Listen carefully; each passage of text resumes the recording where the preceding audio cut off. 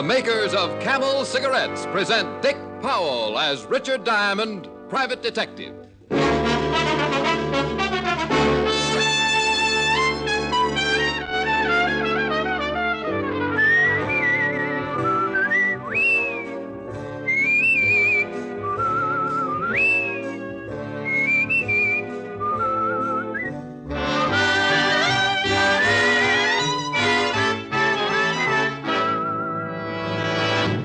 Steady pack after pack smoking is the only sensible way to tell how a cigarette will get along with your throat. In a test from coast to coast, hundreds of people smoked only Camels for 30 days. Noted throat specialists made weekly examinations and reported not one single case of throat irritation due to smoking Camels.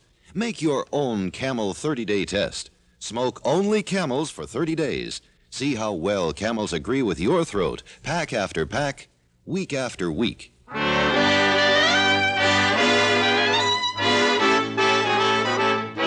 Here transcribed is Richard Diamond, private detective, starring Dick Powell.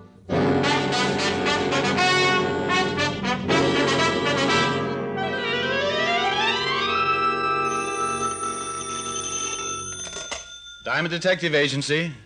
Help. Rick, what's the matter? Just that, Helen, dear. Help. I haven't had a client in 3 weeks. Aw. Well, I'll take you to dinner tonight and fatten you up. No, I'm not hungry. You couldn't just send the money, could you? No. Go ahead and starve. Ferdy Parker asked me to dinner anyway. You remember Ferdy. Oh, sure. Your old boyfriend, the very old one. Rick, Ferdy's really a very nice boy. Plays polo divinely. So do horses. Well, do I go out with Ferdy or don't I? Helen, and lose the chance of watching me stuff myself? Now, you tell Ferdy you've got to do some research on a tapeworm. I'll see you in 10 minutes. Bye. Bye.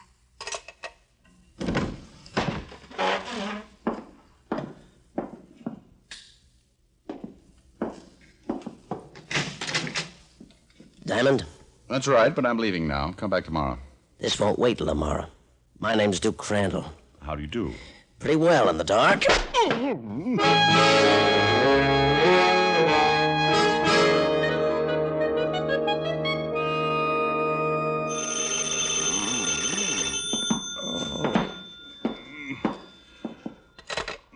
Yeah.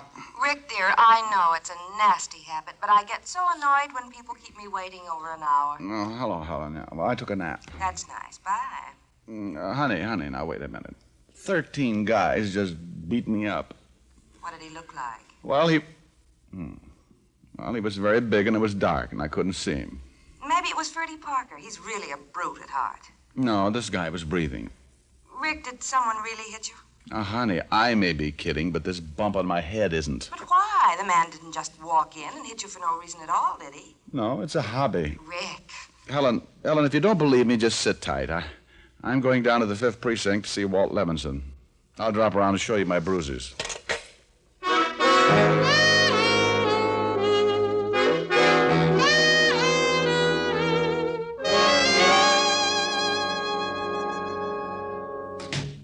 Hello, Rick. How's the... Well, what happened to you? I got engaged. She was lovely. Used gunpowder. Better get a beefsteak for that eye. My eye's not hungry. What I want now is to find a guy, Walt. Who? Said his name was Duke Crandall. Crandall? We've been looking for the Duke ever since he jumped bail on a blackmail charge. Oh? Know where he is now? If we did, he'd be in jail. How'd you get mixed up with him? I wish I knew. He just came into the office and sold me a fistful of dreams. You, sure it was the Duke? What'd he look like? Oh, I couldn't see him too well in the dark. He was a big guy. Wore a flashy plaid overcoat. Yeah, the overcoat fits. Duke's a natty dresser. You can look over his record for yourself, Rick. No. You, say you're looking for this guy? Yeah, he's somewhere in the city. It's anybody's guess where. What about this blackmail charge? He was, bleeding a city official. Duke used to work for Benny Rathman, the gambler. Some think Benny was behind it, but Duke's the only one we could grab off. Who put up his bail? Rathman? Yeah. Until now, we thought maybe Benny had killed Duke after he bailed him out, so he couldn't pin the job on him. Here, Here's the package. Don't worry, he's still alive. I got the bruises to prove it. What about this Benny Rathman?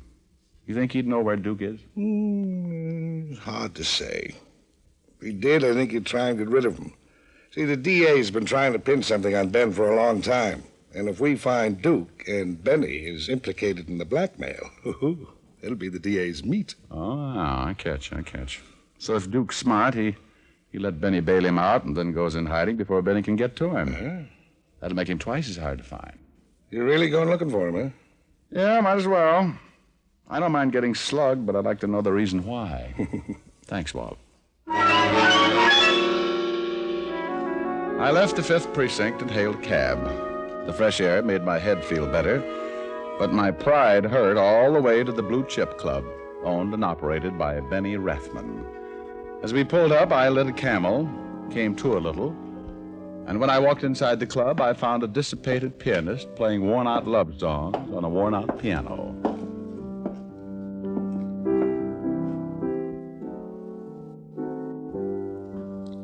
Hi. Hi. Like my playing? Not particularly. Me neither. Your boss around? Maybe. Back room? Maybe. Alone? Again, maybe. Thanks for the brilliant conversation. Maybe. I enjoyed it. Hey. Hello, Benny. Well, Diamond. Don't you ever knock? Only a gender, I mean. Well, grab a chair. Not every day we get a visit from thee, Richard Diamond. Well, roll down your sleeves. Your goosebumps are showing. I'm allergic to stupid remarks. Benny, Duke Crandall used to be on your payroll. Where is he now? Looking for the Duke, eh? Now, that's a coincidence. So am I. And you just don't happen to know where he is, huh? That's right. I put up bail for Duke, and then he skipped. I don't like that. Go on. That's all. Duke cost me a lot of money. Yeah, I'd sure like to have a little chat with him. Mm-hmm. Only I bet Duke would wind up speechless. You know, if he's caught, you'll be in hot water, Benny. So, I've been in hot water before. Not recently, I'll bet. Keep it up. I may grow to hate you. I'll work on it. Look, Diamond, that blackmail rap's all Duke's. I'm an honest businessman. For that line, you should be a comedian. Benny, did Duke ever mention my name around here? Maybe. He used to swear a lot. Oh, very funny. Why all this interest in Duke, Snooper? I owe him something, that's all. I'd like to pay my debts. Oh, gee, I'm sure sorry I can't help you, pal. Save the tears till I leave, Benny. Wait a minute. Here. What's this? The address of Duke's old girlfriend. Name's Patty Carroll. She won't talk to me, but maybe she'll help you. It's worth a try. And if you should locate the Duke, let me know, huh? I'd still like to have that little talk with him. Maybe I will, if he's in any condition to talk. I left the Blue Chip and went across town to the flat of one Patty Carroll. Benny described her as a one-time girlfriend of Duke's, and when she opened the door, I had respect for Duke's taste. She had the kind of figure that drives architects mad, and any other type of man, too, for that matter. Hi. You the television man? Do I look like a television man? How should I know? You're cute. Well, thanks. So are you. I guess they could have cute television men. I don't see why not, but I'm not one of them. Oh, shoot. 3 days I've been waiting for that set. Heartbreaking. Ain't it, though? My brother says, Patty, that's my name, Patty. He says you gotta get a television set, see a lot of educational programs and such. He says it makes you appreciate the finer things in life. Yeah, like radio. So I get me a television set, but the guy ain't shown up yet. What do you want? Well, I'm glad you got around to that. Honey, I want a little information. I'm no library. I'm no bookworm. Mind if I come in? All depends. You a gentleman? All depends. I eat with a fork. You sure look all right. Only I wish you were the television man. Patty, at times, so do I. Now, what's on your mind? Duke Crandall. Oh, you must be a cop then. Hey, I like cops. I used to think it was fun to date hoods, but my brother says, Patty, that's what he calls me. Patty, he says, you gotta quit running around with the hoods. So now I like cops. Very commendable change. Yeah, hoods are always getting sent to prison. And who did you say you were looking for? Duke Crandall. Oh, yeah. I used to date Duke, till my brother said... Where's Duke now, Patty? I don't know. We broke up, Duke and me. He was always slapping me and ruining my makeup. Look, honey, think hard, will you? Do you know any of Duke's friends who might know where he is now? Let me see. Yeah, I know one guy, Joey Thompson. Him and Duke used to play cards every Friday. Where does Thompson live? How should I know? No, just wishful thinking. Mind if I use your phone? I guess not. Only don't be long. The television man might be trying to call me. This'll only take a minute.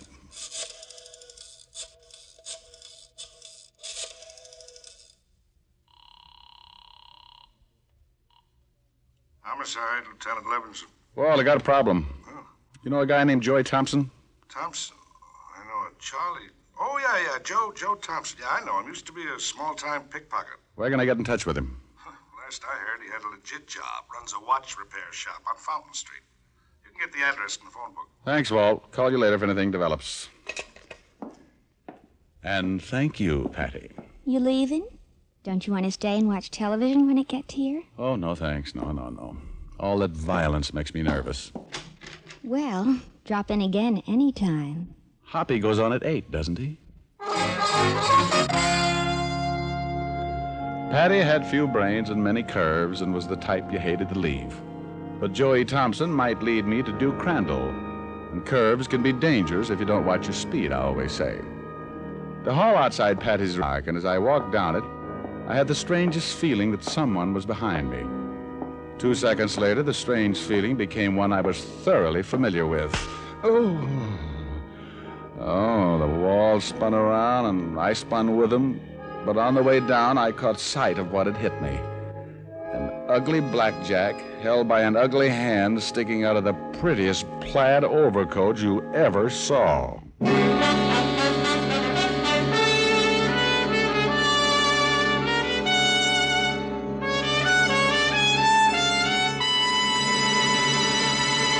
Before we continue with Richard Diamond, here is an important question. Will one puff or one sniff tell you how mild a cigarette is? No, but steady smoking will. Try Camels for 30 days as your steady smoke. Enjoy Camel's rich, full flavor. Let your throat tell you how mild Camels are. Pack after pack, week after week. Hundreds of men and women from coast to coast made the Camel 30-day test under the supervision of leading throat specialists who examined their throats every week. Those throat specialists reported not one single case of throat irritation due to smoking Camels. Start your own Camel 30-day test tonight.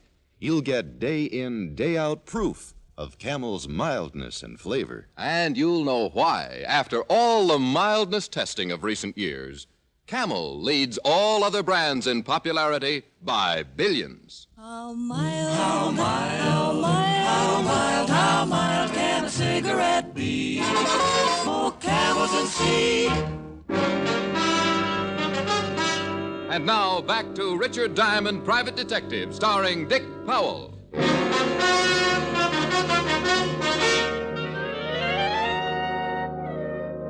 At approximately 5 p.m., I had been worked over by a man named Duke Crandall, wearing a plaid overcoat. 1 hour later, I received the second installment, again by the man in the plaid overcoat. Monotonous? You know it. Hey, hey, wake up. Oh. Come on, that's a boy. You all right? Yeah, well, my head feels like a mashed potato. I heard the noise outside. You shouldn't lie around on the floor. Yeah, I know. So I dragged you in here. Oh, thank you, Patty. I'll remember you in my will, which may be in effect before long. Who slugged you? Your old boyfriend, Duke Crandall. Ooh, that bully. What's he got against you? That's what I want to find out. Here, let me fix that ice pack. No thanks, honey. Hey, now, you shouldn't get up now. I know. I like to show off. Where's your phone book? Over there. Thanks. Now, let's see. Patty, what does T come after? I should know. Thompson. Oh, here it is. Thompson Watch Repair, 19 Fountain Street. You gonna see Joey? That's the general idea. I bet he won't talk to you. He can smell a cop a mile away. Well, they can't shoot me for trying. On second thought, maybe they can. Besides, maybe Duke ain't even in town. Maybe he's gone back to Arkansas. No, he's still around. What did you say? I said maybe Duke's gone back to Arkansas. That's where he came from. Does Joey Thompson know that? I guess so. Duke's always blowing about it. Thanks again, Patty. Okay. Say, you ain't gonna drive in that condition, are you? Of course. I'm too dizzy to walk. I stepped out into the hall. This time I looked carefully around to make sure no plaid overcoats were following me. The hall was empty, and immediately my head felt better. 10 minutes later, I arrived at Joey's watch repair shop on Fountain Street. I stopped outside, pulled my pants up too high, turned my hat rim back, and then went in.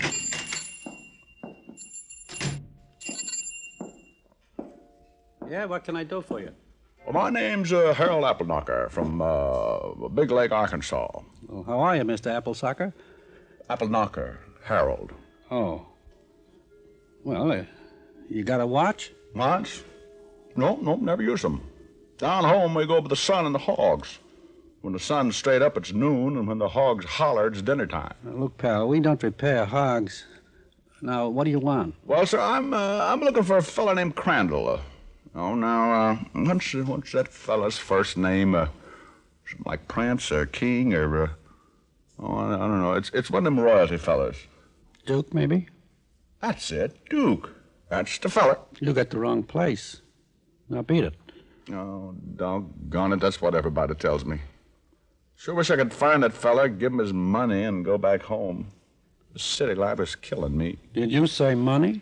Yeah, that's what I said, money. Plain as could be. You see, my cousin Josh is one of them lawyer fellas, and this Duke fella's uncle died and left him some money. Uncle Josh sent me up here to find him, and doggone, I sure wish I could. How much money? Friend, I don't rightly know. But Uncle Josh says it's enough to buy a poke of pigs, 2 or 3 farms. That'd be a lot, huh? Sure would be, Fred, sure would be. Duke could use some dough. Yeah, sure you're on the level? Well, I think so. Had to come up a hill to get here, but I do believe Never mind.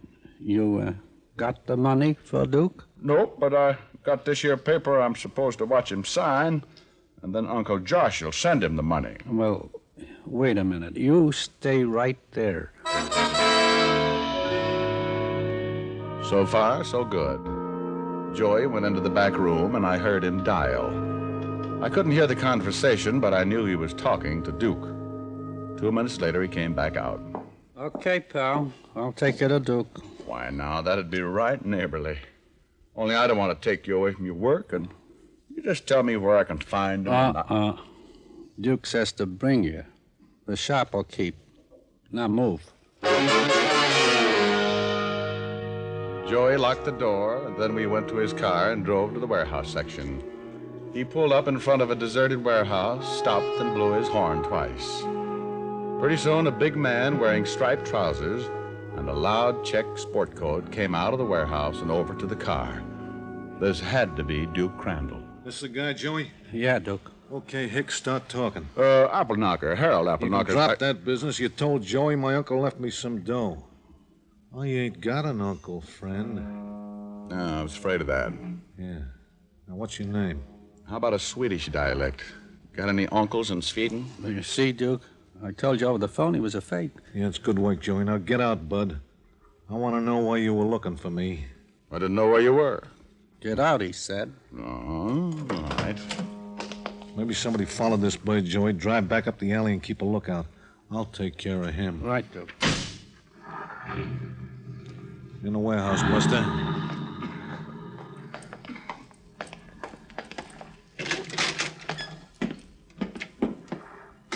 That's good. Now you better tell me what's your wrangle. I suppose you tell me first. I don't get you. Turn on a light. My name's Diamond, remember? The guy you nominated for a punching bag. You don't make sense. What? I don't know anyone named Diamond. Where are your lights? I still don't know you. You stand there and tell me you've never seen me before? Yeah, that's right. I suppose you do some talking. Well, all I know is that a guy in a plaid overcoat came into my office and said he was Duke Crandall. Then he sapped me. An hour later, the same guy in the same overcoat repeated the process. So you came looking for me? That's it. Well, it's too bad. I'm going to have to take care of you, Diamond. You might just mention where I'm hiding. Oh. Then Benny Rathman's really after you, huh? Yeah. Yeah, it's too bad that you had to stumble into this. Well, I guess it just ain't my day. This is a lonely place. Let's get it over. Wait a minute. Must be Joey. Hey, Joey. Joey! Joey's taking a little nap, Duke. What Don't turn this way with that gun or you'll be a dead man. The man with the threat was Benny Rathman, standing in the doorway with a .45 in his hand. And what interested me was his wearing apparel, a flashy plaid overcoat. Well, Duke, you picked a nice hideaway. And thanks, Diamond. For whatever you mean, you're not welcome. For finding Duke, smart boy. You see, I knew you'd never take my money if I tried to hire you to find him. So I posed as him in this overcoat. I knew you'd get mad enough and look for him on your own. Well, aren't you cute? Thanks. It was easy. Tailed you, and you brought me right here. Hey, look, Benny, let's talk all this over, eh? I wasn't going to rat on you. Hey, look, I'll even take the rap on that blackmail charge. Okay, I like you, but business is business. But... No buts, Stokey. Now you, Diamond. I was afraid you'd get around to that. But then I'm not really worried. You're not a very good shot, even at close range. What? You didn't even kill Duke. Get him, Duke. The ruse worked, and Benny turned around quickly. He was too far away for me to lunge at him, so I grabbed the next best thing, the light switch. All right, Diamond. I should have expected some trick from you, but I've got lots of time. You've got no gun. Let's play cat and mouse, huh? I crouched behind some crates as Benny came closer. He was right about the gun. I felt as helpless as a rabbit in a traffic jam. And then I noticed there were 3 crates piled on top of the one I was behind. It was a long chance, but better than none at all. Benny got closer, and I waited.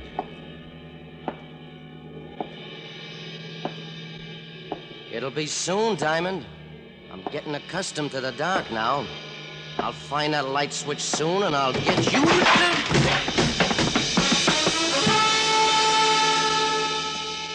The crates hit Benny and knocked him off balance. I raced out and lunged in the general vicinity of a plaid overcoat. My left hand caught a flabby stomach, and the gun went clattering to the floor. Then my free right hand went hunting for a bobbing head. It found it. All right, Betty, get up. Oh.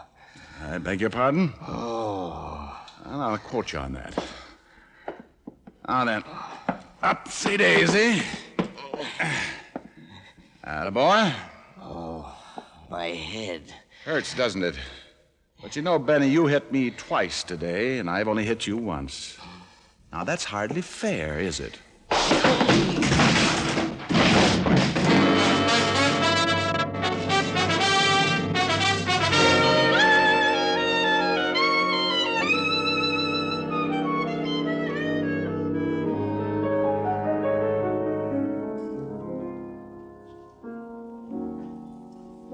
How's your eye?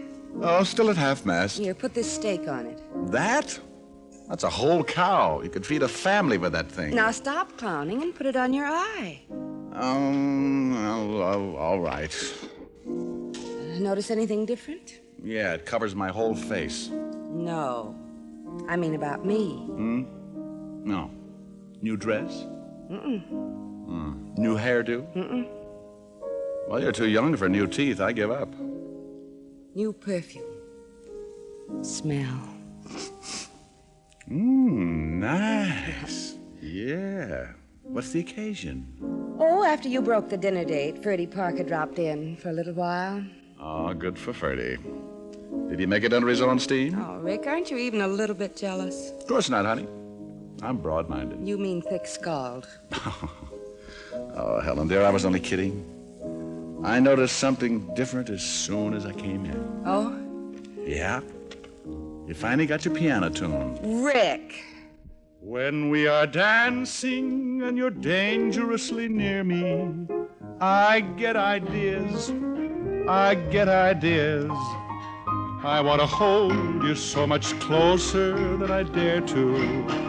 I want to scold you 'cause I care more than I care to. And when you touch me and there's fire in every finger, I get ideas. Oh, I get ideas. And after we have kissed goodnight and still you linger, I kind of think you get ideas too. Your eyes are always saying the things you're never saying. I only hope they're saying that you could love me too. For that's the whole idea, it's true. That lovely idea that I've fallen in love with you. Rick. Mm-hmm. I'm also wearing a new lipstick. Why, Helen, aren't we full of surprises tonight? Come here. And people feel sorry for me when I get beat up.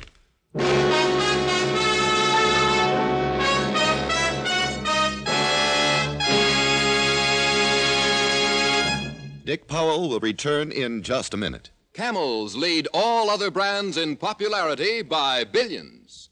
And here's the reason. Millions of Americans have discovered Camel's rich, delightful flavor, a flavor no other cigarette has. They found out how mild Camels are, how well Camels agree with their throats. Start enjoying the cigarette that's enjoyed most in America. Start enjoying mild, flavorful Camels tonight. How mild, how mild, how mild, how mild can a cigarette be? Make the Camel 30-day test and you'll see. Smoke Camels and see. Here's Dick Powell with a special message. Thank you. Ladies and gentlemen, in 1952, as in the past, the makers of Camels will continue to send thousands of packs of Camels to hospitalized men and women of the armed forces every week.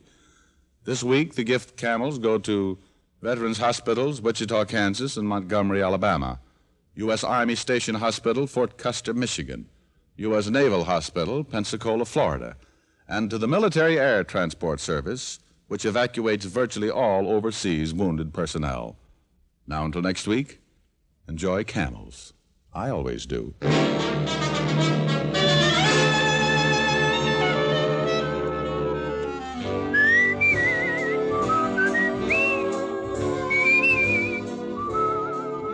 Dick Powell can now be seen starring in the Universal International film You Never Can Tell. Tonight's transcribed adventure of Richard Diamond was written by Dick Carr with music by Frank Worth. Our director was Nat Wolfe. Virginia Gregg played the part of Helen Asher. Alan Reed was Lieutenant Levinson. Others in the cast were Herb Butterfield, Sidney Miller, Sandra Gould, and Sheldon Leonard. There's more genuine pipe-smoking pleasure in Prince Albert. Let the singers tell you why. The bite is out and the pleasure's in when you smoke Prince Albert. It's specially treated not to bite your tongue. The bite is out and the pleasure's in. Pack your pipe with Prince Albert, the national joy smoke. The bite's out and the pleasure's in. And now there's more tobacco in every tin. Listen next week for another exciting adventure of Richard Diamond, starring Dick Powell. This is Your FBI. The official broadcast from the files of the FBI follows immediately. Stay tuned. This program came to you from Hollywood. This is the American Broadcasting Company.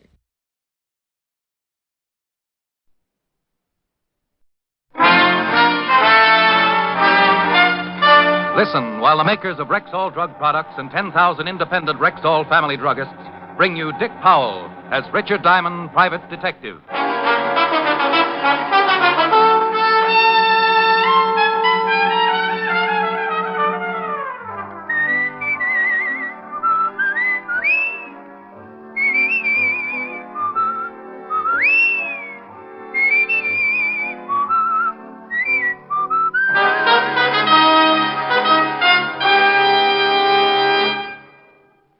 Good evening. This is your Rexall family druggist with a welcome from the 10,000 independent druggists who have made the word Rexall part of our own store names. We've done that because we recommend and sell the 2,000 or more drug products made by the Rexall Drug Company. Like Rexall Milk of Magnesia, for example. Here's the milk of magnesia that's so pure and creamy smooth, so free from that unpleasant earthy taste. Even children spot the difference. Ask for the Rexall Milk of Magnesia at Rexall drugstores everywhere. And remember, you can depend on any drug product that bears the name Rexall. Good health to all from Rexall. Now, your Rexall family druggist brings you a transcribed half hour with Richard Diamond, Private Detective, starring Dick Powell.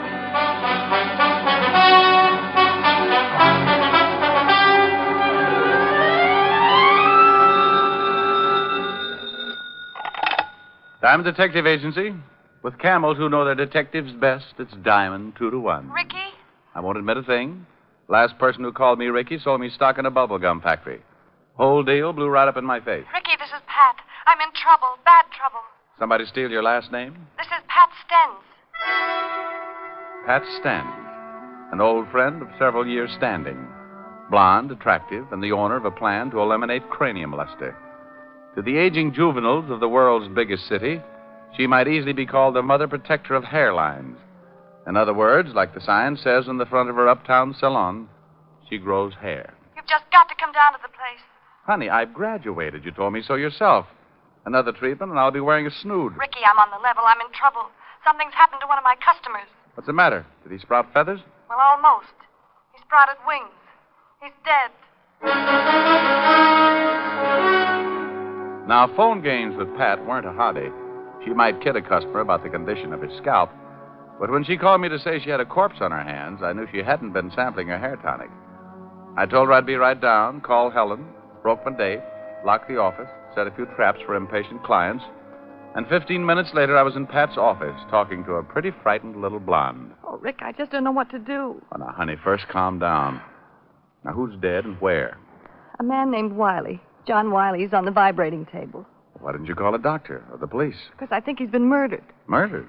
Looks like his neck's been broken. I didn't know what to do. I was afraid of calling the police. Well, baby, if one of your customers got his neck broken in here, you're going to get mixed up with the law sooner or later anyway. The publicity will ruin my business. Honey, murder always ruins something.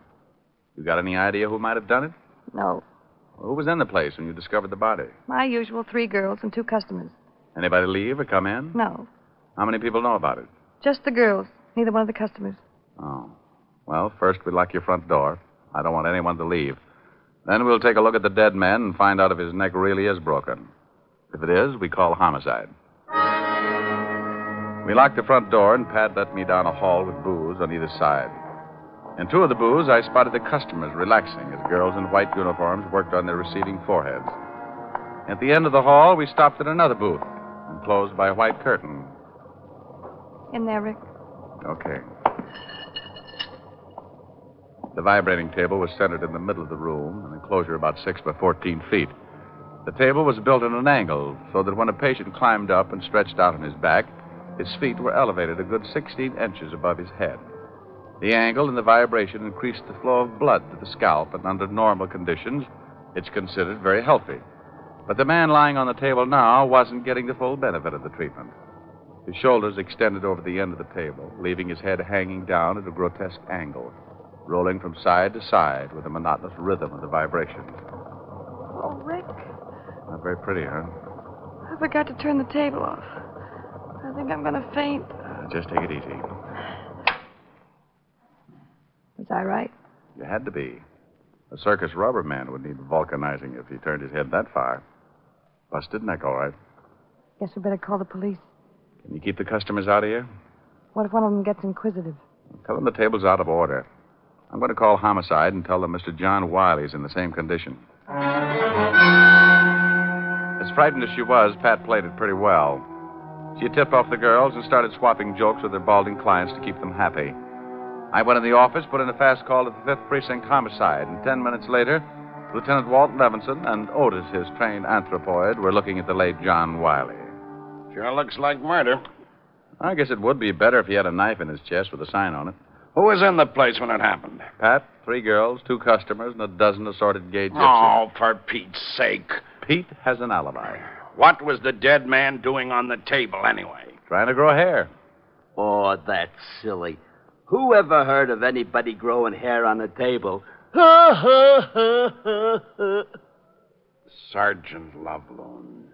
Well, I thought it was pretty funny. Go out and round up everybody in the place and take them into the office. Then call the precinct and get the coroner down here. Then, if you're a good little boy, you can go out and play in the traffic. Well, a murder's a mess any way you look at it. A man lying on a table with his neck broken. 4 women and 2 men, the only ones around when it happened. Bad publicity for a nice little working gal named Pat Stens. But you can't hide it when it happens. Someone gets killed, someone gets hunted. And everybody concerned gets mixed up in it. Walt herded everyone into the office and the questioning started. The men were very unhappy. That bad publicity, it couldn't be helped. Mr. Robert Wells, songwriter. Look, I don't know anything about it. I never saw the man before. Surely you can't possibly suspect me. Why in the world would I want to kill him? It's ridiculous. And the other, Mr. Jacob Green, jeweler. Oh, my goodness, my head is still wet. John Wiley? I never saw him before in my life. Not in my whole life. Hey, Pat, get me another towel, will you? Kill him? For why? I got a mother-in-law. First things come first. Yes. Now, you see? You see? My debt I'll catch from Jersey. 2 prosperous men, 2 prosperous denials. The girls came next. 3 girls who worked for Pat. First, Mary Carroll, the girl who had worked on John Wiley. The one who had helped him up on the table and massaged his neck and forehead for 5 minutes. Sure, I put him on the table, but I left him like always. We let them lie in there and relax for about 10 minutes, don't we, Pat? That's right, Lieutenant. That's the way it works. Mary left him and went over to start on Mr. Wells. That's right, Lieutenant. She did. Mary's a pretty strong girl, isn't she, Mr. Wells? Yeah, she could break your neck? Oh, now, wait a minute, Lieutenant. You think she could, Mr. Wells? She's pretty strong, I guess, but she wouldn't do that. Any one of us could have gone in that back booth at one time or another, Lieutenant. You found him, didn't you, Miss Stens? Yes. Do you usually go back to see how your customers are? Sometimes. Sometimes they go to sleep and the girl who left them's too busy with someone else, so I wake them up. Next girl, Lillian Wooster. Yes, I went back by that booth several times. Why? Wants to make Mr. Green some coffee. You're black and strong. She brung it to me. And the other times? Wants to get some hair formula, later to get a clean comb. A clean comb for him? Don't laugh. I got a few left. Look, up here on top, you see? You're fairly new here, aren't you, Lillian? 3 weeks. How'd you know that, Rick? Well, I completed my treatments last month. Lillian wasn't here then. You mean you? Now. People laugh at psychiatrists, too, Walt, and some of them end up playing canasta with Lady Macbeth.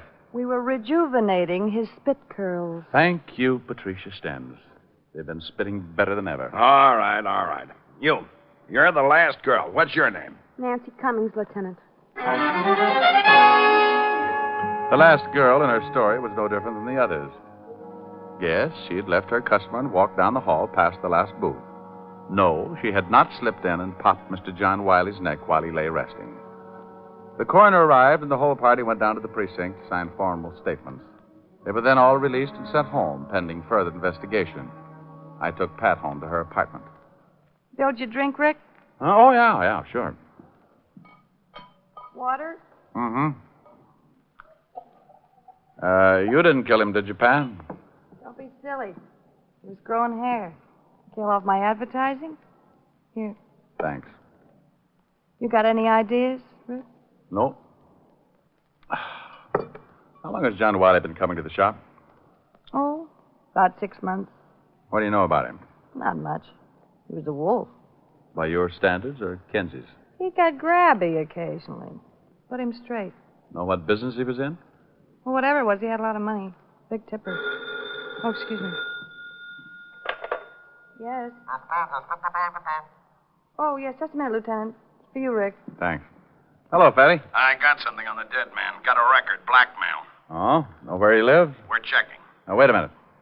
Pat, you wouldn't by any chance know where John Wiley lived, would you? Well, I send a bill to him every month. I've got a duplicate set of books here in the apartment. I'll get the address. Walt, Pat's got his address. I found something else in his personal effects. Key to a safety deposit box. Otis is checking to find out which bank. Well, we should at least have the answer by doomsday. Here's the address, Rick. John Wiley, 709 East 45th Street.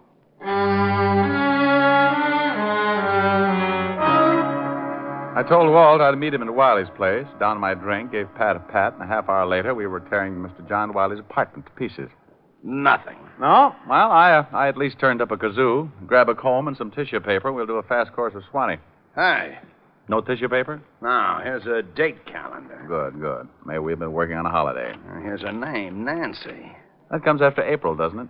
Same name on some of the other pages here. The 28th, Nancy, 6 o'clock. Again on the 22nd, Nancy, 8 o'clock. Again on the 18th and the 12th. Hey, one of the girls who works at Pat's is named Nancy. Yeah, I know it.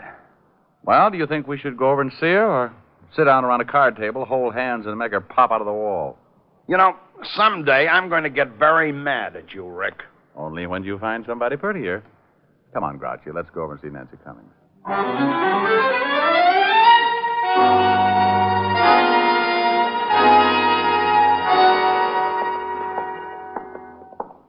Here's her apartment. She lives with that new girl. Lillian Wooster? Yeah, and stop flexing your claws. Who is it? Police. Yep. Open up or we'll huff and we'll puff and we'll... My, what big noises you make, Grandma. The better to scare the men out of your closet, my dear. We'd like to talk to you, Miss Cummings. Certainly, Lieutenant. Come in. I was just making some lemonade. Would you like some? Oh, thanks. It's pretty hot out. Maybe you'd like something stronger? Lemonade's fine. I'm on duty. He's on duty. You better give him some torpedo juice. Miss Cummings, you didn't tell us that you had dated John Wiley. You like your lemonade, sweet Lieutenant? Medium. Yeah. Thanks. You never asked me if I dated John Wiley. The lieutenant found your name written on Wiley's date book. I've been out with him 6, 7 times, I think. Know what his business was? We never discussed it. Ever meet any of his friends? No. Did he ever mention any of the other girls in the shop? I don't think so. You live with Lillian Wooster, don't you? That's right. Hey, whose picture is that on the piano? Lillian's father. You still don't have any idea why anyone would want to kill Wiley? No. How did Lillian Wooster happen to move in with you? I asked her to. When she went to work for Pat, she was living in a terrible place. One small room.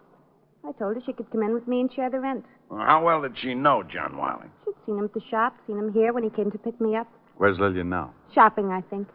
Well, thanks, Miss Cummings. We'll be talking with you again. More lemonade? Or later, maybe.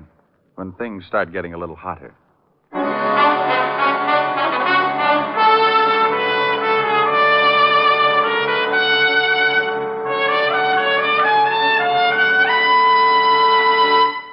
Before we continue with the adventures of Richard Diamond, private detective, here's your Rexall family druggist. Here's an important fact about Rexall aspirin I'd like you listeners to remember. It's simply this. There's no faster-acting aspirin made. Oh, but what do you mean by fast-acting? Well, ma'am, aspirin itself is too fine to hold together in tablet form. So it has to be bound with an ingredient that will quickly disintegrate. That is, break up the tablet. So the aspirin itself will immediately be free to do its job. Well, you mean the aspirin can't go to work until the tablet breaks up? Exactly. And that's why Rexall scientists developed a binder so low in moisture content it begins to break up the very second it touches water. Now, that means that when swallowed with water, the 5 full grains of pure aspirin in every Rexall aspirin tablet are ready to go to work for you even before they reach your stomach. Well, that's fast enough for me. And it's fast enough for 10,000 family druggists, too.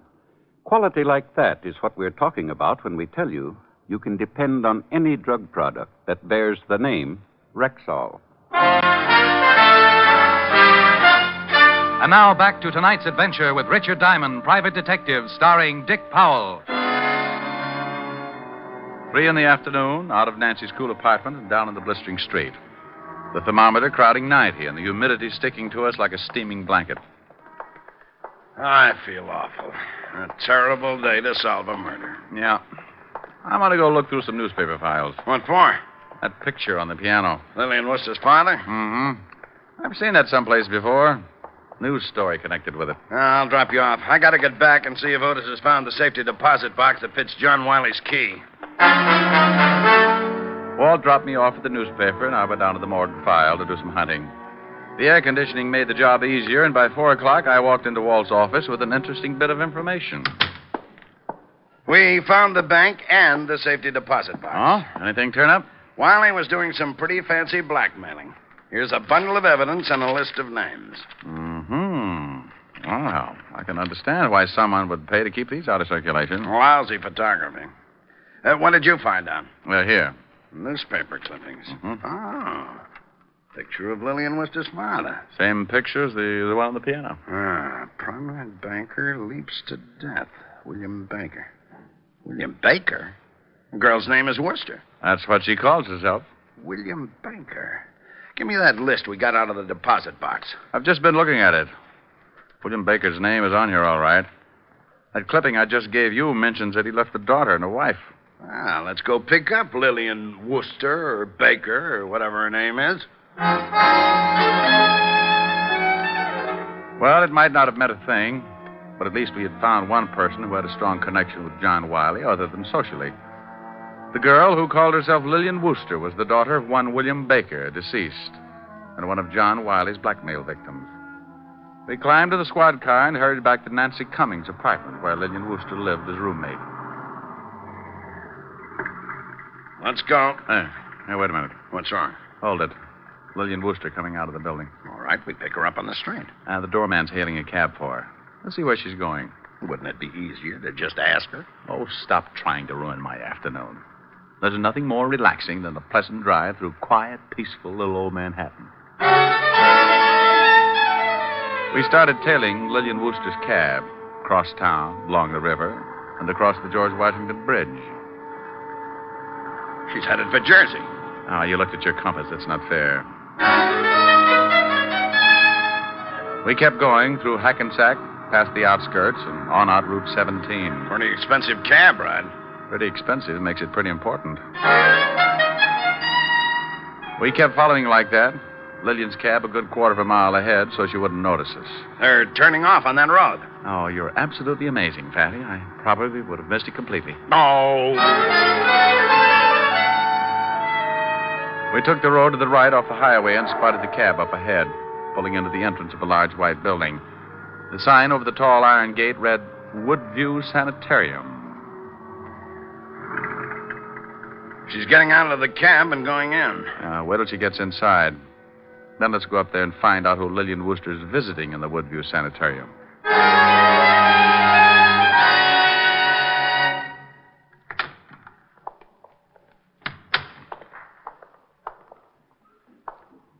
Yeah?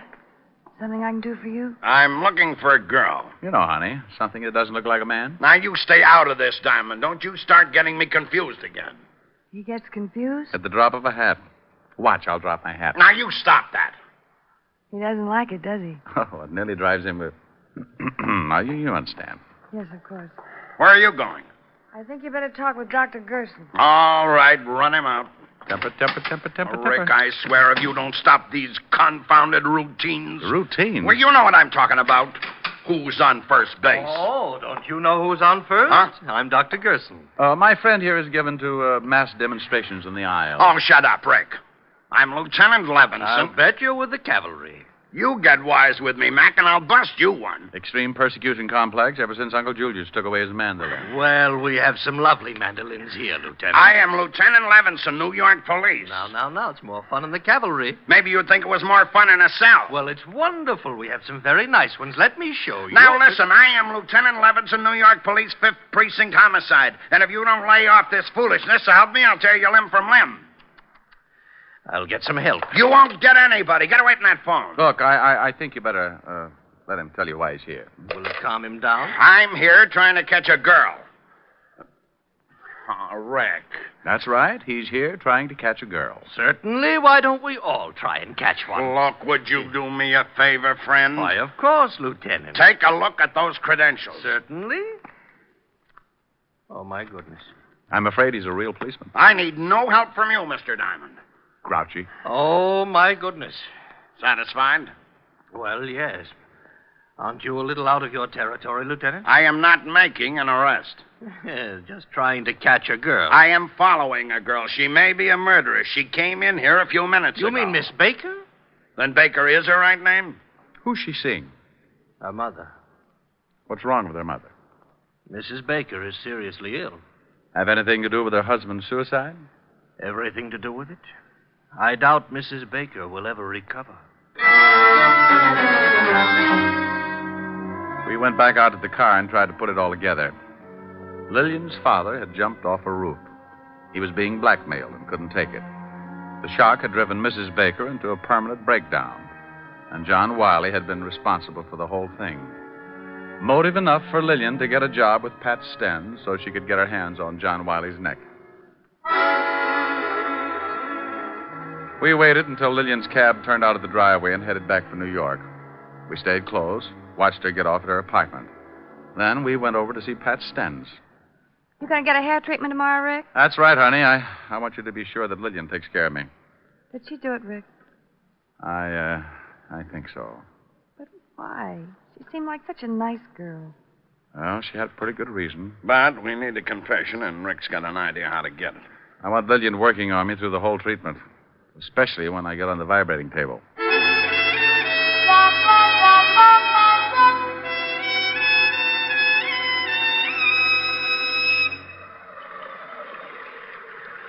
Your scalp looks pretty good, Mr. Diamond.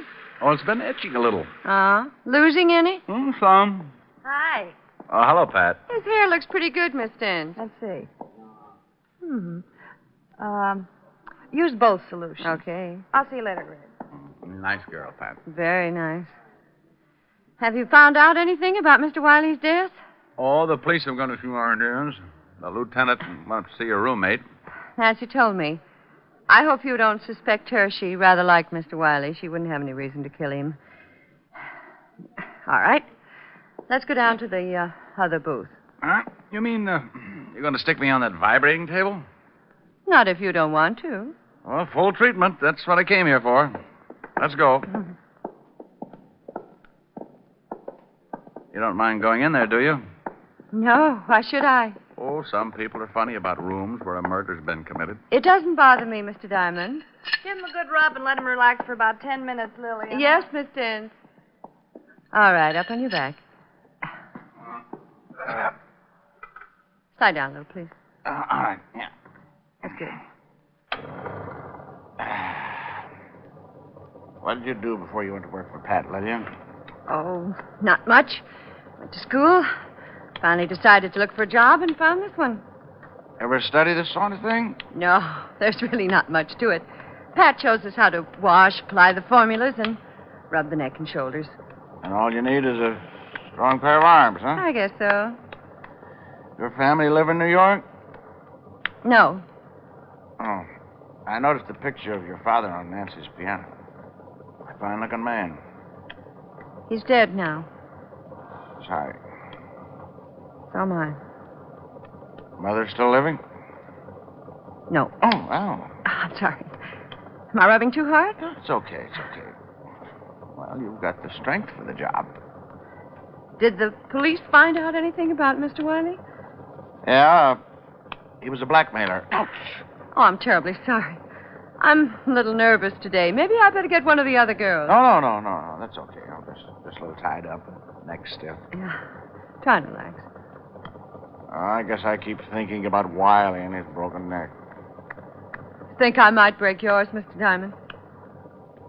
Well, it wouldn't be hard. If I was good and relaxed, you could snap it in a minute. I guess I could. So Mr. Wiley was a blackmailer? Yeah. Had a record. They're the foulest people on earth. They certainly are. You think he was blackmailing someone here in the shop? Oh, not necessarily. Well, if he wasn't, then no one in the shop would have a motive for killing him. Well, I've got a theory about that. I think someone in the shop hated him so much they waited until no one was looking and the girl was out of this booth. And they slipped in on him and twisted his neck until it broke. Why would they hate him that much if he wasn't blackmailing them? Oh, somebody else he might have blackmailed. Someone very close and dear to the killer. Maybe the person Wiley was blackmailing couldn't stand it and committed suicide.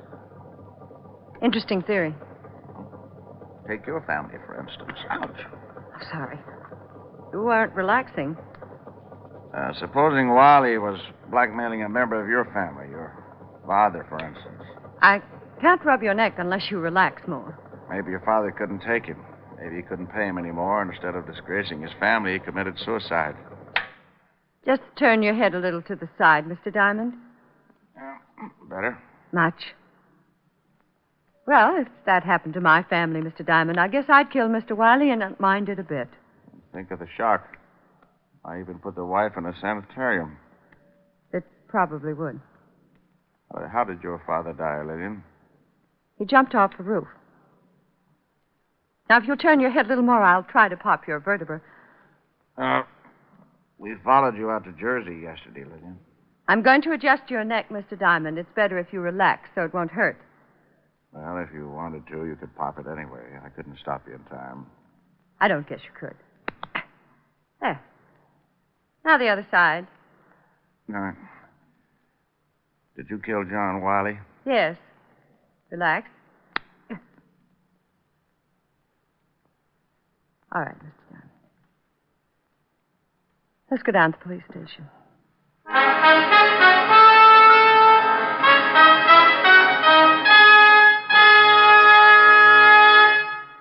Again, here's your Rexall family druggist. If you're looking for a way to save money on drugstore needs, buy Rexall MI31, the triple action antiseptic that makes an ideal mouthwash, a soothing gargle, and an effective breath deodorant. What's more, Rexall gives you a full pint of this quality product at the same price as other leading brands of smaller quantity. Ask for Rexall MI31 at any Rexall drugstore. And remember, you can depend on any drug product that bears the name Rexall. Good health to all from Rexall.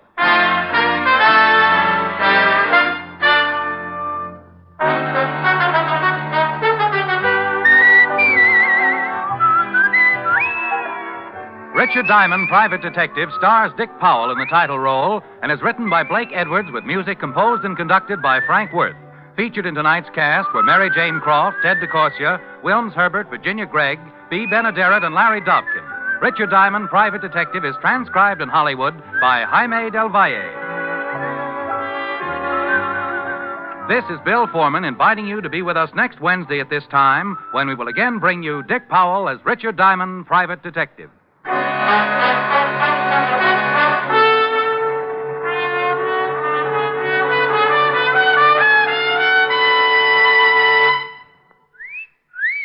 Hiya, beautiful. Get lost, Bristlepuss.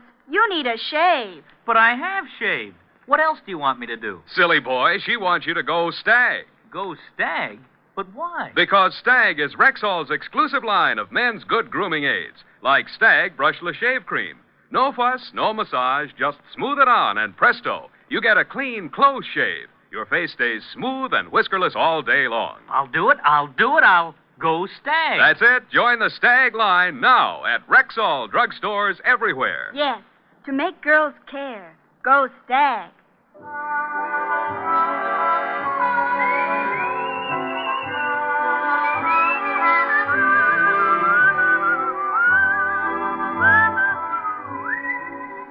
This is NBC, the National Broadcasting Company.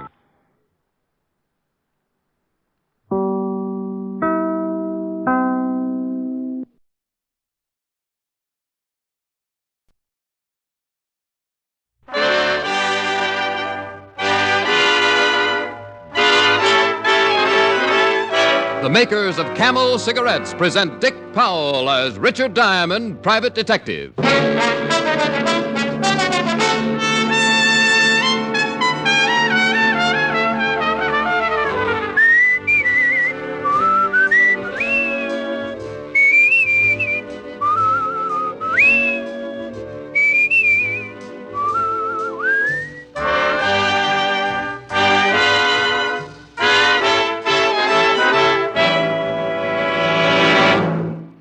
What cigarette do you smoke, Doctor? Again, this question has been asked of doctors in every branch of medicine. And again, the brand name most was Camel. Yes, according to this repeated nationwide survey, more doctors smoke Camels than any other cigarette.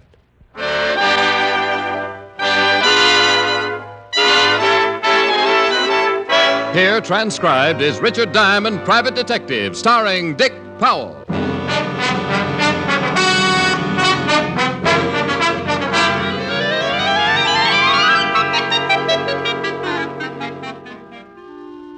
Being a private detective is like ordering stew in a cheap restaurant. You never know what you're getting until it's too late. It was that way the other morning. I was sitting in my office practicing curtain speeches to my creditors when she came in. She was wearing a casual item that must have caused a sharp dip in the mink population.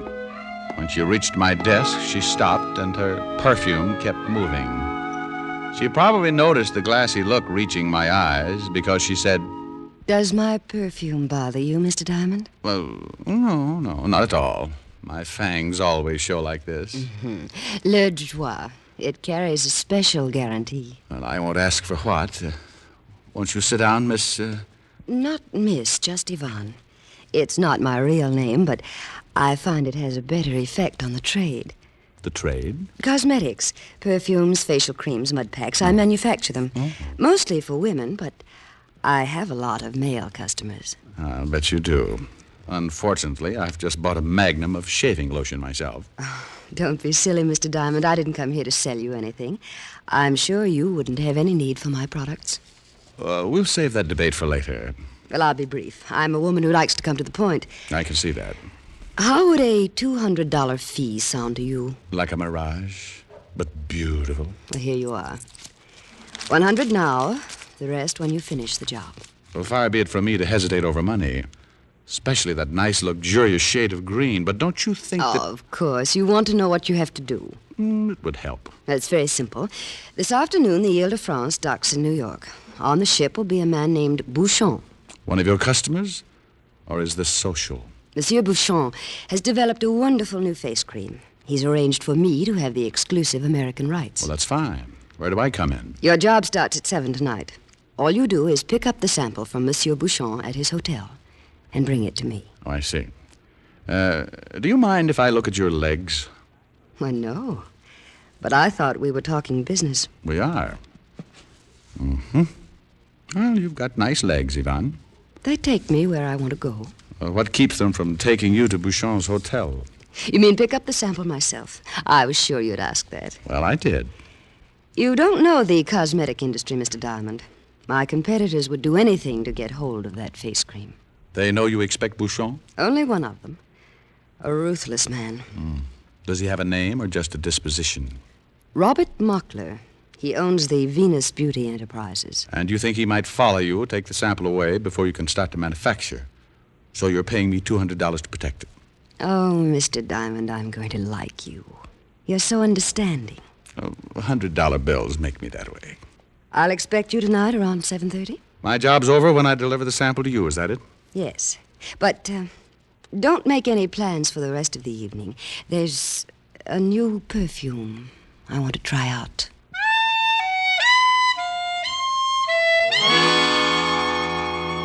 She gave me her address and the name of Bouchon's hotel. Then she walked to the door with a motion cats spend years trying to learn. I sat there a while, letting my head clear and my temperature sink to a mere galloping fever. I had a bite of lunch, strolled around most of the afternoon doing things people do to kill time in New York. And it was about 4 when I climbed the stairs and walked down the hall to my apartment. Au clair de la lune, mon ami Poirot, prêtez-moi la plume pour écrire. Oh, she was too old for that anyway. Hey, what is this? Hello, Diamond. Oh, didn't you knock? Or did you think this was an L station? I knocked, nobody answered. I came in. Now you can go out. How much did she pay you? Who? Yvonne. How much did she pay you to get that face cream sample? I'll bet a mud pack to a permanent your name's Mockler. Yeah. Venus Beauty Enterprises. I'll double what she paid you. You want that face cream pretty bad, huh? Bring it to me, huh, Diamond? Are you that interested in cosmetics? It's a business. Do I get that sample? No. Be nice, Diamond. So I can be nice. Well, it'll be a strain for both of us. Triple. I'll give you 3 times what she paid. And a bonus on the side. Why don't you get it yourself? Think I'd be here if I knew where Bouchon was? That door, Mr. Mockler, leads to the hall. Use it. I ask you to be nice. Once. The second time, I don't ask. You hurt me. Ow. Ow, you take your hands off me. I'm just being nice. You dirty. Get up. And then get out. All right, Diamond. I'm leaving. You take a hint nicely. I won't forget this. I wouldn't want you to. You just lost yourself a chunk of cash, Diamond. I'm not a very good businessman. It's a habit with me. Well, it's too bad. Might have helped pay the bill. What bill? The undertaker. Funerals run high these days. He stomped to the door, his face twisted with some private rage that had just become public, and left. When face cream got to be that important, it was time for Richard Diamond to start investigating the cosmetic business. I took a shower, dressed neatly in my most continental fashion, and taxied off to visit Monsieur Beauchamp. He was staying at a small hotel in the East 70s, one of those places where the doorman is dressed like an admiral in the Swiss Navy. I ignored the doorman and waded through miles of plush carpet until I found Beauchamp's suite. I pushed the buzzer, and when the door opened, I was standing in front of the biggest female this side of a Ringling Brothers tent. You want something, gentlemen? Monsieur Beauchamp, is he in? Who you been, gentlemen? Richard Diamond. Come in. What's the matter? Is my tie on crooked? Please. Well, the way you're looking at me, maybe my nose is shiny. It's better when you've been really Richard Diamond. Because, gentlemen, if you know Ben Richard Diamond, they ben break your bones. One bone by one bone. You see, gentlemen? I'm afraid I do. But now if you'll just... Monsieur Diamond. Monsieur Beauchamp, I hope. Name of punctuality, Monsieur Diamond. Exactly on time. I kiss you on one cheek. I kissed you on cheek number 2. We can stop it right there. Let me regard you. Ah, oui. It is as Yvonne say you will be. So young, so handsome, so viril. I feel like a midget next to your watchdog here. Watchdog? Je ne comprends pas. Ah oui, Bertha. She is my masseuse. She makes new muscles as the old. And vice versa on occasion, I suppose. Regard her, Monsieur Diamond. Name of a Swedish smorgasbord. Is she not magnifique? Yeah, spellbinding. Now, about that sample I'm supposed to pick up. But of course, Bertha. Please. In the boudoir, Bertha, there is a jar on the bed, next to my Chartreuse dressing gown. Bring it. Yeah, gentlemen. I wish to tell you, Monsieur Diamond, how pleasant it is to be back in your New York once more. What a truly magnifique city she is to visit. But you wouldn't want to live here. Name of a fortune teller, but you are psychic. How did you know I would say that? I've been hanging around the tourist bureau. I do not understand, but I think you are being droll. You would have a tiny brandy with me. Some logis du Mai, n'est-ce pas? Well, thanks, but I've got a date with a room full of perfume. The Yvonne. Naturally, the incomparable Yvonne. Well, I suppose I cannot persuade you to stay. Thank you, Bertha. Please. Here, Monsieur Diamond, is the latest Beauchamp creation. That's all? Just this jar? I have worked so hard on this sample. Oui. How I have labored. You will take good care of it, yes? Well, for $200, I'd tuck it in bed and sing it a lullaby. But no. You must not do that. You must make haste and place the sample in the hands of the lovely Yvonne. Any message to go with it? The sample. She will be message enough. Okay, I'll be seeing you. Of a certainty you will, Monsieur Diamond. Of a certainty. I looked back on my way out of the suite. Monsieur Beauchamp had an atomizer in each hand, spraying the room with cologne. The expression on his face reminded me of the python who had just swallowed his week's supply of rabbit on the hoof. I snowshoed my way down to the street and started to look for a taxi. I didn't have to look far. Hey, Mac! Huh? Over here, Mac! You looking for a hack? That's right. Hop in. 53 East. Sit down and be nice, Mr. Diamond, or I'll blow your head off. Well, you leave me a limited choice, Mr. Muckler. That's better. Fine work, Willie. Yeah, pretty neat, huh, Mr. Muckler? I'll answer that, Willie. It was neat. Now, I'd like to... Diamond. I thought you were going to be nice. I'll take that gun. Well, you might give me a gold star for trying. We're fixing your gold star right now. My place, Willie.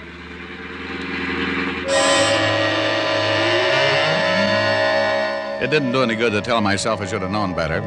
I'd been caught by a trick 10 times older than I was. I took a quick look at Mockler's profile just to make sure it was still there. It was. I didn't have to look at his gun. It had found a home between my 4th and 5th rib. We finally pulled up in front of an apartment just off Park Avenue. Mockler herded me across a foyer that might have been cheerful in McKinley's day. He pushed me toward the elevator. All right, get in. Would you mind shifting that gun a bit? My floating ribs run aground. I'll be nice, Diamond. Suits you better than being funny. I was just trying to be pleasant. But if you insist, Don't talk so loud. My neighbors are refined. All right, get out. Aren't you making a lot of fuss over nothing? After all, it's only a jar of face cream. You'd be surprised. No kidding. Any drugstore. Shut up.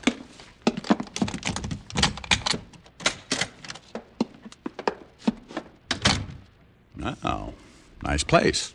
It's a place. All right, give me the sample. Well, just for the record, suppose I say no. You say no, you won't have a record. The sample, Diamond. Get it. My coat pocket. That's right. Oh, I thought you'd try that. Give me that gun. Okay, right between your pretty blue eyes.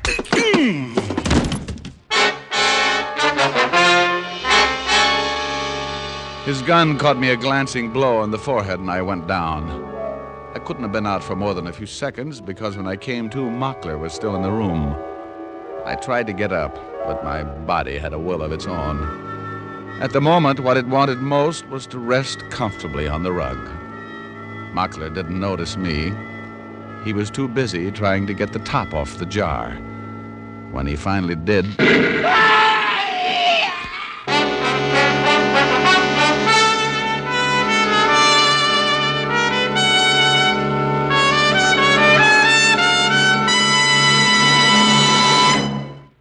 Before we continue with Richard Diamond, here's an important question.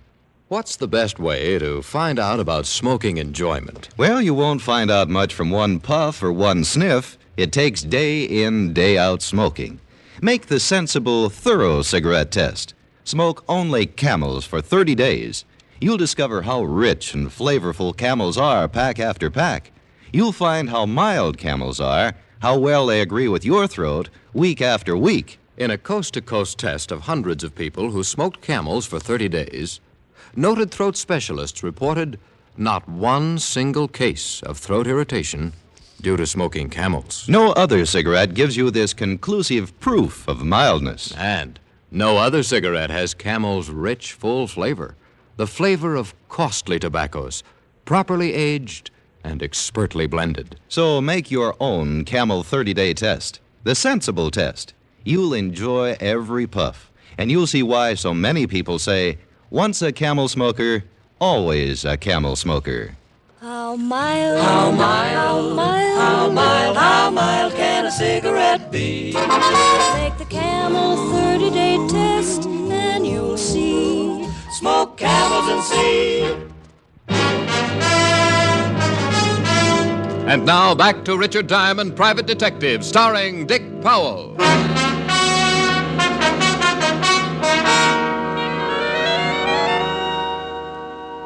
Rick.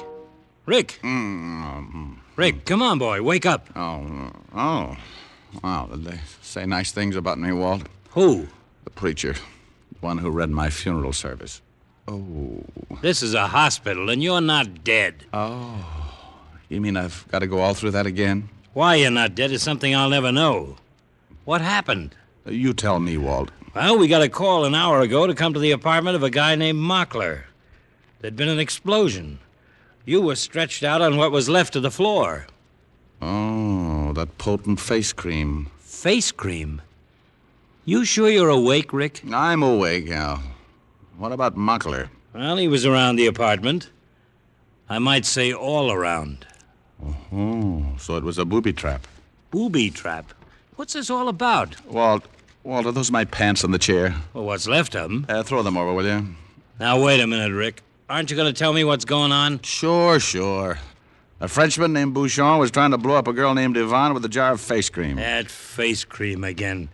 Maybe you better stay here a while, huh? Look, Walt, nothing makes sense yet. That's the first sensible thing you've said since you woke up. Give me time to ask a few people some questions. How would it be if I asked him? You wouldn't get the same answers. All right, Rick. We'll give it a try. I'll call you as soon as I've made a visit. Don't wait too long. There's a murder rap crying for a head to fall on.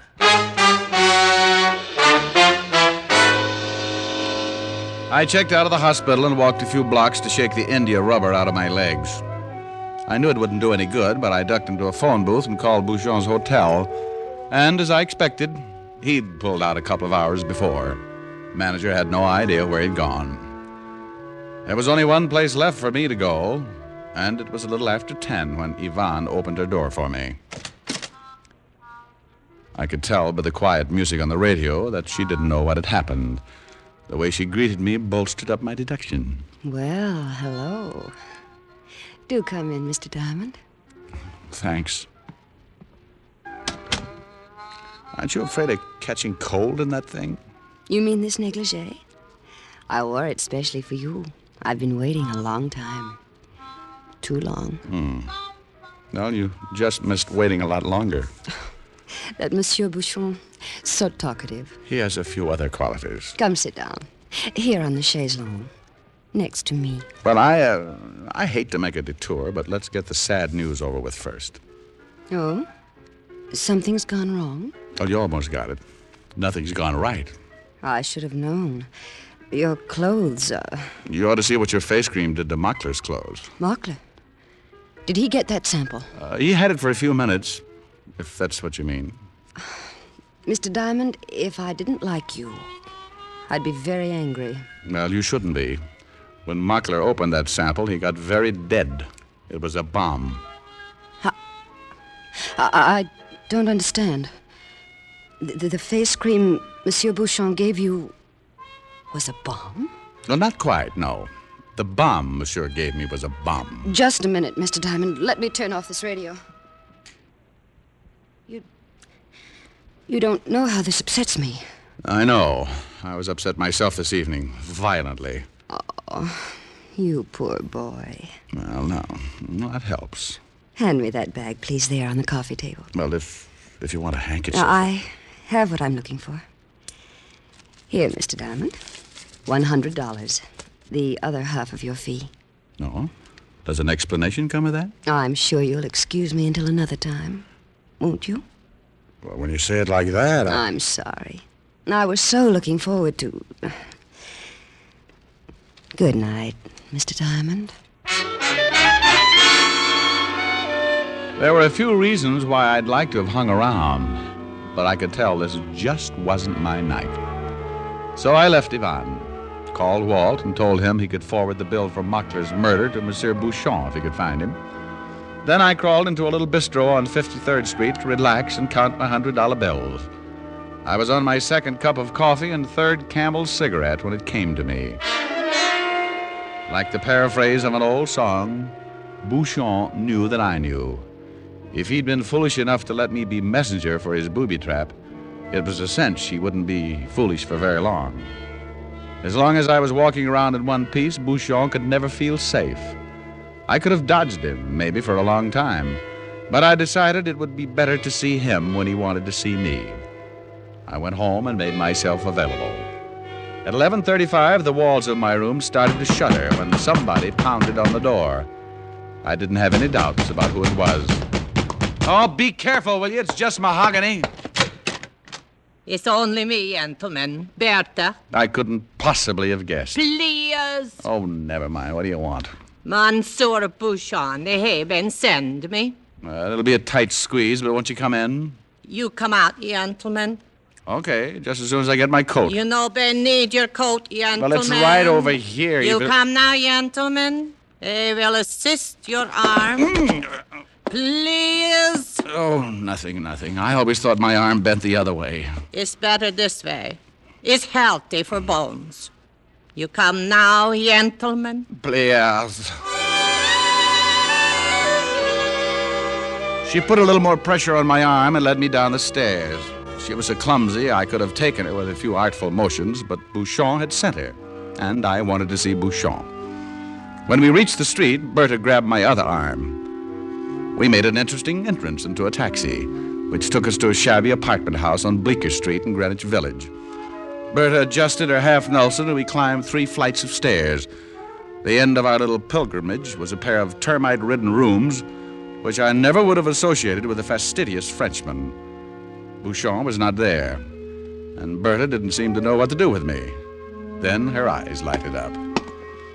She angled me across the room, pulled open a door, looked at me brightly, and said, His bathroom, gentlemen. Well, thanks. I brushed my teeth this evening. Go in.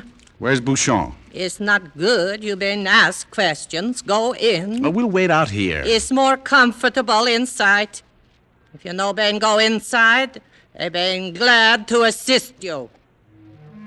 I was ready to argue the point when I looked in the bathroom and saw a table full of bottles and jars. So I let Berta shove me inside and lock the door behind me. Then I walked over to the table. Next to a bottle labeled Valley of Indecision Cologne stood a jar, exactly like the booby trap Bouchon had given me earlier in the evening. I picked it up, decided that forever was a long time to live, and opened it. This time it really was face cream. I poked my fingers around in the jar to see what made it so wonderful. When I pulled them out, things suddenly became a lot clearer. Because just under the top layer of face cream was buried the biggest blue sapphire I had ever seen. I wiped it off and slipped it into my pocket just about the time the outer door opened. Bertha? It was Bouchon, and he didn't waste time starting in on Bertha. Bertha, where is this diamond? You have not brought him. Ben, bring him. But I do not see him. Ben, bring him. Alors, where is he? Where is he? Lock him in the bathroom. In the bathroom? Oh, mon Dieu, unlock the door. Get the key. I had to do something, and I had to do it fast. I looked around. Then in the bathtub, I saw what I wanted. One of those rubber hoses with a shower attachment that can be pointed in any direction. I turned on the hot water full blast and waited. Monsieur Diamond! Monsieur Bouchon? Mon Dieu, the steam, I cannot see! Here I am. Ah! I am scalded! You have burnt me! Give me that gun! Oh, mon Dieu! Ah, that's right.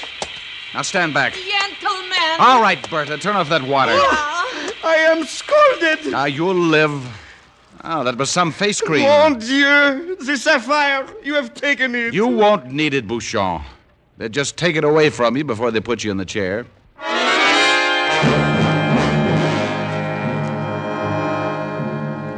I persuaded Bouchon, with the help of his gun, which I was holding, to tie up Bertha.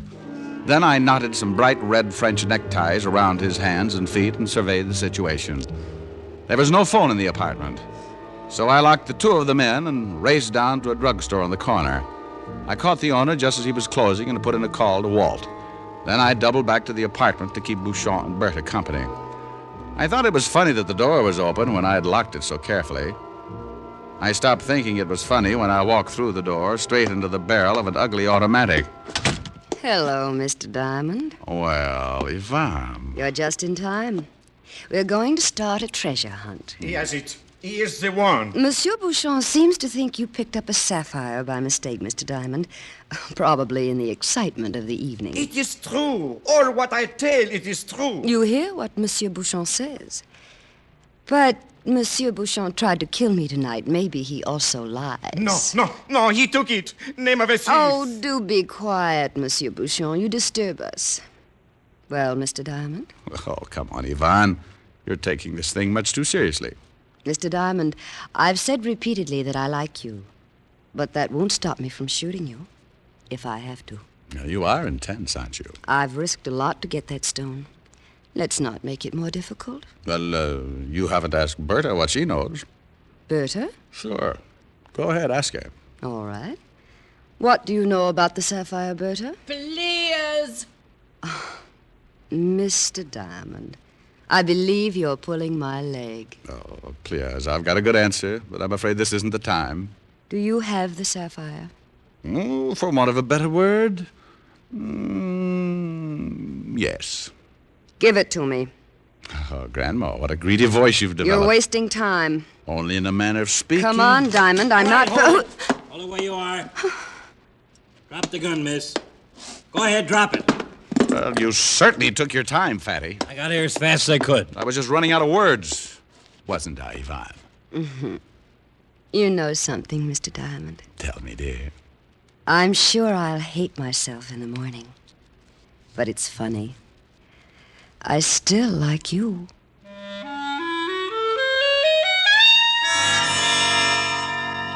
Well, when we got onto it, the whole thing was really pretty simple.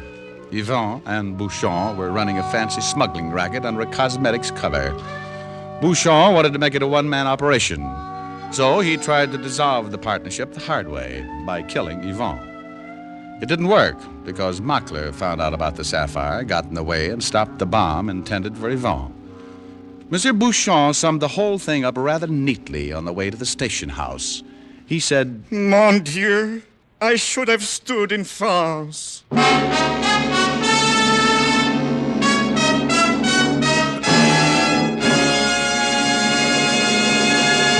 Dick Powell will return in just a minute.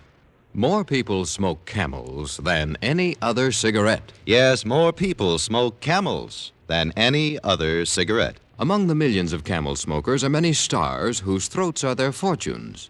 Stars like Reza Stevens, Patrice Munsell, Mario Lanza.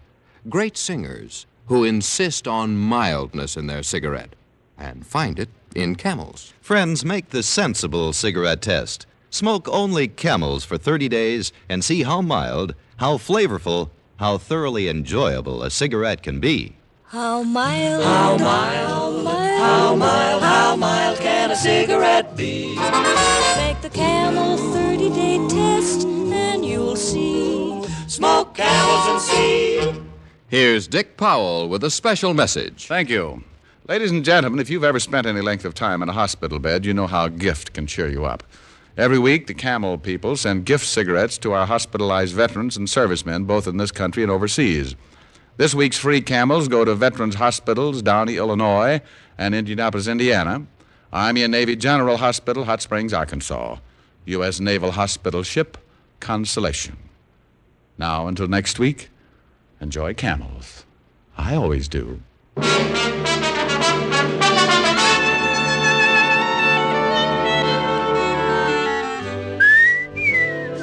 Dick Powell can now be seen starring in RKO's Cry Danger. Tonight's adventure of Richard Diamond was written by Charles E. Israel with music by Frank Worth. Our director is Helen Mack.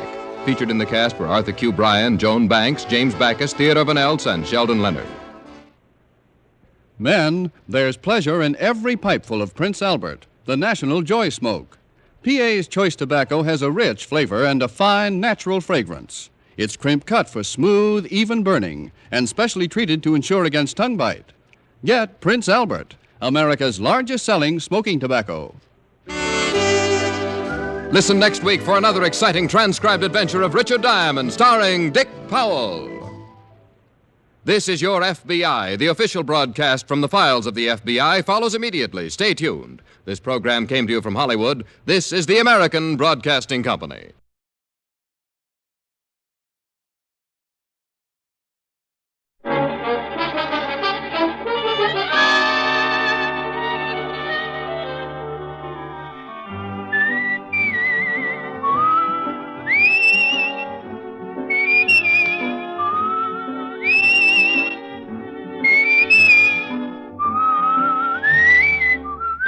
Here's Dick Powell as Richard Diamond, private detective.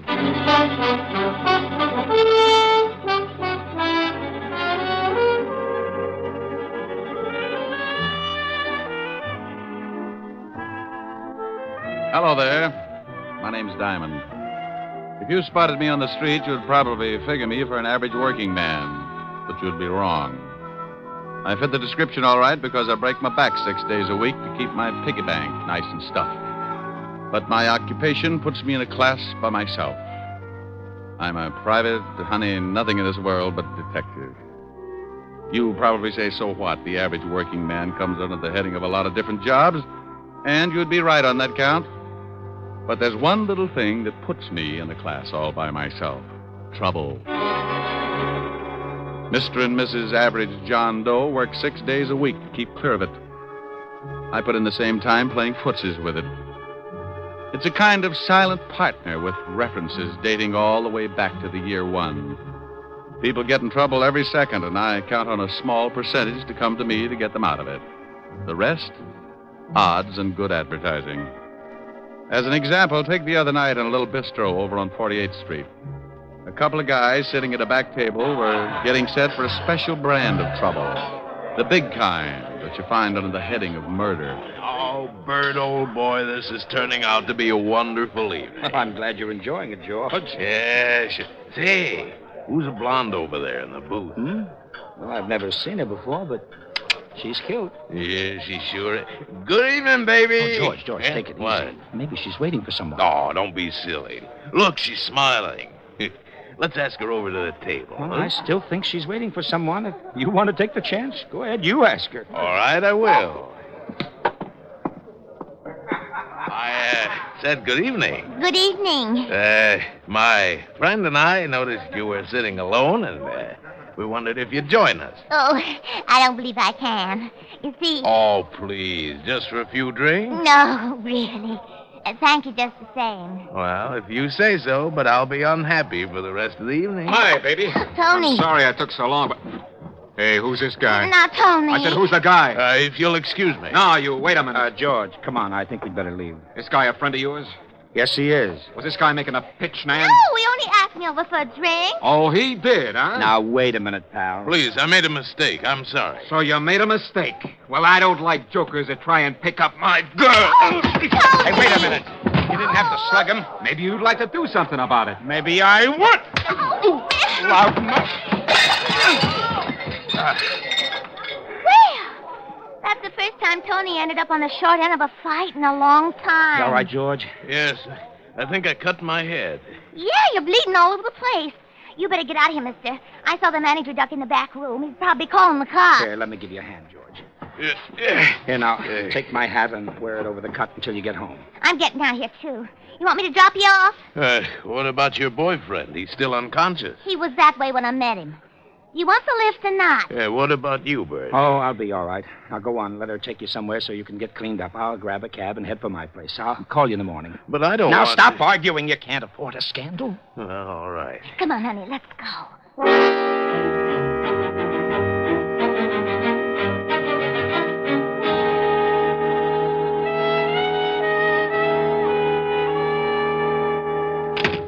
Well, this very nice apartment. You better go get cleaned up. Back to that room. I'll get a couple of drinks. I can sure use a drink. I won't be long. Take your time. Yes.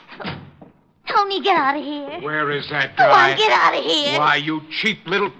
I'll beat it out of you. Let go of me. Take your hands off me. Take your hands off her. I'll kill the both of you. Help! There's a gun in the desk. A gun? All right. I'll wring your little neck. Oh! You shot him. I did? You better get out of here.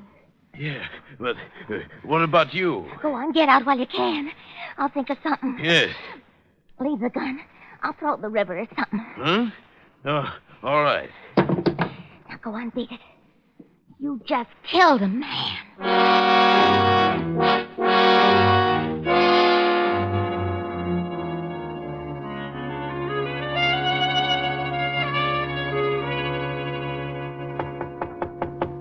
Yeah, come in.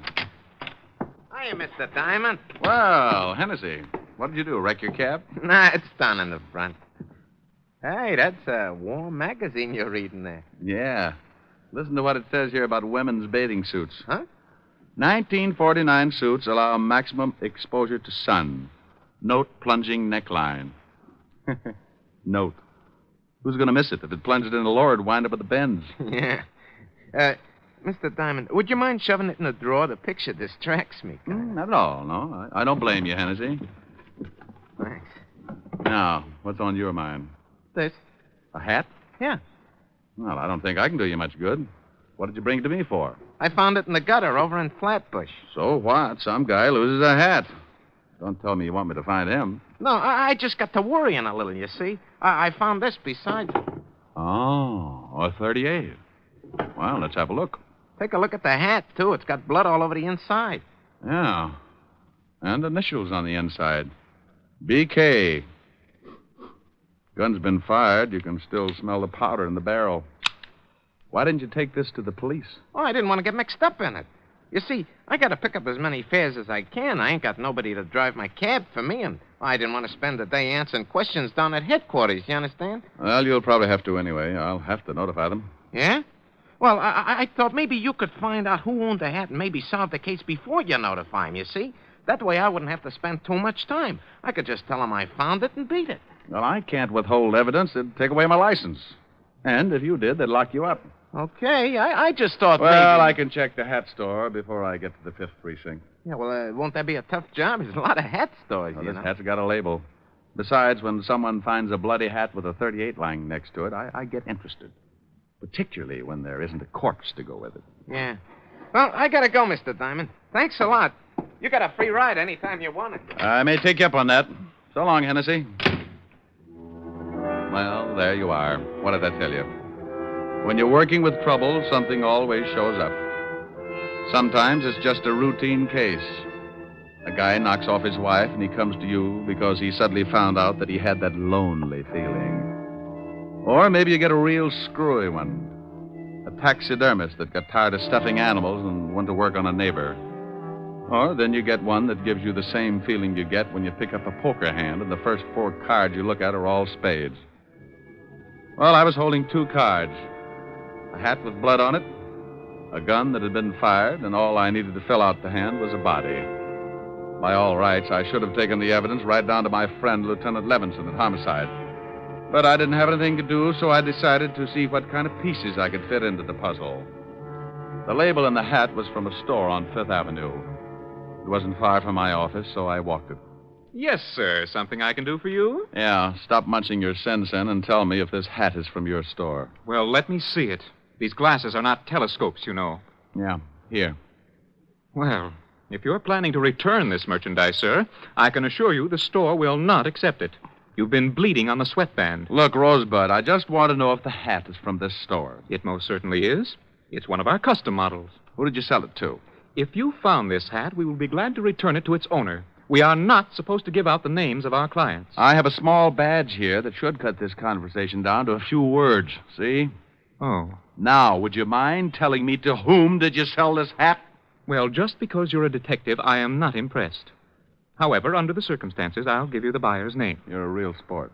I suppose you wear a shoulder holster, too. Or is that bulge your tailor's fault? Psst. Come here. I really keep a midget in there. You don't say. Yeah. He spits through the lapel at stupid hat clerks. Oh, really? Now, come on, Bright Eyes. Who bought the hat? Well, if you'll just hold your horses. That's the new line, if I ever heard one. Come on, Bubbles. Yeah. Here it is. This hat was sold to a Mr. Bertram Calmus. We make all his hats for him. Well, bully for you. What's his address? 430 Sutton Place. Now, will that be all, sir? Yes, that will be all, and thank you. You've been a brick through the whole ugly mess. I left him watering his gardenia and headed for the residence of one Mr. Bertram Calmus. The apartment house was about 10 blocks away, and with the money I had in my pocket, all taxicabs started looking like iron claws with 4 wheels. I walked. Yes? How do you mean that? Yes, I don't want any. Oh, and I've got a pretty good sales stock. I never buy anything unless I have a demonstration. My middle name is Semper Paratus. Like the Coast Guard, I'm always prepared. I suppose I could top that, but I'm getting tired of trying to close the door on your foot. What is it you want? I hate to admit it, but I'm looking for Bertram Calmus. My husband. Good for him. Is he in? No, but he will be any minute. What's it about? This hat, I believe, is his. What blonde's apartment did it turn up in? It was found in a gutter in Flatbush. Well, Flatbush is a little out of his territory, but the gutter sounds familiar.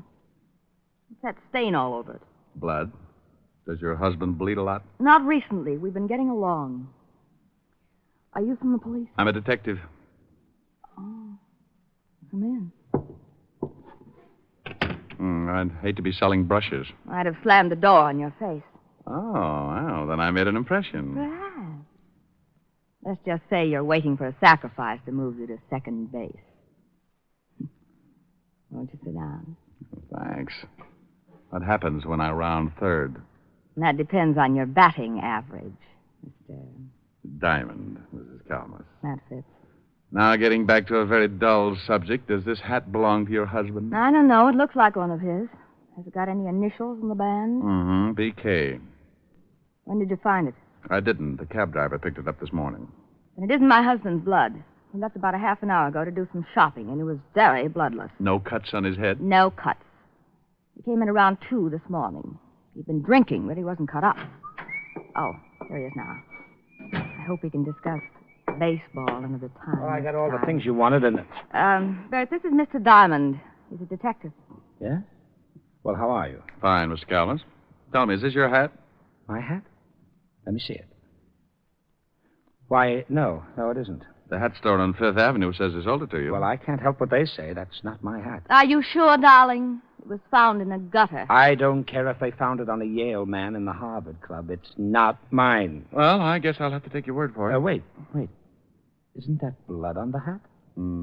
Yeah. Well, goodbye, Mrs. Calmus, Mr. Calmus. Nice meeting you both. I'll see you to the door. I can do it. I know you can, dear. Coming, Mr. Diamond? Sure. Goodbye. Come back again, Mr. Diamond. Well, goodbye, Mr. Calmus. Where can I call you? What? I can't explain now. Where can I call you in about a half an hour? My office. It's in the book. You'll hear from me, but please don't do anything until then. Okay. Half an hour. Then I go to the police with this hat.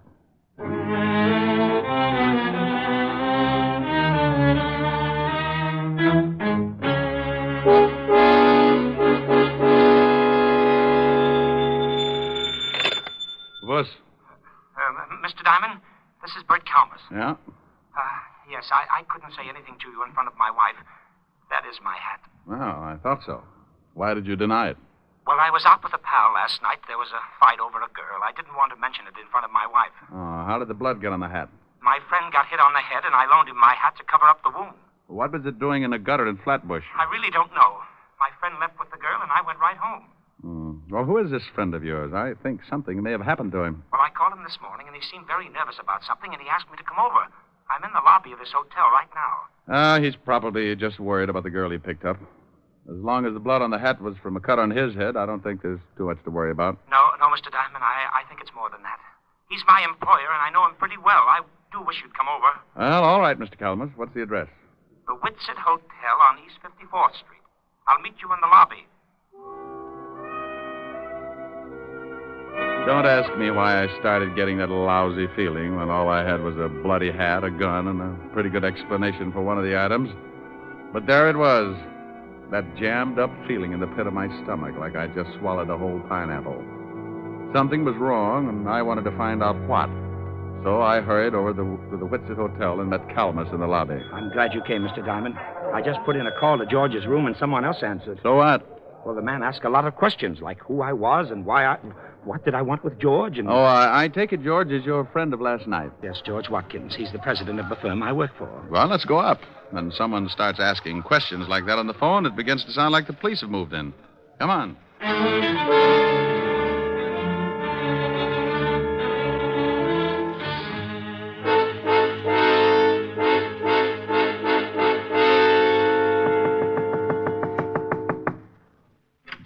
Yeah?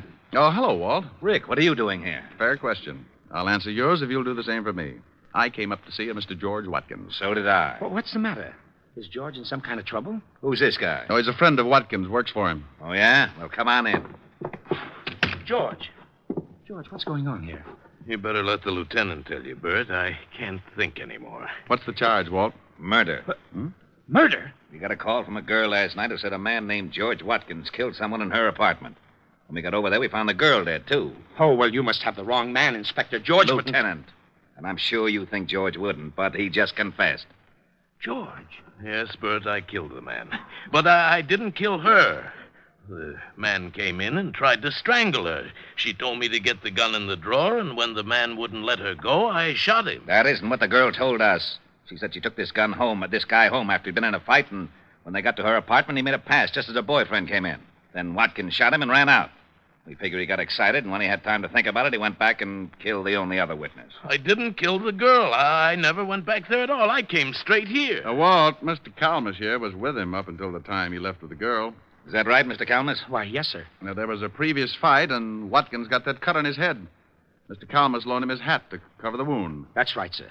And, by the way, Walt, what caliber was the murder weapon? .38, but we haven't found the gun yet. Here, check this one with ballistics. How'd you find this? Cab driver named Hennessy brought it into me this morning. Found it lying with a hat. Did you ever see this gun before, Watkins? No, I told you I don't own a gun. Walt, what time do you figure he killed the man and the girl? The coroner fixed the time of death about 1 o'clock this morning. How long were you at this girl's apartment, Mr. Watkins? Why, about 5 minutes before her boyfriend came in. I shot him and left immediately. And you don't remember taking your hat or the gun? What are you getting at, Rick? This is an open and shut case. He admits killing one of them, but he won't admit the other killing because he knows it was premeditated. Just a hunch, Walt, just a hunch. Mr. Watkins, would you mind telling me just what happened after the girl's boyfriend started choking her?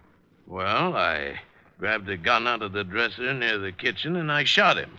And the girl told me to get out, that she'd take care of things, so I dropped the gun and ran. Did you hear anything else? Anything unusual? No. But, yes, now that you mention it, I did hear something, but it slipped my mind until now. What did you hear? Well, I don't know whether I can describe it or not. It sounded like someone had opened a bottle of flat champagne. What are you getting at, Rick? Oh, wait a minute, Walt. When did you hear this noise? Right after I shot the man. I remember wondering if someone hadn't opened a bottle in the kitchen. Is that where the noise came from? Yes, I think so. All right, if I go over and case the scene, Walt? We've done that. Yeah, but you weren't looking for something. Why don't you come with me, Mr. Calmus? I'd like to talk with you. What's the address, Walt? 16 West 113th Street. Well, now, look. Don't worry too much, George. I can handle the business, and in the meantime, I'll do everything to get you off. Thanks, Bert. Now, you wait a minute, Rick. If you think you know something... Walt. Yeah? Bye. Calmus and I went downstairs and took a cab over to 16 West 113th Street. It was a middle-class apartment house in Flatbush, a 4-story brownstone. I let Calmus pay the fare, and we went in. I wonder what floor it's on. Well, should tell on the mailboxes. Yeah, here it is. Nan Phillips, 206.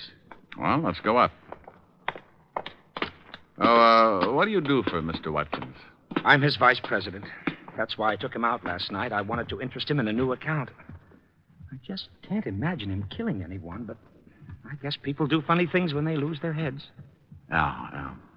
206. Well, here it is. Yeah? Hello.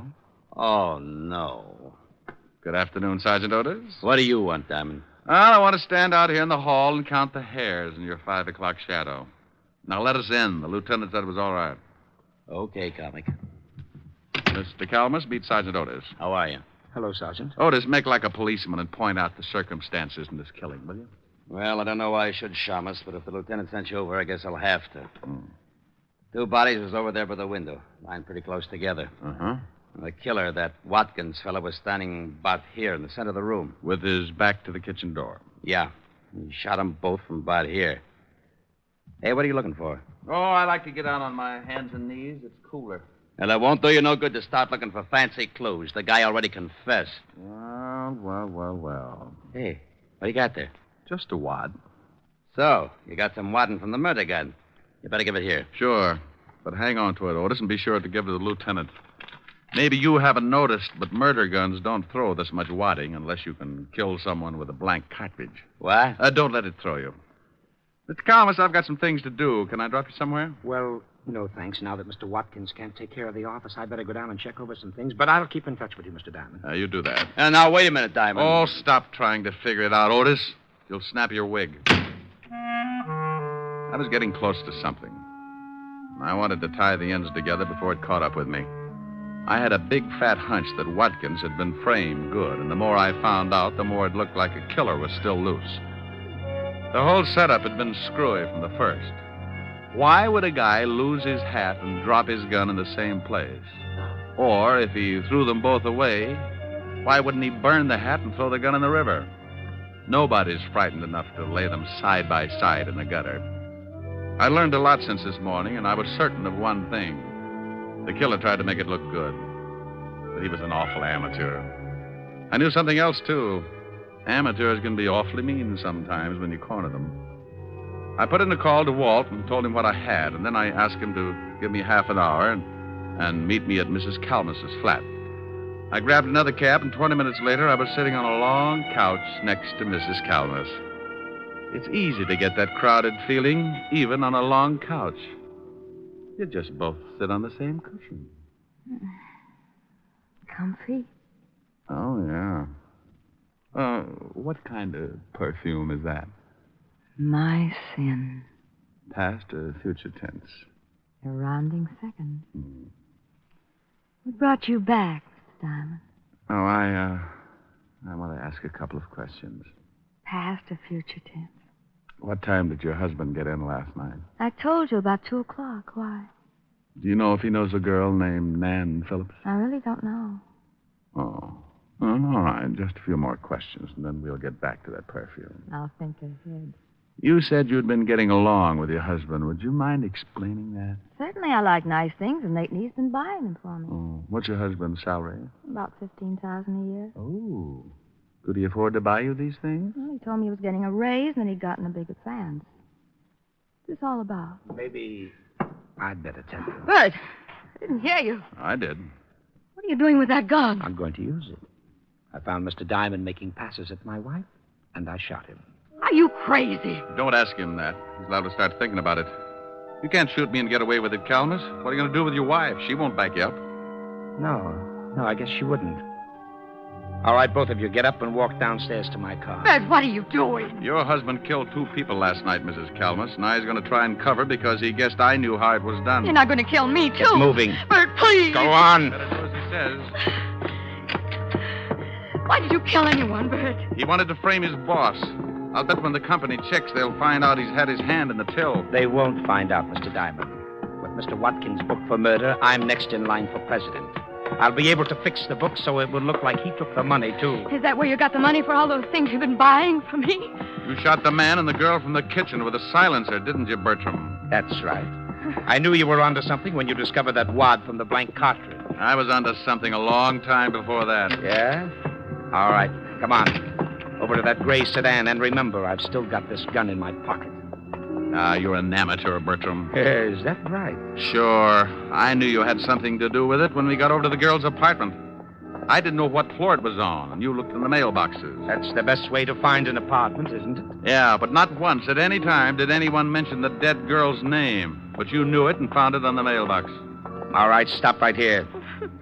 Open the door, Gene, and get in first. The front seat. Bert, please. Get in. All right. Now you, Mr. Diamond, you're going to drive. You know, I left my license in my other suit. Stop stalling. I had to do something to stall for just a second because over Bertram's shoulder I spotted a prowl car sliding up to the curb, and good old Walt was climbing out. Bertram, would you mind answering just one question? What is it? The gun that Watkins thought he killed the man with was loaded with blanks, wasn't it? Sure. I killed the guy from the kitchen with a silencer. The whole thing was rigged, huh? The man and the girl were supposed to stage that fight, and Watkins was supposed to shoot the guy with the dummy slug. You said one question. Now get in the car. All right, Calmus, don't move. What? Why, you... Stop, Rick! That was a close one. You're so right, Walt. Take his gun. I think you'll find it's the one that Watkins fired the blanks from. How is he? On his way. Hey, Bertram. I'll go call the wagon. Bertram. Yes? You want to tie the ends together? I paid the girl and the man to stage the fight. I told them I wanted to frame George and blackmail him. So you framed him with a double murder instead. Why? I've been stealing money from the company. How'd you know it was me? Well, knowing the girl's name for one thing, and your wife told me you'd gotten in about 2. Oh. You told me over the phone you went straight home after the fight in the cafe. The killing took place about 1. Watkins said he'd been at the girl's for 5 minutes. About 15 to get to her place, so that meant you all left the cafe around 12:30. It doesn't take an hour and a half to get... Hey, Bertram. Diamond, Huh? I don't think Bert can hear you. Yeah. Well, it was a pretty dull story anyway.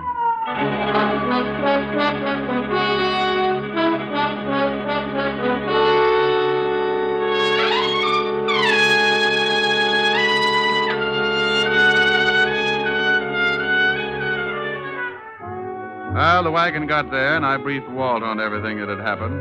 They took Mrs. Calmus home and released Watkins. It was a stinking hot afternoon, and I needed something cool to bring me down to normal, so I headed for 975 Park Avenue. A tall lemonade with a mind of its own, and a curvaceous redhead with the same gimmick. Yes? Oh, good afternoon, Mr. Diamond. Afternoon, Francis. Miss Asherin? Yes, sir. She's in the study, reading. Thanks, Francis. Oh, how about something cool? Yes, sir. Right away, sir. Hi. Hi. Wow, you look cool enough. That's a nice getup. You like it? It's the newest thing. Yeah, I saw it in the magazine.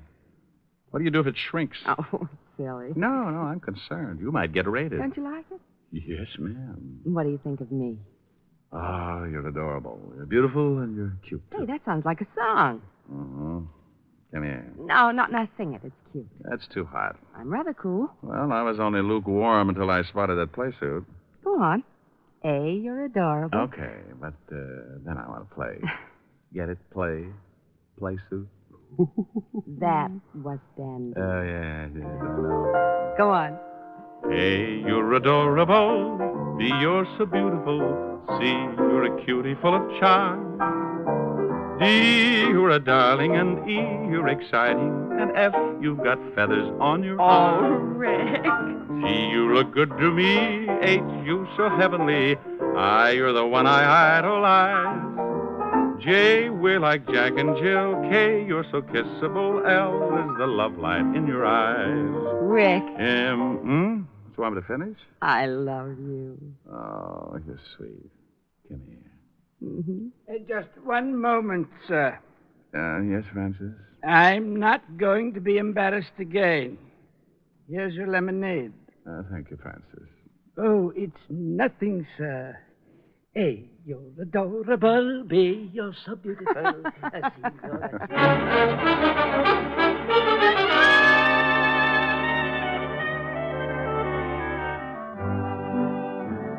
You have just heard Richard Diamond, Private Detective, starring Dick Powell.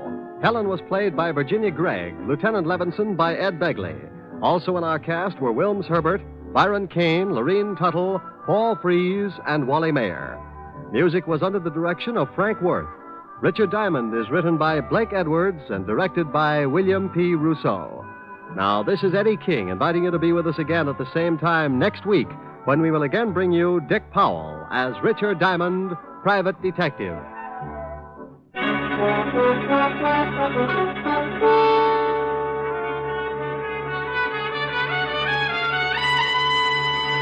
This is NBC, the national broadcasting company.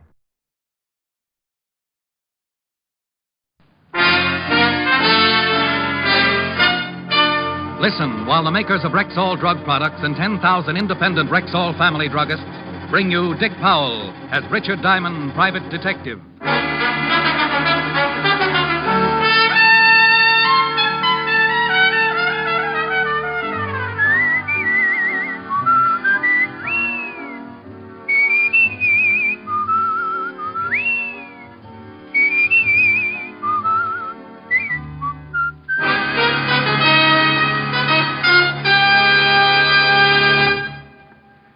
Good evening. This is your Rexall family druggist with a welcome from the 10,000 independent druggists who have made the word Rexall part of our own store names. We've done that because we recommend and sell the 2,000 or more drug products made by the Rexall Drug Company. Like Bismarex, for example. This famous Rexall antacid often neutralizes excess acidity within 1 minute.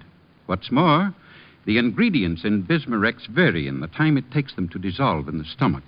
And that way, relief from acid indigestion is quick, continuous, and prolonged.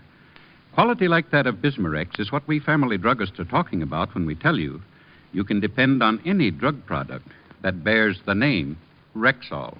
Good health to all from Rexall. Now, your Rexall family druggist brings you another exciting half hour with Richard Diamond, Private Detective, starring Dick Powell.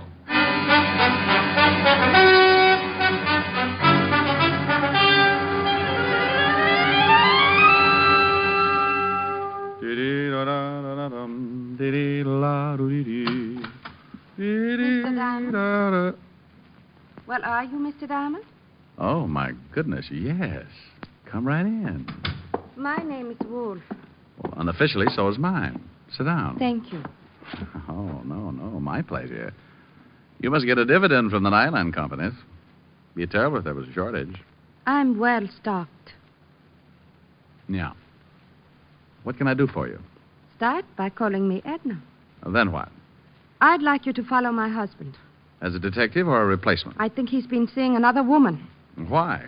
Have you been running around the house in a diving suit and swim fins? I've always tried to keep myself attractive for my husband, Mr. Diamond. Well, then if your husband is seeing another woman, Mrs. Wolf, it's got to be an optometrist assistant. Well, thank you. I think you and I are going to get along just fine. Well, now that we're all agreed, tell me some more about your husband. What makes you think there's another woman? Usual things. The way he's been acting. Business appointments every evening. Nothing else? He received a call late this afternoon. I listened in on the extension. It was a woman. She called the house? George was very unhappy about it, warned her never to do it again. She give a name? She said, "This is Nancy. I must see you here tonight at 8 o'clock. She didn't say where here was, did she? No, George seemed to understand. Probably her apartment. Probably. If he's seeing another woman, I want a divorce, Mr. Diamond. And you need grounds. Yes. $100 a day in expenses, Mrs. Wolf. Edna. It's still $100 a day in expenses. Here's 200. I hope that's enough of a retainer. Oh, that'll keep me interested for quite a while. Now, tell me, what does your husband do? I mean his business. He's in steel. How much in?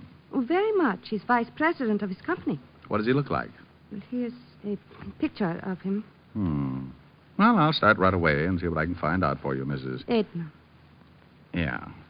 Well, look, after I found out just how unfair your husband's treating you, I might lend you my shoulder to cry on. And I'd just about have to call you Edna then, wouldn't I? By 7 o'clock, I was standing across the street from her house waiting for her wandering husband. By 7:30, a man stepped out on the sidewalk and hailed a cab. I recognized him from the photograph as George Wolf, and I started the tale, following him east across town to an apartment house on 47th Street. By the time I got in the lobby, it was deserted.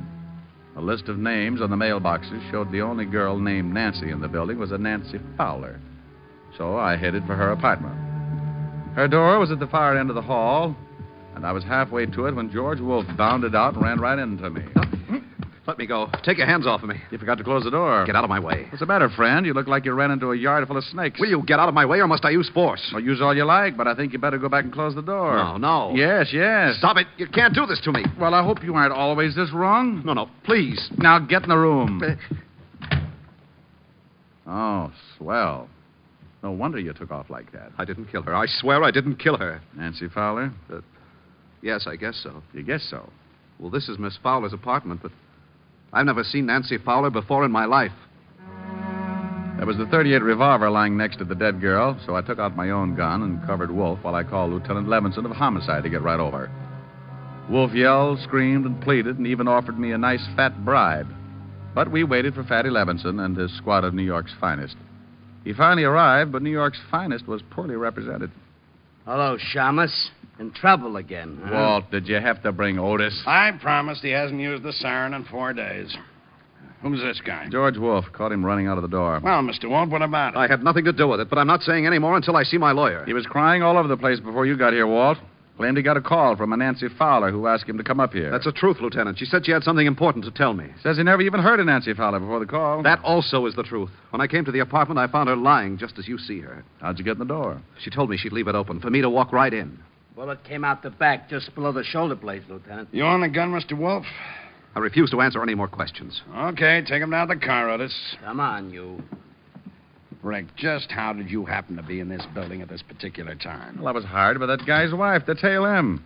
He was supposed to be playing illegal footsies with a female named Nancy. The dead girl? Well, the wife just knew the first name was Nancy. The girl who's supposed to live here is named Nancy. Nancy Fowler. I've never seen her before.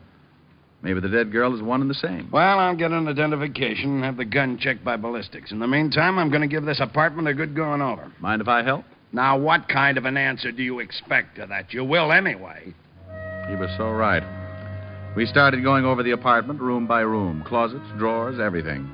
In 10 minutes, the coroner and the boys from the lab arrived, And in the bedroom, Walt found something. Take a look at this. Ah, a jewelry box. Hey. Pretty expensive. Regal Jewelers. Very classy establishment. There's a card in the box. For my darling love, George. And the guy said he never saw her before. If this is his handwriting, he's as good as strapped in the chair. Well, it looked as if my client, Mrs. Wolf, had a killer for a husband. But a couple of small items still worried me. So I left Walt and went downstairs to find the switchboard operator. Oh, are you with the police? I just left them. Tell me, dear, do you keep a list of the calls that are made through the switchboard? Sure, it costs the tenants 10 cents a call. May I see the list? Yeah, I guess so. Here, handsome. Gee, nobody's called me that since I had long blonde curls and a gold yo-yo. I looked over the list of telephone calls and found the ones made by Nancy Fowler during the past 3 or 4 days. The last call listed from her apartment had been made at 7:45 that evening to a familiar telephone number. The same number Mrs. Wolf had given me when she left my office earlier. I left for the home of Mrs. Edna Wolf. Yes?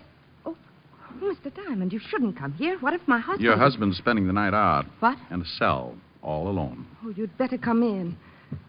Now, what in the world are you talking about? And it looks as if your husband killed a girl this evening. Oh, no. That's the way it looks. Oh, please, sit down, Mr. Diamond. Thanks. I caught him running out of the girl's apartment, forced him back, and found the girl shot to death on the floor. Nancy Fowler? Yes, I think so. It was her apartment. The police are making identification now. Oh, it's just terrible. I wonder why he did it. Were you here in the house at 7:30 this evening? Well, no, I was with a friend until about 8:30. Well, a call was made to your house from Nancy Fowler's apartment. She was charged for it, so the call was completed. But she probably talked to George. Your husband swears he didn't know the girl. Claims he got a phone call, and she asked him to come right over. That she had something to tell him. He knew her all right. You remember, I told you I overheard them talking. Your husband own a gun? Well, yes, I believe so. You know what caliber? No. I don't know anything about guns. A bracelet was found in the dead girl's apartment. The card with it was signed Love, George. Oh, it looks pretty bad, doesn't it? If it's his handwriting, it does. Well, I guess he deserves it, but I'll call our lawyer and see what can be done. I'll keep in touch, Mrs. Wolf. I hope you will. Just because the case is finished. Well, there are still a few things that bother me, so I'll just kind of keep looking around until I'm satisfied. You mean you think maybe my husband didn't kill the girl? There's an awful lot of evidence that he did, but there's still a motive to be found. You've got the grounds you wanted, so from here on in, anything I do for you or your husband will be on my own time. Anything you do for my husband, I'll be glad to pay for. Oh, well, now, that's real nice. Well, I'll take a run down at the precinct and let you know what the lieutenant has found out. Good night, Mrs. Wolf. Still can't get used to Edna? It'll take a while.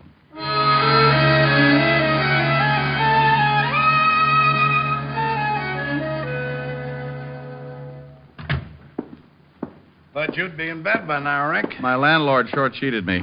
What did you find out, Walt? The dead girl was Nancy Fowler. Figured. And George Wolf did do the killing. His gun? Yeah, we checked the registration. His gun, his fingerprints on it, his handwriting on the note in the jewelry case. What does he say about the bracelet and the note? He bought it all right. We checked. Regal Jewelers. Says it was for his wife. You expect him to say something different? No. What's the motive? We'll find it. Probably another man. Here's the report on the dead girl, Lieutenant. Well, isn't it a little late for you, Otis? Why aren't you out flying around some belfry? He's picking on me again, Lieutenant. Maybe you'd like me to tell him about the time I caught you sleeping in the attic hanging by your toe. Oh, not you too, Lieutenant. Otis, I hear you've been picking up some extra money posing for Charles Adams. I don't have to take this. I know my rights, and I ain't no bat. Here's something on the dead girl. She works at the Gilded Cage, a nightclub owned by Eddie Young. Eddie Young. Well, there's a nice little fella. He'd set fire to his grandmother if he thought it was too cold in the room. We'll have a talk with him tomorrow. Well, I guess I better be going. Sure. See you later. Yeah, I could sure use some sleep. Yeah. And, Rick, when you get over to Eddie Young's club, give him my best. Smarty. The Gilded Cage, where Eddie Young ruled as proprietor and keeper for his flock of hired gorillas, was only about 6 blocks away, so I decided to walk it. But like always, I start in one direction and end up getting sidetracked. Keep walking, Diamond. Don't turn around. Well, you caught me when I'm right in the mood. You turn around, I shoot you. What's the matter? Don't you want me to spot your Tony? Over to that car. Okay. Quit poking. Your muzzle's cold. You drive. I'll get in the back. Oh, I forgot my glasses. Can't see 3 feet without them. Get in. But I have a restricted driver's license. You want it right here? I can wait. Where to? Just start driving and don't turn around.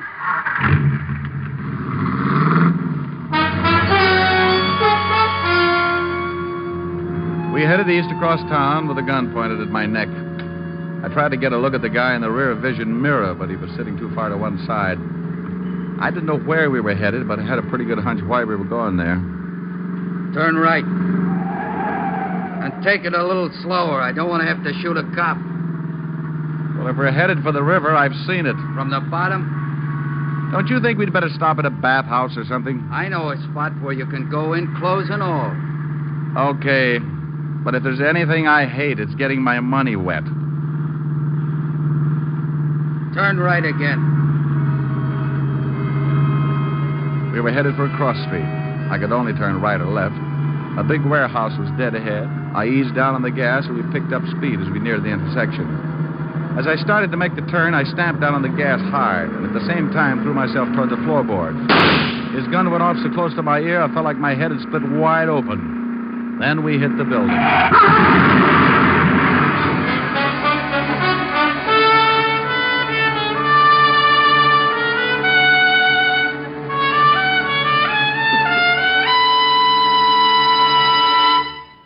You're listening to Richard Diamond, Private Detective, brought to you by the makers of Rexall Drug Products and your Rexall family druggist. And here he is.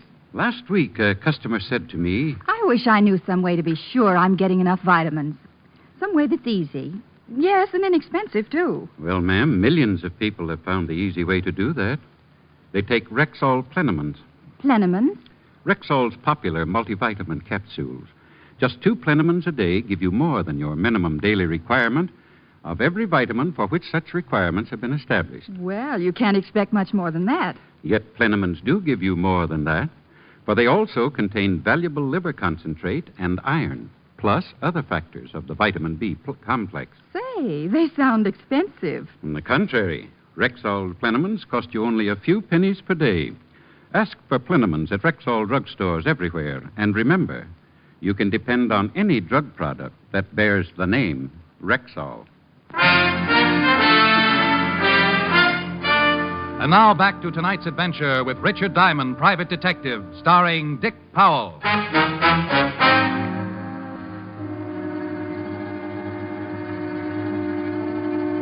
We had hit the building and pushed our way halfway through the brick wall. I was still on the floor, and the motor had been shoved through the firewall and was jammed into the front seat where I had been sitting a minute before. My friend with the gun was stretched out over the top of the seat, his legs resting on the horn and his shoulders through the windshield. I sat up, rolled him off the horn. He was very dead. Before a crowd could collect, I climbed out and got to a phone, called Walt. Are you sure you're all right, Rick? Yeah, I can hear things better now. They just said the other guy's dead. Very, I recognized him, too. Gus Winkler. Holy cow. You know who he's working for now? No? Eddie Young. Oh, that's it. Well, don't pick Young up, Walt. I know a few things I haven't told you about, and this almost puts a cinch on it. I want to talk to Young, and then I'll be down to see you. But if Young tried to have you killed... Oh, if he did, you can't prove it. Not yet, anyway, so sit tight, and when I get there, I'll show you how to catch a killer.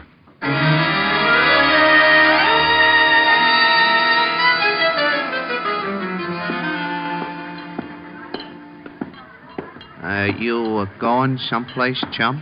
Yeah, right through that door, chum. That's Mr. Young's office. Maybe he don't want to see you. Maybe he don't, but he's going to be disappointed. You ain't going in there, chum. You see? Everybody gets disappointed sooner or later, chum. Yeah, what... Aren't you in the wrong room? That's what your boy outside thought. I changed his mind. Are you sure you ain't looking for Bellevue, Shamus? You're kind of a mess. One of your boys, Gus Winkler, tried to give me swimming lessons. You can claim his body at the morgue.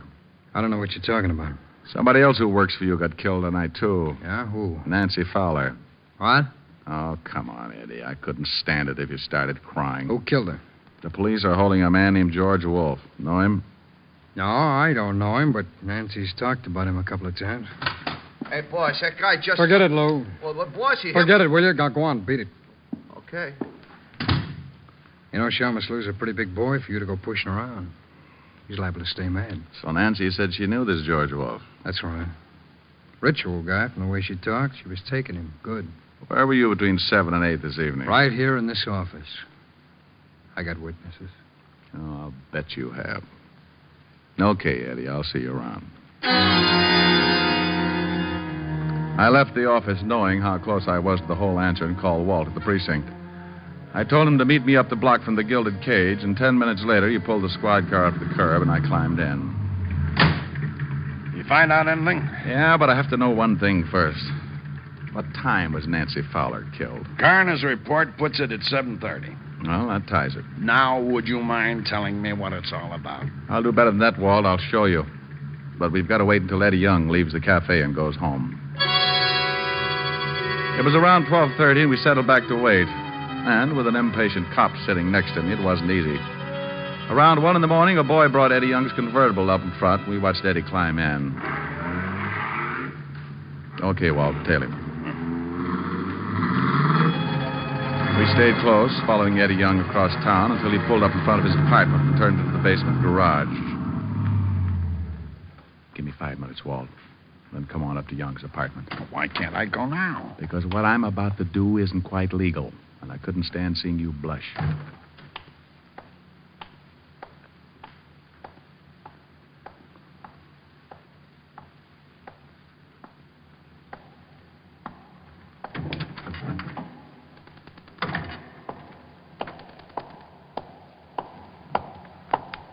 Hold it, Eddie.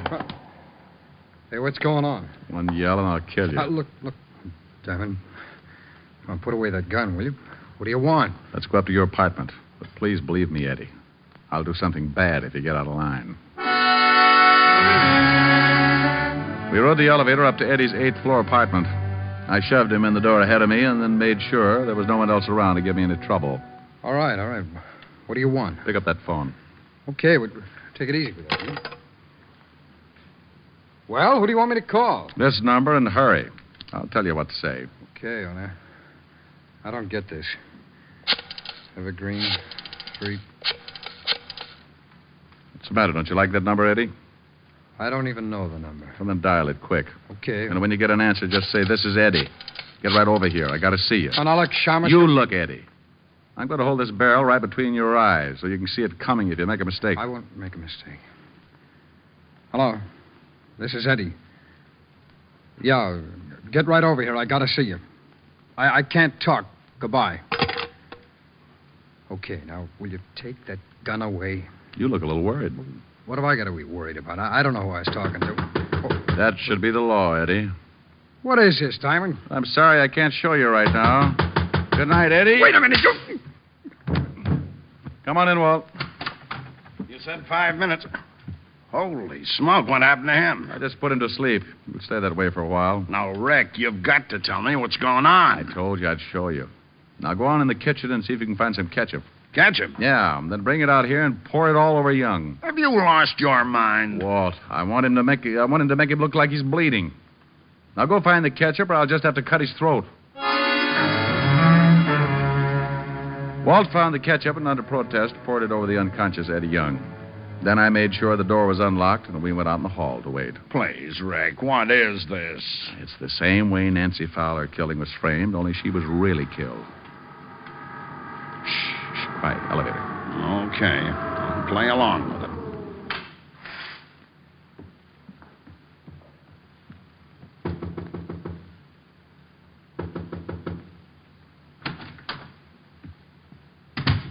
Let's go, Walt. All right, hold it, Miss Wolf. Oh, Mr. Diamond, he's dead. His hair is all covered with blood. Why did you kill him? Kill him? I I didn't kill him. I just got here. Who let you in? He told me the door would be open. I didn't know you knew Eddie Young. Well, yes, I know him. He's an old friend. What? This is Lieutenant Levinson, Mrs. Wolf. He's the man who arrested your husband for the murder of Nancy Fowler. Lieutenant, I swear I didn't kill Eddie. Looks bad, Mrs. Wolf. I didn't. Why would I want to kill Eddie? Well, why would your husband want to kill Nancy Fowler? I don't know. What has that got to do with this? You told me you didn't know Nancy Fowler. I didn't. You know Eddie. Nancy worked for Eddie. Well, I didn't know it. I didn't know Eddie that well. You said a girl called your husband and said her name was Nancy. Yes, that's right. You told me you didn't know her last name, and yet when I came over and told you your husband had just killed a girl, you asked me if it was Nancy Fowler. That's a lie. You said that Nancy phoned your husband that afternoon. She did. I swear and she yet did. Nancy Fowler's hotel switchboard has no record of a call being made to your phone any time in the afternoon. They made a mistake. But at 7:45, a call was made from Nancy's apartment to your phone number. Then she must have called my husband again. According to the coroner's report, Nancy Fowler was dead at 7:30. Oh, Mrs. Wolf, I can swear your husband didn't go into that building until 8 o'clock. I was following him. I guess it doesn't make any difference what Eddie did. Did Eddie kill the girl? Yes. I called my husband. I wanted to get a divorce. And his money at the same time. Eddie knew Nancy, so we decided she'd be the one. She let Eddie in. He made her call my husband. Then he shot her. The gun and the bracelet. You just took them out of your husband's dresser drawer and planted them in Nancy's apartment? Yes. I found the bracelet in the drawer with the gun. I guess my husband was going to surprise me. Eddie is moving. Oh, Eddie, darling. Hey, what happened? You're hurt. You're bleeding. Bleeding? Stay still until we can call it. Wait a minute, will you? Hey, what is this stuff? This isn't blood. I'm covered with ketchup. Ketchup? Ketchup? Why, you dirty no good! Eddie, we've been framed! Framed? They're all yours, Walt. Why? Good night, Mrs. Oh, I guess now is as good a time as any. Good night, Edna.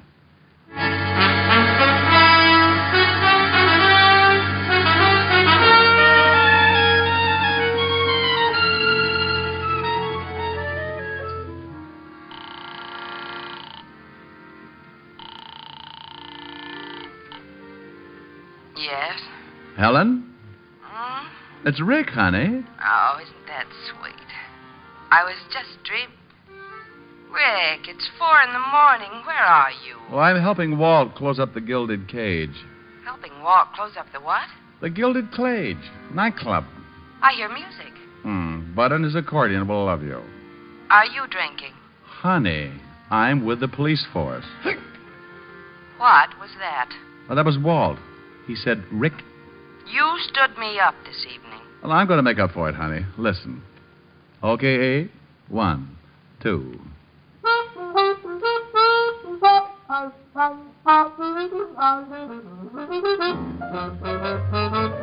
You made me love you. I didn't want to do it. I didn't want to do it. You made me want you. And all the time you knew it. I guess you always knew it. You made me happy sometime. You made me glad. But there were times, dear, you made me feel so bad. You made me sigh, for I didn't want to tell you. I didn't want to tell you. I want some love that's true. Give me what I cry for. You know you got the kind of kisses that I'd die for. You know you made me love you.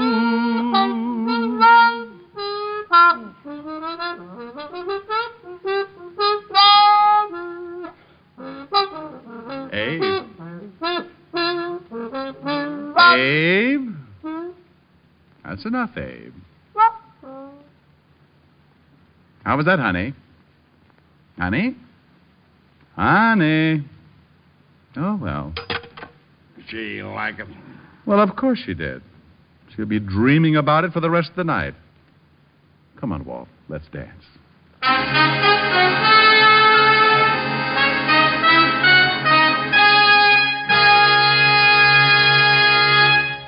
Once more, here's your Rexall family druggist. No faster acting aspirin made. That's Rexall aspirin. When taken with water, the 5 full grains of pure aspirin contained in every Rexall tablet are ready to go to work for you even before they reach your stomach. Next time you need aspirin, remember Rexall aspirin. There's no faster acting aspirin made. Ask for it at Rexall drugstores everywhere. And remember, you can depend on any drug product that bears the name Rexall. Good health to all from Rexall.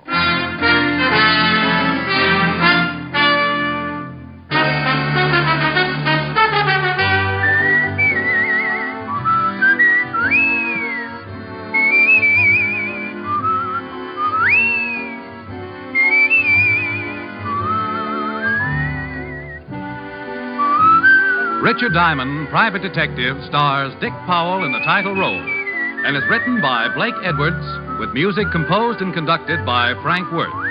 Featured in tonight's cast were Virginia Gregg, Ted DeCorsia, Wilms Herbert, Hy Aberback, Stacey Harris, and Victor Perrin. Richard Diamond, Private Detective is produced and directed by Jaime Del Valle.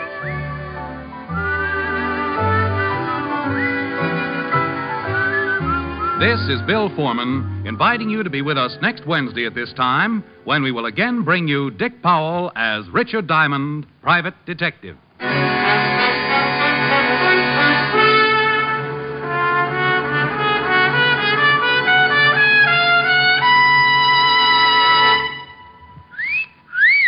Hiya, beautiful. Get lost, Bristlepuss. You need a shave. But I have shaved. What else do you want me to do? Silly boy, she wants you to go Stag. Go Stag? But why? Because Stag is Rexall's exclusive line of men's good grooming aids, like Stag Brushless Shave Cream. No fuss, no massage, just smooth it on, and presto, you get a clean, close shave. Your face stays smooth and whiskerless all day long. I'll do it. I'll go Stag. That's it. Join the Stag line now at Rexall drugstores everywhere. Yes, to make girls care. Go Stag.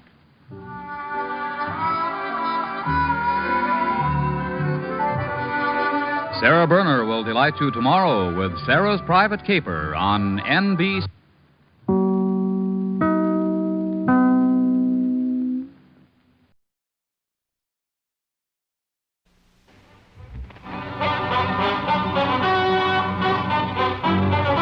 Richard Diamond, Private Detective, starring Dick Powell.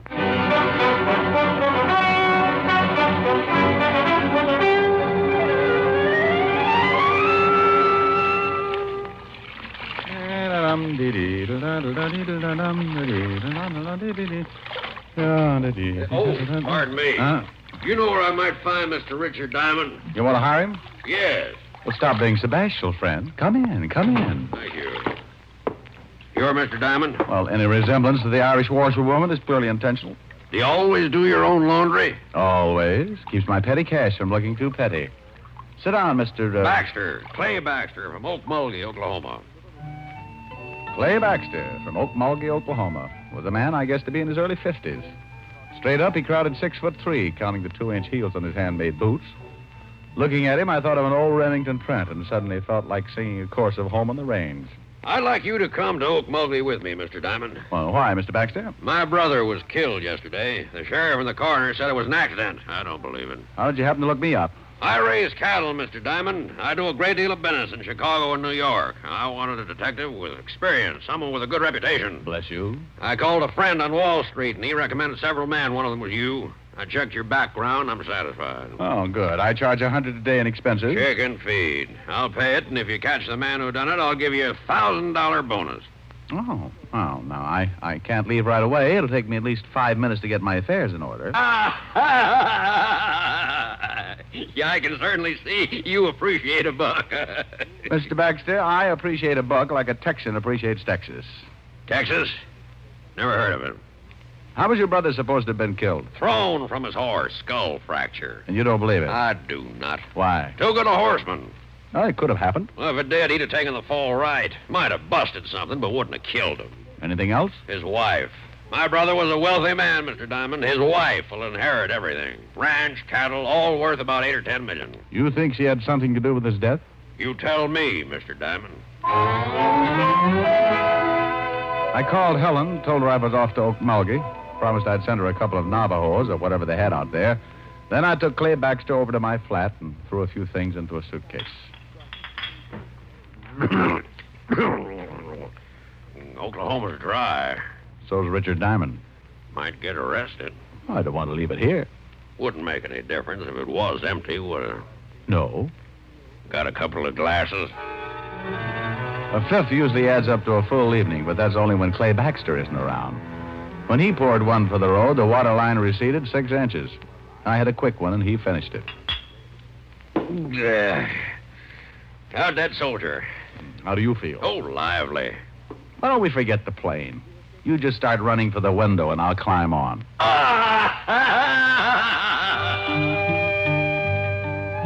Okmulgee, Oklahoma. Population 17,091, according to the last census, and very hot in August. Baxter's station wagon's waiting at the airport, and the driver took us into town where I was introduced to the local law. This here's Sheriff Billings. How are you, Sheriff? Jim, this is Mr. Diamond. He's a private detective from New York. Howdy, Diamond. Howdy. Private detective, huh? Oh, I've been called other things. Still ain't satisfied, huh, Clay? Not yet. And you ain't either, and you know it, Jim. How about it, Sheriff? You think Mr. Baxter's brother was killed deliberately? Coroner says it was an accident. Hit his head on a rock. That ain't what Mr. Diamond asked. Well, Will Baxter was a pretty good rider, but he could have been thrown. I know. All the evidence says he was. Could see plain where his horse bolted. What could have made his horse shy? Snake, maybe. Not that horse, and you know it, Jim. Well, maybe stepped in a chuck hole. He was limping right bad when he got back to the barn. No signs of anyone else near the body? Well, when I got there, some of Will's boys had already ridden out. Who found him? A couple old miners, Luke and Phineas Merriweather. Well, let's go out to the ranch, Mr. Baxter, and take another look at the spot where your brother died. Will Baxter's ranch is 40 miles from here, Mr. Diamond. Maybe you'd like to go out to my place and freshen up a bit first. You go ahead and shave and shower. I'm going to go build me a drink. Hey, this is quite a place, Mr. Baxter. Glad you like it. Take a swim in the pool if you'd want, but watch out for the catfish. Catfish? Why, I'm a bachelor. Don't use the pool much, and I don't usually have guests. Love catfish for dinner, so I keep them in the pool. I caught a guy once floating bodies in his bathtub. You don't say. Funny, Harvey. I showered and shaved and met Baxter out by the pool where he was feeding his catfish. I watched a pound of liver disappear like lychee nuts in the tongue war, and we all headed back to town where we picked up Sheriff Billings. 40 miles later, we pulled up in front of the late Will Baxter's ranch. A little different architecture, but just as impressive as my client's.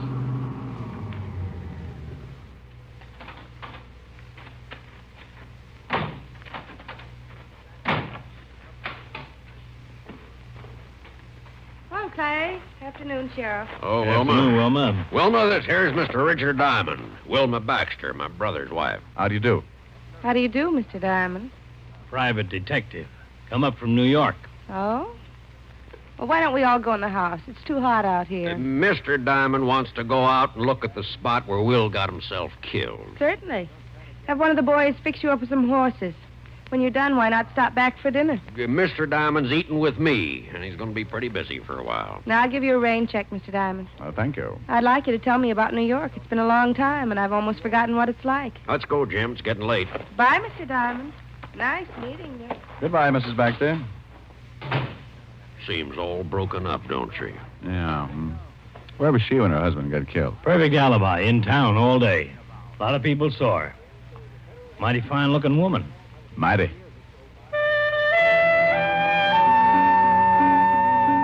We all rode down to the stables, and one of the hands saddled up 3 horses, and we started out across the open desert.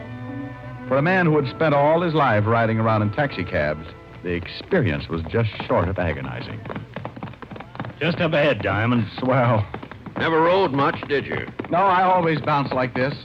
Like to make my money belt jingle. Well, here it is. Whoa. Yeah, whoa.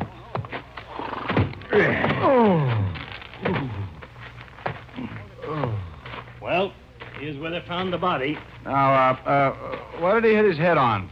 That rock right there. Mm-hmm. Did Did you take an impression of the wound to see if it matched? Nope. Well, why not? Never thought about it. Well, that's a pretty good reason. Anyway, let's dig that rock out and take it back with us. I spent the next minutes limping around looking for something and came up with nothing except a longing for a hot Epsom salts bath. We dug up the large rock and took it back with us to Wilma Baxter's ranch. Whoa, whoa, whoa, Oh. Howdy, Sheriff. Howdy, Frank. This here's Mr. Diamond, Frank. Diamond, this is Frank Kelly, the ranch foreman. Howdy. Detective fella, huh? Miss Baxter told me about you. Said you was doing some investigating. Yes, sirree. Scientific investigation. The way the city boys do it. What you going to do with that raw? Hopscotch.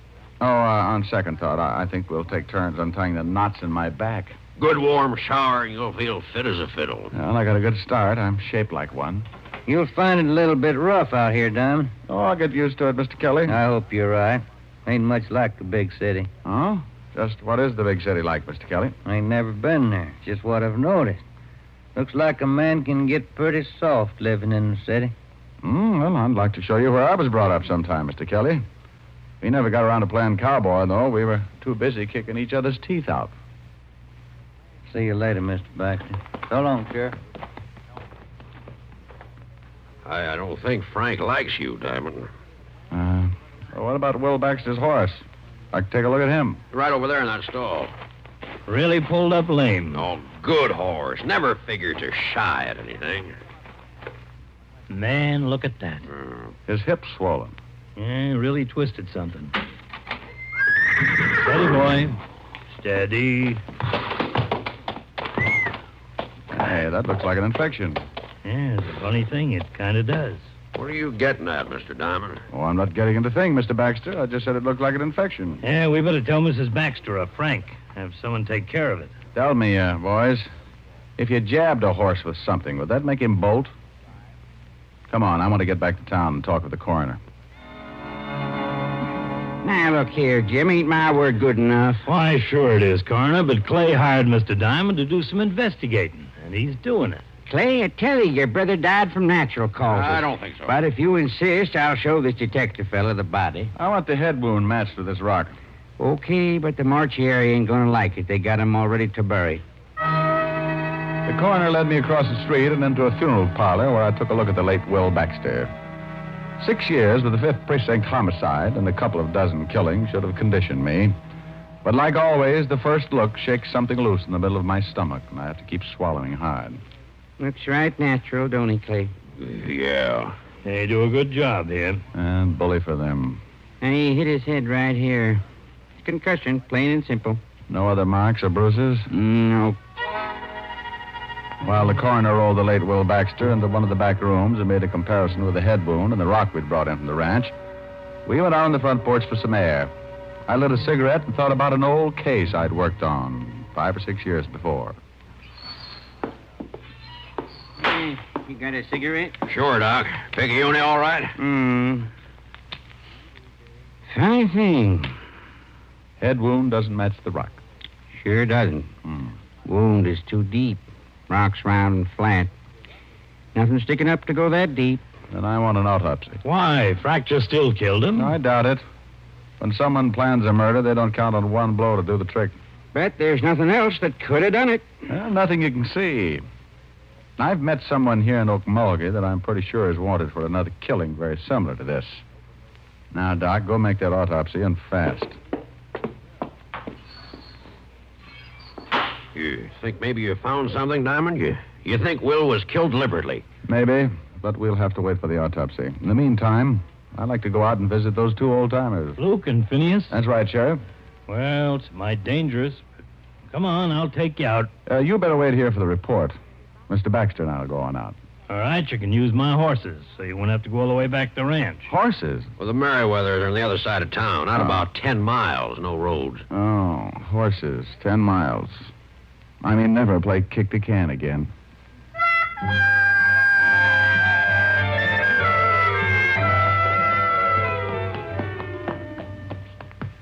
Oh. You really don't take to horses, do you, Diamond? Maybe if you could find me a nice long thin one. Holy Ike. Whoa, steady. That's one of the Merriweathers. Well, let's get out of here. Come on, horse. Now, come on, I'm yelling, I admit it. Now, it's okay, Diamond. That's just the boys' way of letting you know not to come any farther, unless they say so. Oh, swell greetings. What happens now? Hey, up there! Luke! In here! What you want? It's Clay Baxter. I got a friend here who wants to talk to you. In it? Yeah, Luke? Hey, Baxter. Got some friend who wants to palaver.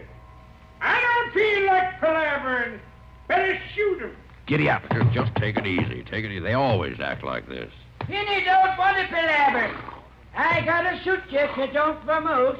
It's important. About my brother. Finney? Yeah, Luke? It's about his brother, the dead one we found t'other day. Oh, all right, I guess. Let one of them come up. Baxter? Here, Luke. Send your friend on up. And up I went, leaving my better judgment running off across the desert. I climbed a small hill and found myself standing at the entrance of an old mine shaft. Luke and Phineas and Merriweather stood on either side, shotguns ready, pointed right at my chest. Start talking. Well, gentlemen, my name is Diamond. Don't pay no import to names. What do you want? Just wanted to ask some questions about the man you found the other day. You a policeman? Well, kind of. Shoot him. Oh, now, wait a minute. I'm not a real policeman. Then what are you? I'm a private detective. Luke? Yeah. What's the matter? It's an honest profession. Fellow's got to make a living. You a real live private detective? Well, I'm a private detective. The real live part I'm depending on. Well, my goodness gracious. Come on in, have some victuals. Huh? Why, mister, me and Finney read all them stories about you fellas. Uh-huh. We filled up one whole tunnel with old detective magazines. You fellas really are something. Wait a minute. What's wrong? Let's see your badge. Oh, yeah. Sure. There you are. Oh, me? Yes, sir. Well, I'll be dogged. Come on in, friend. Come on in. I'd like to ask you some questions about this here Dick Tracy fella. Well, 1 minute I'd faced 2 shotguns. The next I was turned into an honored guest. I had coffee and biscuits with Luke and Phineas and answered enough questions about the private detective business to fill a dime novel of my own. I squeezed in enough questions to find out that the boys hadn't seen or found anything unusual when they discovered Will Baxter's body.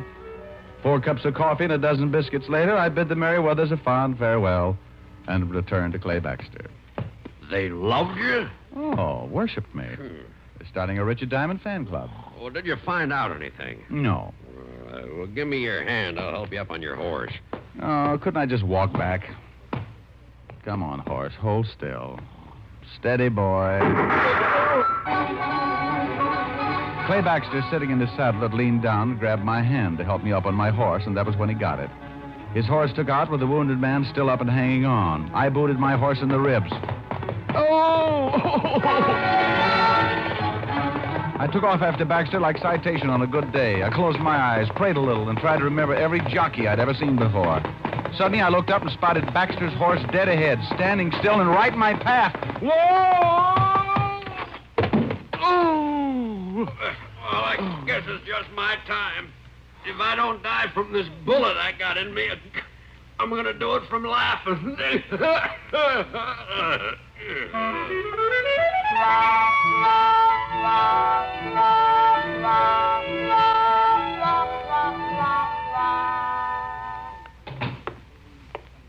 How is he, Doc? Oh, he'll be all right. Collarbone. Didn't break anything. How do you feel, Mr. Diamond? Crippled. Any idea who shot Clay? No. Clay said he thought it might have been the Merriweather boys. No, it couldn't have been. Why not? Well, the Merriweather boys use shotguns, not rifles. What about that autopsy, Doc? Well, come on. What about it? You was right. Will Baxter didn't die from a skull fracture. What was it? I don't know what was used for sure. A long, thin instrument. Whoever did it pulled the lower eyelid down, killed Will Baxter by jabbing something through the eye into his brain. Probably hit him over the head to knock him off the horse, and then got down and made sure. And then jabbed his horse in the flank to make him bolt. Nasty way to kill a man. That's been done before. It's not a man's way of killing. Wilma Baxter was in town all day. When Clay comes around, tell him I borrowed his station wagon. Going out to see Wilma? Going out to her ranch. I want to take another look at Will Baxter's lame horse. And, Doc, I want to borrow a pair of surgical probes.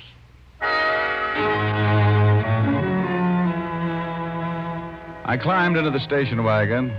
Close to an hour later, I pulled up on the side of the road. The gate to the ranch house was another 100 yards up ahead. So I piled out, climbed the tall white fence, and slipped into the barn. Steady, fella. Steady. Steady.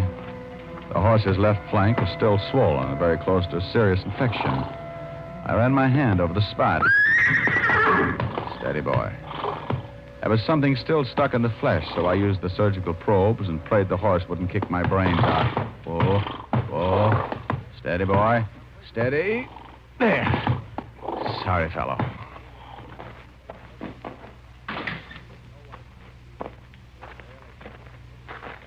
I didn't know you were a vet, Mr. Diamond. Huh? Oh, good evening, Mrs. Baxter. You know, in this part of the country, you can get shot for horse stealing. Oh, not stealing. Just taking this out of your horse's flank. What is it? That's a piece of a long needle. Might be a hat pin or something. I think you'd better tell me what this is all about. Oh, certainly. Your husband was murdered. That's impossible. Suit yourself, but he was. Somebody hit him over the head, knocked him from his horse, jabbed this needle into his eye, then jabbed it into the horse's flank so the horse would pull up lame, look like he'd shied. The killer tried to shoot me this evening, but he missed and got Clay Baxter instead. Who do you think did this? I don't know. The method doesn't fit a man. A woman, then? Well, the blow on the back of the head rules out a woman. Too much force. What have you got left? What I started with. A man. And a woman. Very interesting theory. Mm-hmm. You're from New York, aren't you? I've been there. I thought so. Your face is familiar. I haven't been in New York in at least 10 years, Mr. Diamond. Oh, funny. Well, I've got to go out to the Merriweathers. Those two old miners who found my husband? Mm-hmm. They saw the murderer. What? Yeah, that's why I know how it was done. I was out there earlier, and I've got to go back after a sworn statement. Well, why didn't they speak up before this? Afraid. Said it was none of their business. See you later, Mrs. Baxter.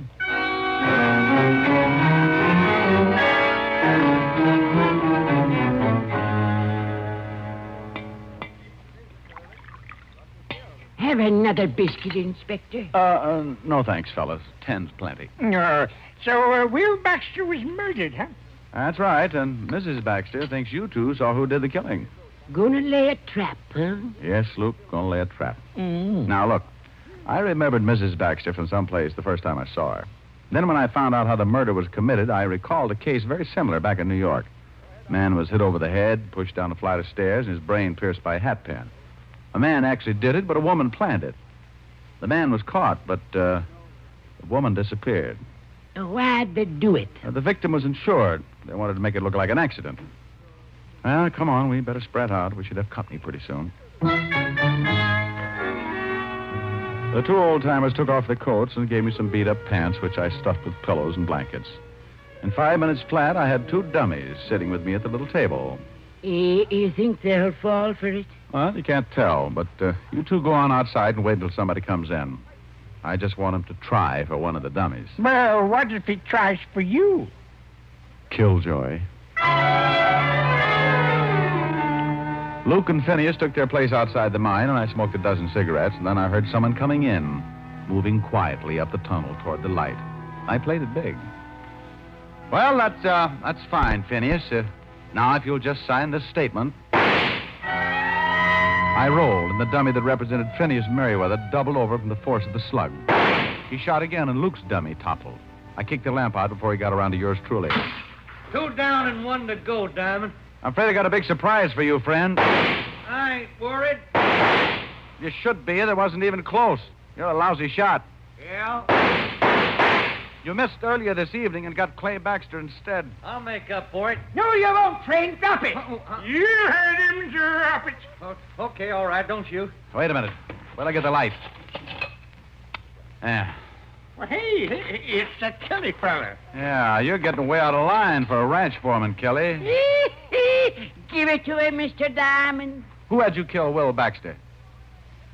You know, Kelly, you said something today about getting soft in the city.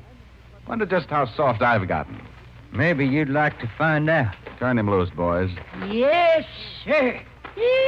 Go on now. Go to it, Mr. Diamond. I don't like getting shot at. It makes me real unhappy when anyone runs around killing people. No, go on. Stop him, do it. Shut up, Sweeney, and let him fight.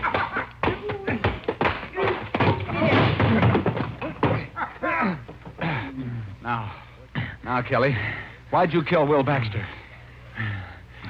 Wilma Baxter talked me into it, promised me a share of the range. And for that, you killed a man, huh? It's a big range. Oh, get up.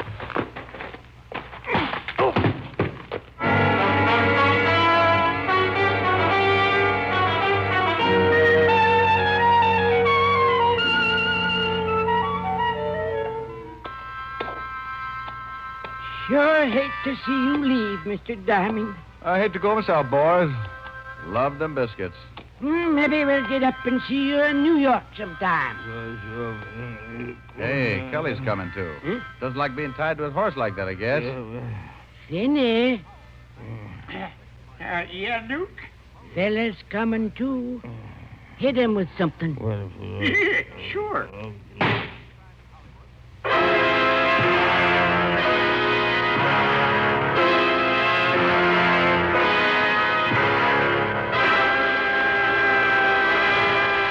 Richard Diamond, private detective, has come to you through the worldwide facilities of the United States Armed Forces Radio and Television Service.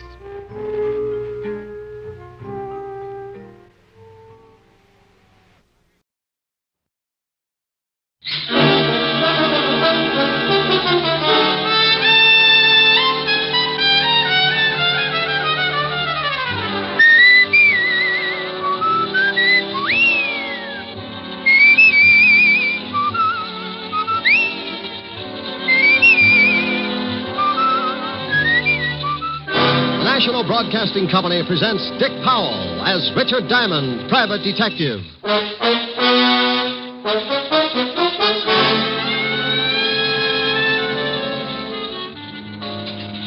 Are you Mr. Diamond? Yeah, unless there's a warrant out. Mr. Diamond, I'd like to talk to you about a man. Oh, don't look so unhappy. Can't talk about girls all the time. Mr. Diamond, this is pretty serious. I'm scared stiff of him. Why? Because he's dead. And here's another exciting case from the files of Richard Diamond, private detective, starring Dick Powell.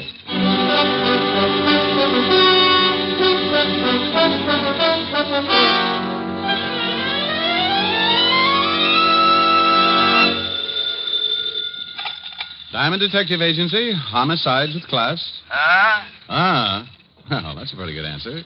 What kind of a slogan was that, Shamus? Oh, my goodness. Sergeant Otis. That's right. Well, don't take any bets. I know a dozen people who would swear you were something else. Oh, now stop the gags. I got something important to talk to you about. I know what it is. You do? I bet you've lost your shoes.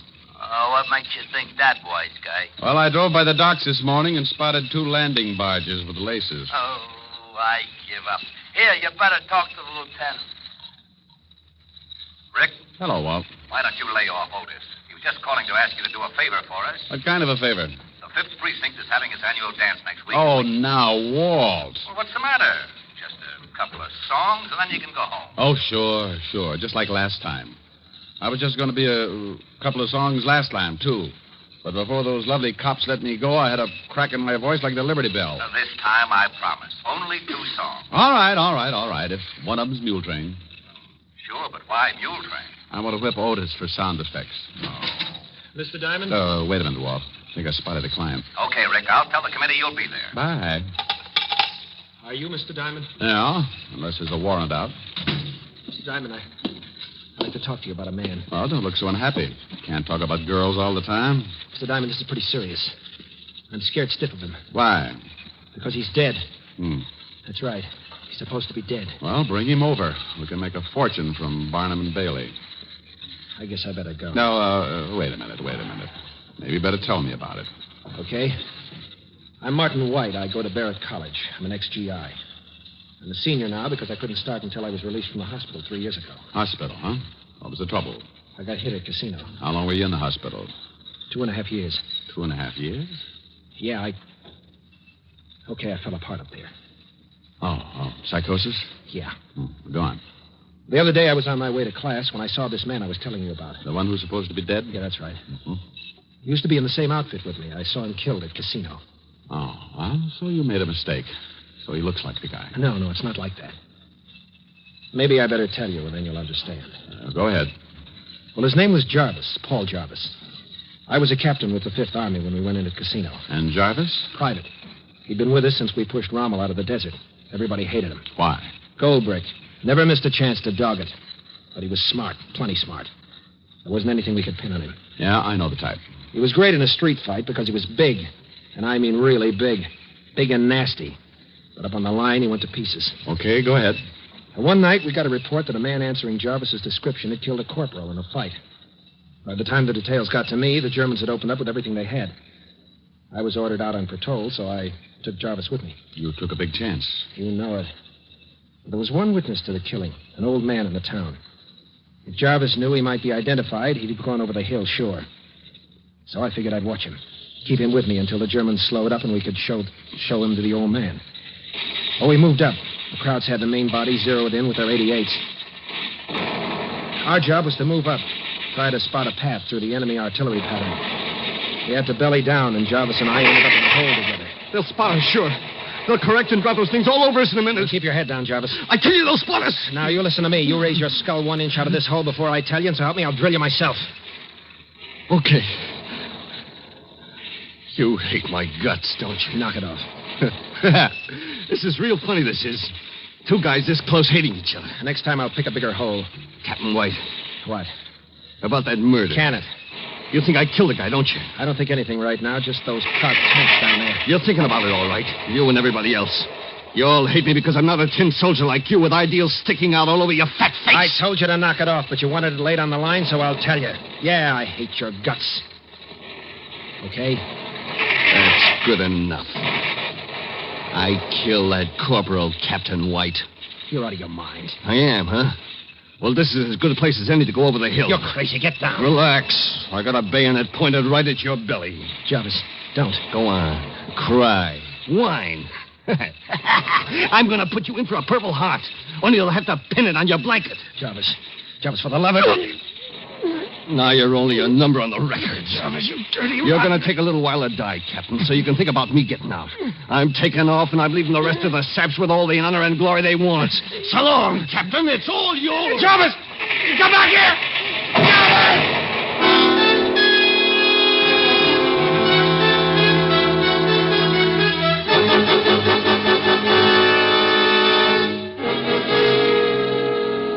Well, it was one of those lucky things, Mr. Diamond. I got out.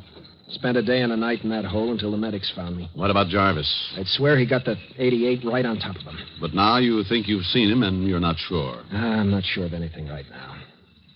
But I saw that 88 hit, and I saw Jarvis go down. Okay. Let's say you did see Jarvis. He got out some way. Looks pretty simple to me.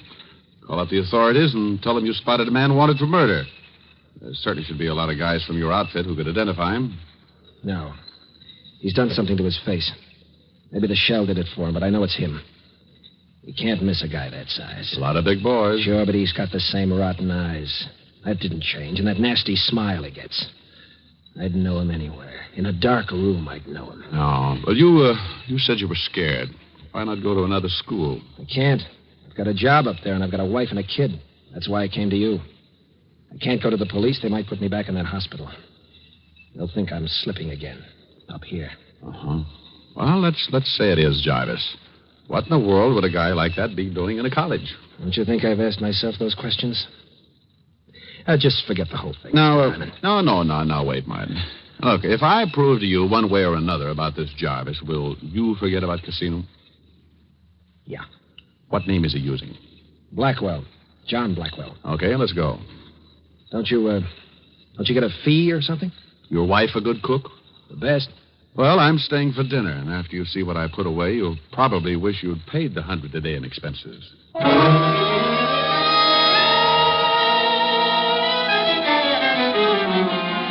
Usually I'm pretty hard about my fee because the trouble I get into has to be balanced on the books some way. But a young guy comes in with a real problem, and old hard-headed Diamond gets a fast softening of the skull. Well, 2 hours later, Martin White, me, and my real soft skull were on the campus of Barrett College and in the converted Quonset hut the Whites called home. He's hungry, Mr. Diamond. Hiya, fella. Well, nice-looking boy. Yeah, takes after his mother. Martin, if we're going to do something about this thing, we'd better get a move on. All right, where do we start? Well, I think I'd like to look at this... what's the name this guy's using, you say? Blackwell. Oh, well, I'd like to look at Blackwell's school record. How about it?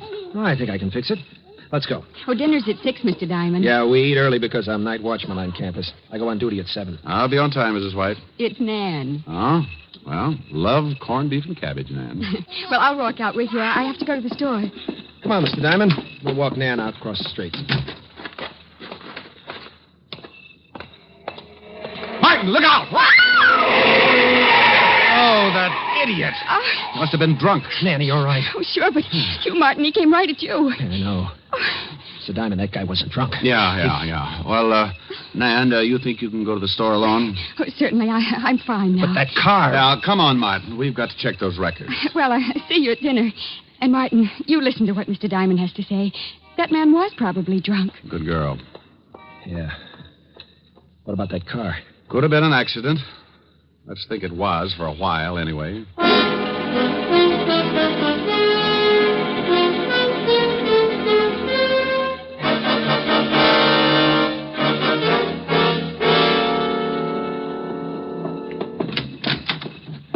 Well, this is where they keep the records. Hello, Susie. Hi, Martin. Well, hello. Hello, Susie. This is Mr. Diamond, Susie. Mr. Diamond, Susie Wirt. It's really a pleasure, believe me. We'd like to look at the file, Susie. You a new professor, Mr. Diamond? No, just a friend of Martin's. Married? Not a bit. Why? Pretty square, huh? Sometimes, but I can learn. Yeah? Well, I might just start some night classes of my own. Sounds like fun. In about 5 years, you let me know how your education is progressing. Oh. Age is a problem with you, huh? My dear, when I stumbled over 30, everything got to be a problem. Now, do you think we can, Yes? The records, Susie. Remember? Yes, Susie, the records. Oh. Okay, which ones? We want to see the file. Everything from B to C. Okay. But if I get in trouble for this, you may have to make it up to me in some way. I'll buy you a soda. And I'll let you. Here they are. B to C. Thanks, Susie. I'll let you know when we're finished. Okay, be a recluse. Only I got some ideas about that, too. I'll be in the next room. Youth. Well, let's take a look. How come you asked for everything from B to C? No sense in letting everybody know what we're doing. If we just asked for Blackwell's file, Susie might have said something to him. Oh. Yeah, here it is. Yeah, it says here, John Blackwell, 28, resident of McAllister, Oklahoma. Hey, get a load of this. Height, 6'6", weight 240. Like I said, he's a big one. If he fell down, he'd be halfway home. Look, Martin, where can I find this Blackwell? Let's see. What does it say about his classes here? It's 2:30 now. Yeah, he should be in English Lit. Take me over there. You want to see him? I want to meet him. You want to meet him? Oh, now relax. Sooner or later, you've got to talk to him. Oh, Susie. Susie. Yes? Oh, Susie, we're finished. I'm not. How about that soda? I'll take a rain check. Lots of rain up here.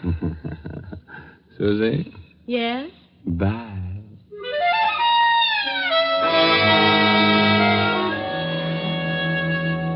Well, we left Susie in the middle of a pout. Martin took me across the campus to another building. We went up a long hall and stopped at a door marked English Lit. Martin looked in for a minute and then pointed. That's him. That's him right there. Now, relax. Hey, he must get a bloody nose from the altitude. He's head and shoulders over the whole room. I'm sure of it. I tell you, when I get around to that guy, I'm sure of it. That's Jarvis. Get back from the door. The class is breaking up. Let's get out of here, Mr. Diamond, please. No. Now, I want you to introduce me to him. I can't. I tell you, I got the shakes. Oh, you're going to have to face it sooner or later, Martin. Here they come. Okay, I'll try. There he is. Blackwell. He sees you. Over here. Now, what do I say? Just introduce me. I'll do the rest. Yes?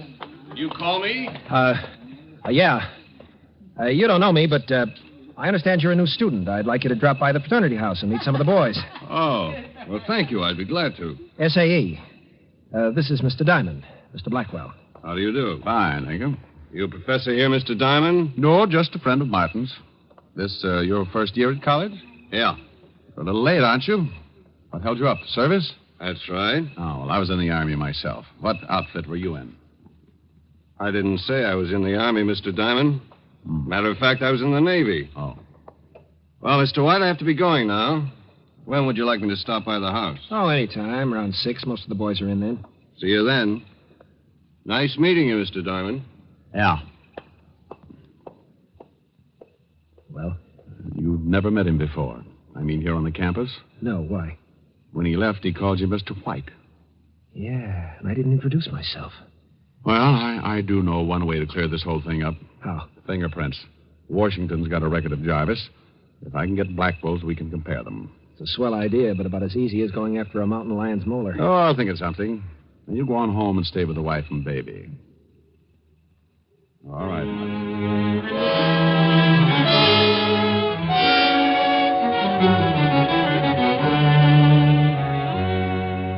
I left Martin and cut across the street to the college malt shop. When I went in, a bunch of kids were having a time playing records and making dates, so I slipped by them and eased into a phone booth and put in a fast call to the 5th Precinct Police Station and Walt Levinson.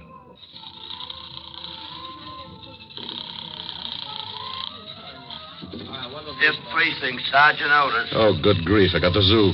Oh, you just call up to make wisecrack, Shamus? Now, put the lieutenant on. But don't growl at him. He's close enough to snap a collar on you. Oh. Yeah, what do you want, Diamond? That's a pleasant way to answer the phone. What have you noticed been doing? Setting fire to the commissioner? Oh, I give up. Where are you? I'm up at Barrett College. College? Sure. I'm trying to talk to science department into bidding on your sergeant's brain. They've got gargantuas and they need a match set. Now, will you please be serious? Okay, Walt. Now, look. I've run into something that has a good chance to end up looking like homicide. I can use some help. You know that's out of my district. Look, I just want you to do some checking for me. Find out about a John Blackwell who's supposed to come from McAllister, Oklahoma. He's a student here. What do you want to know about him? Oh, how long he lived in McAllister? Family, friends, the usual things. And then do some checking on a boy named Jarvis, Paul Jarvis. Check his fingerprints with the military authorities. See if he was ever in McAllister and if he knew Blackwell. Okay. Where can I call you and how fast do you need it? Wait a minute. What's the matter? I just spotted someone in this malt shop. Are you in a malt shop? Yeah, and I gotta hang up. I don't want to lose this boy. Well, where can I reach you? Call the local law and tell him I'm on the campus. Wearing a beanie? Funny. Pretty funny.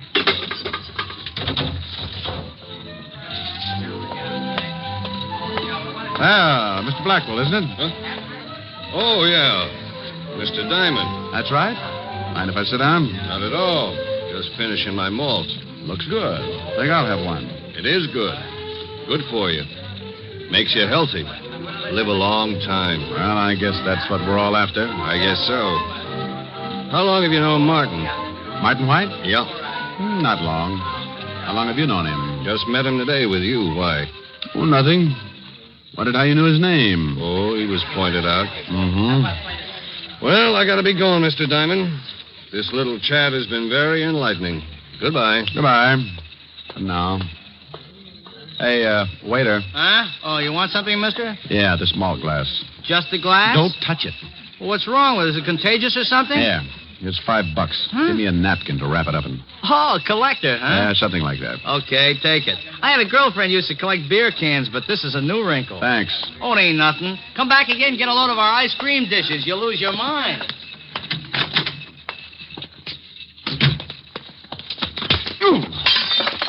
Oh, I'm sorry. I didn't look where I was going. Yeah. I hope I didn't break anything of value, Mr. Diamond. You're going to hog a sidewalk, that's for sure. Let me help you. I can make it. It's a mess, isn't it? Taking one of our famous malts back home? It might be, Jarvis. I beg your pardon. I said it might be, Jarvis. Name's Blackwell, remember? Oh, yeah, I forgot. You see, Martin White says he thinks he was in the service with you. I told you I was in the Navy. I didn't say Martin wasn't. Well, you're mistaken. My name's not Jarvis. Oh, well, now, isn't that funny? Martin's so sure. He was even going into New York in the morning to see if he couldn't find some of his old buddies who might have remembered you. I hope he has a nice trip. I'll tell him when I see him.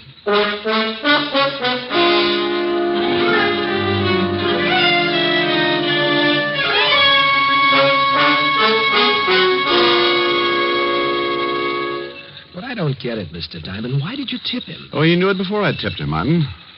I don't want him to skip before I can get the information on him. But now he's sure to take off. Not until he gets you. Oh, Mr. Diamond, do you think that... I know he'll try, Nan. Martin is the only one here at Barrett who can actually identify him. He knows I'm suspicious of him, so he'll go after Martin first and then me. He's got to make his play. But you said that he... Martin, give me your hat and coat. Why? What are you going to do? Take your place as night watchman. Whatever he's going to do, he'll try it tonight. I want him to try it on me. No, I won't let you do it. Look, I've pushed it this far. It's all set up. Oh, honey, don't let him do it. Yeah, Mr. Diamond, Now, you two lock yourself in, and I'll come back, huh? Oh, please, Mr. Diamond. Hey, the hat fits pretty good. How about a look? But there must be something we can do. Oh, sure, Nan, there is. What? Save me some corned beef and cabbage, huh?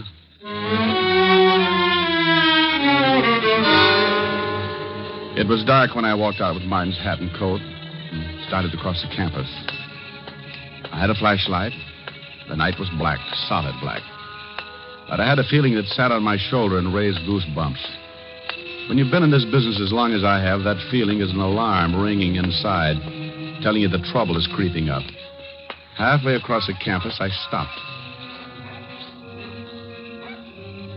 I heard nothing but the usual sounds that come with night. Dampened, muffled sounds. I walked on. And I heard it. The sound of someone walking well behind me.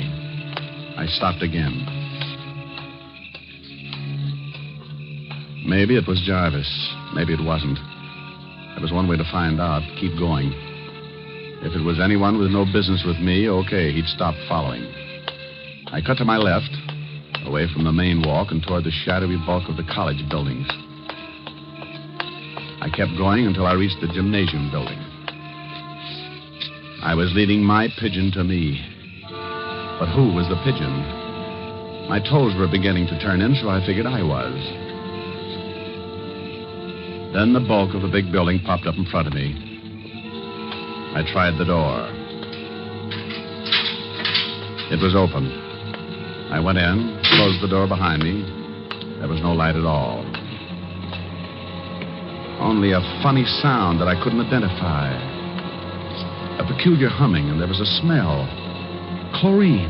Yeah, chlorine. Now I knew where I was, an indoor pool. The hum was the filtering machinery. I wanted to turn on the flashlight, but in a place like this, I couldn't give Jarvis the tip on where I was. I had to get out, so I felt my way carefully along the tiled floor. I kept what I guessed was the middle of the walk around the pool, and then... He was in with me. I stopped, but he didn't.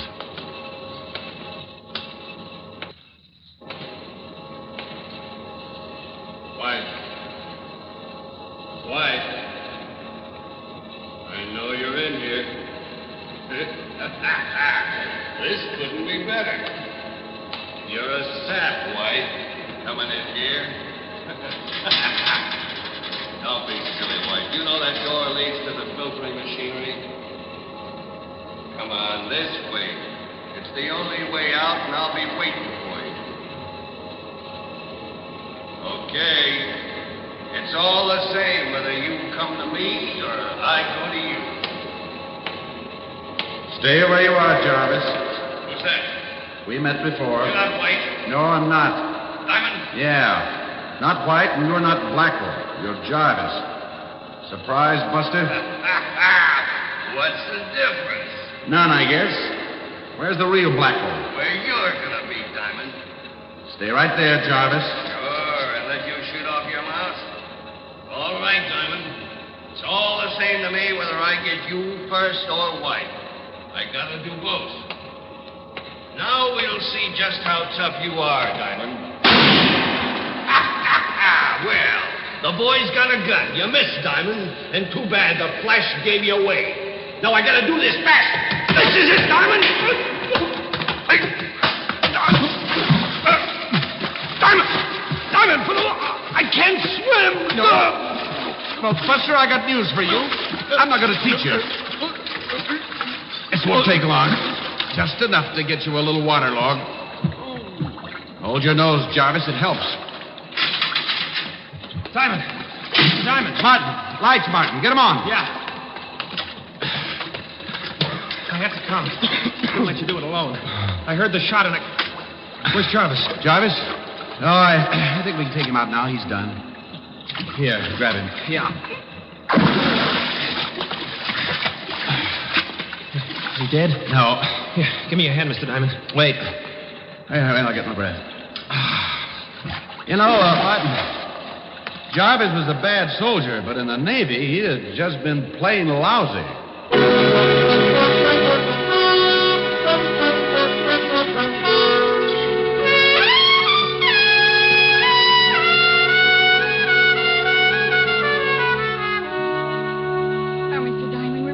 Grateful. We've got to pay you something. Okay. Mail the recipe for your wife's corned beef to a gal named Helen, huh? But, Mr. Diamond... Forget it.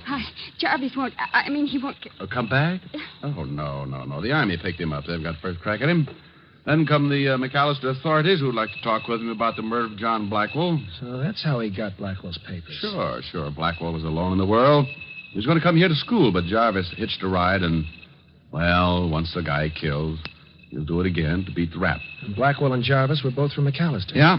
Jarvis figured this college would be a great hideout under a different name, papers all in order, but you saw him and he saw you, and that put a crimp in his plans. From there on, you know the rest. Now, I guess... Oh, I'll get it. Be back in a minute. I'll send your clothes to you when I get back to the city, Martin. No hurry, Mr. Diamond. Oh, Mr. Diamond, the phone's for you. Me? But no one knows I'm here but the McAllister police force, Levinson, Otis, Jarvis, Susie, the campus, and you. Well, he asked for you. Oh, thank you. Hello? Diamond? Levinson? Yeah. Well, what's on your mind? Are you all right? Never better. Why? Because we got the report on Jarvis. He's a bad boy. You watch yourself. Don't get caught alone with him. Oh, sure, Walt. I'll be real careful. The only place I'll be seen with him is in a swimming pool. Huh? I'll cut the wisecrack. What's that? Did you say something? Hold it a minute, Walt. Oh, Bill, shh, please. Sorry, Mr. Diamond. I guess the phone awakened him. Diamond, what are you doing? You got asthma? Quiet, Walt. Hold it. Martin, bring the baby here. But he's never done this at this time. Oh, never mind. Bring him here. Okay, you asked for it. Now, baby. Shh. Stop calling me baby.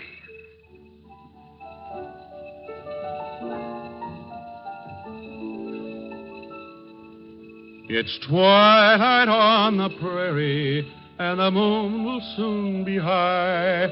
She'll be herding every star up in the sky. We'll lope along to dreamland, and we'll bid each care goodbye, while the wind blows through the sagebrush with a sigh. So hush, little darling. Little dear, go to sleep, little darling. I'm right here. Let my shoulder be your pillow. You'll be safe as you can be. Little darling, you mean all the world to me. We'll always be together, and I promise faithfully that your dreams will all come true. Just wait and see. So hush, little darling. Shh. Little dear, go to sleep,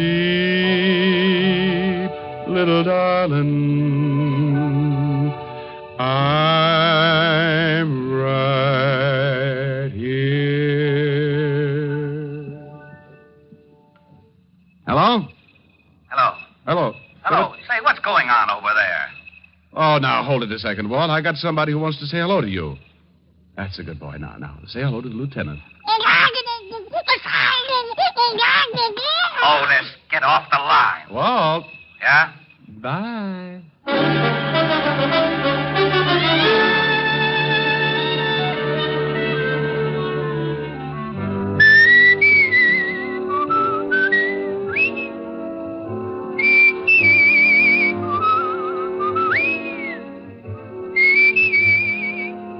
You have just heard Richard Diamond, Private Detective, starring Dick Powell. Ed Begley played Lieutenant Walt Levinson. Also in the cast were Wilms Herbert, Paul DuBois, Sammy Hill, Jerry Hausner, Jane Webb, and Dave Ellis. Music was under the direction of Frank Worth. Richard Diamond is written by Blake Edwards and directed by Russell Hughes. Dick Powell currently may be seen in the motion picture version of the best-selling novel, Mrs. Mike. This is Eddie King inviting you to be with us next Sunday at this same time when we will again bring you Dick Powell as Richard Diamond, Private Detective.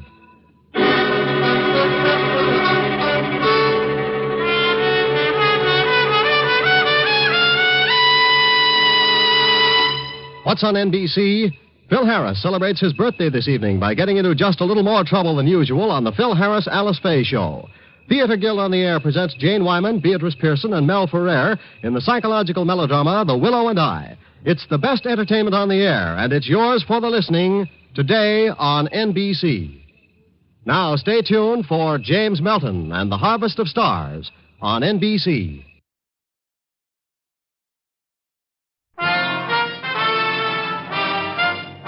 Listen while the makers of Rexall drug products and 10,000 independent Rexall family druggists bring you Dick Powell as Richard Diamond, Private Detective.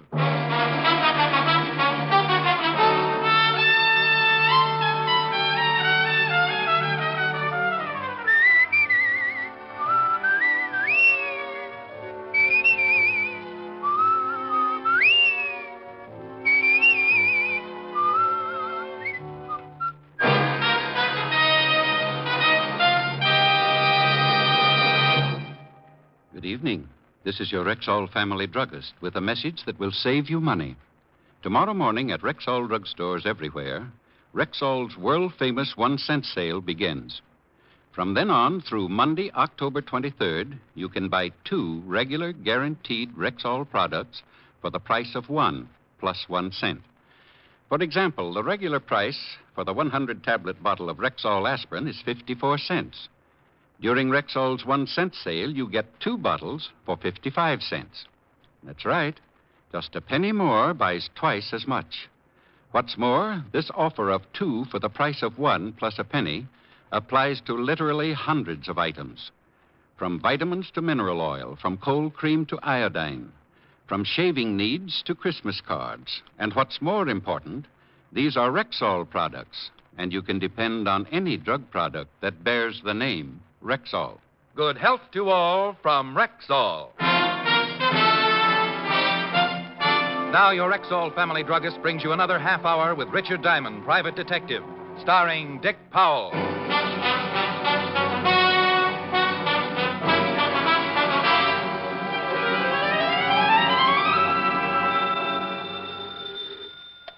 Diamond Detective Agency.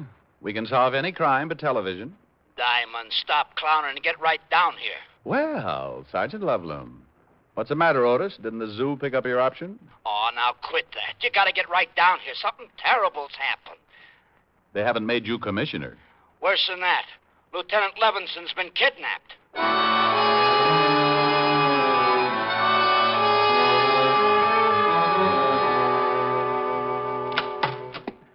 Diamond to see you, Captain. Hello, Collins. Oh, all right, Diamond. Otis just called me about Walt. Now, look, Rick. I know Walt's a personal friend of yours. He's a good friend of mine, too. But this is police business. A cop's been kidnapped. Diamond was a cop for 6 years. I don't need a case history, Sergeant. Oh, get off it, Charlie. I'm down here to help. Of course you are. But there's one thing I won't stand for, Rick. The way you operate. Well, what's the matter with the way I operate? I know how you feel about Walt, and when a guy feels that strongly about someone, he's liable to do a lot of things to get a few answers. Oh, for Pete's sake, Charlie. What are you going to do? Hold a tea party and hope someone will spread some gossip? That's not fair, Rick. Well, if you think I'm going to sit back knowing that Bert Fisher's got Walt... Who said anything about Bert Fisher? Well, nobody had to say anything. Pretty obvious, isn't it? Walt sent Bert's brother Art to the electric chair. Bert swore he'd get Walt for it. Fisher dies tonight, doesn't he? Yeah. Sure, I think it's Bert Fisher, too. And we're going to do everything about it we can. Bert's been to Detroit, hasn't he? Yeah. I've got a call into Detroit. Should be hearing any time. This phone call you got saying they had Walt. I didn't have time to trace it. The guy said Walt was being held, and when Art Fisher dies tonight in the chair, so does Walt. Charlie, I'm going to work on this thing whether you like it or not. Yeah, that figures. But I promise you, Rick, I won't save your skin if you get out of line. Any leads yet? No.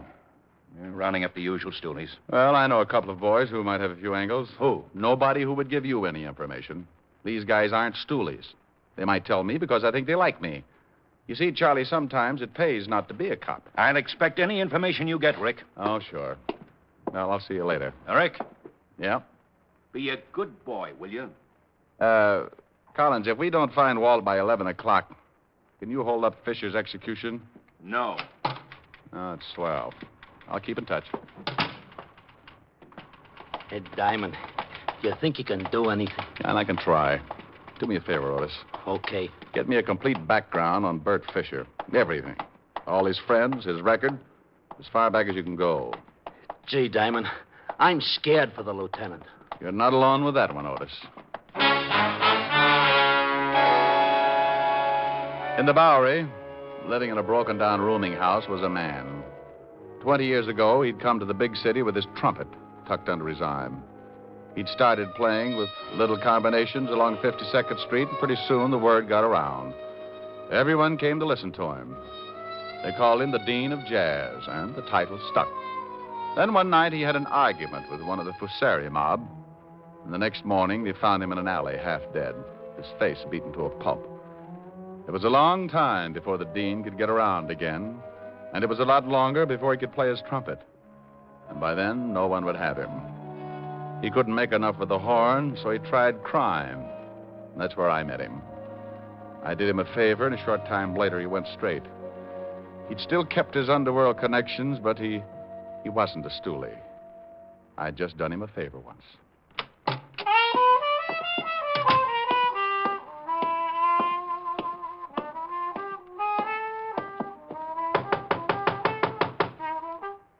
Yeah, who is it? Richard Diamond. Oh. Hello, Diamond. How you, Dean? Like to see you. Yeah. Yeah, I kind of figured you would.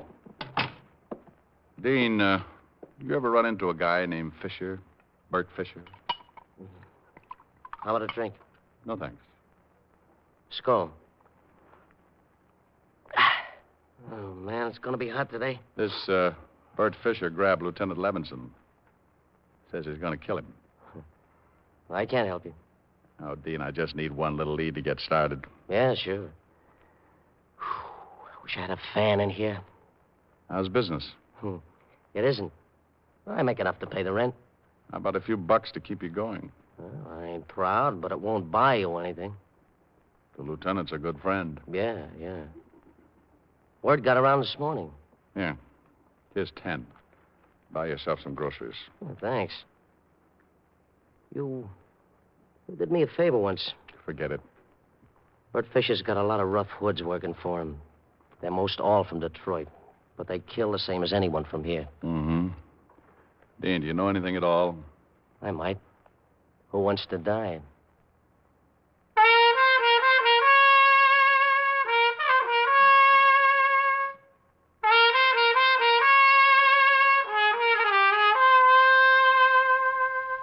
Hey, still blow pretty good. Sure, me and Bix. Well, I'll see you around. Yeah, thanks for the 10. Oh, Dean, about 11 o'clock tonight, play a few bars of the funeral march. Oh, Diamond. Yeah? You remember this tune, don't you?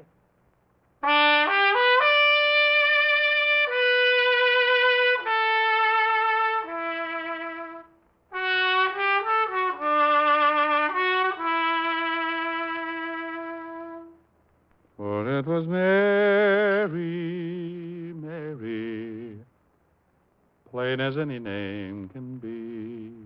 You got it, pal. See you around.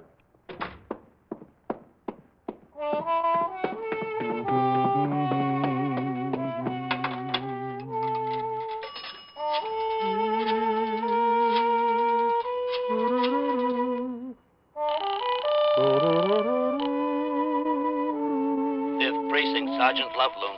Oh, this is Diamond, Otis. What'd you find out? Oh, I got reports on everybody we know is connected with Bert Fisher. You want me to read them off? Anybody on that list named Mary? Mary?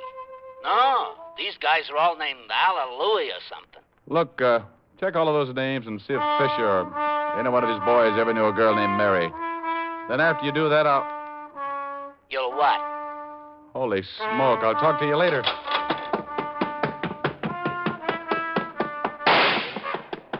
Dean! Dean!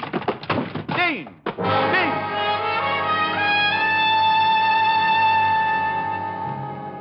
The Dean had blown his last note. He was sprawled face down on the dirty carpet, clutching the shiny trumpet. A thin line of red was spreading out from a bullet hole in his chest, and the open window sent me across the room in a hurry. I looked out on the fire escape to see a man drop to the alley below. We both fired a split second apart. He staggered as my slug knocked him against the building, and then before I could try again, he disappeared around the corner. I turned, looked down at the Dean, and wondered if Gabriel was getting a lesson in jazz.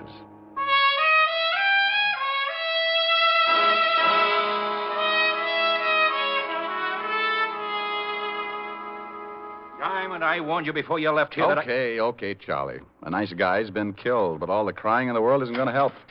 Hey, I got something, Diamond. Let's see. Good grief, he's got the whole department working for him. Come on, Otis, what have you got? Is it all right, Captain? Yeah, go ahead. I should be in the second-hand business. Report on one of Fisher's old mob, Lou Baxter. Only one of the whole bunch who had a girl named Mary. Mary? Who's Mary? Charlie, look at this picture. Lou Baxter. I've been looking at it all morning. Oh, take another look.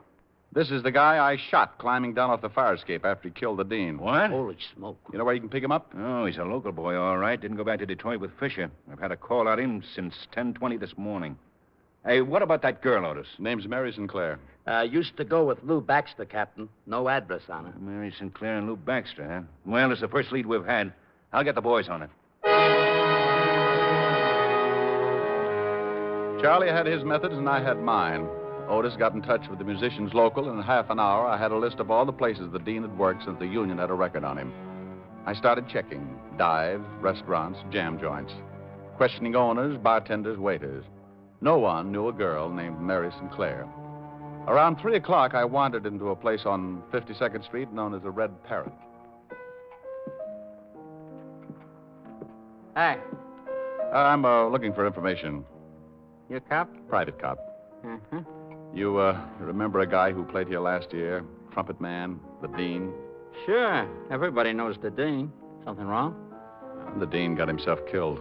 Oh, no. Gee, that's too bad. Real nice guy. You ever know a girl named Sinclair? Mary Sinclair? No. No, I don't think so. Oh, okay. Hey, mister. Yeah? Why don't you ask Ed?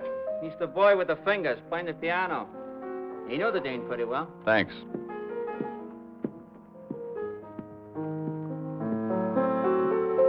You, Ed? Yeah. What can I do for you, Pops? I understand you're a good friend of the Dean's. Sure, we're compatible, but I ain't seen him in a while. You looking for him? No, for a friend of his, a Mary Sinclair. Cute chick. Where can I find her? Why do you want to find her, Pops? Well, the Dean was murdered a few hours ago. She used to live over on 47th Street, 69 West. But that was a year ago. You sure about the address? Couldn't forget it.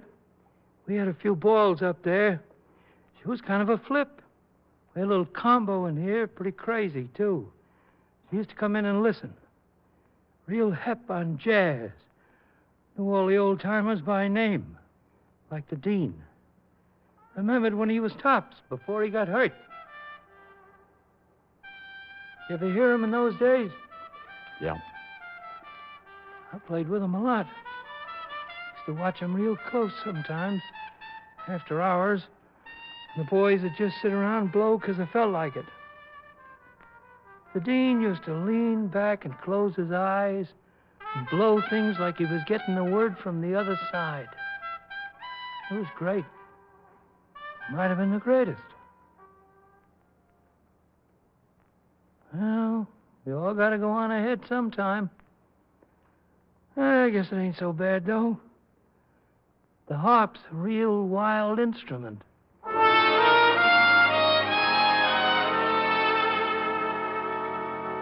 I left the piano player and headed for the address he'd given me. There was a good chance Mary Sinclair wasn't living there anymore. but it was the closest I'd come to any kind of a lead. When I got there, I held my breath and looked at the mailbox. Score for Diamond. Miss Mary Sinclair still lived in the building.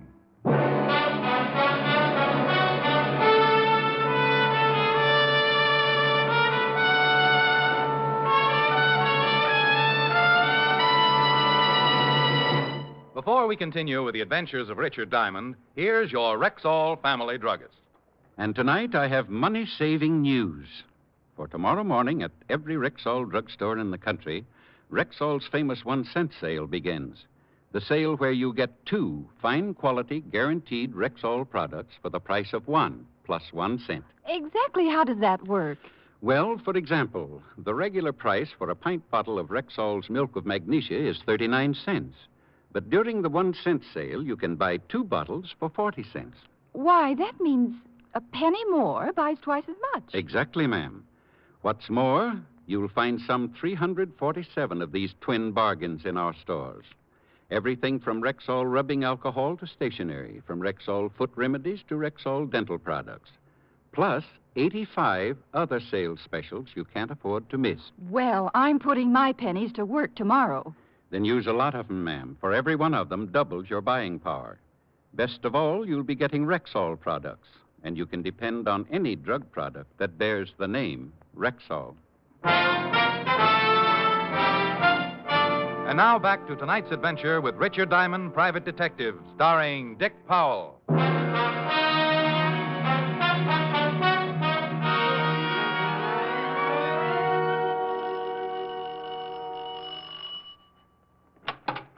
Yeah? Oh, hello. Mary Sinclair? Yeah. Whatever you're selling, I'll take a dozen. I'd like to talk with you. I'd like you to. Some other time. I'm busy right now. I'm afraid this can't wait. It'll have to, baby. Give me a call. Plaza 45466, Mr. Diamond. Okay, doll. Call me tomorrow, huh? You got your foot in the door, honey. Old habit. Can't seem to break it. Well, I'll break it for you, honey. Your whole leg. You'll be sorry, doll.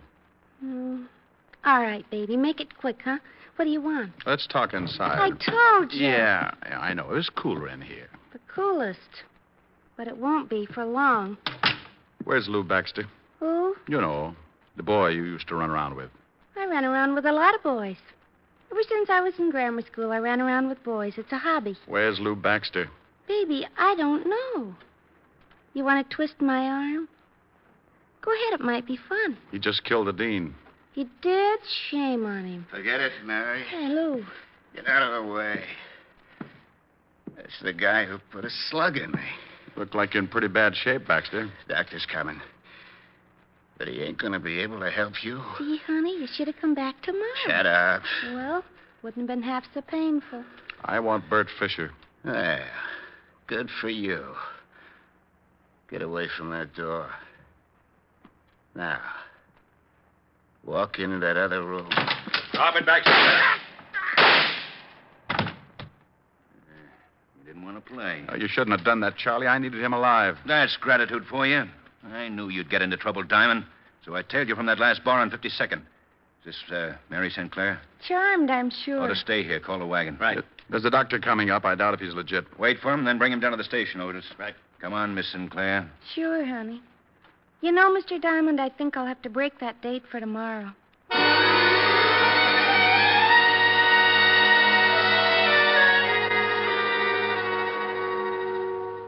Here are Baxter's things, Captain. Watch, wallet, nothing much. Yeah, let's check the wallet.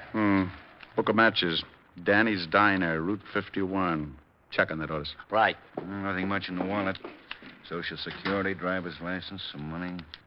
Quite a lot of money. Want to take a look? Yeah. No addresses, huh? Here's a ticket to a shoe repair shop. Well, nothing much here that would give us a lead. Yeah? Danny's Diner is about 160 miles out on Route 51. And guess who runs it? Oh, Chino Amalo. that does it. Call the authorities in that area. Right. Chino Amalo. 8 years for armed robbery. Used to work for Bert Fisher. Yeah, maybe this is it. What time is it? Going on 7. This better be it. We only have 4 hours, and you got to drive 160 miles.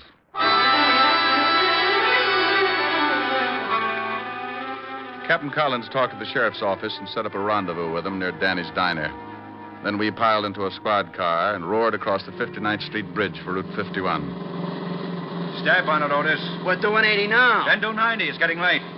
Now, Rick, you think we should bust right in the diner and take a Mallow? No. Mallow doesn't know me. Never seen me. You stake out your men around the place and I'll go in. Give me a couple of minutes, then you come in, work on Mallow a little, and then leave. If he knows where Fisher is, he'll try to get in touch and I'll tag him.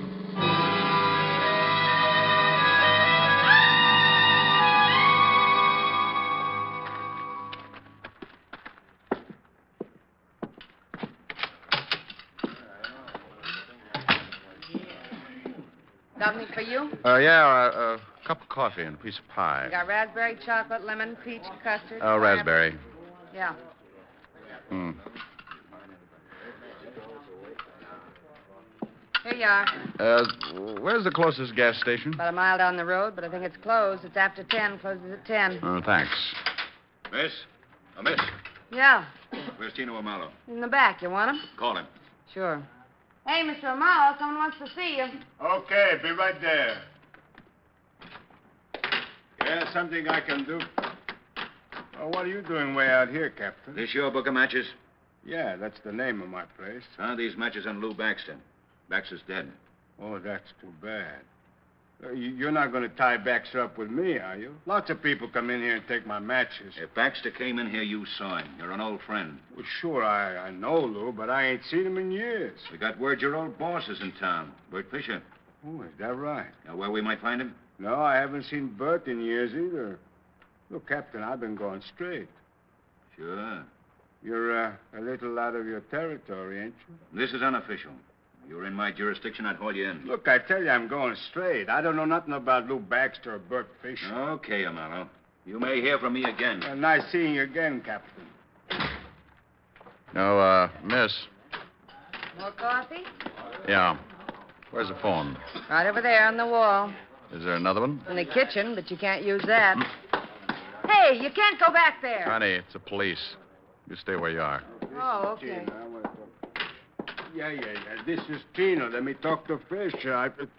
Hey, what are you doing? Don't move, Amalo. What is this? Cover up that mouthpiece. Cover it up. Okay. Now, when you get Fisher on the line, say what I tell you. Hold that receiver out so I can listen. Look, friend. You look. Say one thing wrong, and I'll use this gun. You a cop? None of your business. Well, look, Yeah, what do you want, Amalo? There he is. Tell him you just heard Baxter was killed. Hello. Tell him. Hello. Look, I just got news that the Baxter was killed. Yeah? Okay, anything else? Say no, that's all. No, that's all. So what's the matter with you? Oh, nothing. Okay. You got any more news? Keep in touch. Hang up. Now, where's Fisher hiding out? Get up. Where's Fisher hiding out? You dirty flat-foot. You nearly bust my jaw. Only nearly?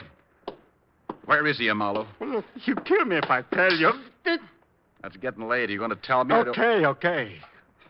He's in a cabin about a mile up the road. Come on. You're going to show us.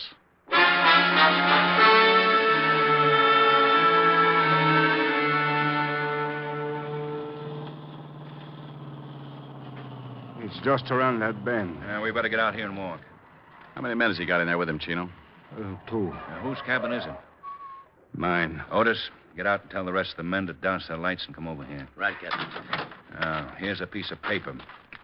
Draw us the floor plan of that cabin. Here, I'll give you some light. Okay, go ahead, Amalo. How many rooms? 3. Uh-huh. Hey, we're all set, Captain. Okay. 1 big room with a door here, a kitchen here, and a bedroom here. Oh. Where's Lieutenant Levinson?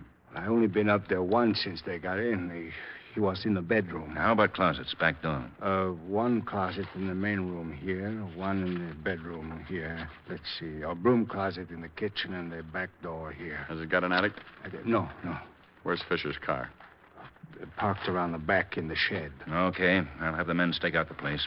You're going to take me up there, Amalo. Me?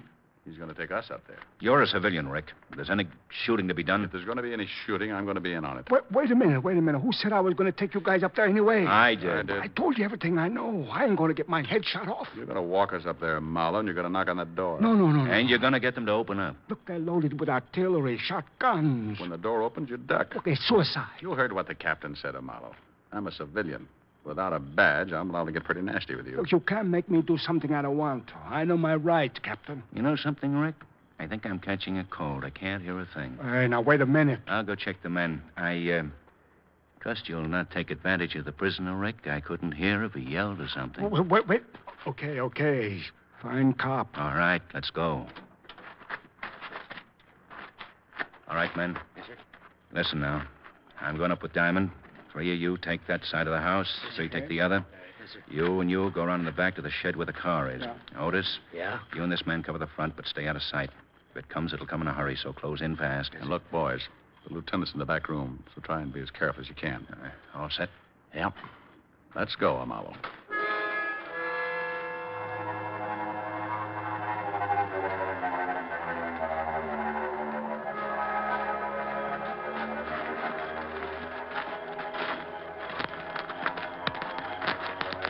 There it is. Light in the front window. It's 10 minutes of 11. I hope their watches aren't fast. Keep going, Marlowe.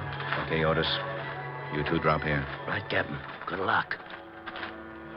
What are you stopping for, Marlowe? I just remember they told me to yell if I came up. If you try to pull anything... No. Honest. They told me to yell. Okay. You stay here. We're going up on that porch.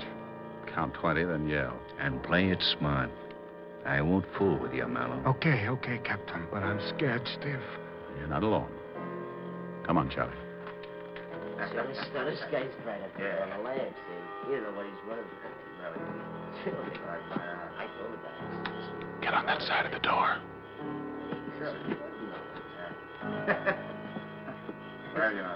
Hey, Bert! Bert, it's me, Chino. Hey, Bert, I gotta see you. You alone? Yeah. Can I come up? Throw a light on him, Ed. Okay, come on up. Get him, Rick. What are you doing? Stop! One going into the room. Look out! Okay. Don't shoot anymore. I'm hurt. See you, Walt. Okay. Walt? Well, it's about time. Get these ropes off me. You okay, Walt? Yeah. Thanks, Charlie. What time is it? 11 o'clock. Happy birthday.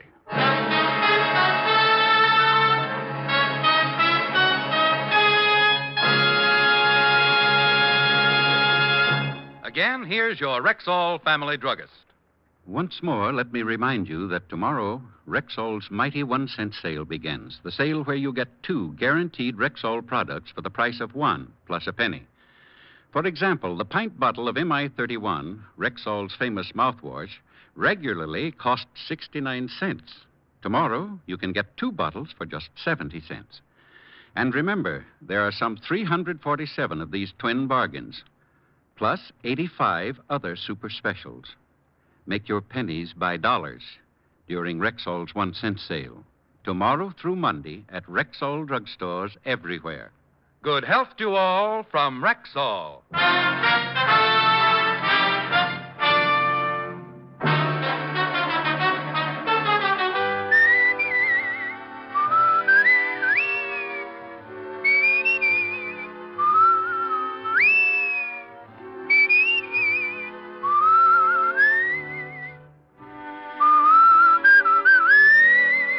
Richard Diamond, Private Detective, stars Dick Powell in the title role and was written by Blake Edwards, with music composed and conducted by Frank Worth. Dick Powell can soon be seen in the Metro-Goldwyn-Mayer production, Right Cross, in which he co-stars with June Allison and Ricardo Montalban. Featured in tonight's cast were Wilms Herbert, Bill Johnstone, Sidney Miller, John Stevenson, Arthur Q. Bryan, Virginia Gregg, and Jay Novello. Richard Diamond, Private Detective, is produced and directed in Hollywood by Jaime Del Valle.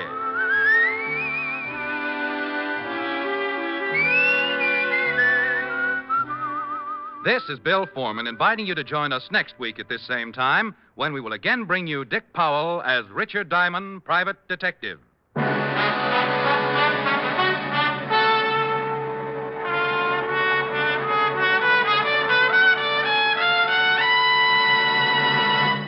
Remember, tomorrow starts the 4 biggest bargain days in the year. Rexall's nationwide 1-cent sale. The sale where you get 2 top-quality guaranteed Rexall products for the price of 1 plus 1 cent. Remember, tomorrow, Friday, Saturday, and the following Monday, just step inside a Rexall store where you buy twice as much for a penny more.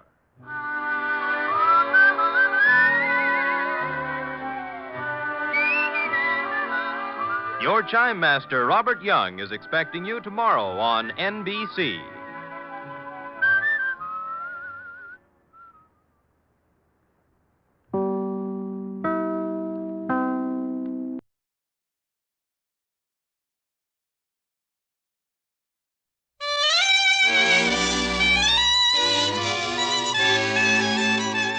The makers of Camel cigarettes present Dick Powell as Richard Diamond, Private Detective.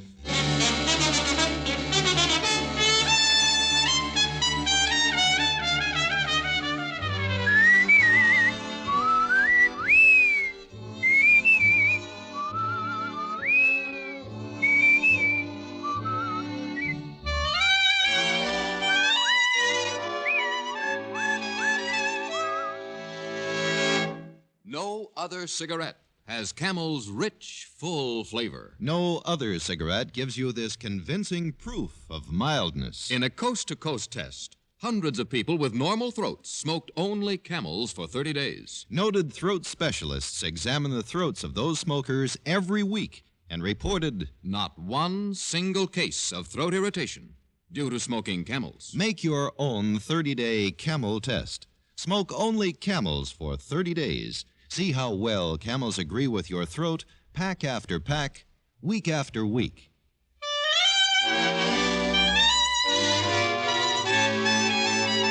Here transcribed is Richard Diamond, Private Detective, starring Dick Powell.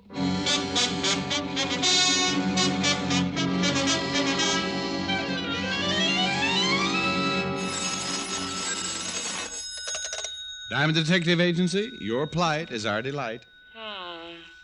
Helen Asher speaking, a gal alone with just a phone. Oh, clever, Helen, clever. Thank you, sir. After all, you're not the only one who can make up corny slogans. Easy, girl. You're crowding me. Of course, I just might give up my slogans if you were on time for dinner tonight. Well, that's the deal. I can't stand competition. Seriously, Rick, I have a surprise for you tonight. Oh? You inviting a preacher for dinner, maybe? No, nothing like that. But I'm fixing the whole dinner myself, from soup to salad. Oh, great Scott. $4 million and she can cook, too. Well, you just remember to go easy on lunch. I want you to have an appetite by the time you get here. Helen, I couldn't think of eating anything that would spoil my appetite. Besides, the automat won't take slugs anymore. Well, I do believe little old me has a little old client. Must be male. I don't hear your fangs clicking. Oh, dear, you're so astute. Bye. Bye. You, Diamond? That's right. Well, what do you know? Odds were 10 to 1 I'd find you in. You don't say. Yeah, now get your hat, pal. It's 45 puts the odds in my favor. Now get up. What are the odds on finding out what this is all about? 100 to 1 right now. You'll find out soon enough, though. Now come on. And Diamond, don't try no tricks. You do when it's even money, you'll be a dead man. Well, some people collect stamps. Me, I collect strange visitors. And the character who led me downstairs to his car was one of the strangest I'd seen all week. He wore a loud check vest, purple sports coat, and bright yellow slacks. And every time he opened his mouth, he gave odds on something or other. We drove through town, finally pulled up in front of a ritzy apartment house. He led me back to an apartment on the first floor. Hold it. This is it. Inside, Diamond. That's fair enough. Hey, Janet! Janet! I'm right here, Freddie. You don't have to... I told you it was 4 to 1. I could bring him here. Oh, you win the bet, Freddie. Hello, Mr. Diamond.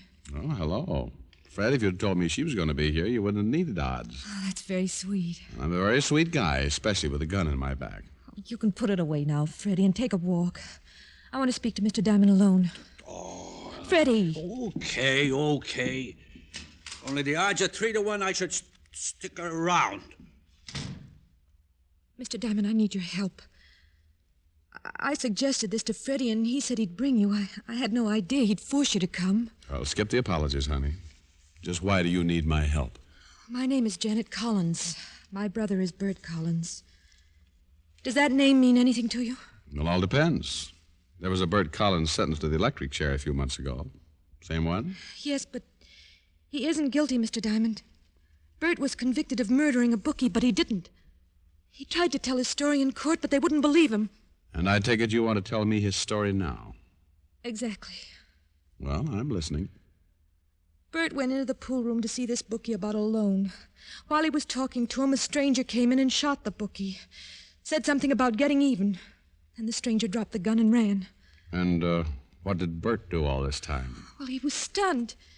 He bent over the body and picked up the gun just as the police rushed in. It looked like he did it. Only he's innocent, Mr. Diamond. Honey, as I remember it, your brother had a fair trial. 12 men disagree with you about his guilt. I know that. But there's one man who can prove he told the truth. Oh? Well, keep talking. There was a witness to the murder. A little racketeer named Tony Garibaldi was in the pool room when it happened. He saw the stranger come in and kill the bookie. Why didn't this come out at the trial? Because we couldn't find Tony. We? Freddie, Bert's lawyer, and myself. We have witnesses who swear they saw Tony enter the pool room and rush out after the shooting. But you haven't got Tony. No, and he's the only one who can prove Bert is innocent. Unless we find Tony by tomorrow, it'll be too late. Please take the case, Mr. Diamond. Find Tony Garibaldi. Well, I can give it a try. This is a big city, though. Tony could be hiding anywhere. I know it's a hard job, but I'll pay the usual fee, and I'll be very grateful, Mr. Diamond. Very grateful. Mm-hmm. Well, save the gratitude for later, dear, after we find Tony Garibaldi. Oh, Diamond. A pretty face, a sob story, and you get into the screwiest cases. Find a cheap racketeer out of 7 million people. I wonder what kind of odds Freddie would have given me on that. I caught a cab back to my office, picked up my card, then drove down to the 5th Precinct. I was hoping Lieutenant Walt Levinson could give me some lead on Tony Garibaldi. Oh, good morning, Mr. Diamond. Mr. Diamond? Well, so formal. New policy. Commissioner decided we were getting too lax here at the 5th Precinct. Henceforth, we are to treat visitors with dignity and respect. You don't say. Yeah, and stop grinning. What do you want down here, anyway? Oh, I'm working on a case. You remember Bert Collins? And how? Grilled him after he was arrested. Tough boy. Mm-hmm. Well, I'm working to spring him. Yeah, he was one of the... What? Are you crazy? Collins gets the chair tomorrow night. I know, but his sister says he's innocent. And you believed her? I don't know. She wants me to find a punk named Tony Garibaldi. Says Tony witnessed the murder and can prove Bert didn't do it. Oh, yeah, I remember. That's what Bert told us. We tried to locate Tony, but he's dropped out of circulation. You think Tony really saw the murder? Who knows? Guy next door to the pool room said he saw Tony enter and come out later after the shots. Look, Rick, there's no doubt that Bert did it. The patrolman on the beat rushed in, found him standing over the body with a gun in his hand. Mm-hmm. Well, then why is Tony hiding? And why would Bert's sister want me to find Tony unless he was sure he could free her brother? All I know is we had all the evidence against Bert that we needed. He tried to borrow money from the bookie. Bookie refused. They had a fight. Bert shot him open and shut case. Maybe it is, maybe it isn't, Walt. I'm still going looking for Tony Garibaldi. Any leads on him? Yeah, I'm afraid not. Chances are some of the petty rackets might know where he is. Tony's worked all the cheap rackets, got a lot of friends. Well, I guess I start covering the petty rackets then, huh? Yeah, good luck, Rick. If Bert is innocent, I'd hate to see him burn. Well, if I find Tony, I'll bring him into you here. I'm glad you said if. If you find Tony and if he can clear Bert Collins. That's right, Fatty. If. New York is a big city, and like any big city, it has a lot of rackets. Everything from fake panhandlers to phony insurance salesmen. But someone in these rackets might know where I could find Tony Garibaldi. So I began checking. One racket after another, charity rackets, used car rackets, everything. Yeah, a lot of people knew Tony, but they hadn't seen him in months, or so they said. It was late afternoon by the time I pulled up in front of Sneezy Williams' apartment. A few years back, Sneezy had organized every pickpocket in town, formed a sort of a union. There was a chance he might know Tony's whereabouts. I got out of my car and started for his apartment. Don't turn around, Diamond. It couldn't be your finger sticking in my back, could it, friend? No, it couldn't be. Walk toward that alley, Diamond, or I'll put a hole right through you. That's a pleasant thought. Now, pal, if this is a stick-up, you're in for a disappointment. The only green stuff in my wallet is moss. Shut up and don't turn around. That's far enough. Diamond, I hear you've been looking for me. Oh, you're Garibaldi? Shut up. I'll do the talking, Diamond. I don't know what your angle is in this or why you're after me, but I want you to lay off. Well, why are you hiding, Tony? What are you afraid of? Never mind that. Now, look, I've heard you're a right guy. I hate to do this, but you've got to understand I'm not kidding. Keep away from me, or next time you won't get off so easy. Tony, listen to me.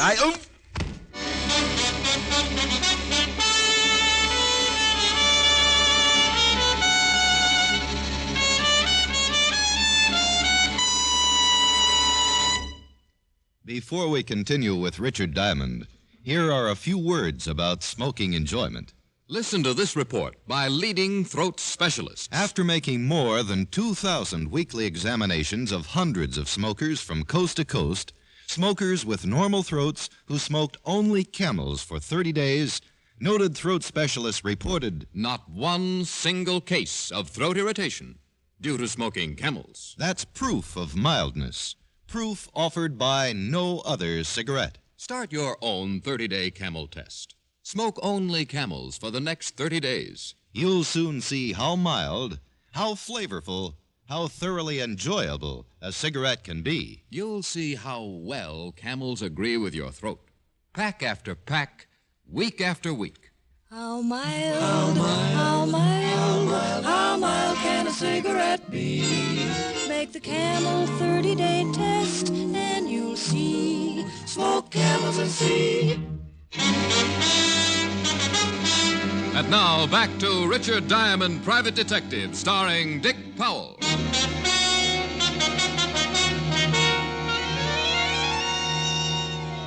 I was looking for a little racketeer named Tony Garibaldi. Only instead of finding him, Tony found me.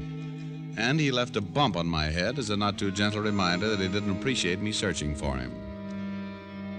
But now I was even more determined to find him for two good reasons. One, he might save Bert Collins from the chair, and two, I wanted to repay him for that crack on the head with interest. After I'd come to in the alley, I went to a cafe on the corner, smoked 4 Camels, had 2 cups of coffee, and washed my face. I felt much better as I walked back up the street to Sneezy Williams' apartment. I climbed the stairs and knocked on Sneezy's door. When the door opened, Sneezy stood there, his face screwed up like he'd just bitten into an unripe persimmon, then... Relief spread over his pudgy features, and he held out his hand. Ricky Diamond. Long time no see. How are you, Sneezy? Bad, Ricky. Awful bad. Come on in. Well, thanks. Ooh, what's that smell? Fumes. From my vaporizer over there on the table. I gotta breathe them. It clears up my head. Oh. I hear you've gone up in the world, Sneezy. Pickpocket union, huh? Diamond, please, don't use that word pickpocket. In the trade, we call them cannons. Oh, well, I'm sorry. I didn't mean to be disrespectful. A common mistake. Yeah, I organize the boys. It keeps them out of each other's territory, and I get a percentage of all their takes. Well, that explains the fancy apartment. Uh-huh. Only what good's dough when you're a sick man like me? I got a cold all year round. I've been under a mustard plaster so long I feel like a hot dog. What brings you here, Ricky? I'm looking for a man, Sneezy. Thought you might know where I could find him. Well, it all depends. Come on, let's sit over here by the vaporizer. I gotta sniff those fumes. Who you after, Rick? Guy by the name of Tony Garibaldi. Tony, huh? You know him? Oh, sure. Worked for me a few years back. I haven't seen him lately, though. Where was he living when you knew him, Sneezy? Now, let's see. Excuse me a sec. Ooh, them fumes feel good. About Tony. Huh? Oh, yeah. I should know it. Sure. He lived with his mother. Yeah, that's a nice old lady. I've been over there a few times. Over where, Sneezy? What's the address? The address? Ooh, them fumes. You know, these vaporizers come pretty high these days. This one set me back $10. Well, all right, Sneezy. Here's $10. Vicky, you are a kindred soul. Just make with the address, Sneezy. Yeah, the old lady runs a dry cleaning shop over on 79th and 3rd. Right on the corner. You can't miss it. Ooh, them foo. Ooh.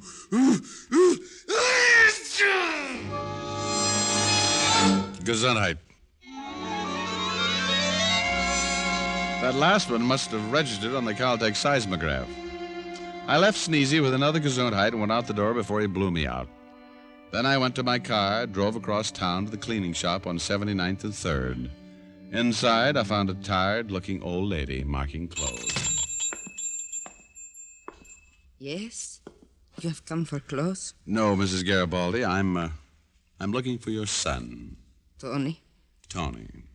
What is it you want with him? I'd like to talk to her. You're from the police? Well, indirectly, yes. Go away. Now, Mrs. Garibaldi. Go away. You're not dressed like a policeman. You're not from the police. You wish to harm my Tony. Go away. Mrs. Garibaldi, your son's in a lot of trouble. He might be able to save an innocent man from dying. I intend to find him. Tony is in trouble, yes, I know. He comes here months ago, tells me he must hide. He does not tell me why. Why must Tony hide from men like you? Why? Your son witnessed a murder. This is a crime? No, but Tony ran away. Now, if he tells what he really saw, perhaps an innocent man will go free. Tony is a good boy. He would not wish harm to innocent man. Perhaps Tony's afraid, Mrs. Garibaldi. Afraid some harm will come to him if he tells the truth. Is this true? No, the police will protect your son. But they can't protect him if they don't know where he is. He's in more danger now. How do I know you speak the truth? You're not from the police. I know you're not a harm Tony yourself. You can check with the police. Lieutenant Levinson, 5th Precinct. He'll vouch for me. Oh, I do not know. You would not tell me to check unless you spoke the truth. But I do not know. Where's Tony living, Mrs. Garibaldi? Tony says I'm not to tell anyone. Your son's afraid. People in fear don't think clearly. Now, where's Tony? Tony's a good boy. There's no God he must hide. Where is he? Tony must hide no more. Tony must tell truth. If I do wrong, may I be forgiven, but I will tell you where Tony hides. Mrs. Garibaldi wrote the address on a slip of paper. I called Janet Collins and asked her to meet me at Tony's hideout. Together, we might be able to persuade him to tell the truth about the murder. When I got to Tony's rooming house, Janet hadn't arrived yet, so I went up alone. And after 5 flights, I didn't bother to knock. What? Hello, Tony. Diamonds. Yeah. Now, punk, we'll have a little talk. You get out of here. Leave me alone. Now, stay right there, Tony. I've got the gun this time. And I'm itching to pay you back for that wallop in the alley. I had to do that, Diamond. You don't understand. Well, then suppose you enlighten me. Who are you hiding from? You know as well as I do. They hired you to find me, didn't they? It all depends. Who do you mean by they? Colin's sister Janet and that Freddie character. They hired you, didn't they? That's right. To find a chicken-hearted punk who might be able to save Bert Collins from the chair. You're quite a guy, Tony. Let Bert die because you're afraid you'll risk your own neck. Oh, come off it, Mr. Diamond. You must know why they want me. Sure, I was in the pool room the night of the murder. That's why I gotta hide. I don't follow you, Tony. Now, who was it you saw? You're trying to tell me you don't know. I never ask questions if I know the answers. Okay, then here's your answer. Sure, I seen the killer. It was Bert Collins. What? I was at a back table. Bert come in, he didn't see me. And after the shots, I got out of there fast. Ah, you're lying, Tony. Why are you hiding if Bert really did it? He's been convicted. He can't harm you. No, but his sister and that Freddie guy can. After the murder, they got in touch with me. Told me I had to swear I saw a stranger come in and kill the bookie. They told me I had to swear Bert didn't do it. So that's why you ran? Sure, I didn't want to get in trouble with the law. But if I didn't lie, I'd be killed, so I hid out. Tony, if what you say is true, I'm the biggest stoop in town. You gotta believe me, Mr. Diamond. I swear I tell the truth. And please don't tell them where I'm hiding, please. It's too late for that, Tony. They already know. What? Yeah, come on. Let's get out of here. We'll get you to a safer place, then we'll have to... Hold it right there, kiddies. Odds of 5 to 1, I'll pull a trigger. Well. Yellow vest, purple sports coat, and gray gun. Freddie, you're a regular Technicolor nightmare. Better drop your gun, Diamond. Hello, Janet.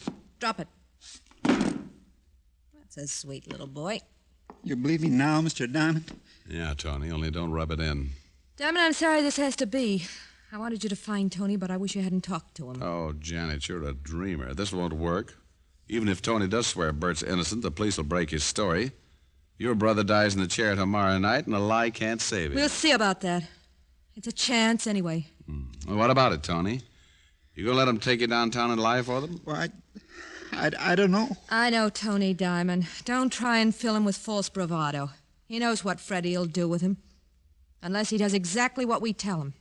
Don't you, Tony? Yeah, kid, you know. And the odds are 50 to 1 you'll say just what we want you to say.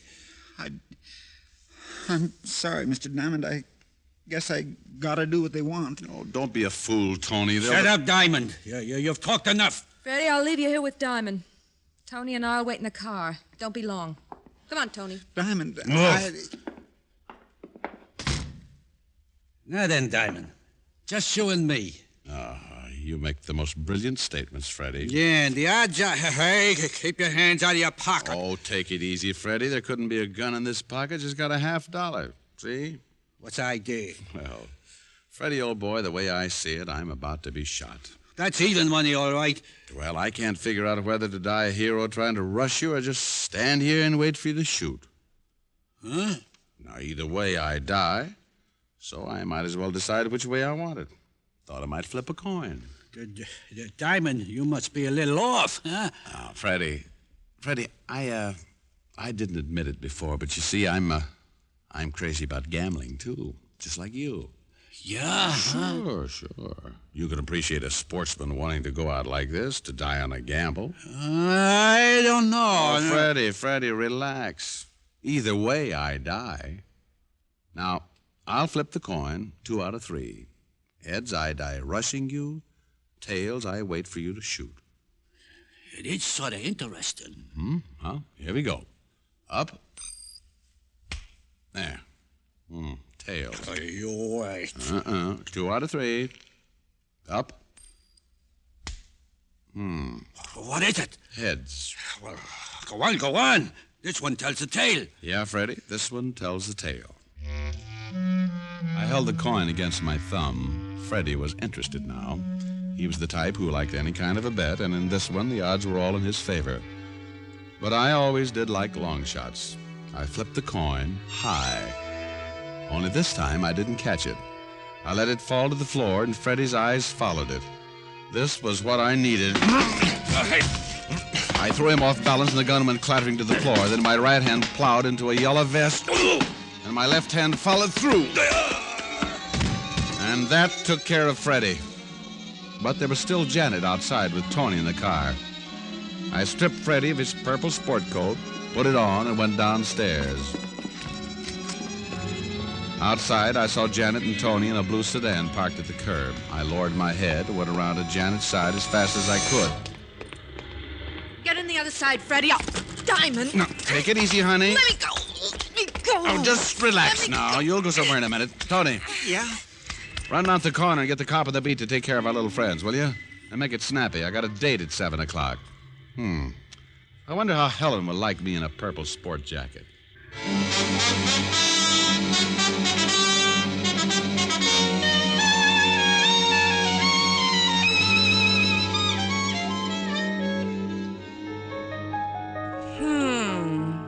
I beg your pardon, Helen, dear? I said, Well, that's what I thought you said. Now, dear, please stop staring at me. It makes me self-conscious. Oh, I just can't help it, Rick. I don't think it's right for a woman to tell a man how to dress. I agree. Only sometimes. Well, that purple sport jacket. I was wondering when you'd notice it. Well, I noticed it when you first came in. I'm just getting over the shock. Oh, I knew you'd like it, dear. Wait until you see my red, white, and blue slacks. I'm saving them for Lincoln's birthday. Oh, now, Rick, what's come over you? Personality, dear. Now settle back and listen to your colorful boyfriend sing a sweet song. Oh, what a way to spend an evening. A purple coat, a piano, and a private detective. And I'm the gal who graduated from Vassar. And so to sleep again, as if I'll ever sleep again. These restless nights go on away from you, and so to dream again, as if I'll ever dream again. My darling, since you're gone, my dreams are through. No other arms can ease this ache within my heart. No other lips can kiss away these tears that start. And so to sleep again, as if I'll ever sleep again, as if I'll ever love again anyone but you.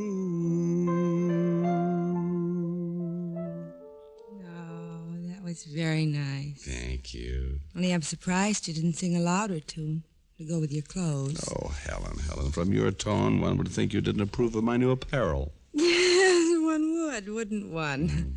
One would also... Now, Rick. Rick.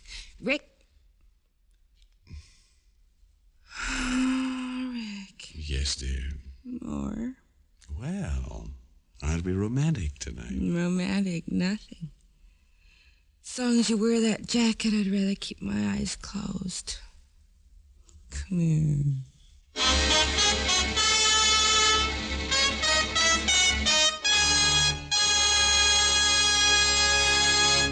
Dick Powell will return in just a minute. What cigarette do you smoke, Doctor? When that question was asked of doctors from coast to coast, doctors in all branches of medicine, the brand name most was Camel. Why don't you smoke Camels, too? And say, why not give a carton of Camels for St. Valentine's Day? Camels come in a special carton all dressed up for the Valentine season. Give your Valentine Camels. How mild, how mild, how mild can a cigarette be?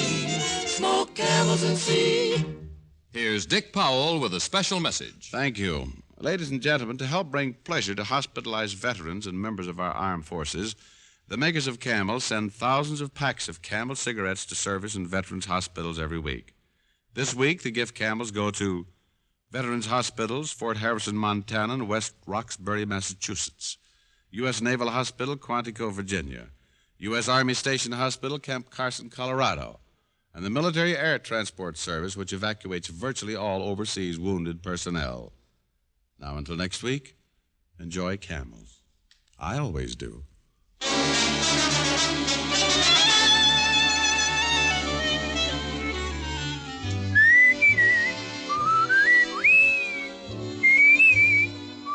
Tonight's transcribed adventure of Richard Diamond was written and directed by Dick Carr with music by Frank Worth. Virginia Gregg played the part of Helen Asher, and Alan Reed was Lieutenant Levinson. Others in the cast were Herb Butterfield, Gene Bates, and Parley Bear. Be sure to listen to another great Camel show, Vaughn Monroe and the Camel Caravan, every Saturday night. Here's Prince Albert, the National Joy Smoke. The bite is out and the pleasure's in when you smoke Prince Albert. It's specially treated not to bite your tongue. The bite is out and the pleasure's in. So pack your pipe with Prince Albert, the largest selling pipe tobacco in America. It's smooth, cool smoking. And say, there's more tobacco in the pocket tin now. So get Prince Albert tomorrow. Listen next week for another exciting adventure of Richard Diamond, starring Dick Powell. Listen while the makers of Rexall drug products and 10,000 independent Rexall family druggists bring you Dick Powell as Richard Diamond, private detective.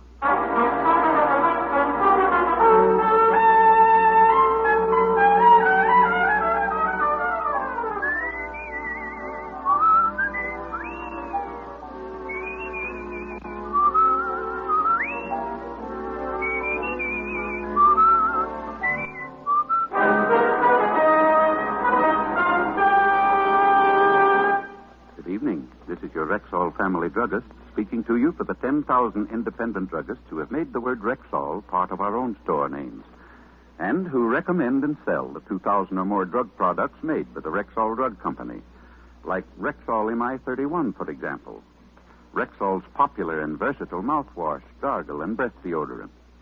Full-strength MI31 kills contacted germs almost instantly, yet will not harm the delicate membranes of the mouth and throat. Ask for Rexall MI31 at Rexall drugstores everywhere. And remember, you can depend on any drug product that bears the name Rexall. Good health to all from Rexall. Now your Rexall family druggist brings you a transcribed half hour with Richard Diamond, private detective, starring Dick Powell.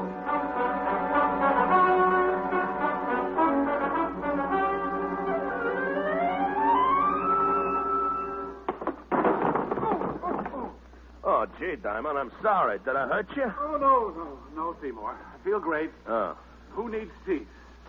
Come to think of it, though, I might be more comfy down here if you'd lift this desk off my chest. Oh, yeah, sure. There you go. Oh, well, thanks.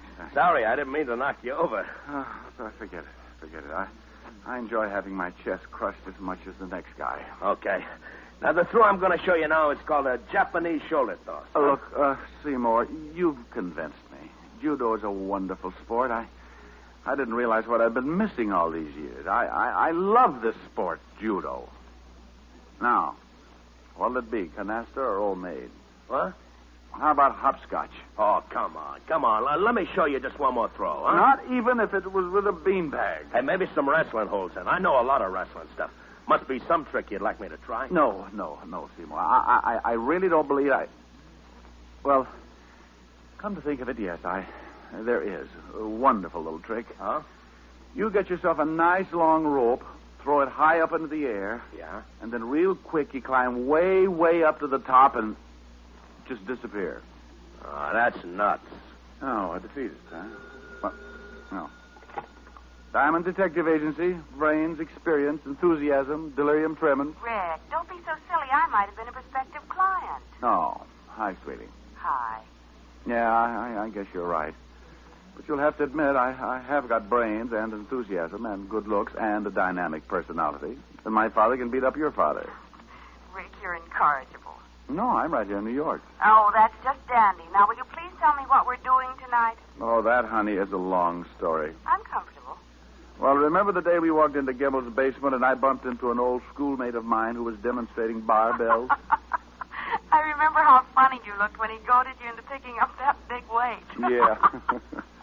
And how hysterical it was when he had to carry me upstairs to the chiropractor. I carried you just like a baby, too, didn't I? Who's that? Now, that's him. Muscles. He bicycled all the way over from Jersey just to tell me his ideas on self-defense. He bicycled? Oh, he was dressed for it. Top hat, tails, sneakers. What are you talking about? One of his cleverest ideas was that I'd treat him to dinner tonight if he could knock me to the floor in less than 30 seconds. So? Gave him the battle of his life. 7 seconds. The point is, where can we eat where they'll poison his food? Hey, I heard that. It's all right, Seymour. You can order small helping. Rick. Let's make it Leon's, baby, okay? Must we? Will you be an angel and meet us at Leon's? I'll meet you at Leon's. 8 o'clock sharp. Rick, if you keep me waiting. If I keep you waiting, you can have a lock of my hair. 8 o'clock. Sharp. Well, I'll see you at Leon's at 8 o'clock, huh? Bring lots of money, because I'm a guy who can really eat. Oh, I'll bet you are. Well, if you arrive there before I do, Seymour, start in on the ferns by the front door. Seymour was too stupid to go away mad, but at least he went away. I settled back in my chair and made a half-hearted attempt to figure a face out of the water spot on the ceiling. When I woke up, it was 5 o'clock, and I hated myself for the indulgence. As I sat there, thinking how much my mouth tasted like an old motorman's glove, I heard a noise in the hall on the other side of my door. Well, good afternoon. Something I can do for... Juice bar. Juice bar. Hey.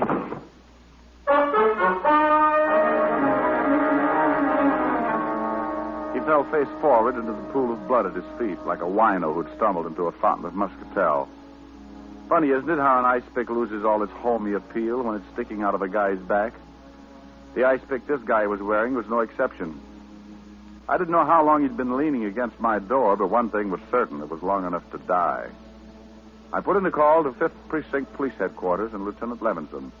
And 10 minutes later, my office was full of badges. And you have no idea who he is, huh, Rick? Not the biggest, Walt. Well, the checkup shows you're the only office in the building that's been open after 2, so he must have been on his way to see you when he got it from behind.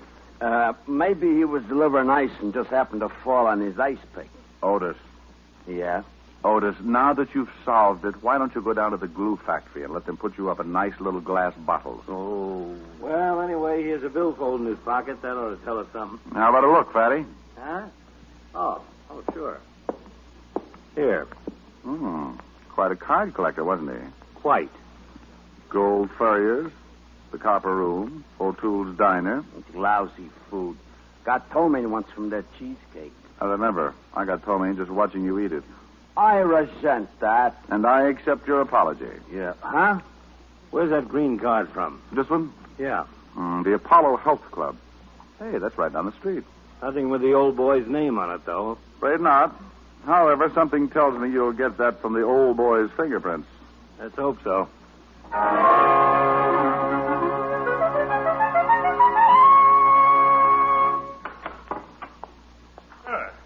This afternoon to you, sir. Welcome to the Apollo Health Club. May I be of assistance? I'd like to get a massage. Splendid. Performs wonders after a fatiguing day. A veritable balm to the chafed tissues of the body. But will it cure snow blindness? I beg your pardon? No, just ignore me. I'm a little chewed up today. I assume you're referring to a state of mind. Well, not altogether. Got a kink at my back that isn't entirely mental. Well, at least you've come to the proper place. A measure of skillfully applied anatomical science will regenerate the damaged musculature in no time. O'Brien, Mr. O'Brien, front, please. One of my best masseurs. Oh, you're the owner, huh? I am, sir. Let me introduce myself. Emerson Van Arthur, Doctor of Anatomical Science. Richard Diamond. A pleasure. Nice layout you have here. Indeed. 5 years of assiduous study in Switzerland under the illustrious Dr. von Seppelville has given me a boundless knowledge of the human mechanism. As a consequence, of course... Are you for me, Doctor? Oh, yes. O'Brien, I did.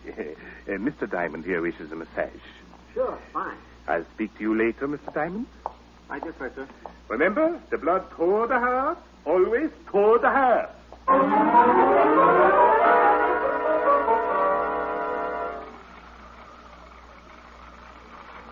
A real private detective, huh? Too private, judging from last month's receipts. Hey, you know, you really rubbed that kink out of my back. Good.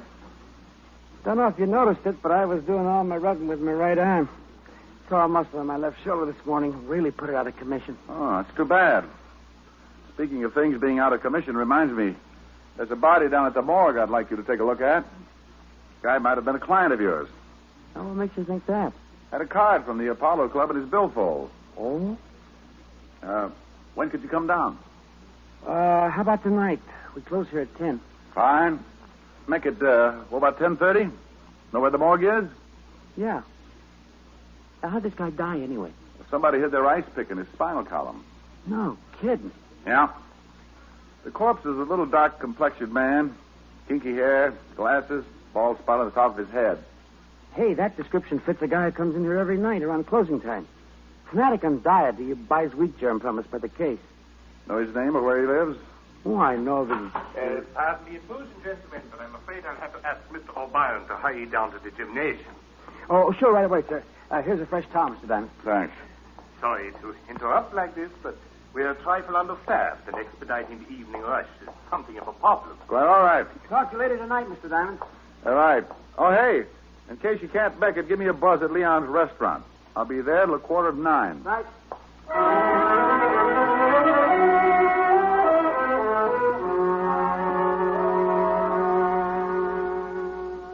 Ah, Monsieur Diamond. Hello. Bonsoir. Hello, Leon. Par ici, par ici. Which translated in English means? Right this way. Both my guests arrived? Oui. First the young lady, then a few minutes later the gymnast. But, Mr. Diamond, a telephone call is waiting for you. Oh, thanks, Leon. Hello, Diamond speaking. Hello, Mr. Diamond. This is Red O'Brien down at the Apollo Club. Oh, yeah, O'Brien. Hey, listen, you got to come down here right away. I really stumbled into something. Yeah, what's that? Can't tell you over the phone. Just get down here. Drop everything and get down here. Hurry. Look, Red, I'm right in the middle of the... Hello? Hello? Hello? Oh. Hey, kids, I got to run. Be back in a few minutes. Just where do you think you're going? Place called the Apollo Club. Yeah? Well, how about my dinner? Go right ahead and order. I'll be back. Oh, by the way, Seymour, that potato salad on the child's plate is a real deal for $25. And Helen, Yes, Rick. shoot to kill if he even suggests wrestling.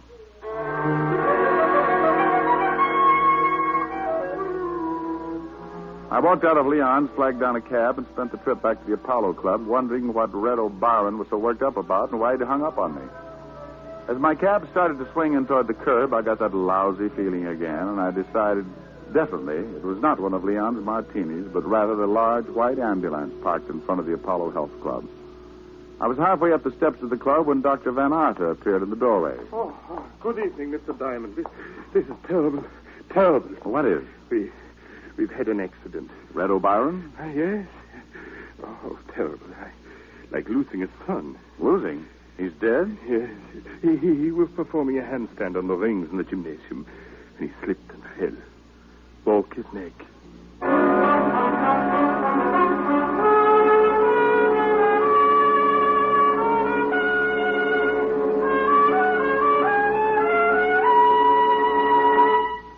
Before we continue with the adventures of Richard Diamond, private detective, here's your Rexall family druggist.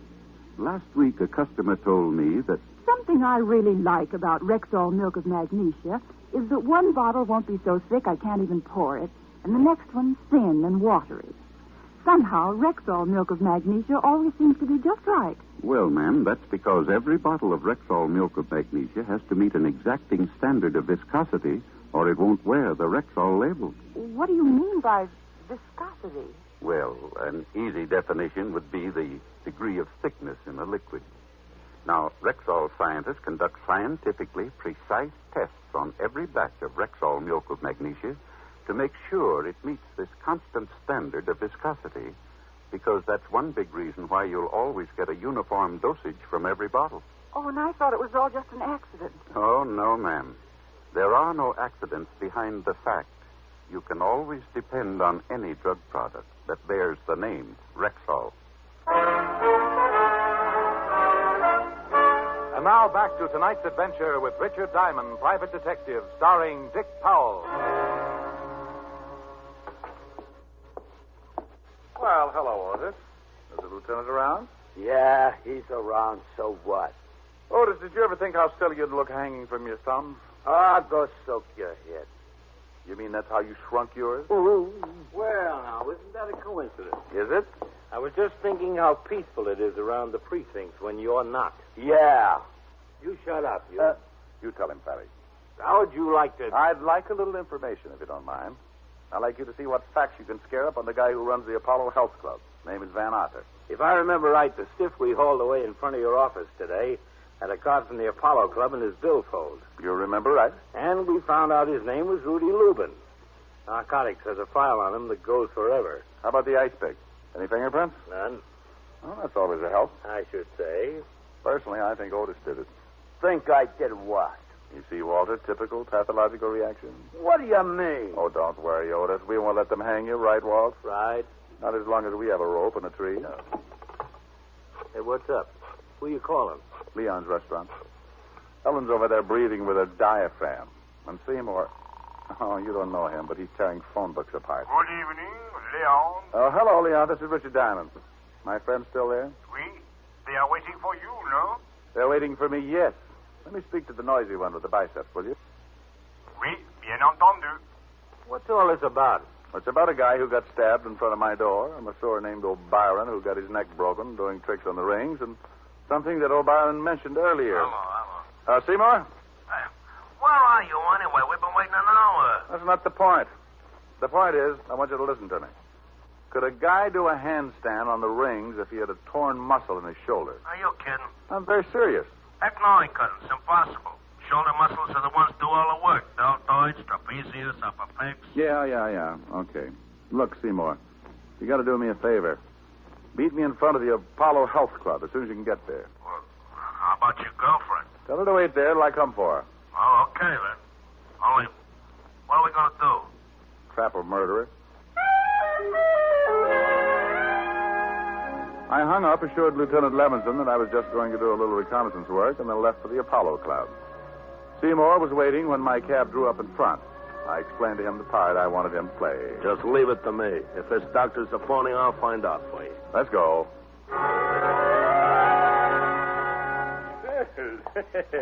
Hello again, Mr. Diamond. Doctor? I just talked to the O'Brien boys' family.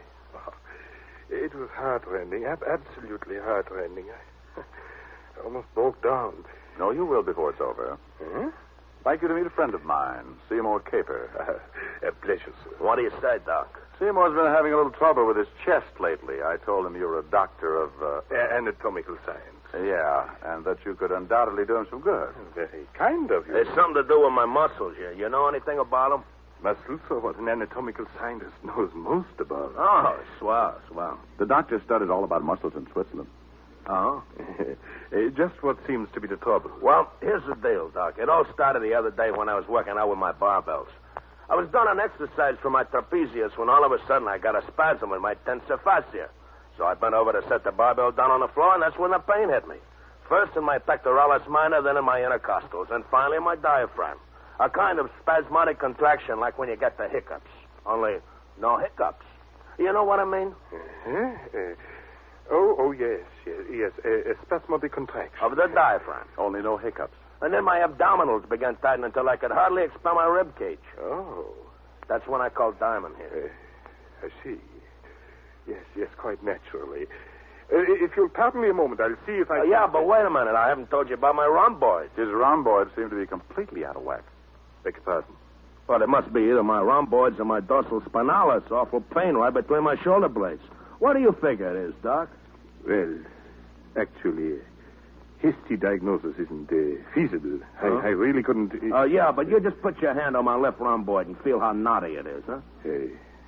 Left rhomboid. Yeah, go ahead, feel it. It's right under the middle trapezius, Doc. You know where that is. Please, Seymour. Don't insult the doctor. Any old quack knows where that is. Yes, certainly. Middle trapezius. Great Scott. I'd almost forgotten. I left a client under the sun lamp. Pardon me, gentlemen. I'll be back in a moment. Have a hunch he's heading straight for an anatomy chart. Yeah, you're not kidding. That guy's as phony as the title he uses. Doctor of Anatomical Science. My gluteus. Mine, too. Come on. I took Seymour by his rhomboid and led him out onto the street, down to the middle of the block, and up 3 flights to my office. While I did my thinking, Seymour did his push-ups. 302. 303. Well, Seymour, we know 3 things. O'Brien couldn't have been exercising on the rings with an injured shoulder. 5 right. And the doctor's a phony. 6 right. Then the doctor is a front for something that's important enough to kill people over. 300 right. 8. As a consequence, you and I are burglars. 9 right. What? Starting as soon as the Apollo Club closes. But You mean we're going to bust into the joint? We're going to bust into the joint or flatten your head in the attempt.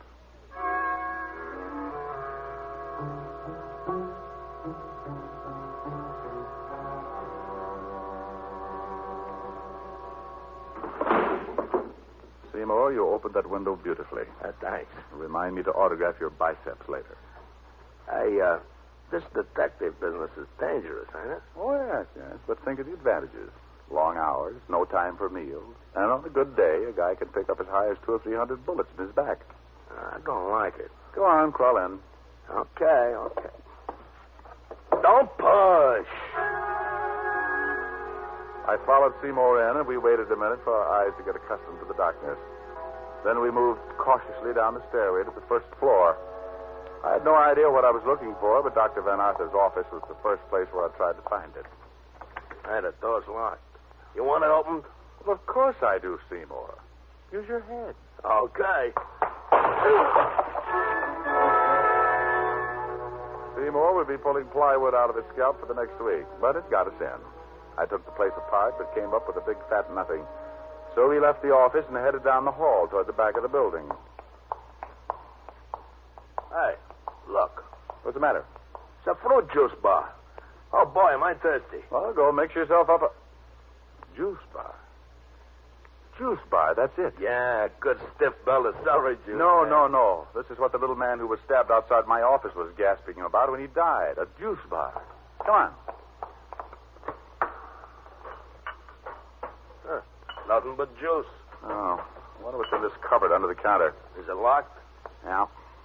Think you can pull it open? Just watch me. You see? Seymour. Yeah? Will you marry me?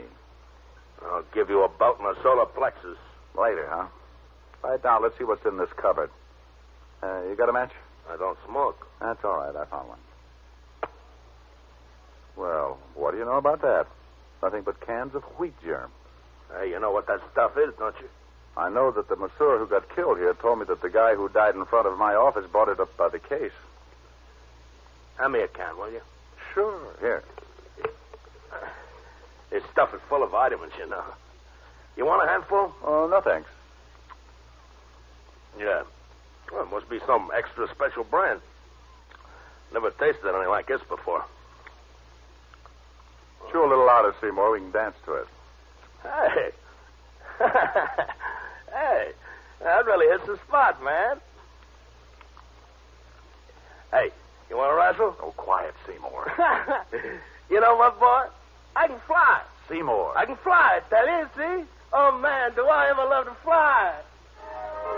While Seymour stood there flapping his arms, I stuck my nose into the can he was holding. Uh-huh. Once you've smelled opium, you can always recognize the aroma, even when it's mixed with wheat germ. I was trying to decide what to do with Seymour when he slid slowly to the floor under the counter and rocked out. I loosened his collar, then started for a telephone. Leaving, Mr. Detective. Wow. Doctor, working late? I'm glad I arrived in time to offer you a drink of fruit juice. Well, thanks loads, but I'm driving. Where you're going, Mr. Detective, the weather is too hot for driving. Now, isn't that a nasty thing for a guy who sticks ice picks in people to say? Oh, that was the most unpleasant experience, I assure you. It's just that Mr. Lubin began demanding a little too high a percentage for us to be in my health foods. Even went so far as to threaten me with exposure. So you grabbed up an ice pick from your juice bar and followed him out of the club? Mm-hmm. I doubt if he ever knew what hit him. Oh, I bet he had a hunch. Well, I perceive that you sampled my wheat germ. No, I opened a can or two. Personally, I never touched the stuff without bananas and cream. You've made the same unfortunate discovery that Red O'Brien made, Mr. Detective. Oh, that's why he called me at Leon. Yes, and that's also why I had to resort to the unsportsmanlike expedient of luring him to the balcony of the gymnasium and then pushing him over head first. I was about to call the doctor a particularly dirty name when Seymour's hulking shoulders loomed up behind the juice bar, not over 3 feet from where the doctor was standing. Doctor, you're wrong. Seymour is not a sissy. What? I don't think you could beat up Seymour with one hand. That's what. Mr. Diamond, I'm afraid you're asking to be shot. Yeah, well, just to try it. Who said... I'll teach him to call somebody who knows how to fly. A sissy.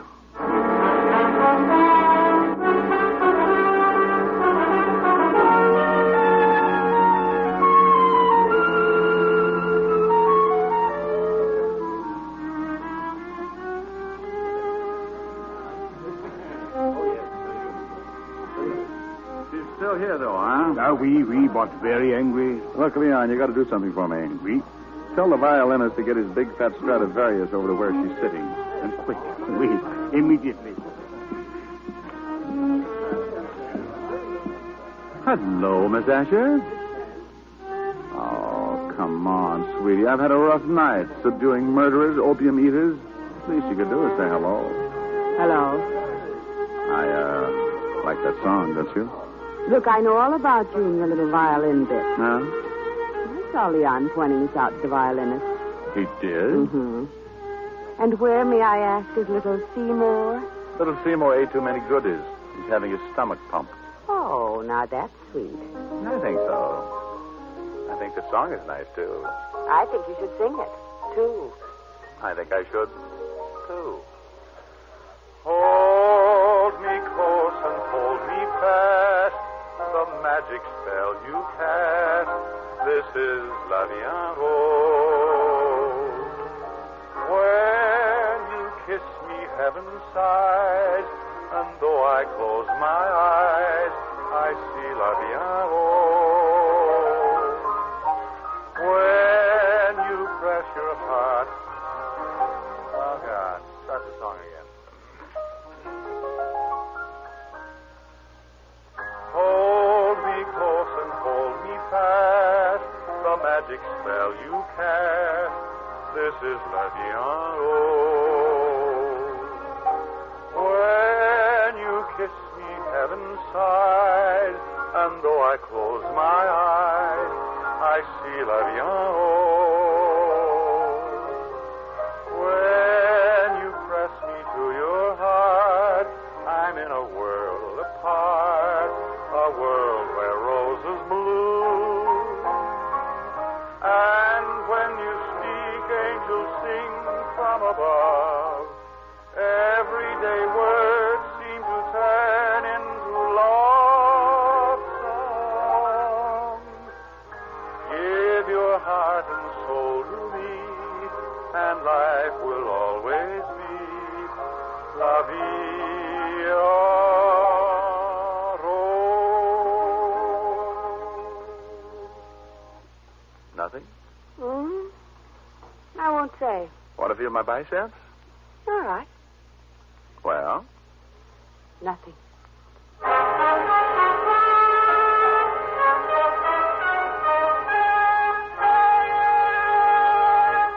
Again, here's your Rexall family druggist. Whenever you have a headache, remember this about Rexall aspirin. When taken with water, the 5 full grains of pure aspirin in every Rexall tablet are ready to go to work for you even before they reach your stomach. So whenever you have a headache, remember that about Rexall aspirin. Ask for it at Rexall drugstores everywhere. And remember always, you can depend on any drug product that bears the name Rexall. Good health to all from Rexall.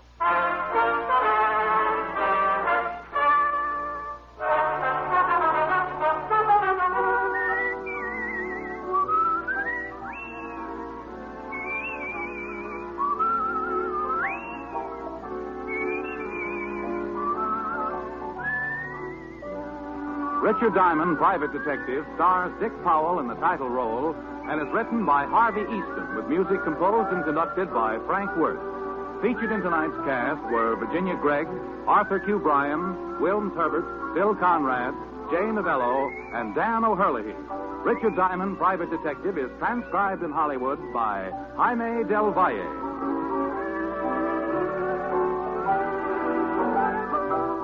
This is Bill Foreman inviting you to be with us next Wednesday at this time when we will again bring you Dick Powell as Richard Diamond, Private Detective.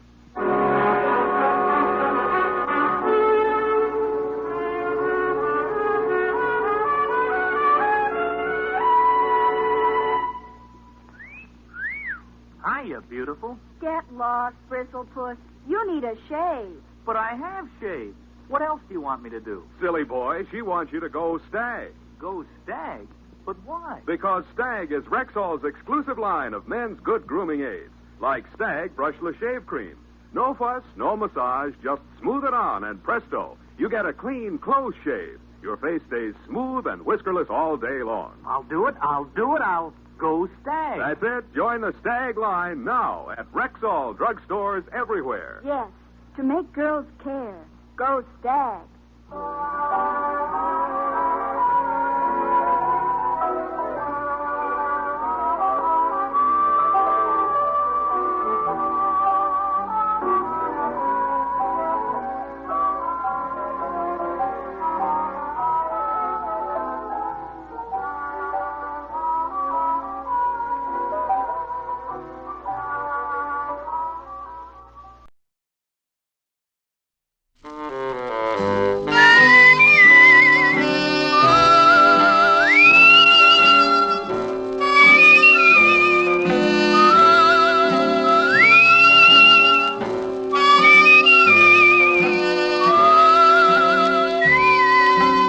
Here's Dick Powell, transcribed as Richard Diamond, private detective.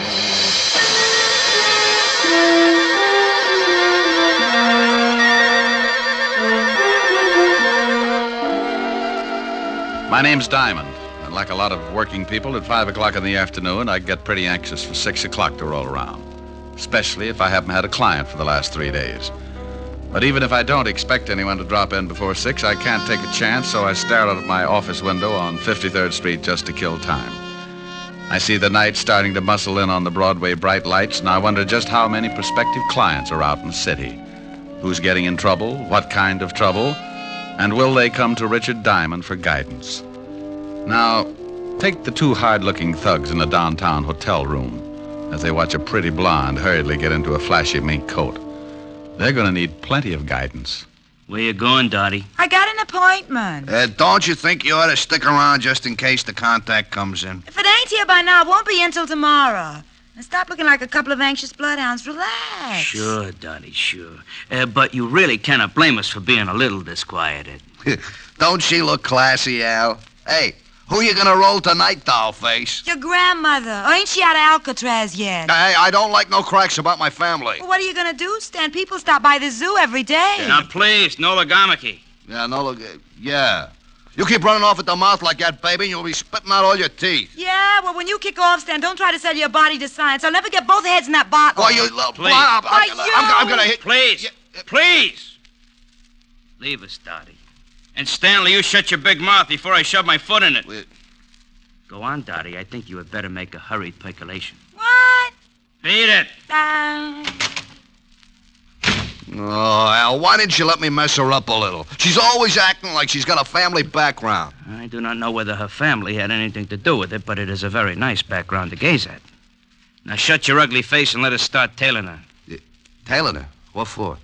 I think she is up to something. Yeah, well, sure she is, but I don't want to get booked as a peeping Tom. Stan, you are a melonhead.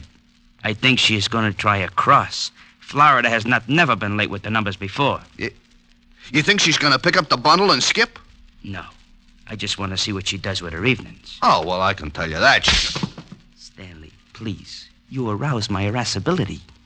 Oh, I'm sorry, Aloysius.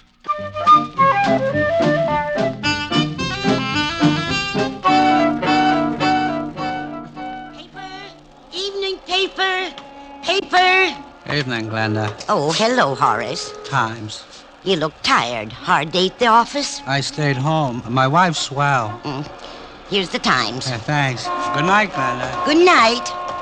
Papers. Evening papers. Have you got a late edition? Why, yes, right here, dearie. You got it? Yeah, in the purse. Put it down on the counter and look through the paper. Okay. Paper. Evening paper. What do you want me to do with the purse? Keep it till I meet you at the train. Sure, honey. It's good to be working again, ain't it, Dottie? I gotta go. They usually got a tail on me. I'll see you tomorrow morning. Relax. We're in the chips. Paper! Evening paper! Paper, sir? No, but I will take that purse. Purse? Oh, why, that nice young lady must have left it on the counter when she looked at the paper. Please, just extend your agent index and shove it over here. Why, I can't do that. It belongs to that young lady. Oh, look, it would make me very unhappy to have to shove all those nice old wrinkles around, but I am in need to possess one patent leather handbag. Now, if you will kindly move it in my approximate latitude, you old bat, we can dispense with all... Why, you poor excuse for a lowbrow gun. Madam. For 2 cents, I'd wrap a lead sap across your flat head. Well, hello, Glenda. Hello. How's business? Oh, Officer Quine. Aren't you on a little late? Yes, I've been changed to the 6 o'clock beat. Well, good evening, sir. Yeah, lovely. Good evening, officer. Say, haven't I seen you somewhere before? Hardly. I reside in Flatbush. Well, thank you, Mother. I do not see anything I want. Goodbye. He doesn't see anything he wants. What does he think you're running? A drugstore there? Hey, Al, I saw a cop. I am proud of you, Stanley. Huh? Now let us hurry around this corner. What, you think Dot and the old dame are cooking up something together? Stop here so we can watch the old dame. Stanley, to put it in your words, yeah, I think they are cooking up something. Oh, you figure she slipped the old girl the numbers? Your perception astounds even my astute... Hey, observe. Oh, yeah. Your grandma is taking off and leaving the cop behind to watch the papers. Yeah, she's going in that building. She has got the purse. Stanley, stay here and await my return. Okay, but my feet are beginning to hurt. Go in a drugstore, purchase some Blue Jays. I shall be right back with the purse.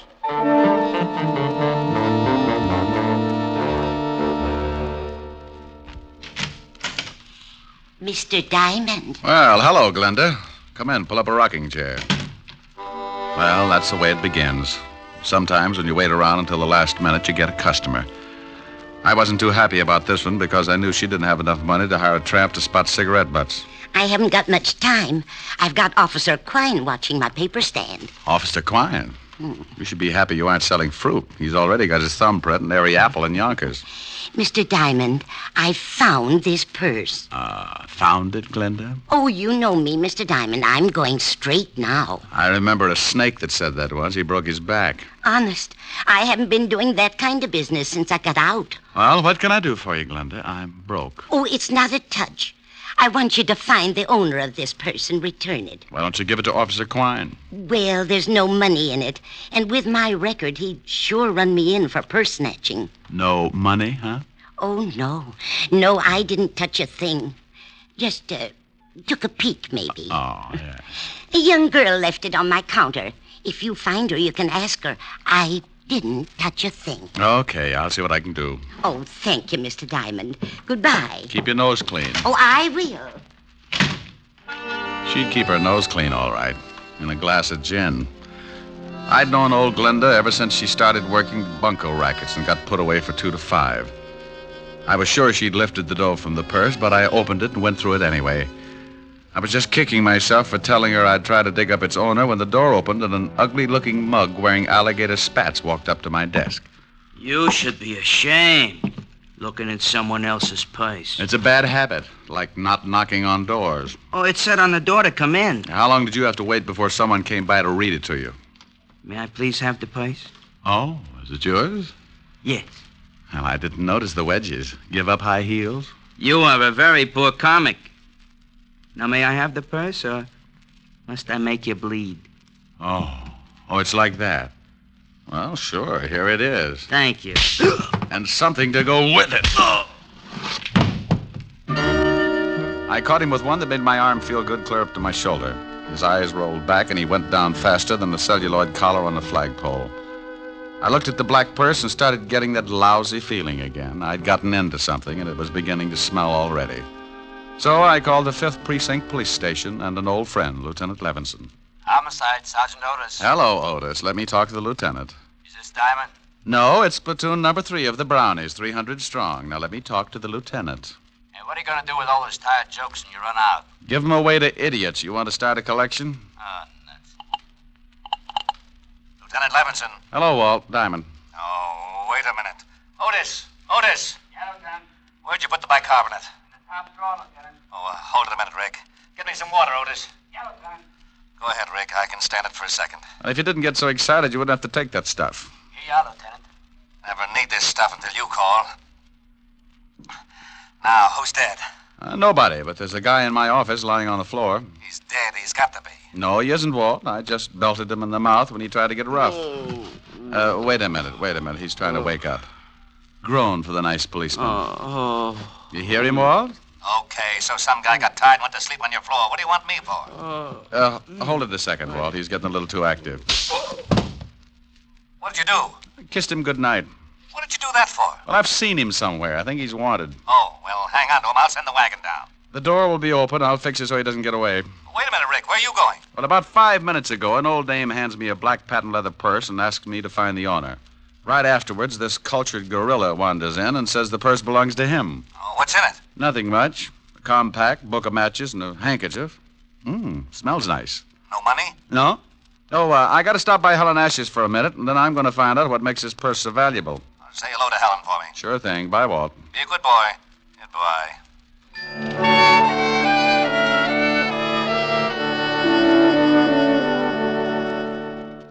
I got a rope out of my desk that I hung my socks on when I had time to wash them and tied the sleeping Garniff to a chair. I didn't know much about pocketbooks, but I knew someone who did, so I headed for 975 Park Avenue and a beautiful redhead named Helen Asher. Oh, good evening, Mr. Diamond. Good evening, Francis. Is Miss Asher in? Yes, sir. She's in the study. Shall I announce you? No, just dig up something that'll get me back on my feet. I'll let myself in. Yes, sir. Mr. Diamond. Yes, Francis? If you'll pardon me for saying so, sir, I just love the way you talk. Well, thank you, Francis. Eaton, 98. Majored in Sloyd. Oh, my goodness, you're pulling my leg again. Anyone home? Rick, you got here. Hi. Hi. Well, since when did you start carrying a purse? Like it? Matches my complexion. Oh, you idiot. Take a look. Whose is it? Got to find out. It's worth something. One guy already tried to get it the hard way. Cigarette? Oh, thanks. It's got some initials on it. D.K. There's nothing valuable in it. I know. That's what I can't understand. Got a match? Here's some in the purse. Thanks. Here. Adams Hotel. Flop house with sheets. Compact's never been used. My darling. Well, thanks. Oh, the perfume and the handkerchief, silly. It's my darling. Don't look so hurt. So are you. Well, come here. Rick. Here's your drink, Mr. Diamond. Oh, my goodness. Oh, that's all right, Francis. I was just trying to convince your boss we should take in the wrestling matches. Why, Francis, you're blushing. Oh, pardon me. Miss Asher's residence? Yes, sir. One moment, sir. It's for you, Mr. Diamond. Oh, thank you, Francis. I'll see if the dinner is ready, Miss Helen. Hello? You get right down here. What? Lieutenant Levinson. Get down here to the station, Diamond. You're in trouble. Diamond? Oh, wait a minute. Slow down. Not dead, huh? My stomach starts getting back to normal, and you have to knock some guy off. Knock some guy off? I don't know why I should waste time with explanations. I ought to just send Otis over there with the wagon, but I like your girlfriend too much. What are you babbling about? I thought you said the guy in your office was still kicking. What? Yeah, somebody made a punchboard out of his chest, and I like you for a suspect. Now get down here. Wait a minute, Walt. Somebody shot him? Yeah. If that wasn't what killed him, he died of fright when he saw the bullets coming. Now, I'm not talking anymore till you get here. Make it 10 minutes or I'll have a warrant out for you.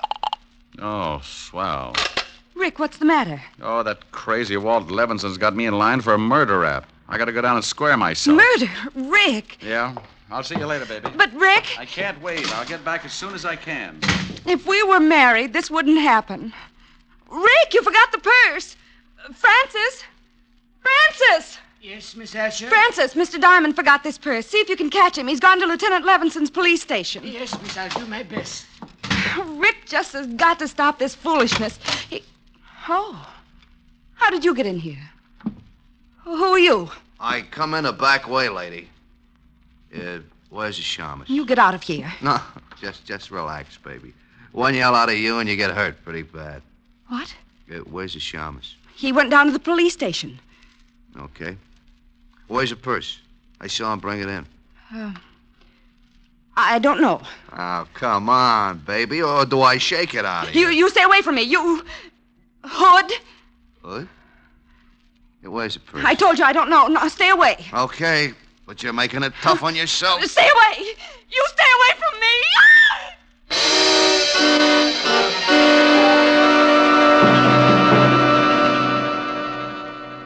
With her head tucked underneath her arm, she walks the bloody tower. With her head tucked underneath her arm at the midnight hour. Pardon me, sir. Yes, madam? I believe you have my purse. I beg your pardon, but this purse is the property of Mr. Diamond, private detective. Yes, I know. I gave it to him to hold for me. Well, I'm very sorry, madam, but you'll have to claim it from Mr. Diamond himself. Oh, yeah? Help! Police! Oh, madam. Masher! Madam! Help! This man is trying to steal my purse. Madam, let go of my coat. This guy giving you trouble, Mother? He's trying to steal my purse. Help! Oh, he is, huh? Looks just the type. This'll learn you, Romeo. Oh, my. Gun an old lady, will you? Come on, get up and fight. Hey, lady! Lady! How do you like that? Didn't even say thanks.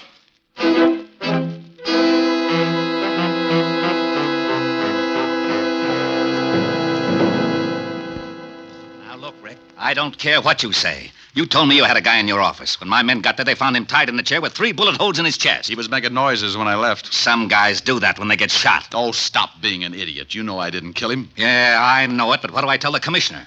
That I let you go because you're a friend of mine, used to be on the force? No, but you don't have to act like I rubbed out the whole West Side. Well, I'm mad. I want to retire in 5 years, and I want to do it with a healthy stomach. Yeah? Lieutenant, Murphy's got some guy out here he picked up for purse snatching. Says he's a friend of Diamond's and wants to see him. Send him in. This can't get any screwier than it is already. I got a purse snatcher who says he knows you. Purse snatcher? Francis. Yes, Mr. Diamond.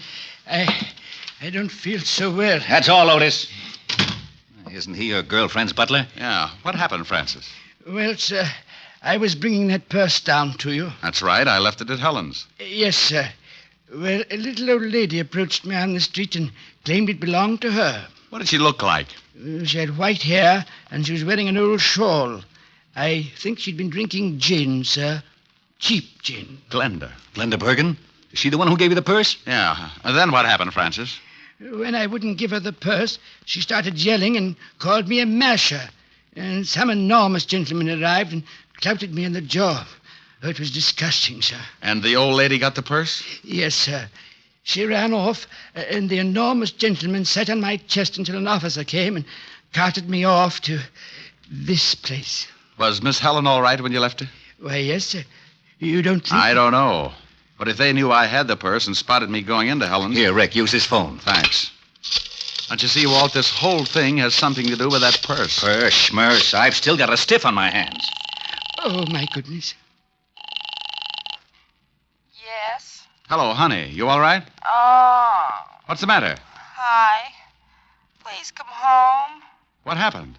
A man broke into the house looking for that old purse. I told him I didn't know where it was, and he started slapping me. He did, huh? Yes, and I need comforting. Well, honey, I've still got something to do. Lock all the doors until Francis gets back, and I'll be over as soon as I can. All right.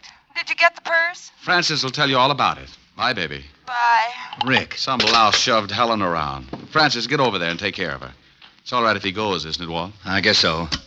Otis, I'm releasing the guy that was picked up for purse snatching. And don't say, yeah, Lieutenant. Okay, Rick. Oh, thank you, sir. Step on it, Francis. Miss Asher needs someone to take care of her. Yes, sir. Walt, give me 2 hours to find out what this is all about. Are you going after Glenda? Yeah. If she's tied up with this killing, I'd better send some of the boys along. Give me 2 hours alone. I want to find the guy who shoved Helen around. Okay, Rick. 2 hours, and I put in a general alarm for you and the old dame. You know where she lives? I got a shack over near the East River. Thanks, Walt. Otis, let Diamond go and bring me a tablespoon and some water. And Otis, shut up.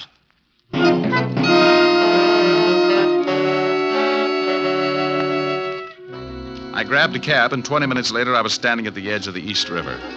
The fog was rolling in, and pretty soon it'd be so thick you could put it in bales. Below me, next to the water, was a line of weather-beaten shacks, and one of them belonged to old Glenda. You want something, Mac? Huh? Oh, I didn't see you. Does old Glenda live in one of those shacks? Yeah, that one. Got a match? Oh, yeah. Yeah, keep 'em. Thanks. Forget it. No, wait a minute. Huh? Let me see those matches. I've forgotten all about them. What's the matter? You collect them or something? These I do. Sorry, pal. You'll have to get some others. Okay, sporty.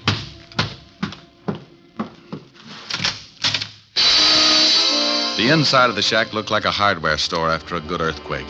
Someone had torn it to pieces, and old Glenda had gotten the same treatment. She was lying on the wooden floor staring up at me. She couldn't close her eyes because a rope around her neck was squeezing them open. Is she dead? Huh? I followed you down. Well, hooray for you. The next time you sneak up on somebody, you're liable to end up with a skull fracture. Just wanted to see what was going on. Is she dead? Unless she can breathe through her feet. She's been strangled. Gonna call the cops? No. I thought I'd rub her wrists for a while. Now, here's a buck. Call Lieutenant Levinson at the 5th Precinct and tell him what's happened. Sure. Got a nickel? Yeah, here.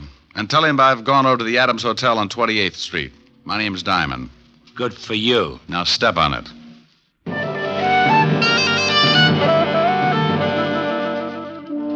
He left in a hurry, and I reached in my pocket and took another look at the book of matches I'd gotten from the black handbag. They were from the Adams Hotel on 28th Street, so I went over there fast. The sleepy night clerk showed me the register, and I found what I was looking for. I remembered the initials on the handbag were D.K. A Dorothy King was registered in room 306. I went upstairs. Yeah? I got a message for you. Slip it under the door. I'm not that skinny. What is it? It's from Glenda. Oh, wait a minute. All right, the door's open. All right, now shut it and come on in. Huh? Oh, what a lovely gun. Glad you like it. Now, what do you want? I just left Glenda. She's dead. What? Yeah, strangled. How'd you find me? Matches in your purse. They were from this hotel. I checked the initials on the bag with the register. D.K., Dorothy King, room 306. Holmes would call it elementary. You must be the shamus Glenda gave the bag to earlier this evening. That's right. How did you know? Well, she called me. She tell you she got it back? I feel a quiet streak coming on. I usually like women who don't talk much, but right now you'd better start talking as fast as you can. Funny thing, this gun I got makes me lazy. Now get out of here. Baby, I got a big fat surprise for you. Yeah? Yeah. My gun makes bigger holes than yours. Huh? What do you think I'm doing with my right hand, keeping it warm? Oh, don't give me that. You ain't got nothing but a big finger in that pocket. Oh! Surprise. Next time I make it count. Wait a minute. Wait a minute. Sure. Drop it. Now, that's better. Kick it over here. All right. Please, I didn't kill Glenda. Where's the purse? I ain't got it, honest. Well, who has? Now, look, baby, I'm in a bad mood. Honest, I don't know. That's right. She don't, mister. Stan. Well, you certainly know some pretty ugly company, Dottie. I don't know if I like that. You don't? Maybe I can word it a little different. Stan, he's a private cop. He come up here and tried to shove me around. Well, you should have done it, Shamus. Would have saved me the trouble. What do you mean, huh? Why, you no good, cheap double-crosser. Al and me saw you slip the bag to that old dame, and Al got killed trying to get it from the Shamus. I didn't kill Al. No, the old dame did it. I went up to the office and found him dying. He told me she'd done it. What are you going to do? Well, the organization don't like being crossed. I got the purse from the old dame and paid her off for killing poor old Al. Now I gotta pay you off. I got a surprise for you, too, Stanley. Yeah. You try anything, you'll have more holes on you than a fishnet. He's got a gun in his pocket. Well, look at his pocket, wise guy. Oh, gee, I wish Al was here. He'd know what to do. Go on, shoot him. Shoot him. Stan's got it coming. Looks like it's a tie. No sense in both of us getting killed.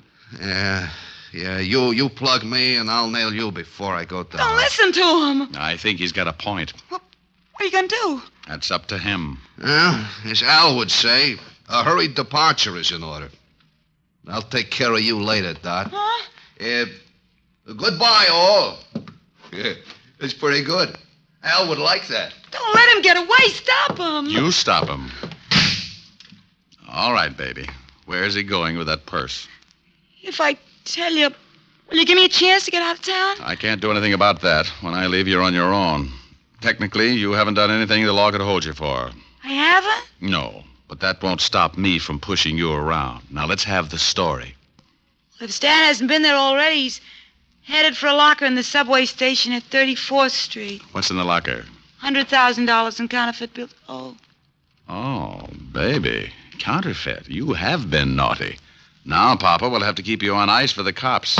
Get in the closet. Please give me a break. Sorry, honey. Get in. Ouch, you're hurting me.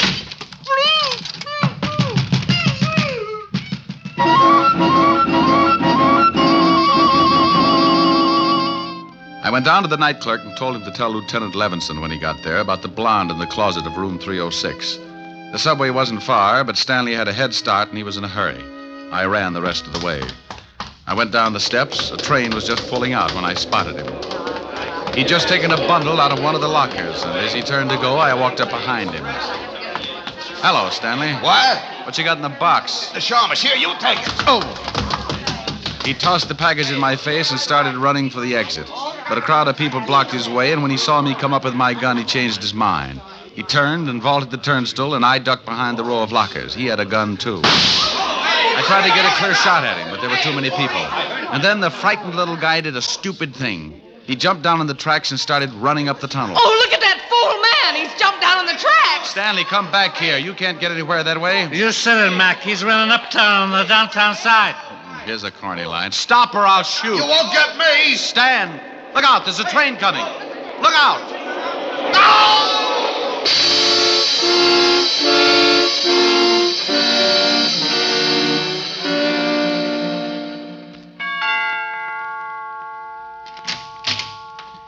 Oh, Mr. Diamond, come in. Hello, Francis. Is Miss Asher all right? She's better, sir. She's lying down in the study. How's the jaw? Oh, I feel better, sir. This ice bag is helping the swelling. I'll be in the pantry if you need me, sir. I'll try not to. Hi. Hi. Well, poor little baby. Yes. Poor little baby. You're lucky he didn't knock you out. Oh, I'll get it. Francis is nursing his face. Asher residence? Let me talk to Diamond if he's there. He is. Rick? Mm-hmm. Now, you listen to me. I've been chasing your conquests all over town. I end up down in the subway station and notice get stuck in the turnstile. Don't you think it'd be nice to let the police department in on something once in a while? Oh, sure. Right now, I'm at 975 Park Avenue, nursing a beautiful redhead back to health. Oh, did you find the blonde in the closet? Yeah, I got the whole story from her. You want to hear it? I guessed most of it. She was fencing for a counterfeit ring, and she tried to cross them. The key to the locker was in that purse. Yeah, in the compact, under the pancake makeup. She and old Glenda used to do a duet together before they both got sent up. When the blonde got out, she started working for a counterfeit mob. They'd stashed the dough in different subway lockers around town and used her to make the contacts. So she figured she could use the 100,000. Well, nothing like being in business for yourself. She was afraid to pick it up herself, so she stuck the purse to Glenda like she'd just forgotten it. Ricky. Yes, dear? Are you listening to me? I just stopped. Bye, Walt. What? Now, wait a minute. What is it, baby? I want some sympathy. Sure. What would you like, lover? Sing something. Oh, come on, baby. We can do without that. No, I want you to. I'm sick. An invalid should be pampered. Let me rub your head or something. Afterwards. I want you to sing. Oh, but it's late, baby. Well, then sing softly. Sing me to sleep. Oh, honey. I'll get mad and you'll have to buy me a present.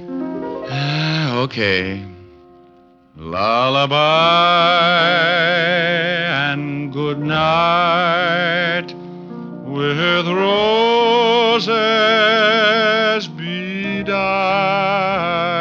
That's wonderful. With lilies bedecked. Hey, you at the board in your consoles! Shut up, I'm trying to sleep! Well, what is that? Oh, it's that grouchy new neighbor. Oh, it is, huh? Mm-hmm. Hey, you want something, bud? Yeah, shut your big bazoo! Oh, is that right? Powder your face with sunshine. Oh, no! Put on a great big smile. Make up your eyes That's with too laughter. You Please, will Rick. Yeah, okay. That guy gets shell-shocked if you fried potatoes. Rick. What is it, baby? Come here. Oh. You do need pampering.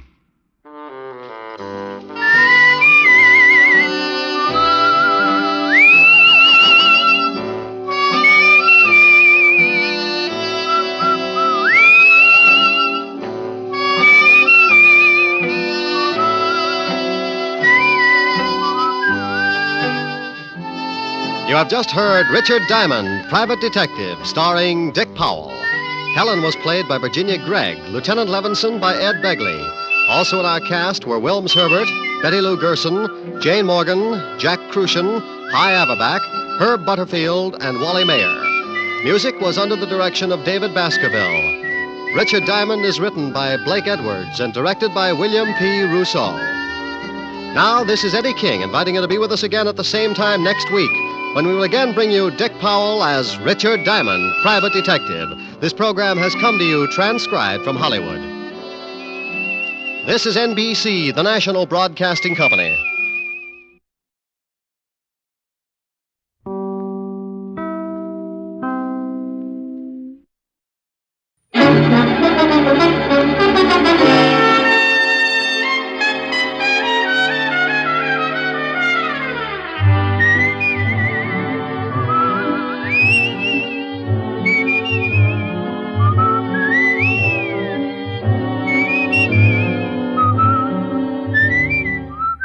Here's Dick Powell as Richard Diamond, private detective.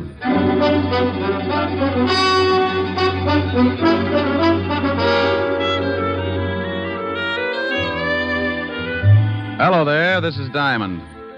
About the most strenuous effort I might give out during a working year is maybe chasing some thug up the escalator at Bloomingdale's department store. But last week I really outdid myself. The all-stars of the police force challenged the private detectives to a baseball game for the benefit of the vice squad. And I wound up stiffer than a pair of starched overalls. Because the private detectives are quick to take advantage of the slightest opportunity, by the 8th inning, we realized the need for some immediate strategy. The score at that point was 6-4, the cops leading. So I got hold of a little blonde I knew and had her walk across the infield in a sweater. The idea was to disturb the opposing team and take their minds off the game. It would have worked, but it seemed that since I had last seen my little blonde friend, she'd become quite a favorite with the police force, so they just waved hello and went about their business. My drooling colleagues, however, had not come in contact with said hunk of fluff, and before the game was over, 3 of them had picked up the bat boy and tried to bunt with him. You may have read where the police force finally beat us. Close game, 37-4. But I want to say right here and now, they never could have done it without that sweater. And oh, yeah, I got mixed up in a little honest murder the next day. It all started in the back booth of a middle-class nightclub. A couple of people were busy trying to think up the fastest way to make a homicide billiard. Oh, that's the 3-cushion variety.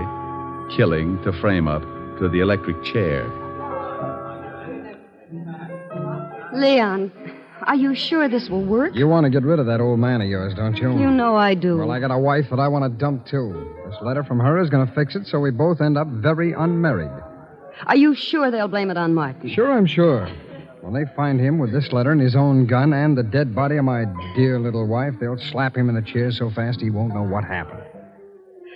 Who's going to find him with the body? That's your job, baby. I'll get the letter to your husband and you swipe his gun and get it to me. And you go get yourself a private detective and tell the shamus that you suspect your husband of running around with another girl. You and the shamus tail your husband. I'll have it timed so you catch him with the goods right after the killing.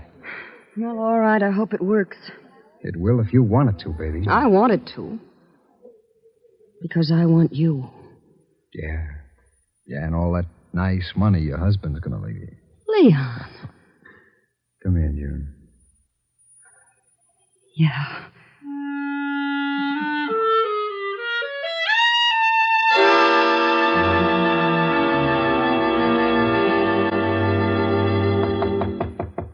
Come in. Mr. Diamond? That's right. I want to hire a private detective. Well, good for you. Sit down. Thank you. What is your fee? What's the matter?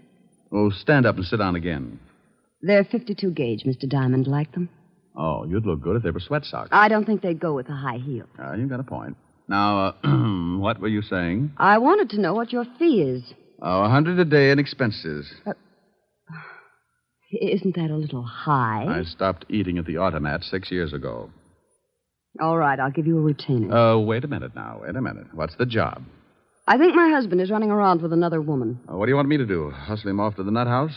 Oh, aren't you nice? I want you to go with me as a witness. You know, any other time I might get shy, but I'm really interested in seeing a girl who could beat your time. When do I start? Meet me in front of my house at 10 minutes to 8. My husband leaves around 8. What's the address? 521 East 58th Street. My name is Hires, Mr. Diamond. June Hires. All right, June. I'll see you at 10 to 8. Now, excuse me, but about that retainer. Oh, yes, that. Here's $100. Is that enough? It'll keep me interested. What's your husband's name? Martin. I'll see you this evening, Mr. Diamond. Oh, one more question. Yes? Why haven't you and your husband been getting along? A lot of reasons. By the way, Mr. Diamond, how old are you? Oh, well, I'm frisky, but I passed the foolish mark when I was 3.5. Did you? Goodbye, Mr. Diamond.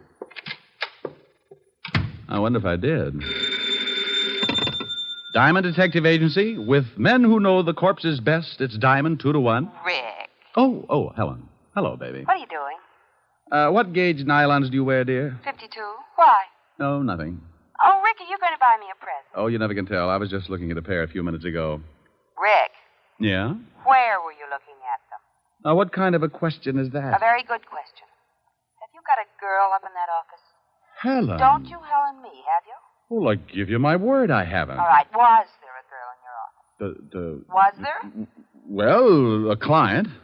I got a $100 retainer. I don't care if she gave you the George Washington Bridge. You were obviously looking at her leg. Well, I couldn't help it. She sat on that way. Now, look, honey, she's just another client. With 52-gauge nylons.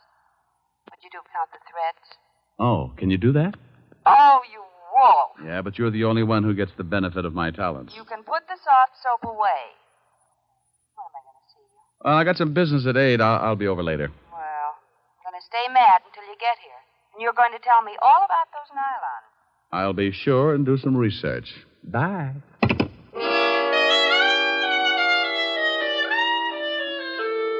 Well, there you are.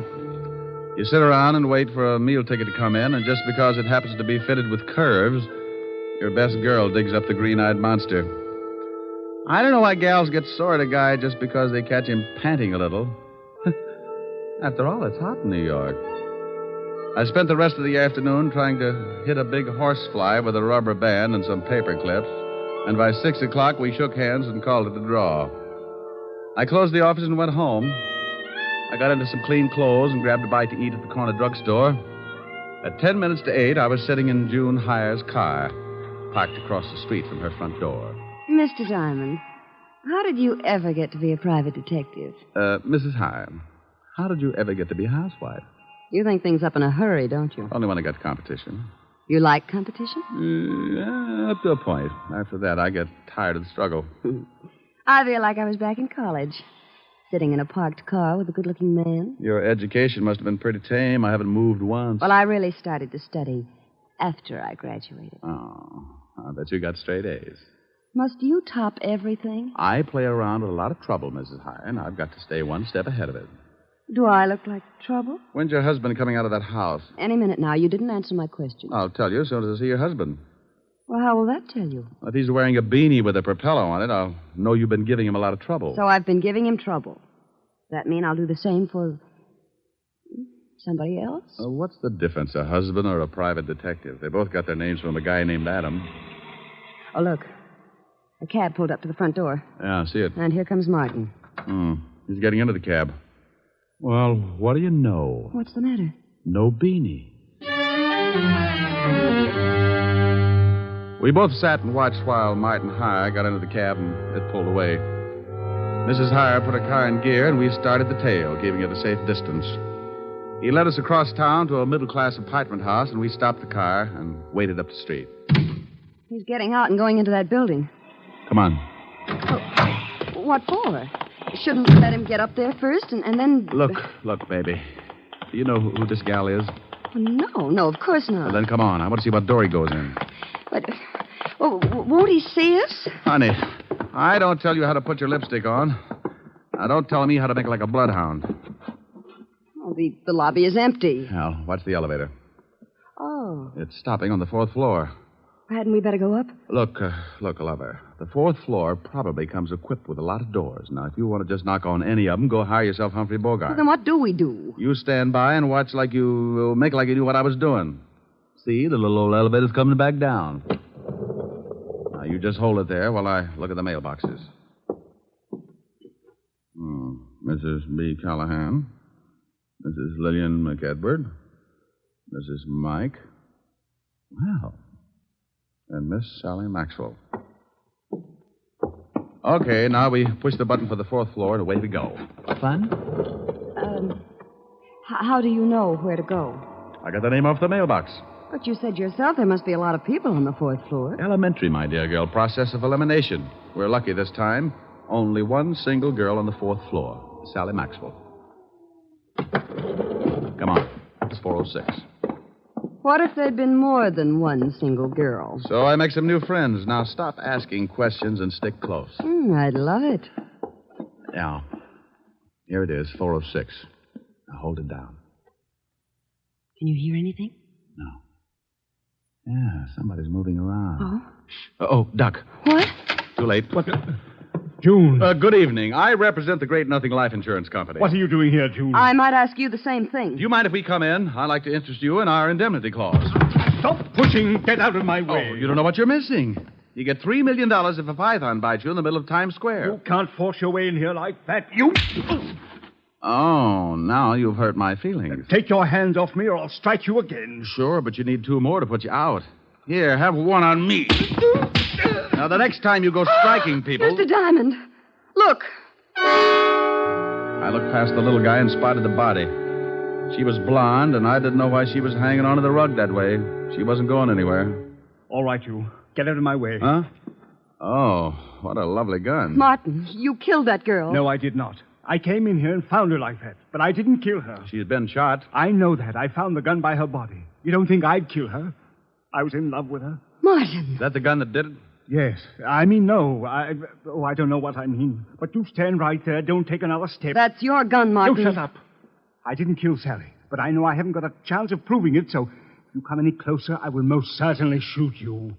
I hate to look like an idiot, but it's against the law to shoot people. Mr. Diamond, be careful. Come on, Martin. Give me the gun. You don't think I'll shoot, do you? Come on, give it to me. Just one more step. Look out, he's going to shoot. Come on, open up in there. What? Better drop it, Martin. You got company. Stay back. Stay back. This is the police. Open up or we'll break the door in. Police? Give me the gun, Martin. No. Let him in, June. Before Levinson tears down the whole wall. I've got Martin. Yes, all right. I didn't do it. I didn't do it. What's going on in here? Hello, Walt. Hey, Lieutenant, look. It's the gumshoe. Rick, why do you guys always have to break down doors? Why don't you try turning the knob first? Otis, didn't you see if it was unlocked? I forgot, Lieutenant. You mallet head. We got a report that someone heard a shot from this apartment. There's the body, Walt. Who's this guy? Martin Heyer. Here's his gun. He was going to use it on me. I didn't kill her. I came in and found her that way. Oh, shut up. Who's the girl with you, Diamond? This is Mrs. Heyer. Martin is her husband. You don't say. The old triangle, huh, Rick? I engaged Mr. Diamond to follow my husband. That's right, Walt. We caught Martin trying to sneak out on the corpse. I told you I didn't kill her. And I told you to shut up. Is this your gun? Yes, but I found it lying by the body. I knew I'd be blamed if someone found my gun, so I put it in my pocket. You search him, Rick? Haven't had time. Shake him down, Otis. Yeah, Lieutenant. I want my lawyer, and you get away from me. You open your trap just once more. Okay, but hold still. Please, Mr. Diamond, I'd like to get out of here. Sure. Okay, Walt? Yeah, but I want to talk to both of you down at the station later. Here's something, Lieutenant. What is it? Letter. Are you coming, Mr. Diamond? You go on down. I'll be right with you. All right. Walt, what does the letter say? It says we can't continue this way. I've decided to break it off once and for all. It will do no good to see me, so please stay away and leave me alone. Signed, Sally. Let me see that. Yeah.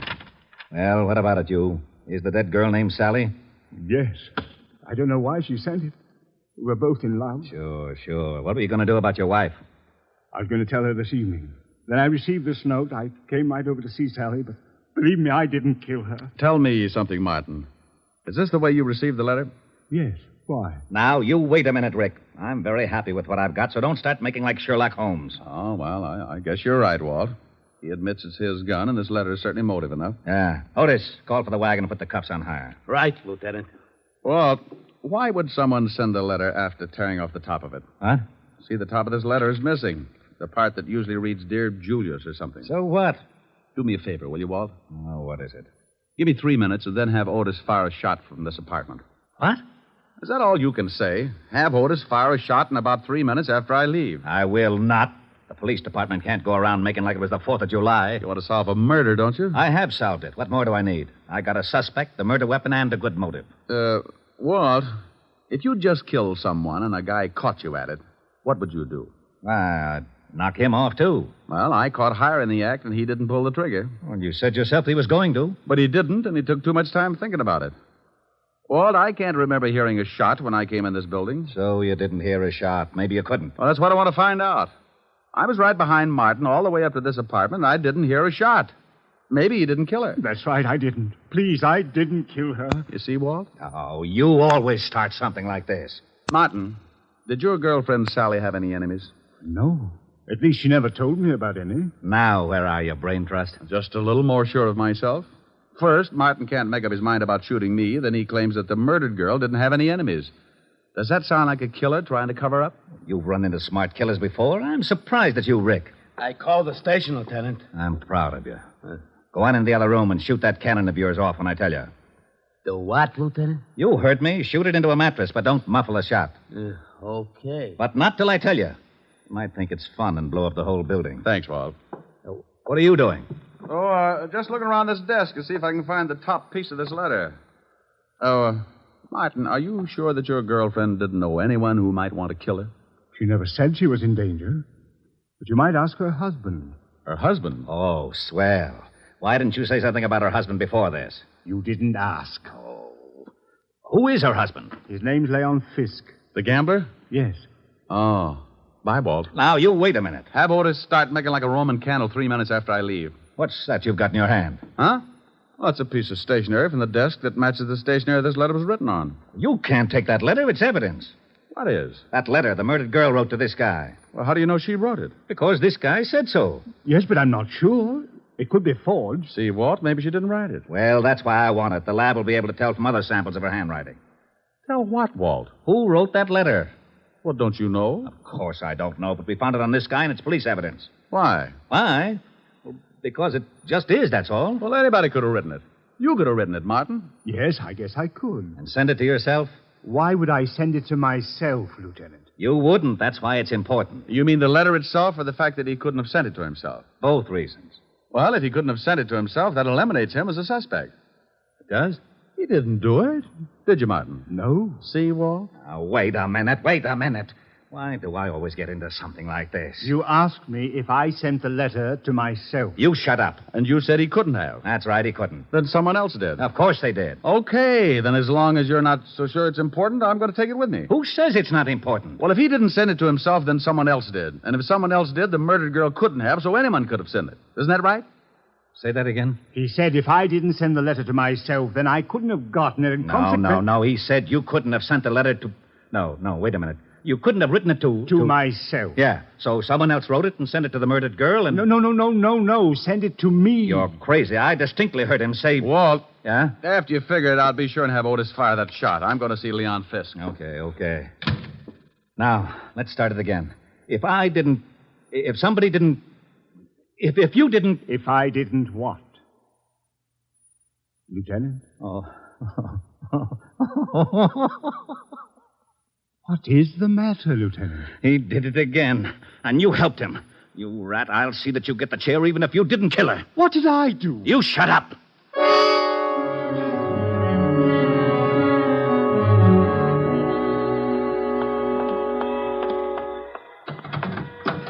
Well, what took you so long? I had to get a merry-go-round started.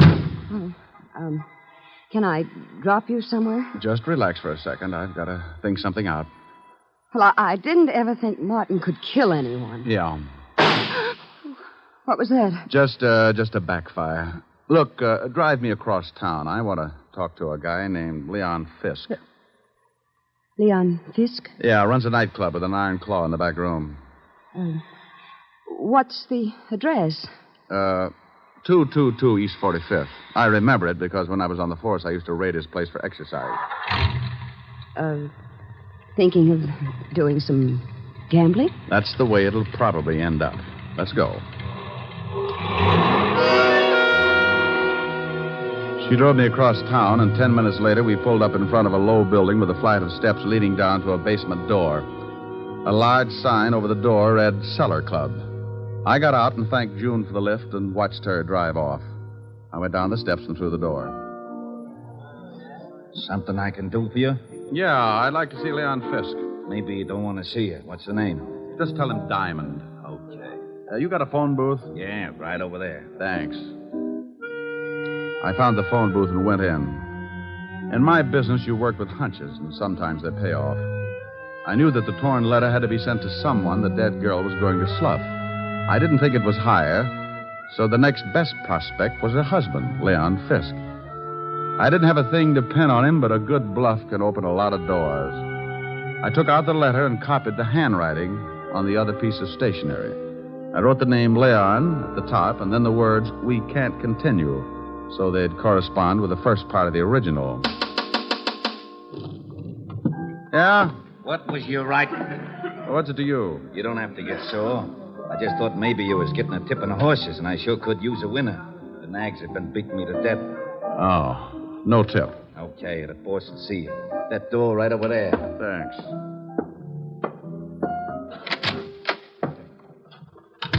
Well, Diamond, it's been a long time. I haven't missed you, Leon. What brings you here? Your wife was killed tonight. Sally? One's usually the limit. That's too bad. How did it happen? I thought maybe you could tell me. I don't know anything about it. Ever see this letter before? Hey. What's the matter? That's your wife's handwriting, isn't it? Yeah. It says, Leon, we can't continue. Then the writing stopped. Oh, so what? Well, the guy the police are holding got a letter from Sally, too. It started the same way, but it wasn't addressed to anyone. The top was torn off. You know what I think? No, tell me. I think she started one letter to you, then threw it away and wrote another one. I think you sent the second to Martin Haar after tearing off the name Leon. Go on, Diamond. You didn't count on her starting a second one, so you went up to her apartment and killed her with Martin's own gun. Oh, with his own gun. Maybe you can tell me how I got it. Oh, I think so. You had to know a lot of things before you could kill your wife. What time Martin would arrive so the time of death would be close. You had to have his gun to leave by the body, and you had to have a witness who would swear Martin killed her. It had to be timed just right. You're talking yourself into a corner. How would I get all these things? By working with someone who was close enough to Martin. Maybe like his wife. You're crazy. Am I? She just drove me to this place. So what? A lot of people know this place. She told me she didn't.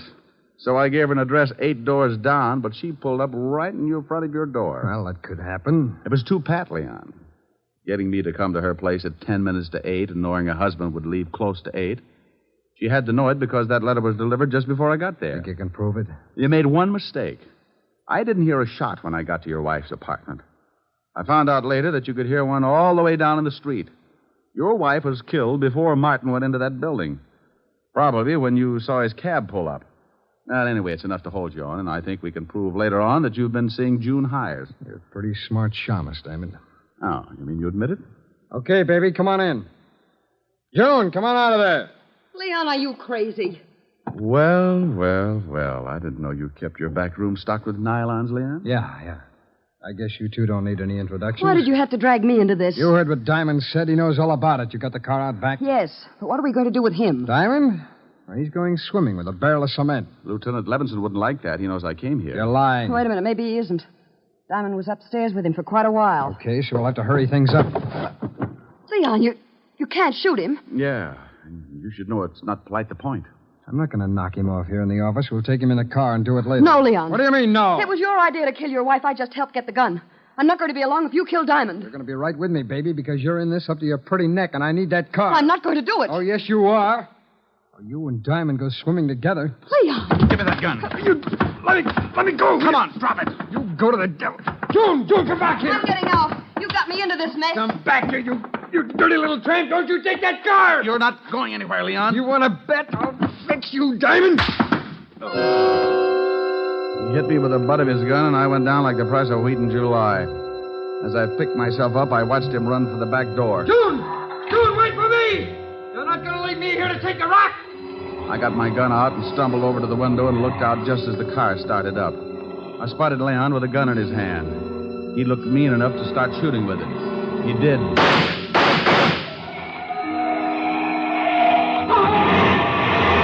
He started running up the alley then. I suppose I could have said something like, "Stop or I'll shoot," but I was too tired. I just rested my arm on the window and let him have it.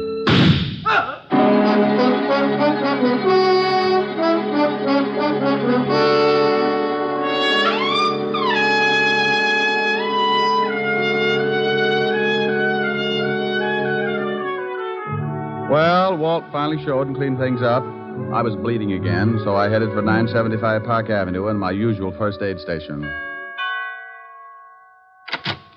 Yes? Hello, Francis. Miss Asherin? Oh, my goodness, Mr. Diamond. Come in, sir. Come in. You've been hurt again. I guess you'll have to answer the door a little quicker after this, Francis, or build a first aid station in the hall. The usual, sir? No, you can forget the plasma, Francis. I had liver for dinner. I can stand the loss. Just as you say, sir. Miss Asher is in the study. Oh, thank you. Why don't you go to bed? You look tired. Yes. Good night, sir. Boo. Oh, Rick. Yeah. Isn't it awful? Oh, what happened to your chin? Oh, I got it caught in a 38. Want me to go? Want you to go? Why? Well, I thought maybe my poor little face scared you. Oh, I like your poor little mussed-up face. Well, thanks, Sporty. How about some music? Oh, I'm too tired. Turn on the radio. All right. Now, let me look at that chin. Oh, that's soothing. Hey, you shut that radio off. I'm trying to sleep. Now, what is that? Oh, it's that crabby old neighbor. Oh, it is, huh? Now, Rick, don't get mad. I'll turn it off. You want something, Max? Yeah, some sleep. Is that too much to ask? Well, stick your head in a closet. Now, look, Bud. You look. That radio wouldn't wake a 2-year-old. Well, just pretend I haven't stopped teething, wise guy. All I want is some sleep. Oh, you do, huh? Sleepy time, gal. You're turning night into day. Rick. Oh, that guy upsets me. All right, he upsets you. That's too pretty a song to sing like that. No. Now, you do it right, or I'm going to be mad. Well, honey, then that's the last thing I want you to be. Now, cuddle up on the sofa. You comfy?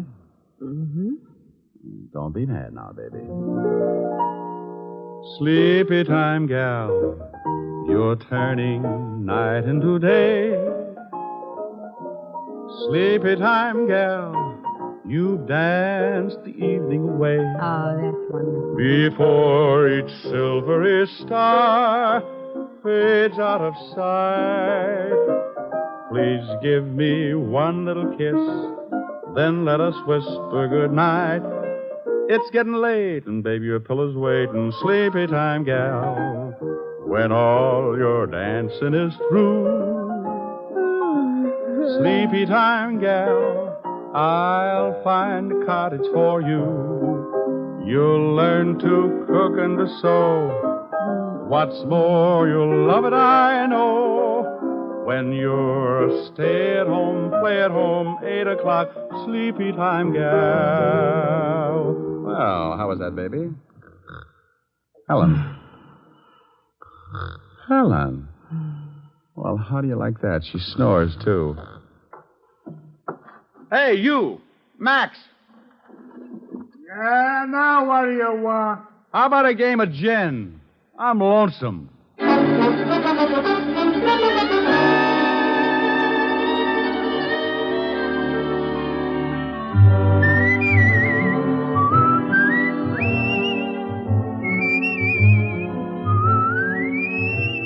You have just heard Richard Diamond, Private Detective, starring Dick Powell. Helen was played by Virginia Gregg, Lieutenant Levinson by Ed Begley.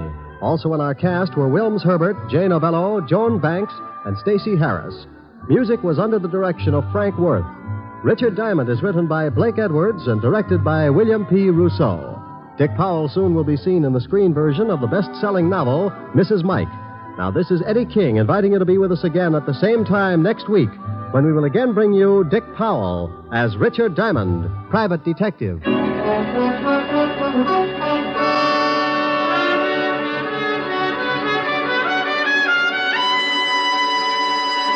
This program has come to you from Hollywood. This is NBC, the national broadcasting company.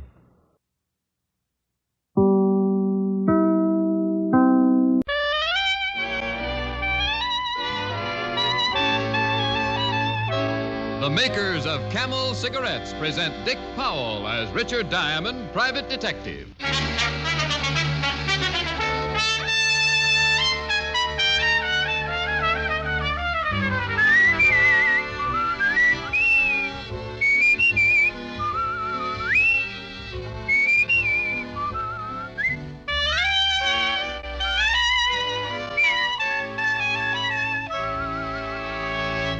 What cigarette do doctors themselves smoke? In a nationwide survey a few years ago, 113,597 doctors in every branch of medicine were asked, What cigarette do you smoke, Doctor? The brand name most was Camel. Again and again, in repeated surveys, the same preference was shown. Yes, these surveys show that more doctors smoke Camels than any other cigarette. Why don't you smoke Camels, too?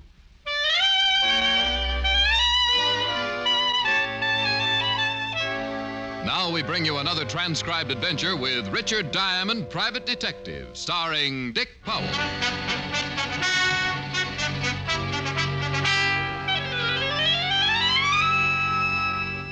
Now, let's see. I play the red 9 on the black 10. Move the 8 of spades off this pile and put it over here. That gives me another king. Now, where's the 3 clubs? I'll sneak a look under here. No, ain't there. Hello? No, I'll be with you in a minute.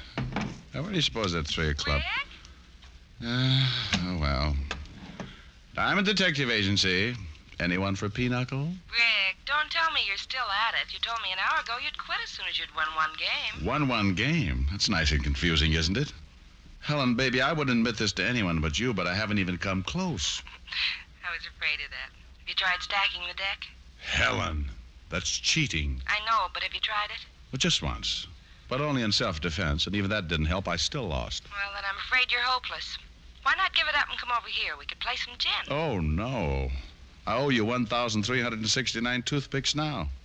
At that rate, I'll have to buy a lumber camp. You there on the telephone. Me? Yeah, you the boss?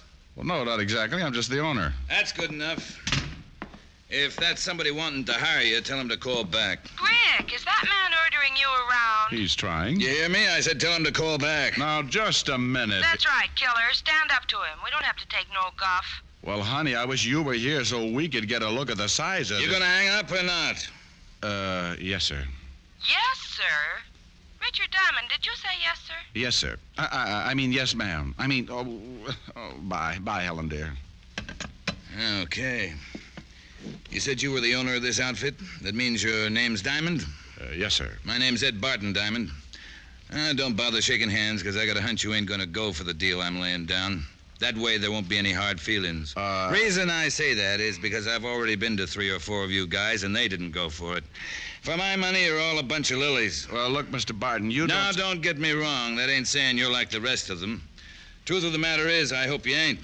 The deal I got to offer takes a guy with a little backbone. Well, suppose you tell me what the deal is before you get too involved with my sacroiliac. You've heard of the Barton Metal Works? Well, that's me. I'm the boss. Started out 15 years ago with a forge and an anvil. Today, I got over 40 men working for me, turning out some pretty big jobs. Contracts a lot of these guys around town would give their eye teeth for. If it's made of metal, Barton will make it. That's my motto. Well, that's as good as some of mine. Go ahead. Diamond, it took me a long time to get this thing going the way I want it. And now somebody's trying to mess it up for me. Trouble is, I don't know how much longer I can hold out. Loyalty is one thing, and staying with the sinking ship is something else again. Very well said, Mr. Barton. Now, would you like to tell me what it means? 4 men quit on me yesterday, Diamond. 6 the day before, and no telling how many today. Word's getting around that the plant is jinxed. Must be a pretty good reason for it, Mr. Barton. Men don't give up their living over a superstition. Of course there's a reason for it. Why do you think I'm here? You tell me. Because I've had 2 accidents down at the plant in the past 4 weeks. 2 men killed in less than a month. That's a lot of accidents, Diamond. Yeah, does seem to be stretching things a little. So now, just because of that, the whole plant's supposed to be bad luck. Diamond, my production's beginning to slack off. Mm-hmm. Well, just how accidental were these accidents? Craziest things you ever heard of. Mike O'Brien tripped and fell over a steel rod. Larry Martin got in the way of the big hammer. Just one fool thing after another. Somebody's out to do me dirt, Diamond, and they're trying to get at me through the plant. Yeah, but why, Mr. Barton? How do I know why? They just are, that's all. Don't ask me if I got any enemies. I probably got more enemies than any man on the face of the earth. People just don't like me. Can't understand that. Soft-spoken fellow like you. So, the idea is you want to hire me to go down there and see who's out to get you, huh? That's right. Got a job already picked out for you down at the plant. You mean I have to work, too? Certainly. You don't think I'm going to pay you just to run around asking a lot of fool questions, do you? No, I guess you wouldn't, Mr. Barton. Well, how about it? You going to back down, too? Mr. Barton, thanks to you, my girl already thinks I'm a coward. Looks like there's only one way to change your mind. Big Ed Barton came as close to a grin as he probably ever would, dumped a tidy retainer on my desk, and stuck out his hand. Coward that I am, I took off my ring and lost 5 fingers somewhere inside of his calloused palm. The bargain being sealed, Big Ed then drove me down to the plant. Miller, this here's Richard Diamond. Private eye I told you I was getting. Aye. All right. Get him some clothes and put him on it right away. This is Steve Miller, Diamond, my foreman. Sure. And this guy gets 100 a day, Steve. See that he earns it. I don't mind Big Ed, Mr. Diamond. He means well, but if it isn't made of metal, he doesn't understand it. Yeah, I wonder how he'd react to a Geiger counter. Which way is the locker room, Mr. Miller? Down this way, Diamond. Oh, and just call me Steve. Oh, sure. A nice little place you got here. Being foreman must keep you pretty busy. Full-time job, all right. I suppose Ed told you what he wants you to do. Yep. Wait for an accident to happen to me. Yeah, that's about the size of it. Whoever's behind this will try to get rid of you right away. Oh, isn't there something else we could talk about? Income tax or the war or something pleasant like that? Sure. Oh, locker room's right in here. Good. Big Ed and I have both gone over the entire personnel looking for a possible suspect. But just about everybody down here has been with us over 5 years. With the plant, that is. Well, Big Ed seems to think he's got a lot of enemies, Steve. Oh, it's just his way, Diamond. Ed hasn't any more enemies than the next fella. Oh, here's some stuff that ought to fit you. Oh, thanks. That's quite a uniform you fellows wear. Uniform? Oh, the overalls, you mean? Oh, not so bad after you get used to them. Oh? How long you been wearing them, Steve? Oh, most of my life, I guess. I was practically born in front of a forge. My father was a blacksmith. All right. How long have you been with Big Ed? From the beginning. Since before he moved out of the old shop into the plant here. Of course, I haven't always been foreman. That's only happened in the last... Oh, hi, Fred. Come in for a smoke. Diamond, meet Fred Larson. Hey, what's the matter, Fred? I'm quitting, Steve. Quitting? That's what I said. Oh, now, wait a minute, Fred. Save your breath. My mind's made up. Oh, I see. So it's even got to you. Look, Fred. Who's he? Someone who isn't afraid to get down into the furnace room and take over Larry Martin's spot at the hammer. Diamond here knows the place isn't jinxed, don't you? Well, I... Better not answer that until you've been here a while, brother. I just about had it a couple of minutes ago myself. You? How, Fred? What happened? Railing gave way up on number 5 catwalk. Right there where the plates are stored. What? That's what I said. If it hadn't been for that scaffolding, I'd have cashed in right then. But those railings are always given out, Fred. You know that. It's been happening for years. Yeah, but this one just came too close. I ain't stopping to pick up my check, Steve. Mail it to me. Those railings aren't indestructible, Diamond. They just wear out. Mm-hmm. What was he talking about? Plates? Oh, I'll show you when we get up there. Number 5 catwalk's right above the big hammer. Oh, all right. No, I'm all dressed. How do I look? Oh, on second thought, don't answer that.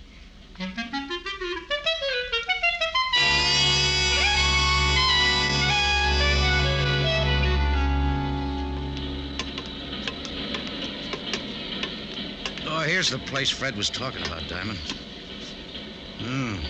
Guess I can't blame him for quitting. Would have been a nasty fall. Yeah.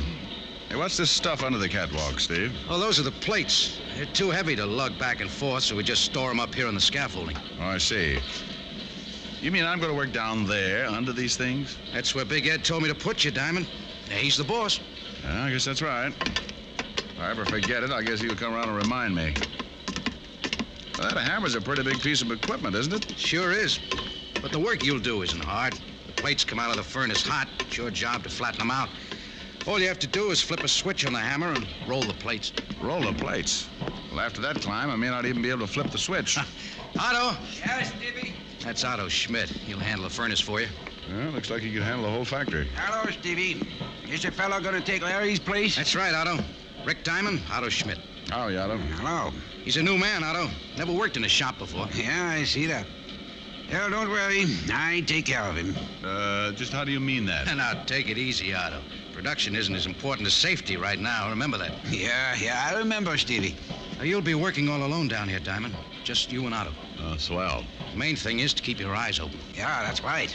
All right, Otto. You can take over now. Yeah, I take over now.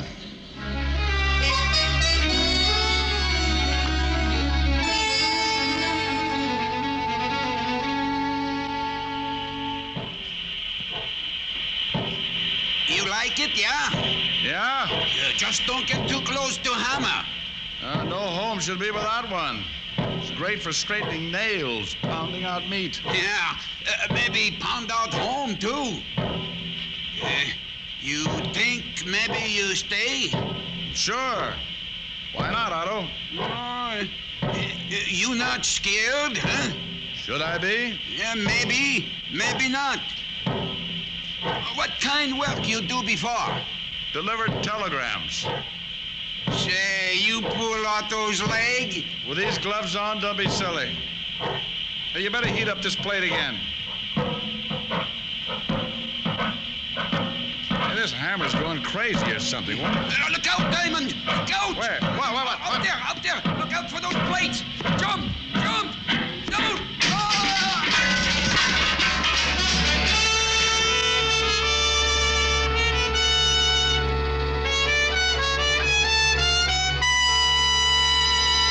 Before we continue with Richard Diamond, here are a few words about smoking enjoyment. Among the many stars whose voices, whose throats are their fortunes, is Maureen O'Hara. Maureen O'Hara's cigarette must suit her taste and throat, and that's the reason camels get Maureen O'Hara's vote. Yes, Miss O'Hara tried the different brands and chose Camels. Beautiful Maureen found that Camels agree with her throat. And Miss O'Hara's only one of the many famous stars who regularly smoke Camels. Some of the others are Dick Hames, Dennis O'Keefe, Linda Darnell, Henry Fonda, Vaughn Monroe, and our own Dick Powell. Why don't you take a tip from the famous people whose throats are their fortunes and who smoke Camels? Make your own 30-day Camel test. Smoke only Camels for the next 30 days. Enjoy Camel's rich, full flavor, pack after pack. See how well Camels agree with your throat, week after week. Camels, smoke Camels, and see how mild a cigarette can be. And now back to Richard Diamond, Private Detective, starring Dick Powell.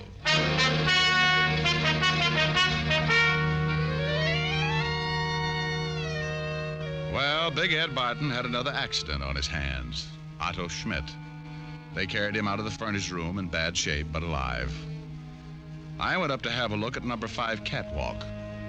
And it took me about 20 minutes up there to decide that it hadn't been any more accidental than my working for Big Ed. Oh, come on in, Diamond. I'll need your signature on this accident report. You know, Steve, I don't think it was an accident. That scaffolding didn't come loose all by itself. Yeah, but I've still got to make out the report. Well, have a chair. I'll have this finished in a minute. Okay, thanks. You handle the paperwork too, Steve? Yeah, most of it. Anything concerning the plant itself usually falls in my lap. Ed doesn't care much for office work. Well, I guess he would look a little out of character to that.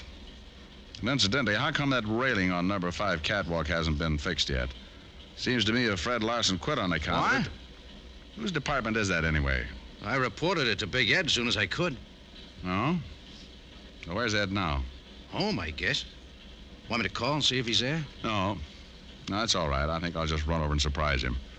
What's the address? 105 East Parkview. Big mansion, you can't miss it. 105 East Parkview, right. I'll sign that report when I get back, Steve.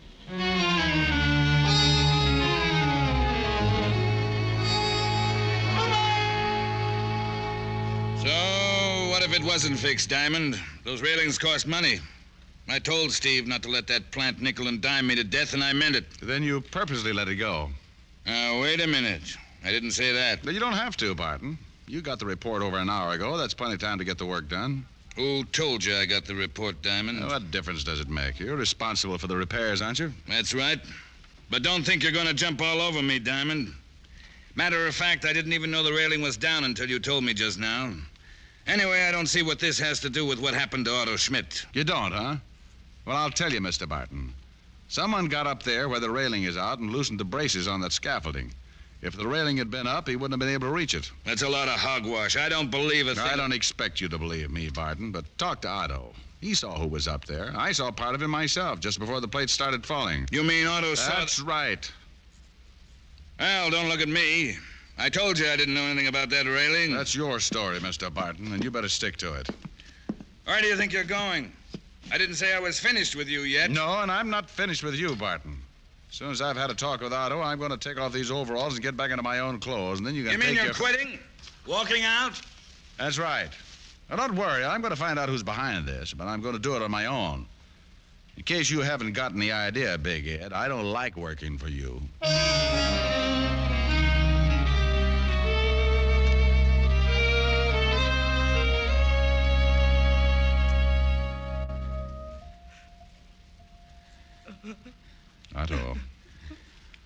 Otto, open your eyes. I want to talk to you. No talk. Why? It wasn't an accident, Otto. You know that. No, it was accident. Don't you want whoever's responsible for this to pay for it? No. What are you afraid of, Otto? Who are you hiding? I'm afraid it's no use, Diamond. For some reason, he just won't talk. Yeah, but why? What's he afraid of? That's all the time I can let you gentlemen have. You'll have to have some rest now. Just a minute, Doctor. Mrs. Schmidt, talk to him, will you? See if you... No, Otto don't want to talk. All right. How long will it be before I can see him again, Doctor? Well, that's hard to say. Several hours, anyway. You might check with the front desk later this evening. They can tell you more about it then. All right, thanks. Would one of you mind dropping her off? It's getting late. There's nothing she could do here. I'll take her home, Diamond. You probably feel like a shower and a change of clothes anyway. Thanks, Steve. But I've still got some work to do. I dropped by the Barton Metalworks to get my clothes out of the locker room, but the night watchman wouldn't let me in without a pass. Too tired to argue with him, I hopped a cab to my apartment for a change of clothes.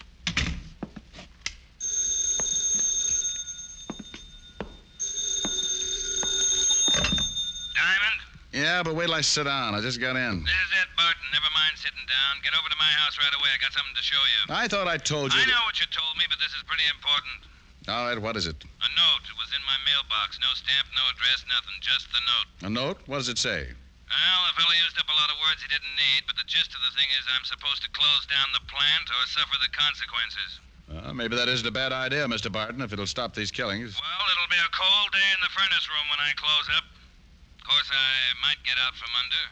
Work some sort of deal so I wouldn't lose any money. Yeah, you might do that.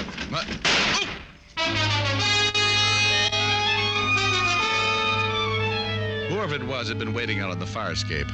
The bullet thudded into the back of my best chair, and I got on behind it, wondering which drawer I'd left my gun in this time. After a while, when nothing happened, I sneaked a look around the arm of the chair. Diamond, what's all the noise? There was no one there. Noise, Diamond? And then I realized Big Ed Barton was still talking. Hear me, Diamond? Speak up. What's going on over there anyway? What do you think?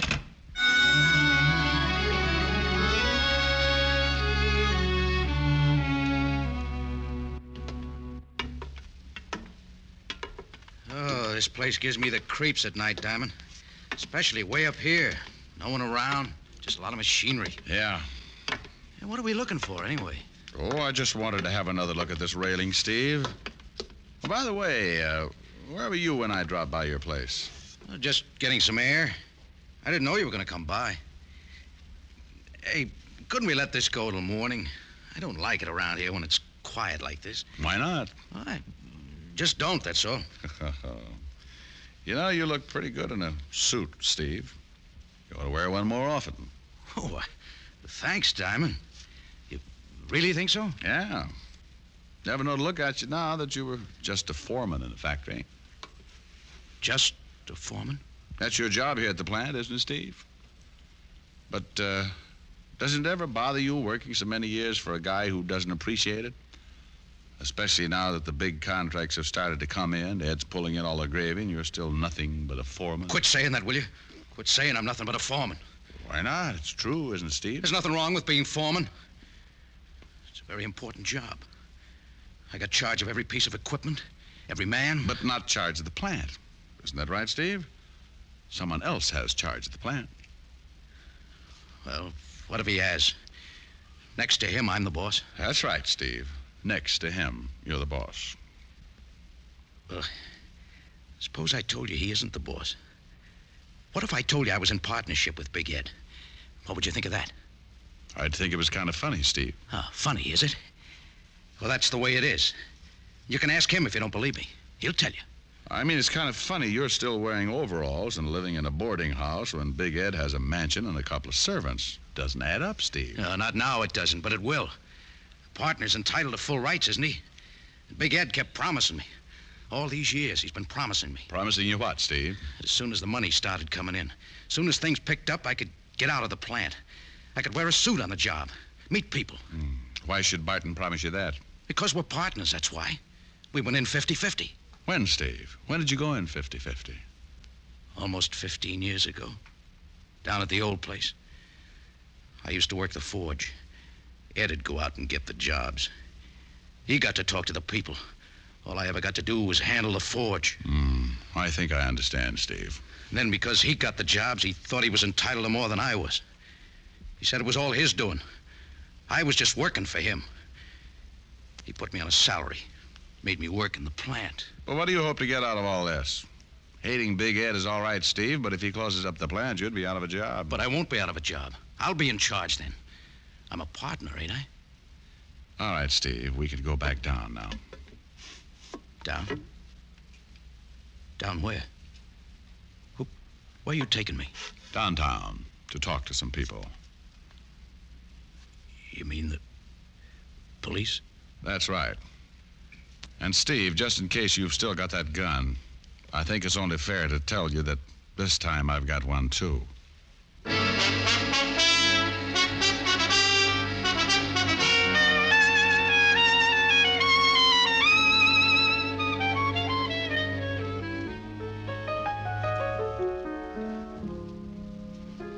Kind of quiet tonight, Rick. Yeah, kind of quiet, Helen, honey.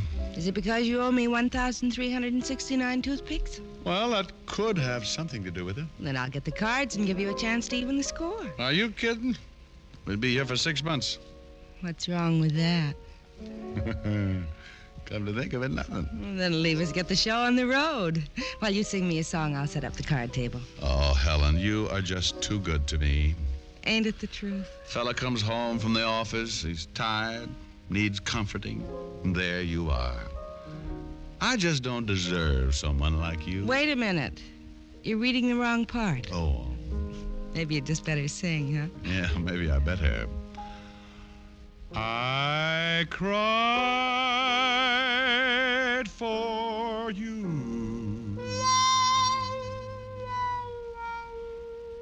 Now it's your turn to cry over me. Every road has a turning. That's one thing you're learning. I cried for you. What a fool I used to be. Now I found two eyes just a little bit bluer. I found a heart just a little bit truer. I cried for for you.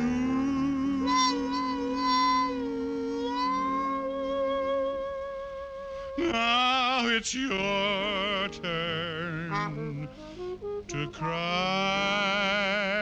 over me. Where'd the trombone come from? I played it with my feet.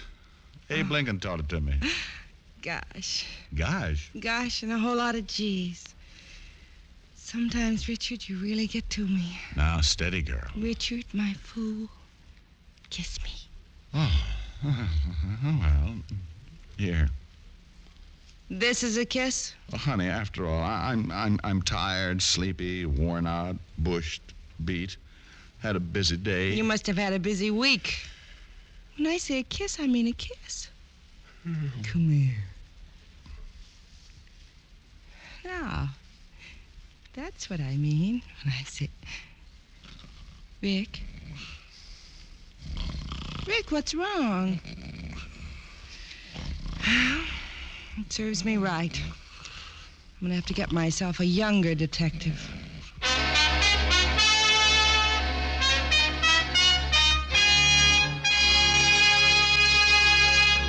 Dick Powell will return in just a moment. No other cigarette has Camel's rich, full flavor and cool mildness. That's because Camel's costly tobaccos are properly aged and expertly blended for flavor and mildness, for true smoking enjoyment. Yes, and it's one of the reasons why Camel is America's most popular cigarette, by billions of cigarettes per year. Are you smoking the cigarette that's enjoyed most in America? If not, start your own 30-day Camel test tonight. It's a sensible test of cigarette mildness, based on steady smoking. Here's all you do. Smoke only Camels for the next 30 days. You'll soon see how rich, how flavorful a cigarette can be, and you'll discover why Camel is America's most popular cigarette. How mild, how mild, how mild can a cigarette be? Make the Camel 30-day test and you'll see. Smoke Camels and see. Here's Dick Powell with a special message. Thank you. Ladies and gentlemen, to help bring pleasure to hospitalized veterans and members of our armed forces, the makers of Camel cigarettes send thousands of packs of Camels to veterans and military hospitals every week. This week's gift Camels are on their way to Veterans Hospitals Dwight, Illinois, and Whipple, Arizona, Rapid City Air Force Hospital, Rapid City, South Dakota, and to all hospitals operated by the Far East Command of the U.S. Army. Now, until next week, enjoy Camels. I always do.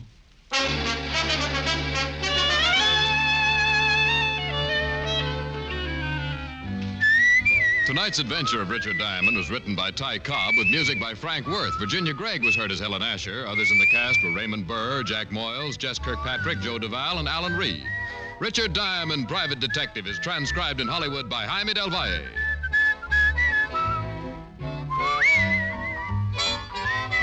Be sure to listen to another great Camel show, Vaughn Monroe and the Camel Caravan, every Saturday night. Many millions of Americans enjoy cigarettes regularly. One thing about cigarettes that many smokers may not realize is that more than half the money we pay for our smokes goes for taxes. Yes, that's right. 8 cents of the price of every pack we buy goes to the federal government, and 3 or 4 cents more in most states goes for state or city cigarette taxes. So that actually means that better than half the price you pay for cigarettes goes for tax.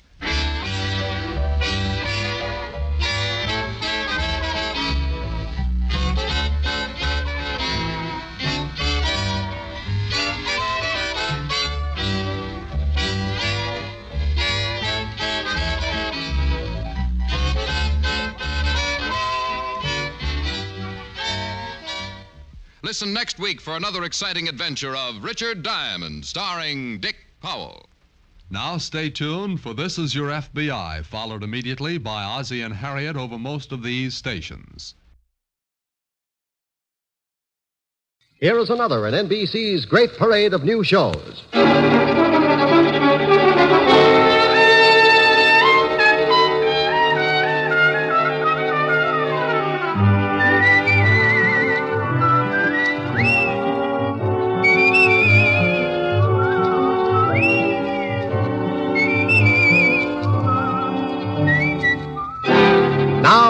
Powell as Richard Diamond, private detective.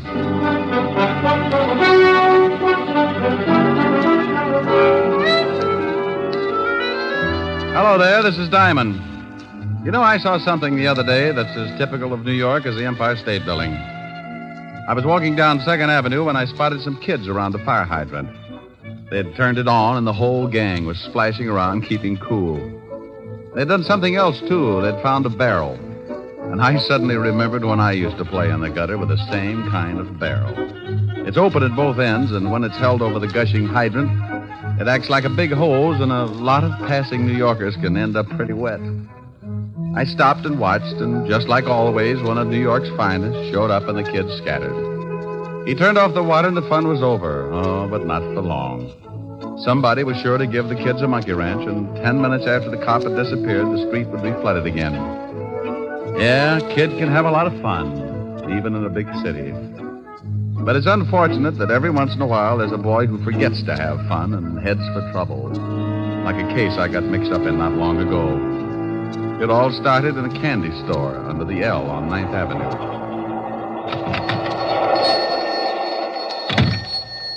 I'm just closing up, boys. We want to talk to you, Pop. I told you I was closing up. We'll come back tomorrow and we can talk then. Eddie said he wanted to talk to you, Pop. You better listen. Yeah, what is this? You kids get out of my store. You want to buy something, you come back tomorrow. You ain't been making enough on your number sales. We come to see why not. Oh, so that's it. First, they threaten to beat me up unless I sell the numbers. Then they get sore because I ain't selling enough and send young hoodlums to see that I do. Well, you go tell your boss that I'm through selling numbers to poor people who think they can get rich quick. You tell your boss if he don't like it, I'm going to the police. Tell your boss that. Sure, we'll tell him. He wants us to tell you something. I don't want to hear nothing from you bunch of no-goods. Now, you get out of here. Oh, no, that ain't nice. There's a chimp. No, that ain't nice at all. I told you to get out. If you don't, I'll call a cop. You ain't calling anybody, Pop. Here, what do you do now? You get away. Help, please. No, please, help. Shut up. Okay, Jim, make him shut up. Please, I'm an old man. Yeah, sure you are, Pop, but old guys like you need exercise. Think he's had enough, eh? Yeah, grab some of them cigarettes and cigars off the counter. Yeah, sure. Hey, we better get out of here. Maybe somebody heard him yelling. Okay, grab your box of candy, too. I got a date with Nancy tonight. I'll grab a couple. I got a date, too. Let's go.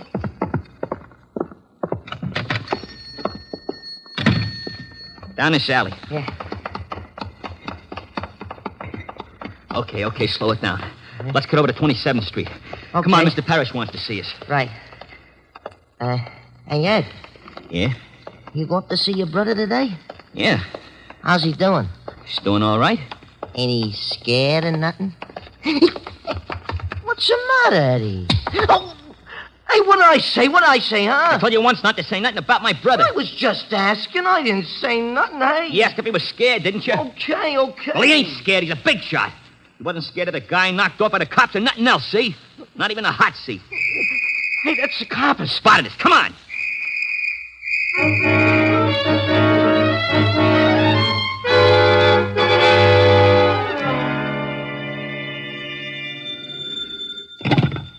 Diamond Detective Agency. We filtered the choke on the way to your throat. Oh, for Pete's sake, Diamond, aren't you ever serious? Well, Lieutenant Levinson, what's the matter with you? Did someone swipe one of your ulcers? Now, stop that. I wouldn't call you unless it was something important. I know. You're losing Sergeant Otis to Barnum and Bailey. You stop that. Ringling Brothers? Don't be ridiculous. I'm not.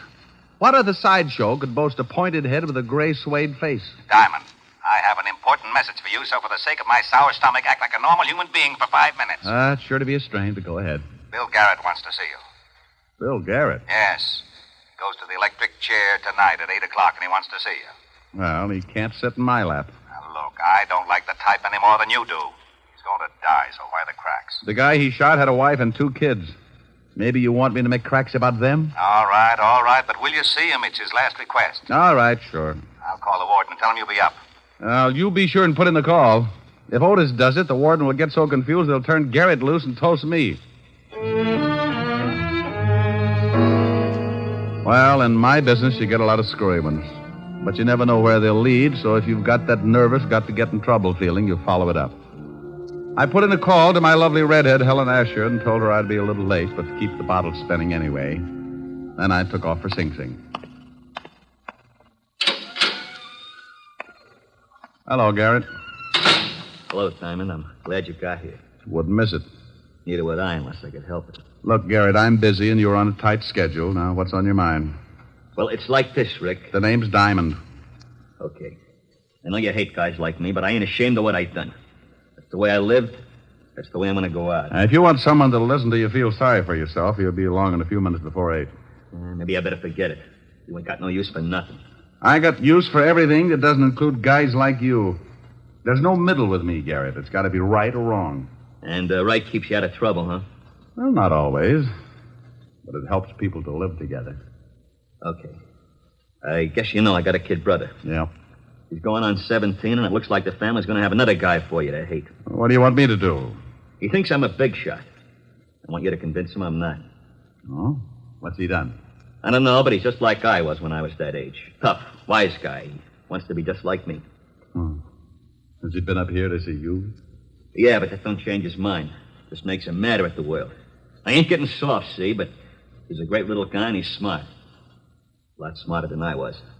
It's just going to take someone to show him which foot to get off on. Okay. What's his first name and where can I find him? His name's Eddie. He's got a club they call the Panthers. You know the kind. Yeah, with me it was the Brownies. It's over on 26th Street, and he's got a girl he told me about. Her name's Nancy Hyde. She lives with her aunt over at 37th Street. Okay, I'll see what happens. He's tough. Oh, lots of guys are tough, Garrett. Sometimes if they get a break, they turn out to be so tough they even get to be All-American. Hey, I'd like that. I'd like to see the kid get to be All-American. That might be a little difficult, but you never know. Maybe they've got television down there.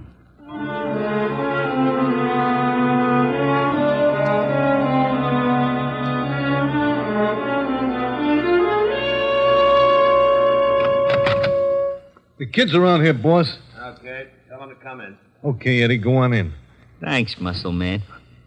Hiya, Mr. Parrish. Hello, Eddie. We took care of old man Thompson like you said. Good. You, beat him up bad? Bad enough. Yeah, we really waked him over. We got Shut some up, stuff... I'll do the talking. What do you think's running this mob anyway? Okay. Get a look at we got a big shot. Yeah. You run your bunch pretty good, don't you, Eddie? I run the whole club. The Panthers got 23 members now. You hear that, Bud? 23 members, and Eddie's the big boss. I like that. I like you, Eddie. You and me and the 23 Panthers is going to go a long way. Well, that's something I wanted to talk to you about, Mr. Parrish. We're getting awful tired of just beating up guys. We want to start doing something big, like knocking over gas stations or something. So you want to start doing something big, huh? Like knocking over gas stations, huh? Yeah.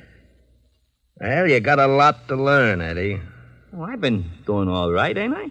Well, you're going to do a lot better. How would you and the Panthers like to start making some really big cash? Hey, we'd like that. Shut up. Well, what does the boss say? The boss says great. What do we do? It's a cinch. Bart, go out in front and see that we ain't disturbed. Yeah, sure thing, boss. Bart carries a gun, don't he, Mr. Parrish? Yeah, Eddie. He carries a big one.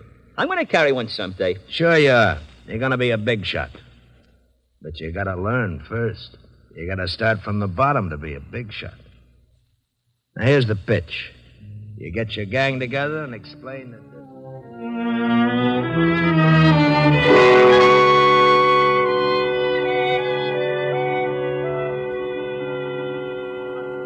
Says we swipe cars, so we swipe cars. I don't know, Ed. Beating up guys is one thing, but swiping cars is dangerous. It's cinch. We go out on the road. One of us drive.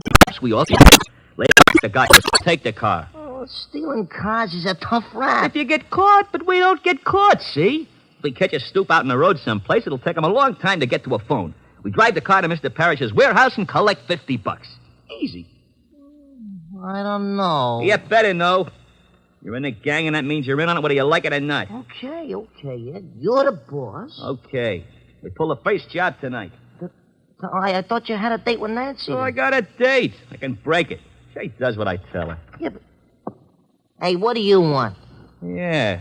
This is a private club. I'm, looking for Eddie Garrett. Who wants him? Nobody for a present, but I'm still looking for him. Well, beat it. You smell like a cop. You got a good nose. That's pretty close. Hey, just some... Shut up. We ain't seen any. Yeah, that's right. We ain't seen him. Okay, but if you do, tell him I got a message from his brother. From his brother? Yeah. Tell him that if you see him. Oh, wait a minute. I'm Eddie Garrett. Good for you. Proud of it? Oh, you're a wise guy, ain't you? I'll tell you later. Your brother says he thinks you're in trouble, are you? Trouble? That's a hot one. What made him think that? He runs around with it. He says you think you're a big shot. Maybe I do. Then you're in trouble, Sonny. What are you talking to this guy for, Eddie? He talks crazy. Why don't we throw the bum out? How are you going to do it? Grow 12 feet?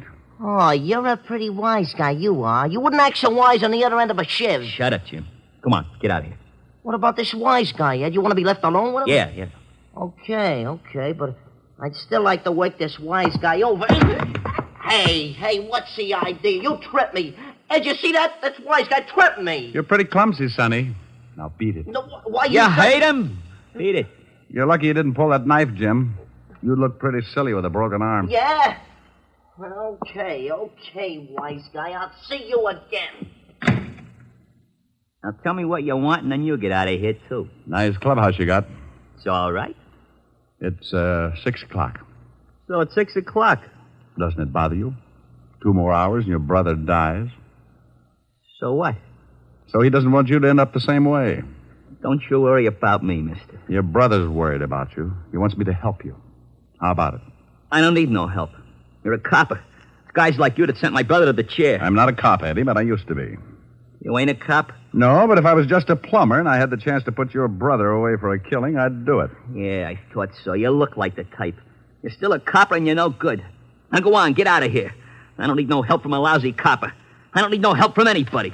Hey, Eddie. Didn't know you was entertaining. This guy's just going. Come on in, boy. Let's go, Eddie. What do you mean, let's go? I want to talk to you. We'll go up to my place. I ain't going nowhere with a lousy copper. Copper? Yeah, he's been in here preaching to me. Better leave, Flatfoot. Come on, Eddie. No, I ain't going nowhere. You heard what the kid said. Now, look. Yeah? Well. Guns and everything. Like it? Goes bang, bang. Hey, wait a minute, Bart.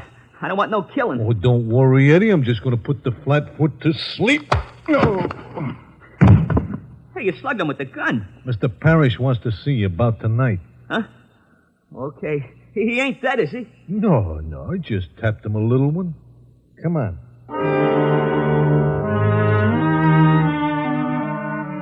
Tap me a little one. That was the biggest understatement of the year. He tapped me so little my head felt like it was in sections. I lay there for a while trying to find the piece that did my thinking, and when I started coming out of it, it was like trying to open a beach umbrella in a 90-mile wind. I didn't know how long I'd been lying there, but when I finally opened my eyes, I saw something that made the beating a welcome relief. Hey, look, Lieutenant. He's with us again. Oh, no. Shut up, Otis. Rick, how do you feel? I wish I was dead. Oh, now it can't be that bad. No? Well, you lie down here and look up at Otis. Makes you want to slash your wrist. Hey, he's riding me again. You're all right. Here, try to sit up. Without my head? Oh. Now, who beans you? A guy named Bart Lippett. He didn't know me, but I recognized him. Small-time muscle man. Works for Sam Parrish. A lovely group. Say, how the devil did you find me? Well, we certainly weren't looking for you. We came down to pick up Bill Garrett's kid brother. Pick him up? What for? Your job's homicide. Yeah, he and another kid beat up an old storekeeper last night. The guy's in pretty serious condition. Oh, no. How serious, Walt? Well, the doctors say critical, but he does stand a chance. Hey, now, wait a minute. Where are you going? What time is it? 7 o'clock. Why? I got an hour to keep a promise. I hope that storekeeper doesn't die. If he does, Sing Sing will be building their electric chairs in tandem.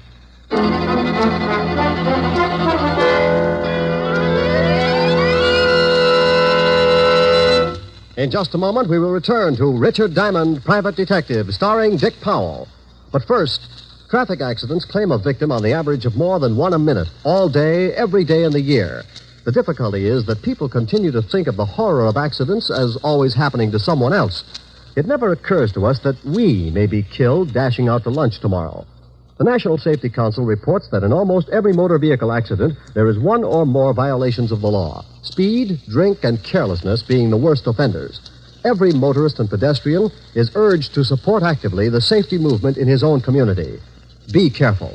The life you save may be your own. And now back to Dick Powell as Richard Diamond, private detective.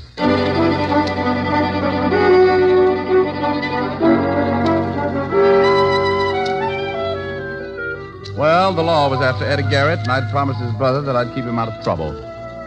If the storekeeper died, Eddie was sure to get life. But if he lived, and I could make him give himself up, I'd stand a good chance of helping him.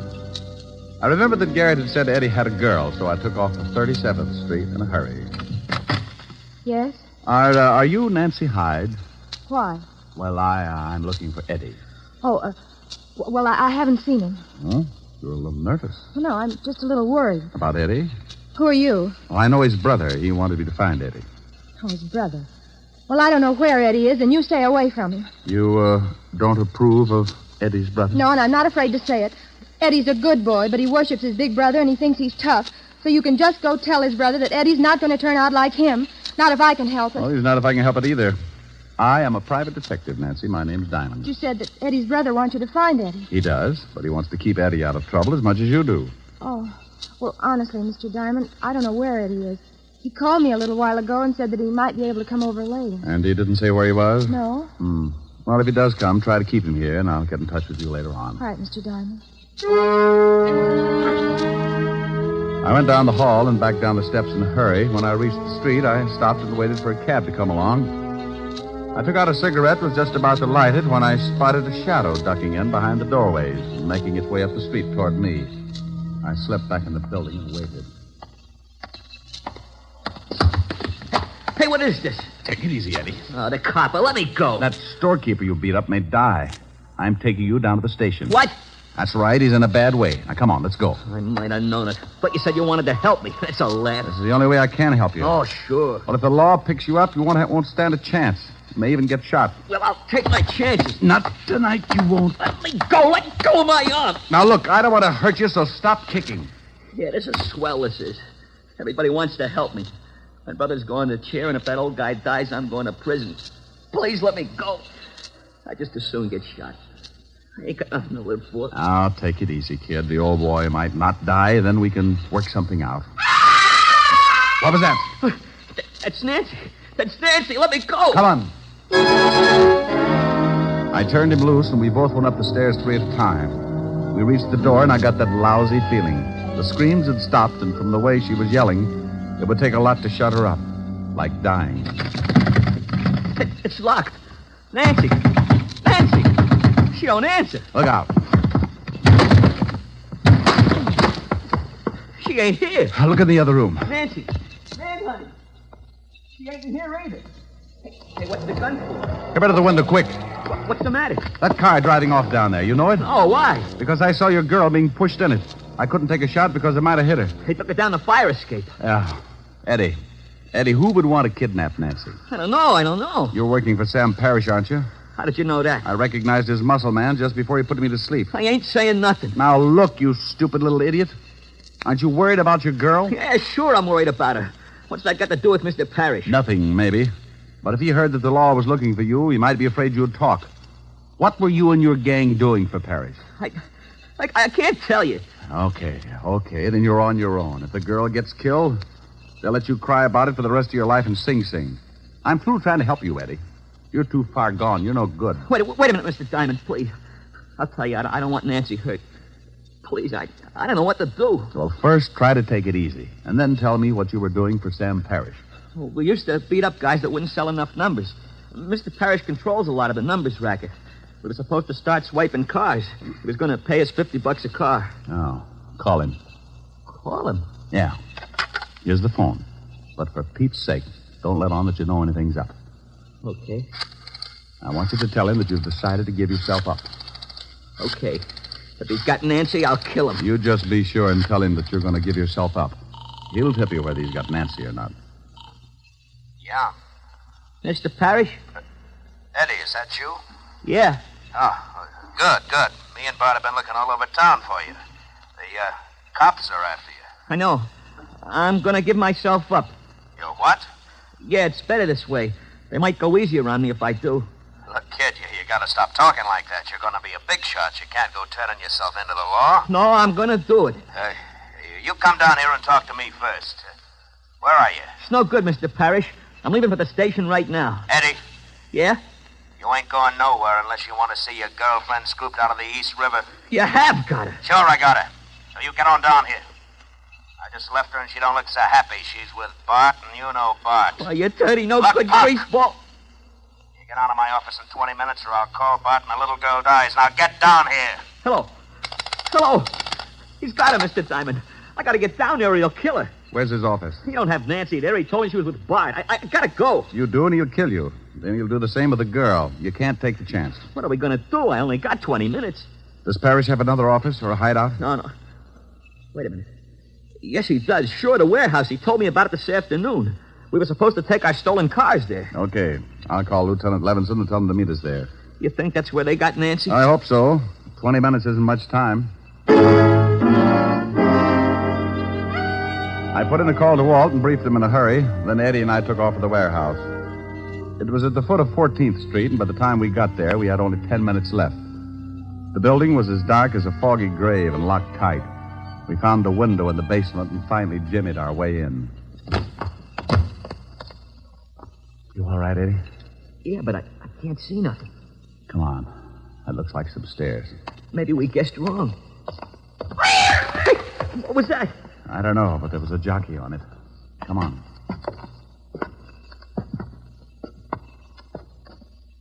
Hey, look. There's a light. Yeah, a little office in the back. Now, you stay here. There might be some shooting. If Bart's in there with Nancy, I want in on it. This is no time to argue.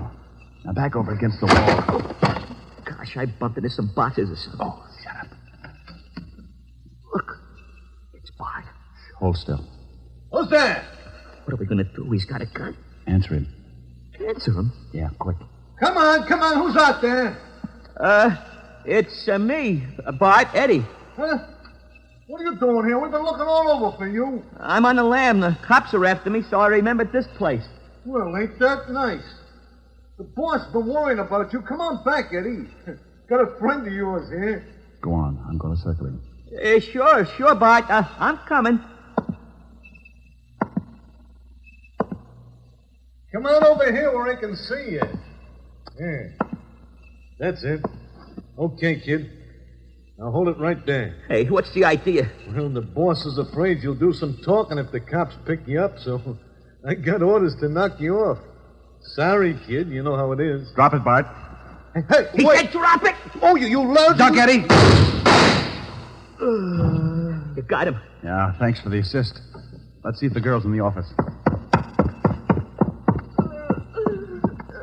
Yeah, they got a gag in her mouth. Nancy. Oh, she's okay. There.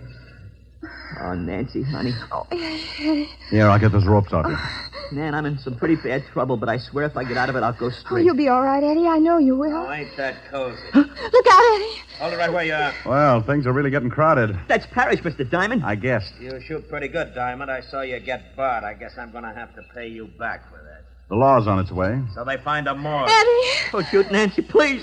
Shoot me, but don't shoot Nancy. Here they come, Parrish. You seem pretty anxious, mister, so I'll let you have it first. No, you can't. Look out, Eddie. Oh, Eddie. You slob, Parrish. Oh, Eddie. Eddie, he's hurt, Mr. Diamond. So's Parrish, but his is permanent. Eddie, where you hit? I think in the stomach. We'll get you to a hospital quick. You saved my scalp when you jumped in front of me. Thanks. How about Parrish? I paid him in full. What time is it? 8:35, Eddie. Oh. Funny, I don't feel so bad about my brother now that it's over. He'd probably be sore about me helping a cop. But, you know, I don't mind. Especially when it's a nice guy like you.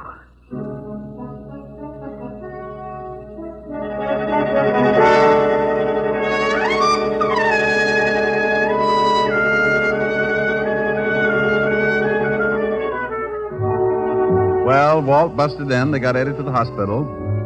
Otis tripped over a pipe and broke his big toe, so they had to throw him in the wagon along with Eddie and his girl. Eddie recovered all right, and so did the storekeeper he helped beat up. The kids all got 2 years, sentence suspended. because my lovely redhead, Helen Asher, convinced the judge that the boys would become much better citizens if they worked out their 2 years on her farm upstate milking the cows. Before Eddie left for the farm, Helen had him over to the house, and he brought his girlfriend. Well, we gotta be going, Mr. Diamond. I gotta catch a train. Thanks for the swell dinner, Miss Asher. It was my pleasure, Eddie. It was wonderful. Oh, Mr. Diamond. Yes, Nancy? Miss Asher was telling me that you sing. Oh, Miss Asher is sometimes afflicted with an extreme case of blabitis. Rick. Hey, I'd like to hear you sing something before I take off. Would you, Mr. Diamond? Certainly he would. Do you want it after I tear out your pretty tongue with the lungs or before, you dear, sweet little girl? Now, you mustn't talk that way in front of guests, Rick. They'll think we're married. Well, he's not as tough as he sounds. Now, come on, Mr. Diamond, give. Yeah, I'll give you a hit in the head. Helen, after Eddie hears me, he may realize that crime does pay. It's on your pretty head. Just sing. Stop making like a prima donna. What do you want to hear? Oh, something romantic. Oh, bless your little pointed head. You kids go sit on the sofa. Okay. Come on. Where are you now that I need you? Now that I want you so badly, I cry. What's the new one? Where are you? Where did fate lead you? Funny how I dreamed you'd still be standing by. The pretty one. I had you at my beck and call. I called you any time at all. I guess I took you too much for granted. I never thought I'd lie, awake and sigh. Where are you now that I need you?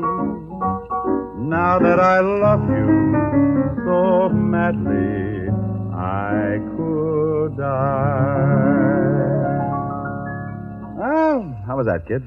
Rick, look. Well, how do you like that? They're stealing our stuff. Come on, Eddie, break it up now. You got to catch a train. Eddie. Nancy. Oh, my goodness.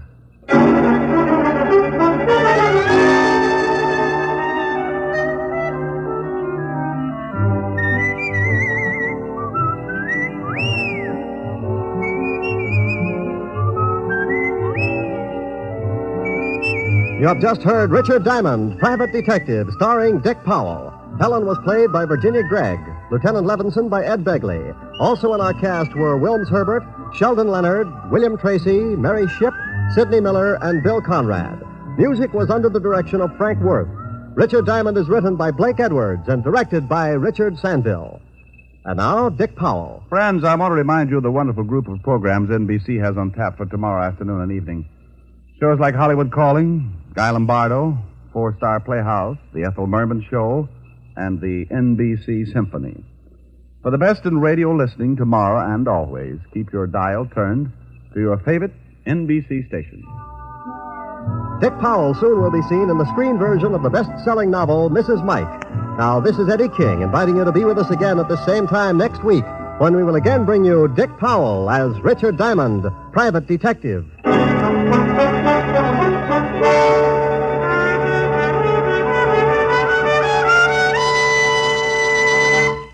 This program has come to you from Hollywood. This is NBC, the national broadcast. Listen while the makers of Rexall drug products and 10,000 independent Rexall family druggists bring you Dick Powell as Richard Diamond, Private Detective.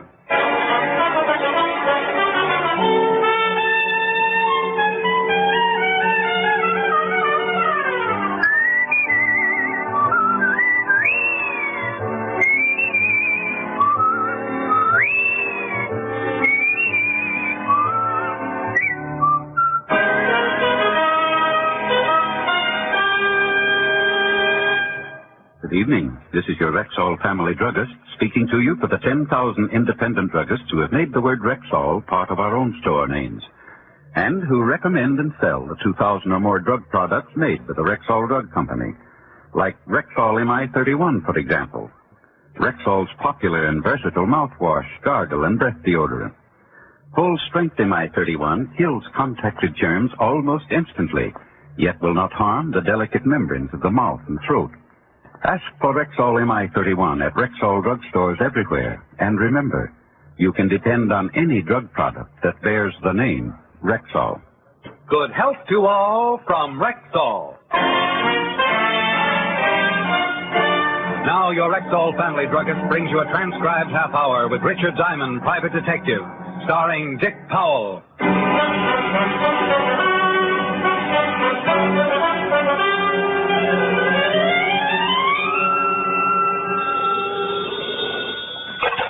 Diamond Detective Agency. I'll help you out if you're in trouble, but if it's a murder, it'll cost you double. Rick. Oh, hello, Helen, baby. What's new with the wealthy? Not much. Only we had a date last night, remember? Well, did we have fun? Oh, loads. Only we'd had more fun if you'd shown up. Now, Helen, don't overestimate me. I don't. Oh. Look, honey, I am sorry about last night. Sat up with a sick aunt, you know. Tender. Well, don't you believe me? No. Expect me to? No. Then we're even. Helen, I hate people who hold grudges. You busy tonight? Well, doing what? Oh, I'll probably end up listening to some idiot play the piano. Anyone I know? Maybe. He's a little boy who never grew out of the cops and robbers stage. Oh, yes, the good-looking one. He's the guy. Uh-oh. Client just walked in. I'll call you back and squirm later. Bye.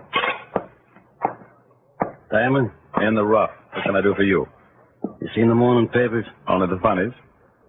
Seen the story on page 2? Hey, what are you, a traveling quiz show? Look at it. Pete Rocco broke out of prison. That's right. You sent Pete up for murder. He always said he'd get out and take care of you. Gee, I wish I hadn't cut my fingernails. I got nothing to chew. You better find something. Pete's a nasty little boy. Well, what's all this to you?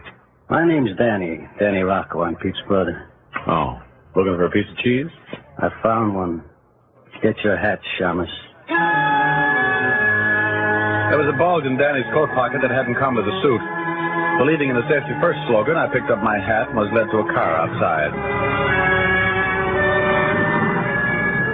We drove through town and then to Mulberry Street near 5 Points to the section that used to be the heart of Little Italy. We stopped in front of a cigar store. Okay, Diamond, get out. Oh, it's so comfortable here. Come on, move. Well, if you put it that way.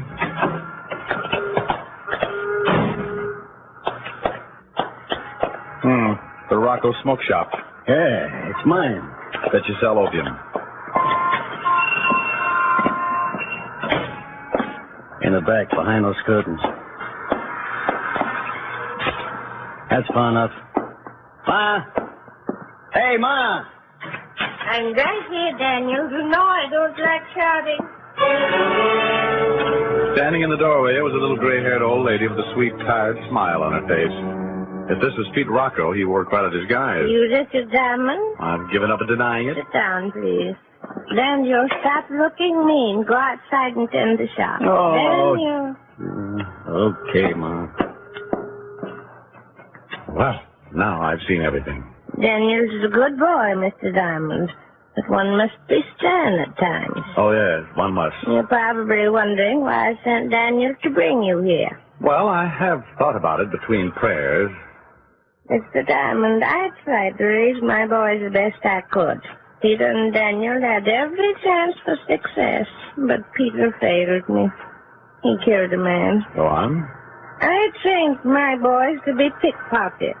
That was during their school days, of course. Oh, yes, of course. Later, I staked them to a nice, tidy little bookmaking business. Like any mother, I wanted to keep them away from violence. Very thoughtful. Mr. Diamond, I've known crime and criminals all my life. My husband was an immigrant. A criminal killed in a gang war. It's the only life I could teach them, but Peter failed me. Peter turned to murder. Mrs. Rocco, this is very interesting, but why was I brought here? I'm getting to that. Please be patient. Sorry. You see, as long as my boys stuck to bookmaking, I was happy. I was proud of them. But when Peter killed that man, well, he failed me. You said that before. Yeah, so I did. Mr. Diamond, you're the one who sent Peter to prison. The police couldn't catch him, but you did. I want you to send my boy back where he belongs. Behind bars. Oh, I see. I'll pay your usual fee. If Pete is out long, he might kill another man. I couldn't stand that. I don't hold with violence, Mr. Diamond. There was a sad look on her face as she pushed the buzzer beside her chair. She was a proud little thing, but you could see the hurt in her eyes when she spoke of Pete. She was determined to have him put back in prison. After all, she'd only raised him to be a pickpocket. Oh, this modern generation. Absolutely no regard for their parents. You ring for me, Ma? Daniel, drive Mr. Diamond back to town. I'll watch the shop. Oh, dear. You haven't said that you'll take the job, have you, Mr. Diamond? Ma would like for you to, Shamus. Well, Thank you so much. Daniel, you're looking mean again. Danny drove me downtown. Instead of going to my office, I went to the 5th Precinct, where I found Sergeant Otis laboring over a crossword puzzle. Poor Otis. He couldn't find a 4-letter word for something that swims, even if you hit him in the face with a herring. Well, hello, brainchild. What? Oh, you. Clever as always, I see. Shamus, why don't you dig a hole and jump in it? And disturb your wormy relatives? Oh, perish the thought. Get lost. My, I'd be touchy today. Well, can't you see I'm working a puzzle? See it? Yes. Believe it. Well, that's another matter. I've been work on a genius. I'm going to see Walt. Oh. Good afternoon, Lieutenant Levinson. My, you look impressive with your feet on the desk. Saving shoe leather? Rick, where have you been? I called you 50 times this morning. Well, I've been chatting with a very pleasant little lady. Blonde or brunette? Neither. Her hair was gray. Well, for you, that's a switch. But, boy, you better go in hiding for a while. Pete Rocco's out of prison. Yeah, so I heard. That why you called me? Right. Rocco said he'd get you, and he's not the type to kid. He'll be looking for you, Rick. Well, that's just dandy, Walt, because I'll be looking for him. What? I've got a client wants Rocco back behind bars. Any idea where he is? Not much to go on. He's here in town somewhere, that's for sure. Why do you say that? Well, remember that roll he took from that bookie before he plugged him? Mm-hmm. More than $50,000. He never would tell where he hid it. Oh, yeah. You think he'll hang around long enough to dig it up and then go south, huh? That's how it looks to me. On the other hand, he might contact one of his old cronies here to get the dough and meet him somewhere else. Maybe. But Pete wouldn't trust many people with $50,000. Well, there was a guy named Roscoe Ward used to pal around with Pete a lot. He's still around town? Yeah, I got a location on him this morning. Seems he's a bowling fanatic. Bowling? Yep, hangs out in an alley around North Broadway. Joint called Atlas Alley. Yeah, I know the place. Well, I think I'll get a little exercise. Bowling, maybe? It beats snooker. See you around, Walt. I drove up to the Atlas Alleys and parked in a lot across the street. The bowling fanatics were at it hot and heavy, and I sat down in one of the spectator seats. Half an hour later, a pale little punk came in, got an alley, and began bowling alone. I decided to join him, not because he looked lonely, but because his name happened to be Roscoe Ward. Hello, Roscoe. Huh? Do I know you? Well, I have the ugliest friends in town. Maybe you'd like to be one of them. Sorry, I'm antisocial. Mind if I bowl with him? Yeah. Thanks. I'll go first.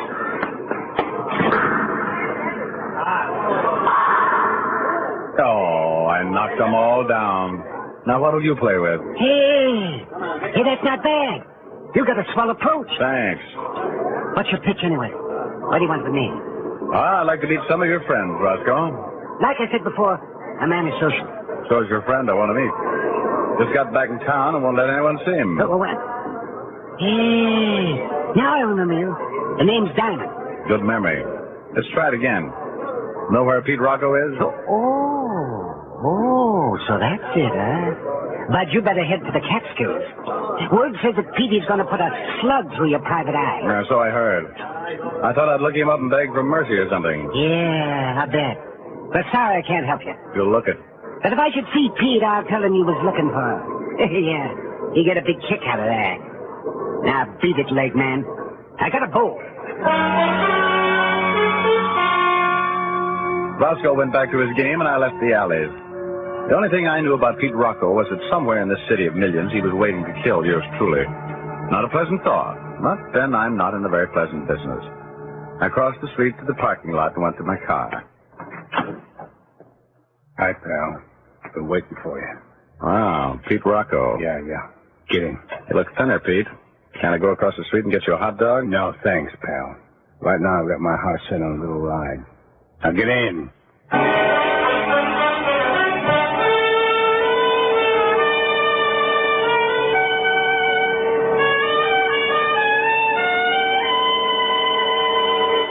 Before we continue with the adventures of Richard Diamond, private detective, here's your Rexall family druggist. Last week, a customer told me that Something I really like about Rexall milk of magnesia is that one bottle won't be so thick I can't even pour it, and the next one's thin and watery. Somehow, Rexall milk of magnesia always seems to be just right. well, ma'am, that's because every bottle of Rexall milk of magnesia has to meet an exacting standard of viscosity, or it won't wear the Rexall label. What do you mean by viscosity? Well, an easy definition would be the degree of thickness in a liquid. Now, Rexall scientists conduct scientifically precise tests on every batch of Rexall milk of magnesia to make sure it meets this constant standard of viscosity, because that's one big reason why you'll always get a uniform dosage from every bottle. Oh, and I thought it was all just an accident. Oh, no, ma'am. There are no accidents behind the fact. You can always depend on any drug product that bears the name Rexall.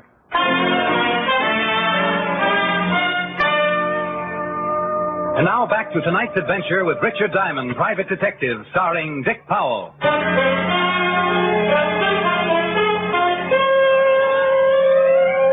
With a gun pointed at me and Pete Rocco at my side, I followed directions and drove to a Harlem address. Pete led me upstairs and into a half-furnished flat. Far enough. Now sit right here, bright boy. That's good. You know, pal, I've been waiting a long time for this. And you always were the patient type. What are you waiting for now, Pete? An audience? Oh, I'm in no hurry. You just sit there and square it for a while. Who's there? It's me, Roscoe.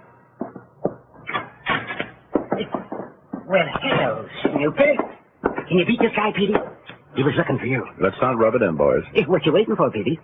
Take care of him. Let's beat it. Shut up. We don't leave till I get word it's all clear to pick up the money. Yeah, but when are you going to find out? Who's going to let you know? Don't get too nosy, Roscoe. Diamond, after you picked me up, I had a rough time. During that trial, I didn't know what they were going to throw at me. Life or the chair. Just had to wait. Well, that's what you're going to do. You're going to sit there and you're going to wait. When you're least suspecting it, I'm going to put 3 slugs through your head. My barber won't like this. Yeah, just keep making cracks, wise guy. You'll break before long. Yeah, you'll break before long.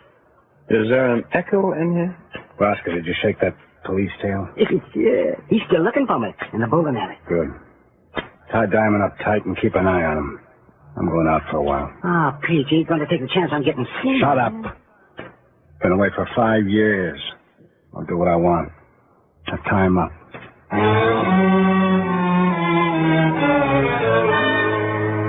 Pete kept the gun on me while Roscoe tied my arms behind a chair.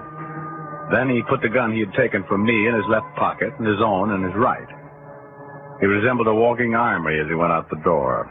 You know, Snoopy, you're not so bad. Oh, now watch it, Roscoe. You'll hurt my feelings. Pete's a rough boy. I'm going to enjoy watching him settle with you.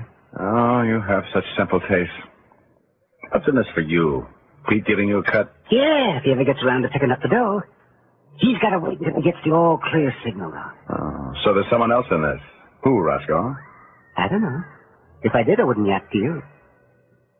No, it's too bad you'll be a corpse soon. Oh, thanks for the pleasant thought. No, I mean it. That strike you made at the bowling alley tonight, that just wasn't luck. You got a swell approach. You think so? Yeah. That's where I have my trouble, with my approach. But when Pete gives me my cut of the dough, I'm going to buy me an alley and bowl all the time. Oh, how exciting. Say, you want to give me a few pointers? What? The approach. Maybe you could help me improve mine, huh? Now, look, this floor is kind of slippery. Now, watch. Now, I always hold the ball like this. You see? I swing it back, and approach like this. There. How'd it look to you? Well, I couldn't see too well from here. Suppose you untie my hands. Oh, no. You gotta stay tied there. Well, I'm afraid I can't help you then. Come around this side. I can't see through that table. Oh, all right. Yo, I got it. I'll slide towards you this time. All right. There. What do you think of that?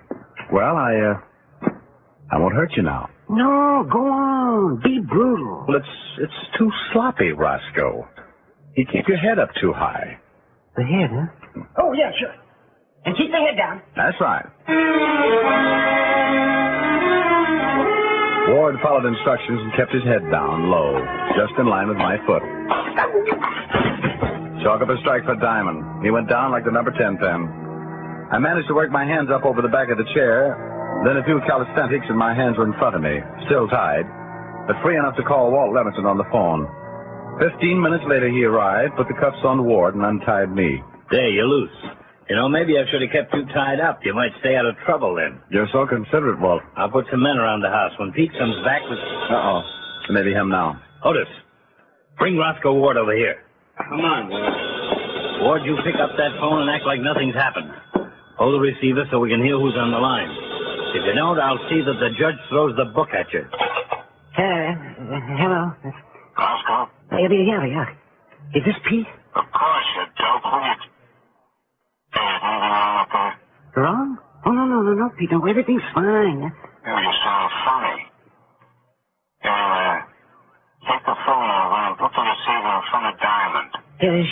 Sure, Pete. He said. I heard him. Give me that phone. Hello, Pete.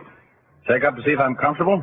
How long you been loose, pal? Come again? Diamond, I left you in a chair across the room. The phone don't reach that far. Well, Pete, you're getting smarter. Yeah, thanks. Too bad I'll have to postpone those 3 slugs in the head. But maybe later. I'm glad you said maybe, Pete. I have different ideas. Yeah, we'll see, pal. We'll see. Well, he tricked us, Walt. He won't be back here. Does this bird know where he is? I don't think so. Roscoe, you mentioned that Pete had to wait for the word from someone before he could pick up that money. Who is that someone? I told you before, I don't know. Look, punk, you're all through. Help us out and you'll get a better deal in court. Yeah, if I knew, I'd tell you. All I know is that Pete won't go near the door until this someone gives him the green light. No. I think he's telling the truth, Walt. Take him downtown and book him. I'm going visiting. I drove back out Mulberry Street to the Rocco Cigar Store. I was hoping Pete's brother, Dan, might remember some of Pete's old hangouts. I wanted to wrap up this case quickly for 2 reasons. 1, Pete was a killer, might kill again at any minute. And 2, I might be the one he'd killed.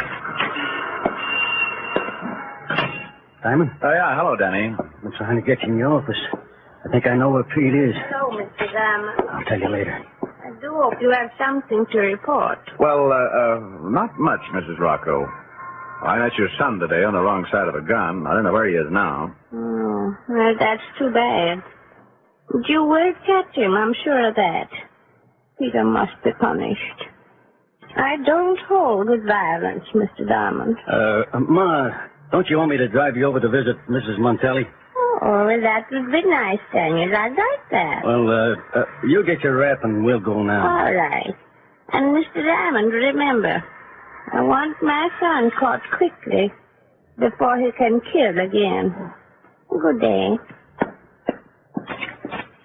Now then, Danny, what were you saying about Pete? I know where you can locate him. I didn't want to talk in front of Ma. I want to kept out of this. Go on. Pete called me a little while ago. He's coming over tonight. I'm taking Ma to visit a friend, so she'll be out of the way. Tonight's your chance, Diamond. Tonight. I made plans to meet Danny out in front of the shop around 8. Then I went back to my office. I called Helen, booked my dinner date for that evening, and waited as the hours ticked by. 7:30, and I was ready to go. Pete had taken my gun earlier, so I slipped a spare in my pocket and drove to the cigar store. I parked down the street, walked halfway up the block, and met Danny. Diamond? Yeah. Our boy showed up yet? No, but he should be here soon. Come on. We walked up to the shop, and Danny unlocked the door.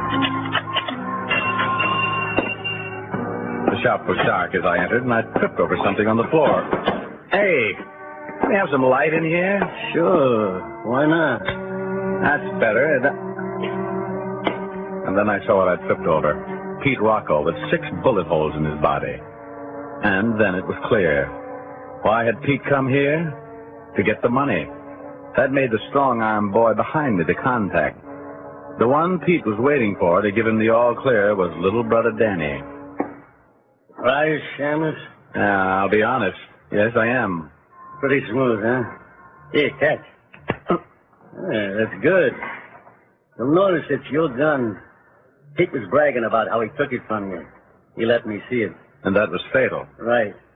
And this gun I got on you now was Pete's. I kill you, put the gun in Pete's hand, then I'm clear. You shot each other. No one will blame me. You thought this all out, huh? That's right. Pete and I robbed that bookie together. He left the dough for me to keep after he was picked up. I figured he'd never get out, but when he did...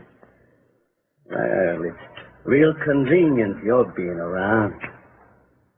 Now say your prayers, Shamus. This is it.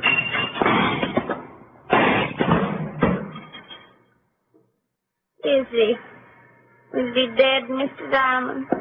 No, you hit him in the shoulder. Better call an ambulance, though. Yes. My boys. Peter and Daniel, look at them. I tried to teach them. I told them I wouldn't stand for violence. But they wouldn't listen. You know, sometimes you've just got to be stern.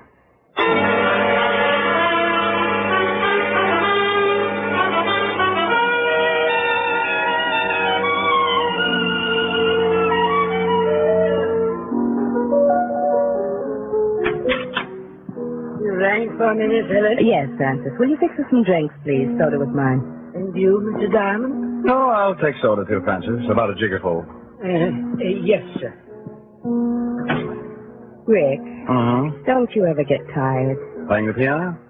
Never. That's not what I meant. Why, today you were almost killed twice. Honey, you can only be killed once. All right, then. You were threatened twice. Don't you ever wish you were in a different profession? For instance? Oh, insurance, maybe. You can talk fast enough. Well, you may have something there. Need a lot of gals in the insurance game. On second thought, you'd be better as a good humor man. Meet a lot of children instead. Gals are like better. And so I've noticed. Oh, hell, what's wrong with my own business? Now, where else could I find excitement all day and a beautiful girl to sing to at night? Flattery will get you everywhere, Mr. Diamond. Don't I know it? A little bit independent in your walk. A little bit independent in your talk. There's nothing like you in Paris or New York. You're awfully easy on the eye.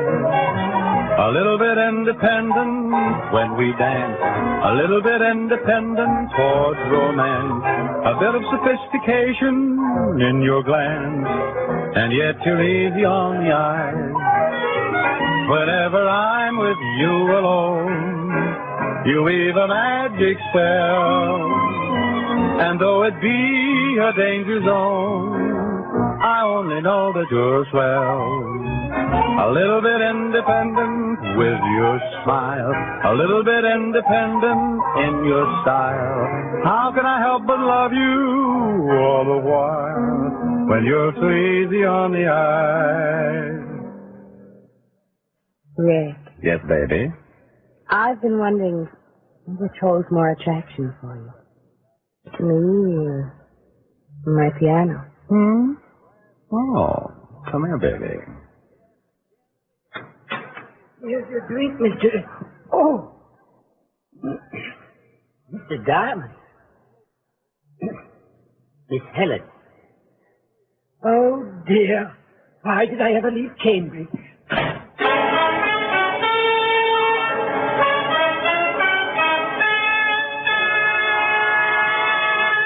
Again, here's your Rexall family druggist.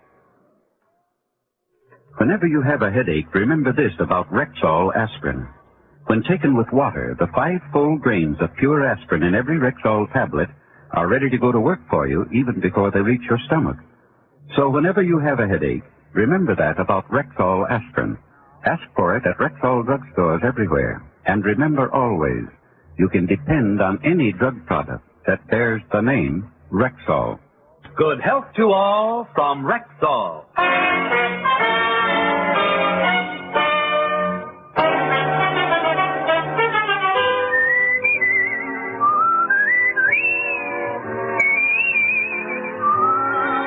Richard Diamond, Private Detective, stars Dick Powell in the title role, with music composed and conducted by Frank Worth.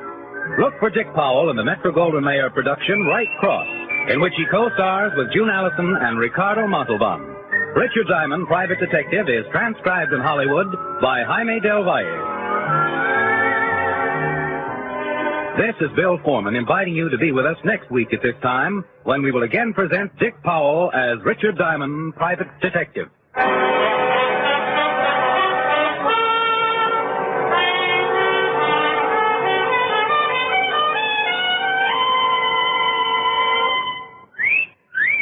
Hiya, beautiful. Get lost, Bristlepuss. You need a shave. But I have shaved. What else do you want me to do? Silly boy, she wants you to go Stag. Go Stag? But why? Because Stag is Rexall's exclusive line of men's good grooming aids, like Stag Brushless Shave Cream. No fuss, no massage, just smooth it on and presto, you get a clean, close shave. Your face stays smooth and whiskerless all day long. I'll do it. I'll go Stag. That's it. Join the Stag line now at Rexall drugstores everywhere. Yes, to make girls care. Go Stag.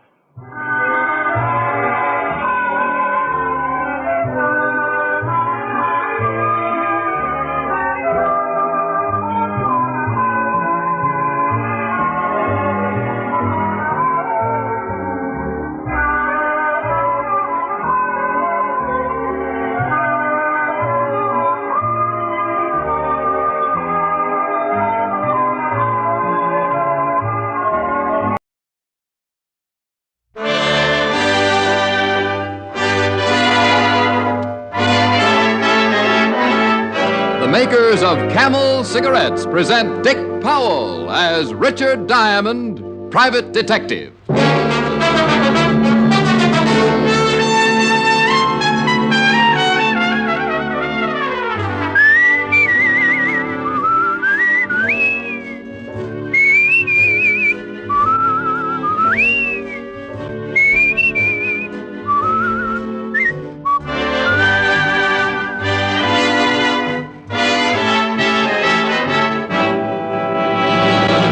What cigarette do you smoke, Doctor? Again, that question has been asked of doctors in all parts of the country, doctors in every branch of medicine. And again, the brand name most is Camel. Yes, according to this repeated nationwide survey, more doctors smoke Camels than any other cigarette.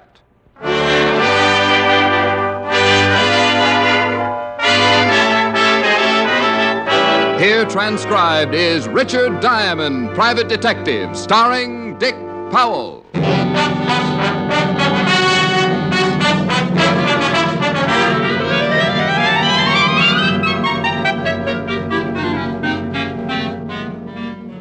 It was a cold afternoon in New York. There were 6 inches of snow on the streets and twice that much on the fire escape outside my window. I looked down at Broadway and watched the miserable pedestrians edging their way over the slippery, ice-covered sidewalks, and thought about burning some of my furniture. It was just the day for anything unpleasant, and when the door to my office opened, I turned around to look at one of the most unpleasant sights I'd ever been faced with.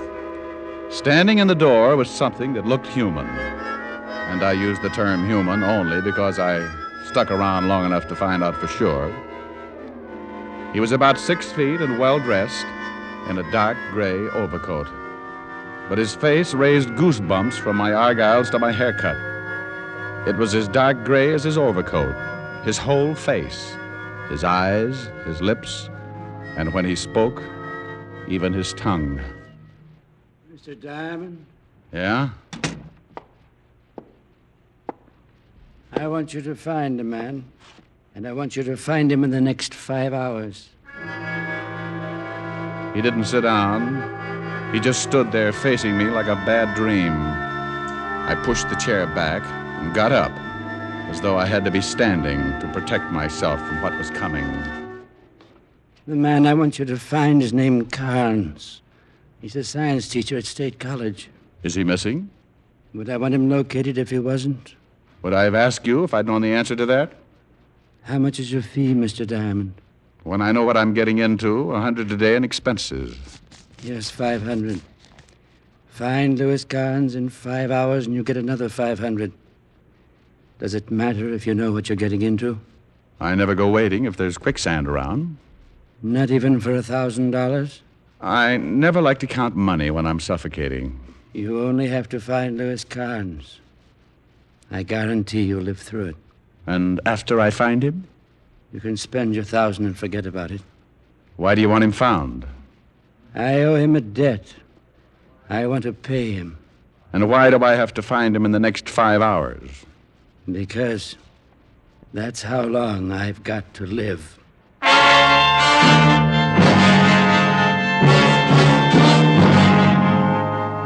Interesting situation?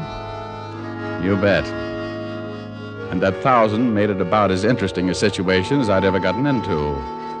I couldn't take my eyes off of him, standing there as gray as an early morning ghost. I wanted to ask him about his color, but in a business like mine, if a client comes in riding a purple llama, you greet him like everybody rides purple llamas and keep your mouth shut. He handed me the $500 and a card with his business address on it. Roger Vegas, 64 West 110th, studio of modern photography. He backed up 2 steps, smiled a slow, dead smile, turned and walked out of the office like he was going to look at his own grave. I sat back down and thought about it for a while, and the little voice in the back of my head kept whispering, "Don't do it, Diamond. Don't do it, Diamond. Don't do it, Diamond. "Oh, shut up. You'll be sorry. What about the $1,000? It'll buy you a nice funeral." Peasant.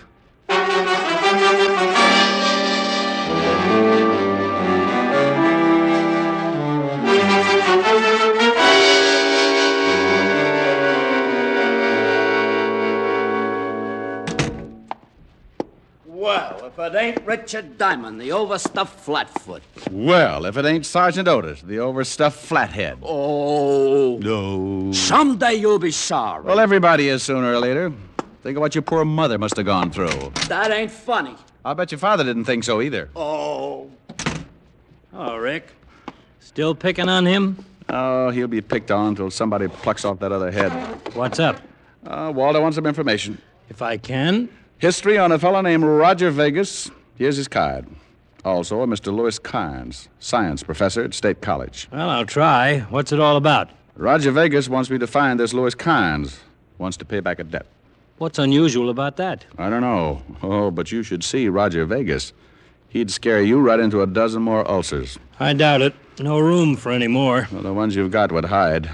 You should see this guy, Walt. His face, his hands are dark gray. What about the rest of them? Now, wouldn't you know it if I got to ask him to take his clothes off? Very funny. What do you mean he's gray? Well, that's just what he is. Even his eyes. Not just the pupil, but the whole eye. The whole eye? Yeah.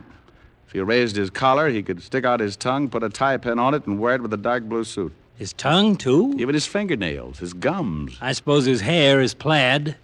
Okay. But if you ever run into this guy in a dark alley, get set to faint. Well, I'll see what I can find out about him. I've got to have the information pretty fast. I've only got 4.5 hours to find Louis Carnes. How come? Because Roger Vegas has only got that long to live. Rick. That's what he told me. A guy with a gray face comes into your office, wants you to find another guy, and tells you got to find him in the next 4.5 hours because he's going to die. Who's going to die? The guy with the gray face. You didn't say that. You said got to find the guy in the next 4.5 hours because he's going to die. Oh, well, you know what I meant.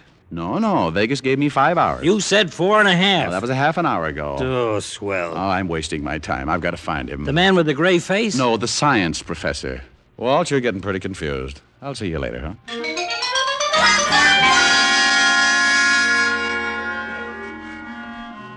I left the 5th Precinct, grabbed a cab, and 20 minutes later I was walking across the campus of State College.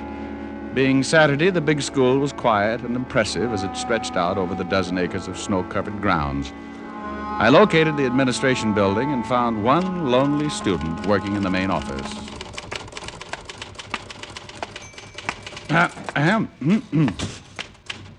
Yes? Oh, Good afternoon. looks like it might be. Can I do something for you? Well, yes, I'm looking for Professor Carnes. Professor Carnes? Mm-hmm. He's in the science department, isn't he? The professor hasn't been on campus since last Thursday. Faculty's been rather worried. You don't know where I could find him? No, but I'm through here in half an hour. I could help you look. I bet you could. You know where the professor lives? It's on file. Well, why don't you be a good little freshman? Junior. A junior, and get me his address from that file. Because it's more fun not being a good little junior. And the college has certain rules. Well, then be a bad little junior and break the rules. I'm off in half an hour. Might be able to then. I've got to find a science professor, dear. And until I do, I'm afraid I'll have to pass the extension course in biology. And if you find the professor? We'll talk about it. I'm in here every afternoon. College hasn't changed a bit since my days. Just jumped into second gear.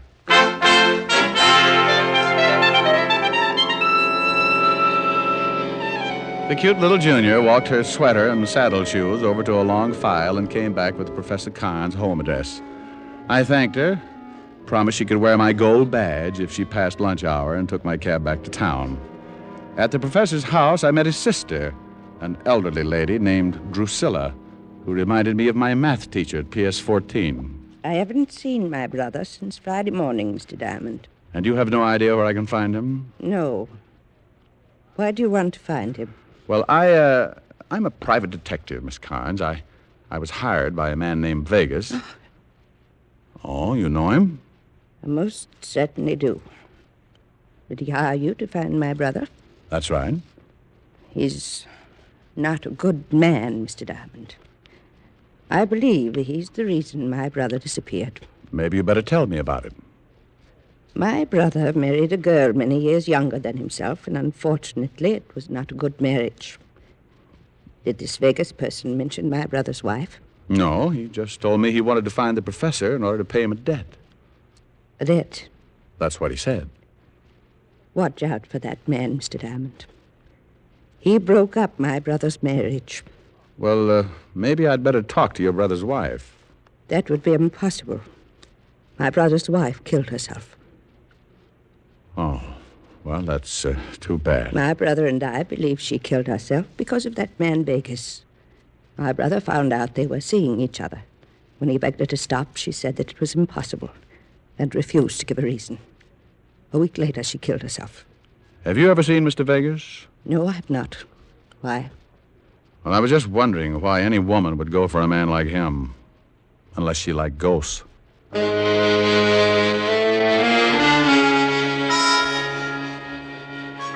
I left Drusilla Carnes and looked at my watch. It was 3 o'clock, and I had only 2 hours left to find the professor and earn my $1,000. On the way to the nearest phone booth, I thought about the case and wondered if the $1,000 would be worth it in the long run. I watched part of my last $5 drop in the phone and decided it was. Lieutenant Levinson, homicide. Diamond, Walt. I want to know about a suicide. Otis won't do it. Professor Carnes' wife. I thought so. I checked for you on Vegas and the professor. The professor's wife jumped off a building 5 days ago.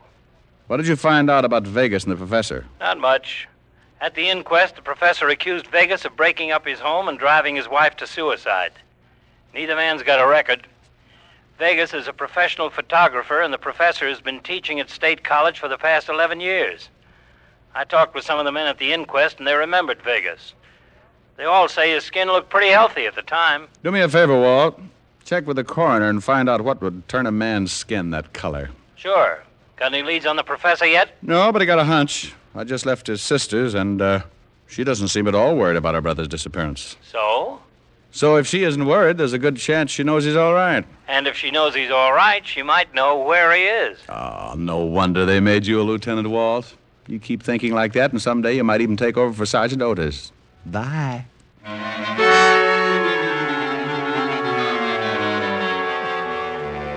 I left the phone booth and walked back toward Drusilla Kine's house. I staked myself out across the street in a corner gas station and warmed my blue little ears inside while I waited for the good Drusilla to contact her brother. I was just guessing, but it worked. 10 minutes later, Drusilla, dressed in a heavy fur coat that looked like it should be out on the river building a dam, walked out of her house and hailed a cab. I hailed one, too, and followed. 15 minutes later, I was back on the campus of State College. I watched her get out, walk around back of one of the buildings, knock on a door. She waited until someone opened it, and then she disappeared inside. I tried the door, but it was locked again. So I toured the building. The front door was locked, too.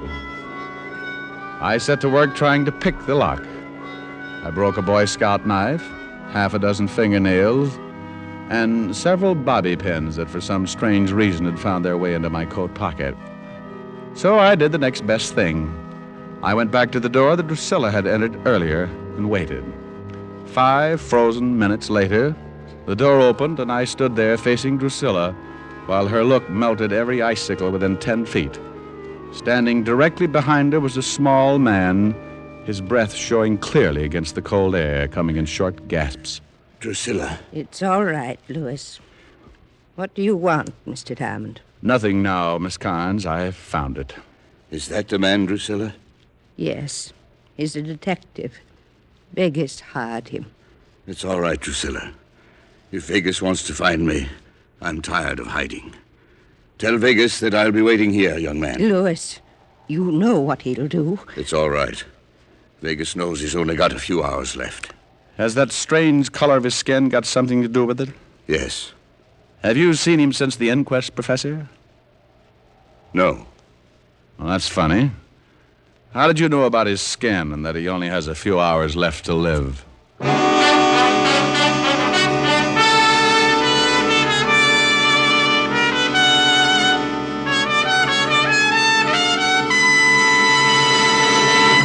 Before we continue with Richard Diamond, here's an important question. What do you look for in a cigarette? Well, most people say flavor and mildness. Those are two things you'll find in Camel's. No other cigarette has Camel's rich, full flavor. The flavor of costly tobaccos, properly aged and expertly blended. And no other cigarette gives you this conclusive evidence of mildness. In a coast-to-coast test, hundreds of people smoked only Camels for 30 days. Each week, noted throat specialists examined the throats of these smokers and reported not one single case of throat irritation due to smoking Camels. Yes, that's proof of mildness, based on day-in, day-out smoking, not just a sniff or a puff. Make your own 30-day Camel mildness test, the sensible test, the thorough test. You'll enjoy Camel's rich, full flavor from first puff to last.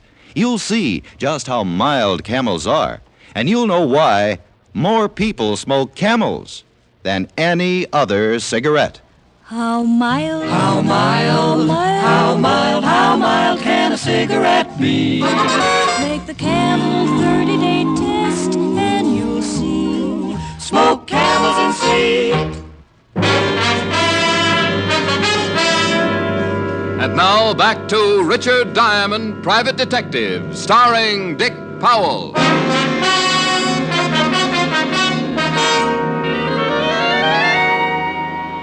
Well, I'd found the professor, and the $1,000 was close to being mine.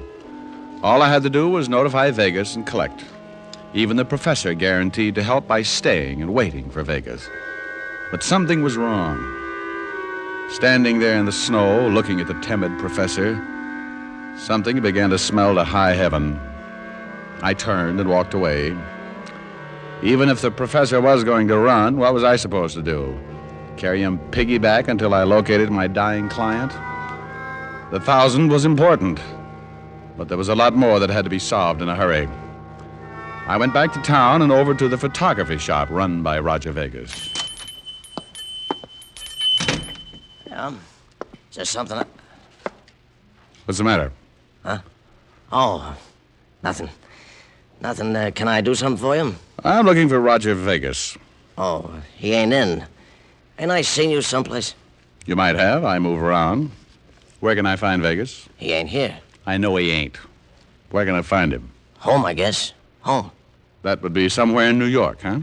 I ain't supposed to give out the address. Who wants him? I do, and I ain't supposed to give out the name. You're pretty sharp. Sharp guy, huh? Tell him to call Richard Diamond. Richard Diamond.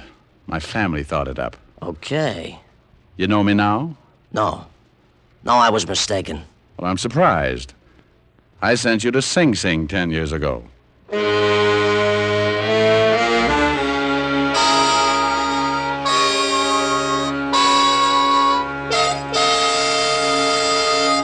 The professor's hiding in the school? That's right, Walt. In the basement of the science building. I just left Roger Vegas's photography shop, and guess who was working there? Who? George Youngwell. Youngwell? The guy you sent up on that blackmail rap? 10 years ago. Well, I knew he was out, but I haven't heard anything about him in a couple of years. Well, he's working for Vegas. Must be keeping his nose clean. Oh, I've seen cleaner noses on pigs. Somebody want me? No, what is it, you melon head? Well, gee, don't yell at me like that. I got something more than Roger Vegas. Well, do you want to hand it to me, or would you just like to stand there and throw it? Oh. Gee, I wish you'd stay away from Diamond. Every time you see him, you get meaner and meaner. Come on, what do you got? Here. Ain't nothing much. Robbery detail come up with it. Huh. That photography shop was broken into this morning, Rick. Oh, it was? Burglary got some prints on the windows. Belongs to some guy named Carnes. Carnes? Yeah. Says here, checked prints with State License Bureau. Prints belong to one Louis Carnes, professor of science at State College. I'll see you later. Rick? Yeah? I nearly forgot. I checked with the coroner. Told him about the color of Vegas's skin. He said that it could only be caused by a strong dose of silver salts. Silver salts? Poisoning known as pyrinia. Pyrinnia. Silver salts. Uh-huh. They use that in a photography shop. Coroner said a man would have to drink about 30 grains for a fatal dosage. That's quite a bit. He tell you how long he'd live? Yeah, anywhere from 6 to 8 hours, according to the dosage. First, the victim turns gray, then green. About what time was that photography shop broken into, Walt? Oh, sometime before 9 this morning, before they opened up. Thanks. Where you going? Going to talk to George Youngwell and then find out if my gray client has turned green yet.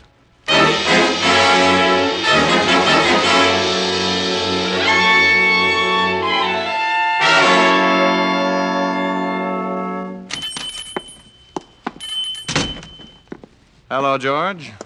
I told him, Diamond. I told him you wanted to see him. He said he was going over to your office. Well, thanks. Look, what are you looking at me like that for? I'm going straight now. Swell. I got a good job, see? Legit. I don't want no trouble. I don't blame you. Okay. Mr. Vegas has gone over to your place. Why don't you go meet him, huh? Plenty of time. Look, he's in a hurry. He's got a big trouble, and he's got to take care of it in a hurry. Yeah, I know. He's got about an hour. Well, go on. He paid you, didn't he? What do you do around here, George? Now, listen, you. I know my rights. I'm clean. I don't know what you're trying to prove, but I don't buy none of it. Now, get out of here, or I'll call a straight cop. You know why Vegas is going to die in an hour, George? Yeah. No, I don't. If I did, I don't have to tell you nothing. Nothing, see? Maybe you know why he wants to find the professor. No. Maybe you knew the professor's wife. No. Maybe you know why she got killed. No. Get out of here, Diamond. Get out. I'm clean. I'm legit now. Yeah, like a tub of mud. What do you mean? I want you to tell me about Vegas. What about him? He owns the shop, that's all. He makes pictures. What else does he do? Nothing that I know of. What else he does, I don't know about. What are you doing? Get away from me. I want to know all about it, George. I think I know most of it. I want to know the rest. No, I don't know. No, get away. I'm not a cop anymore, remember? I don't have to play the rules. You can't scare me. You won't get rough. You ain't a cop. It's right to lock you up if you get rough. Get away. I want to know why the professor's wife got killed. I don't know. I swear I don't know. She jumped. She jumped off the building. I thought you said you didn't know. Get away.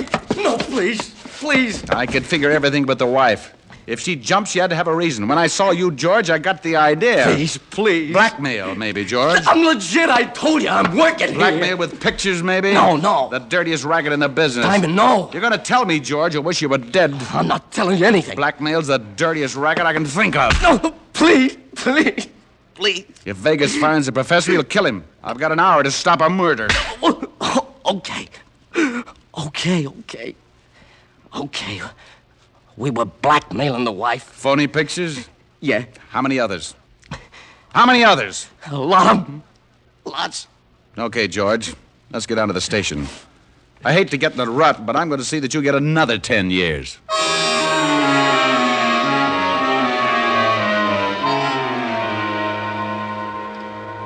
I hauled George Youngwell down to the precinct and went back to see the professor.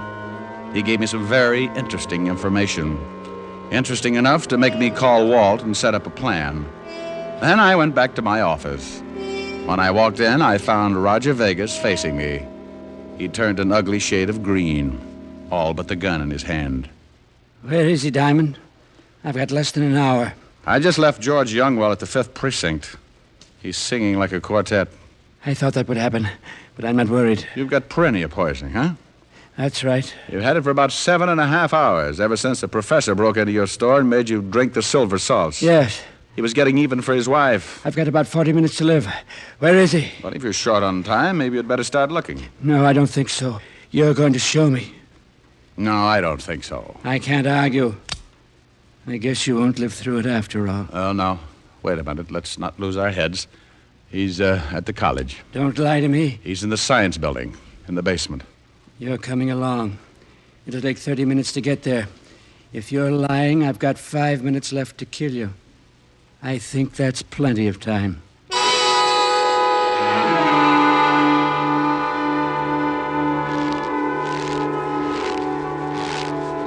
The professor's in this building. Is it open? It should be. Go ahead. Stop. I can't see anything. The lights are out. If you're lying to me, Diamond, if he's not here... He's here. Call him. Okay. Oh, Professor! Professor Carnes! Yes? Oh. He's in the back room. Tell him to come in.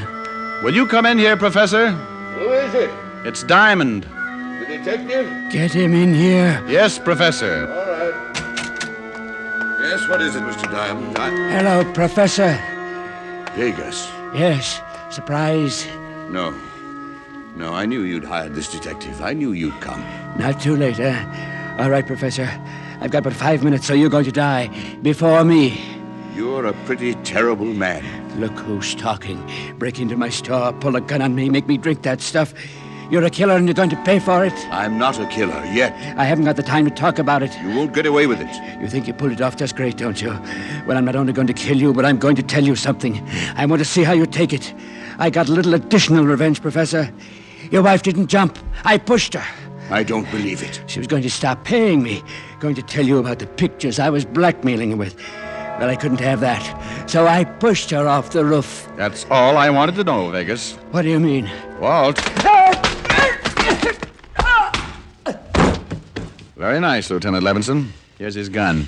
Thank you, Mr. Diamond. Get up, Vegas. You cheated me. But you've got to take him. He made me drink this stuff. Oh, relax. You're going to be all right. You're crazy. I'm going to die, but he'll be the murderer. It's a little satisfaction anyway. You'll hang, Professor. Tell him, Professor. You lose all the way around, Vegas. What do you mean? It takes 30 grains of silver salts to be fatal. I only gave you 15. No. In another few hours, you'll return to your natural color. No. Oh, no. Oh, no. Don't be so unhappy, Vegas. You tried so hard to die, I think the state will do everything they can to see that you make it.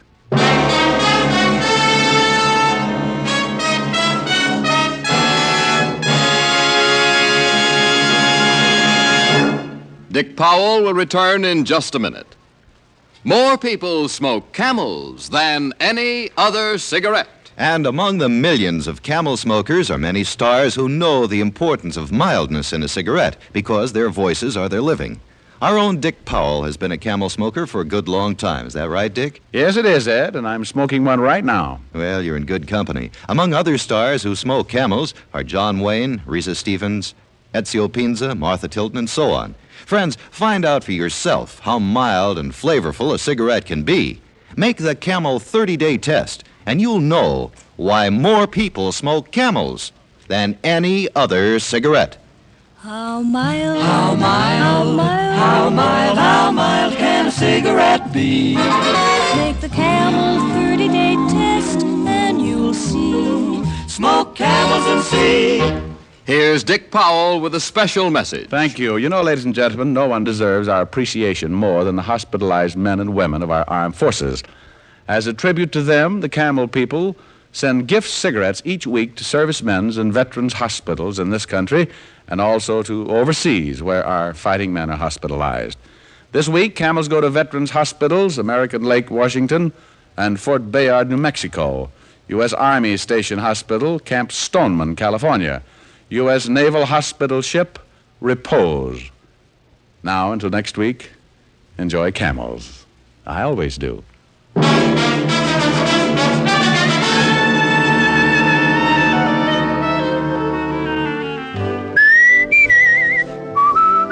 Dick Powell will soon be seen in the RKO picture Cry Danger. Tonight's adventure of Richard Diamond was written by Blake Edwards with music by Frank Worth. Our director is Helen Mack.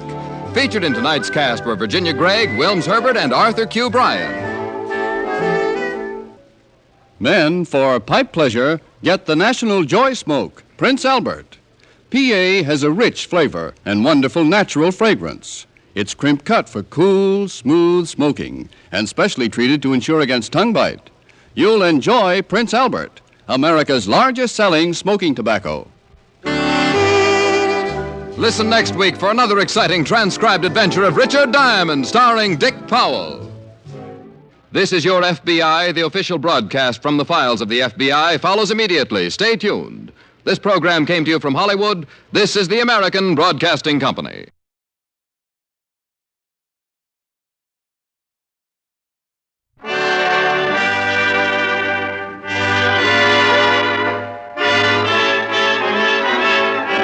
The makers of Camel Cigarettes present Dick Powell as Richard Diamond, private detective.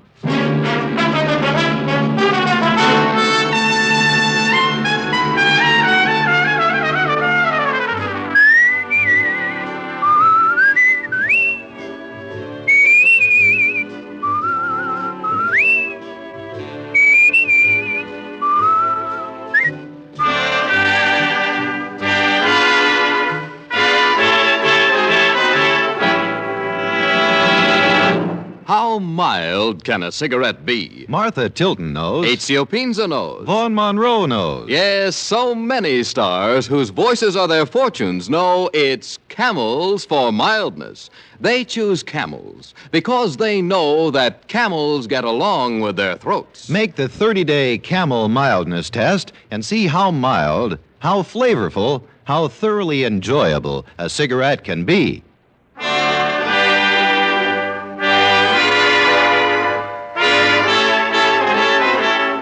Here transcribed is Richard Diamond, private detective, starring Dick Powell.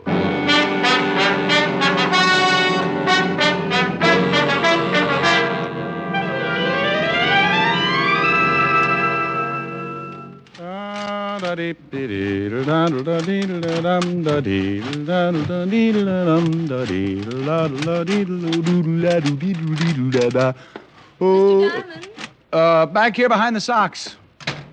Care for the clothesline. I thought you were a detective. Oh, it's been a rumor for some time. Do you always do laundry in the office? Only on Fridays, honey. Have a seat, Miss... Caspery. Well, I'll be right with you, Miss Caspery, as soon as I ring out these, as soon as I ring them out. Go right ahead. There. Mm-hmm. All right, Miss Caspery, what can I do for you? It's Mrs. Well, now, what's it all about? My husband's going to kill me. Just frisky, or has he got a reason? I found out he's been stealing from his partner, and when I faced him with it, he threatened me. Has he done anything more than threaten? Last night he went out and said he'd be gone for most of the evening. I went to bed, and about an hour later, I thought I heard somebody start upstairs. I got frightened and put pillows in my bed to make it look like I was sleeping. Was it your husband? I hid in my dressing room and watched, and then the door opened. It was too dark to tell, but I'm sure it was Phil. He came in and had a knife, and he jabbed the pillow several times before he realized it wasn't a real body. Couldn't he see? What do you mean? Well, there's some things a guy remembers. Even if you slept in a diving suit, you'd have a hard time hiding them. I like lots of covers. Yeah. Now, you said Phil.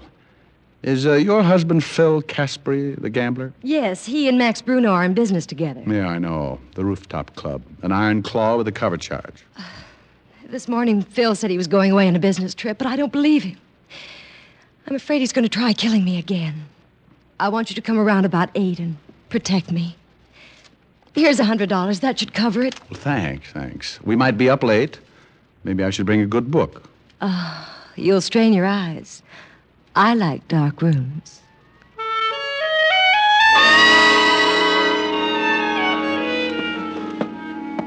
She got up then and walked slowly across the room like a big cat that had just finished eating its keeper. She stopped at the door and smiled a promise. I thought how Samson must have looked with a crew cut.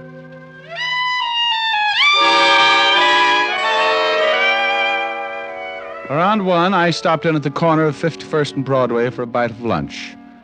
I killed part of the afternoon at the newspaper morgue, looking up the past files of one Phil Caspary. No convictions, but a bundle of arrests. The partnership with Max Bruno had earned some big type from time to time, and it seemed that Mr. Caspary's partner, Max, was quite a favorite with the local authorities. They'd nailed him twice. The first time, Uncle Sam sent him away for missing too many March 15ths. The second was when I remembered. A rookie cop caught him with a gun. The parole board said shame and sent him up for the rest of the stretch. I went back to the apartment, dressed, and by 8 o'clock I was ringing Mrs. Caspary's doorbell.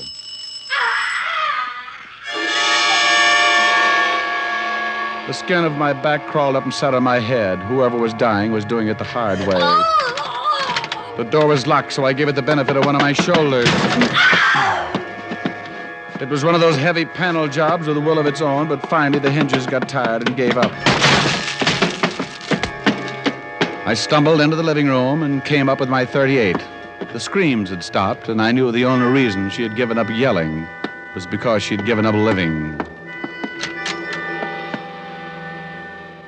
She was sprawled on the bed, but she didn't look anything like she had that afternoon. The killer had made sure of that. He'd used a knife. And now, she just didn't look like anything. I took a quick look around, found no one, so headed for the phone on the nightstand to call homicide. He must have been standing behind the door. When I turned, he gave it to me. Oh! He used something heavy enough to split a block of cement. It caught me across the nose, and I went down like an express elevator. While I was thinking the floor looked silly trying to be a funnel, he nailed me again. Oh, and this time he pushed back the ceiling and let the night in.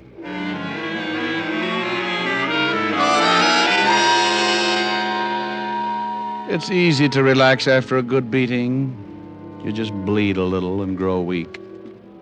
When someone tries to shake you out of it, it's like trying to sober a drunk that got mauled on cleaning fluid. Come on, Rick. Let's go. Snap out of it. Oh. Come on, kid. You're a mess. Oh, I'm stuck in the confetti. Oh, yeah. We have a party or something? Yeah, it looks that way. Wake up, you're still running around with the squirrels. Oh, my. Take a look at that bed, Walt. If I appear untidy, it makes up for things. We cleaned it off. Now try and sit up. The ambulance will be here in a minute. Oh, get me a bat, will you? If I can find the guy who crowned me, I'll give you another customer. We got him outside, but I can't say I blame him. Who you got? Caspary. He says you knocked off his wife. What? He called us, said he came home, found the body, and found you tiptoeing through the corpses. Yeah? Well, maybe he told you his wife came to see me today and gave out with $100 to protect her from him. No, as a matter of fact, he didn't. Well, then don't stand there on your swollen bunion, Walt. He's got me in line for a murder rap, and I don't like it. Don't blame you. Otis, bring in Mr. Caspary. Yeah, Lieutenant. Get in there, Caspary. Okay, Sergeant. Okay, take it easy. Here he is, Lieutenant. Caspary, Diamond here says he'll trade you a seat in the electric chair for his pushed-in face. I don't get it. Well, stick around, Phil. They'll catch up with you. Hold it a minute, Rick. I've had my face turned into an ad for taffy machines. I've got a right to gloat. Look, why the chit-chat, Lieutenant? You got your killer? That's what Diamond thinks. He says you fit the job. He's a dirty liar. Says your wife retained him to protect her from you. For why? She found out you were robbing your partner. You made one try for her, but you missed. You graduated, Diamond. Now you're a filthy liar. All right, Rick, lay off. Okay, but I'd like to play some more. I want some answers. Then why don't you ask his partner? You know him, Max Bruno. All right. Let's all go see Max Bruno.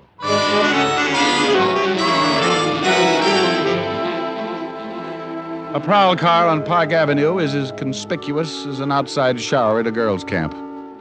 A crowd of people watch Sergeant Otis herd us into the back seat. Even if you aren't guilty, you feel like you've got the Chrysler Building tucked away under your coat. I waved goodbye to a good-looking blonde with a poodle, and we took off for Bruno's office.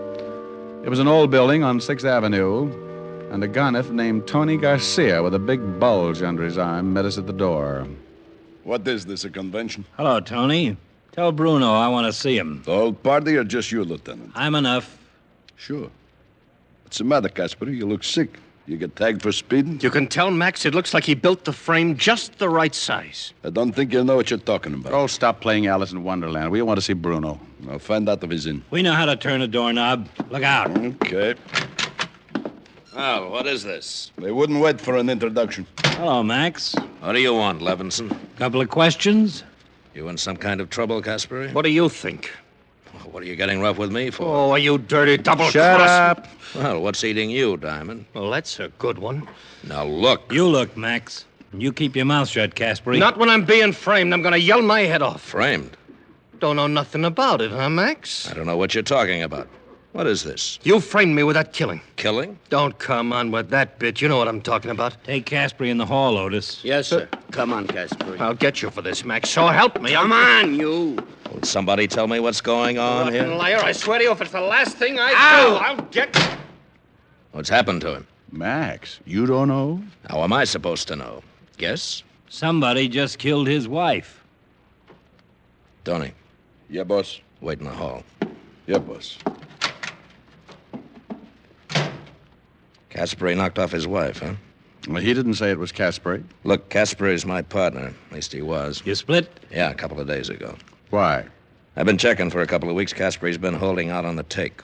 How'd you find out? His wife called me and told me. Oh, really? Wonder why a wife would incriminate her husband like that. Yeah, she was scared stiff. She found out what he was doing, and he told her he'd kill her. So she didn't know what to do. She called me. You knew her pretty well, huh? Not too well. She figured I could give her protection. I told her to see you, Diamond. Well, now, that was very nice of you, but what did you do about Caspary when you found out he was robbing you? Told him to get out, have the money back by tomorrow morning. You tell him his wife tipped you about him? Are you crazy? Of course not. Said I'd been checking on him for a long time, that the books didn't tally. And what did he say? He said he didn't do it. What'd you expect him to say? Well, are your books short? 200,000 worth. Okay, Max. We'll be talking to you. Wife's dead, huh? About as dead as she can get. See you around. Yeah. Okay, so he told you how I've been robbing the till. Yeah, he did. Well, let's go. What's the matter, Caspary? You give it up? I'm framed. That's it. Let's go. Oh, by the way, what did you do with the murder weapon? Don't be surprised if you wake up some morning and find it sticking in your back. Get him out of here, Otis. Come on, you. Come on. Well, Levinson did it again. Suspect in custody. What do you do for an encore? Sleep? You want me to drop you off in emergency? You could use a new face. No, I'll grab a cab and go to the apartment, clean up. Got to see Helen later.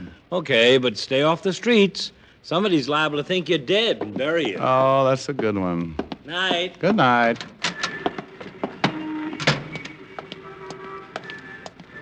Hey, cabby. Yeah? Where to, Mac? Holy yike. What's the matter? Oh, don't scare me like that. I got a nervous stomach. Well, they could sell your face for 60 cents a pound. Okay, so good housekeeping shuns me. 553 East 51st and step on it. What are you rolling the window down for? I want to see if it's still bleeding out.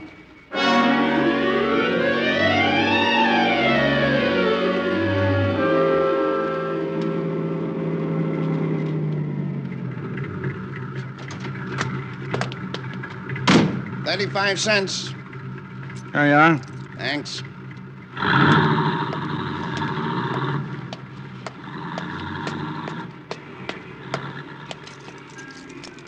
Let's take a ride instead. What? Don't move. Hey, what's going on? I told you we're going to take a ride. The gun in my back I don't recognize, but you should have worn your other head, Tony. Move. Okay. What's the matter? Doesn't Max give you enough to eat? That's because I don't think you're funny. All right. You're Tony Garcia and you make people bleed. Right, boy. Hold it. Now get in the car. You're bending the suit. Get in! You drive. Okay, but I'm a better pedestrian. Where to? Washington Bridge. I don't swim any better than I drive. You won't have to. You're out for high diving. Get going.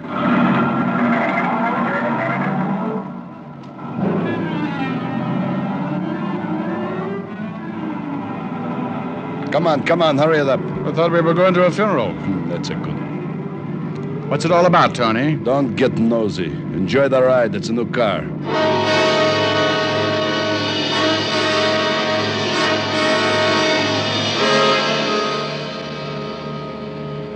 We rode like that. Tony sitting half-turned with a big .45 in his fist, pointing right at my stomach. I drove south across town, trying to figure it out. Max Bruno's killer getting ready for a job. Why? Why me? What did I know that could get Max Bruno in trouble? Turn here. I turned, and the Washington Bridge wasn't far away.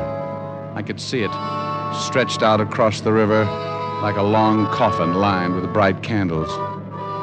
I eased down on the accelerator, and by the time we reached the bridge, I was doing a good 60. Slow down. We were near the toll gate. I took my foot off the accelerator and then jammed down on the brakes as hard as I could.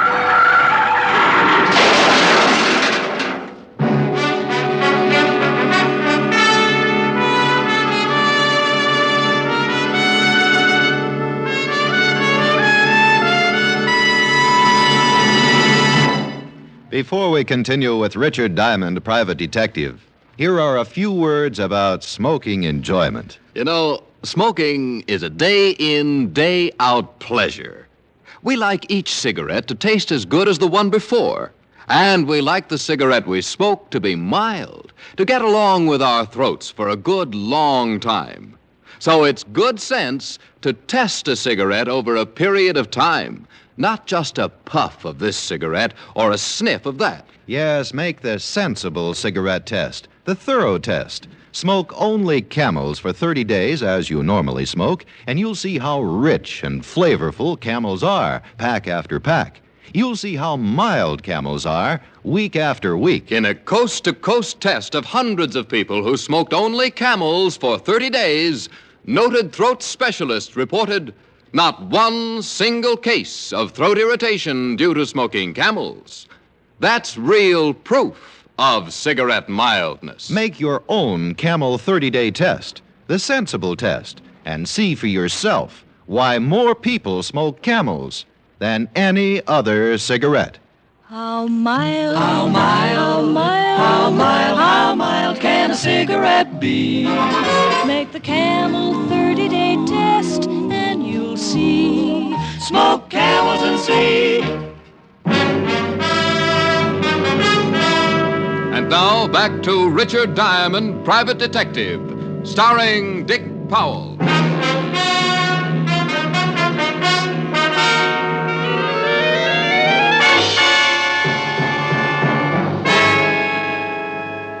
We had hit the bridge railing and stopped cold. The steering wheel had caught me in the stomach. I opened my mouth to make my lungs work. It was like sucking air through a bent straw. I didn't know how long I sat there before I finally made it, but a slow, dripping sound made me remember Tony and look over. He was halfway through the windshield, and the dripping wasn't a broken radiator. His life was running out all over the hood.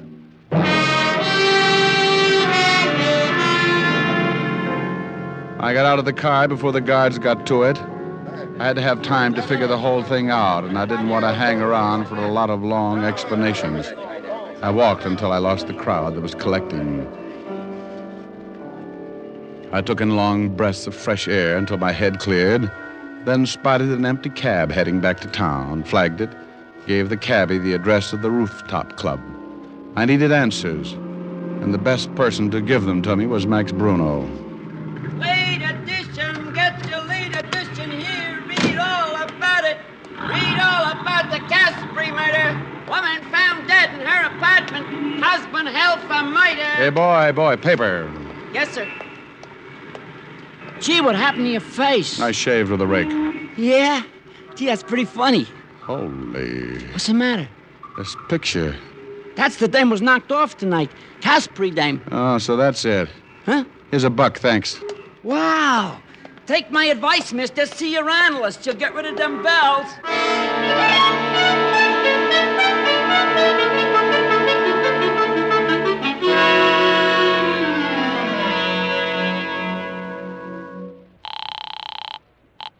Homicide, Lieutenant Levinson. Walt, did you get to 415 at the George Washington Bridge? Yeah, about 10 minutes ago. Tony Garcia ran into the bridge railing. Some other guy with him. How'd you hear about it, Rick?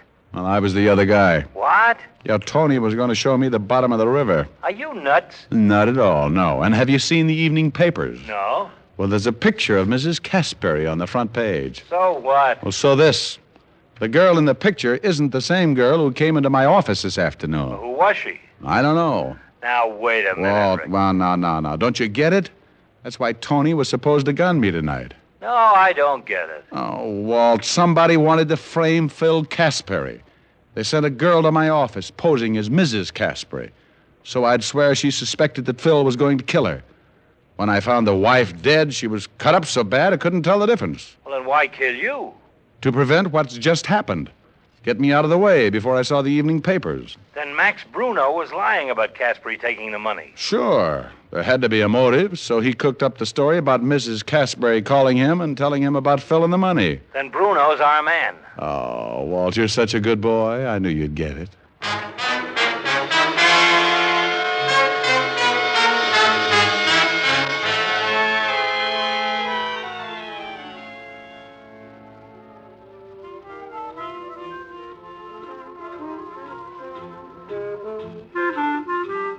Check your hat, sir? Maybe I'd better throw it in the door first. Give me a pack of Camels. Yes, sir. Who's running the place for Mr. Bruno? Mr. Caspary, but he isn't in yet. Well, depends on what you're talking about. How's the floor show? It's all right if you got an imagination. You know, you better keep moving. You'll catch cold in that getup. Oh, well, don't let it fool you. The bustle's really a hot water bottle. I went in and sat at the bar. The dance floor was in the other room, but you could see it through the long glass windows. I was sitting there trying to figure my next move when the floor show started.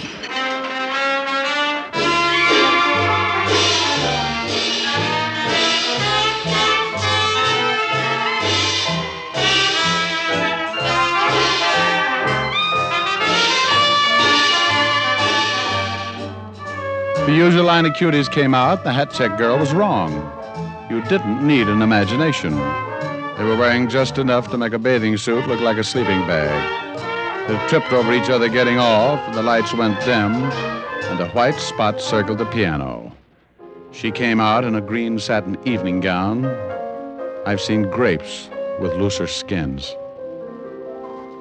I didn't know what time it was.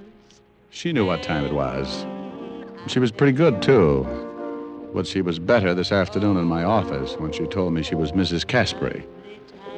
I got up and went back to the hat check girl with a warm bustle. Maybe you need a shot. Even the old ones stick around for the last show. Honey, where can I find that singer's dressing room? I thought you looked healthy. Mr. Bruno wouldn't like it. Well, maybe we don't let Mr. Bruno in on it.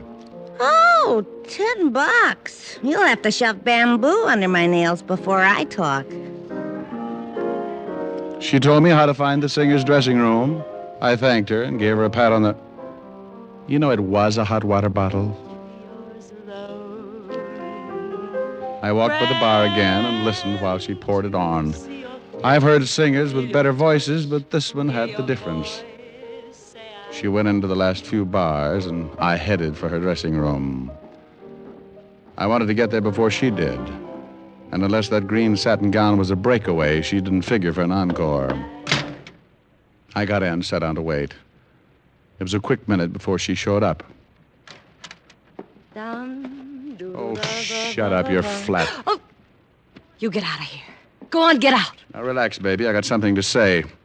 You want to listen or do you want to get shoved around? You just try it. I'll get some of Max's boys to let the air out of your muscles. Open your mouth and you'll be tripping on your teeth. Get away from that door and sit down. Not until you get your eyes full of fingernails. You little... Now, get this. I don't like marking up dames' complexions, but you're making it easy.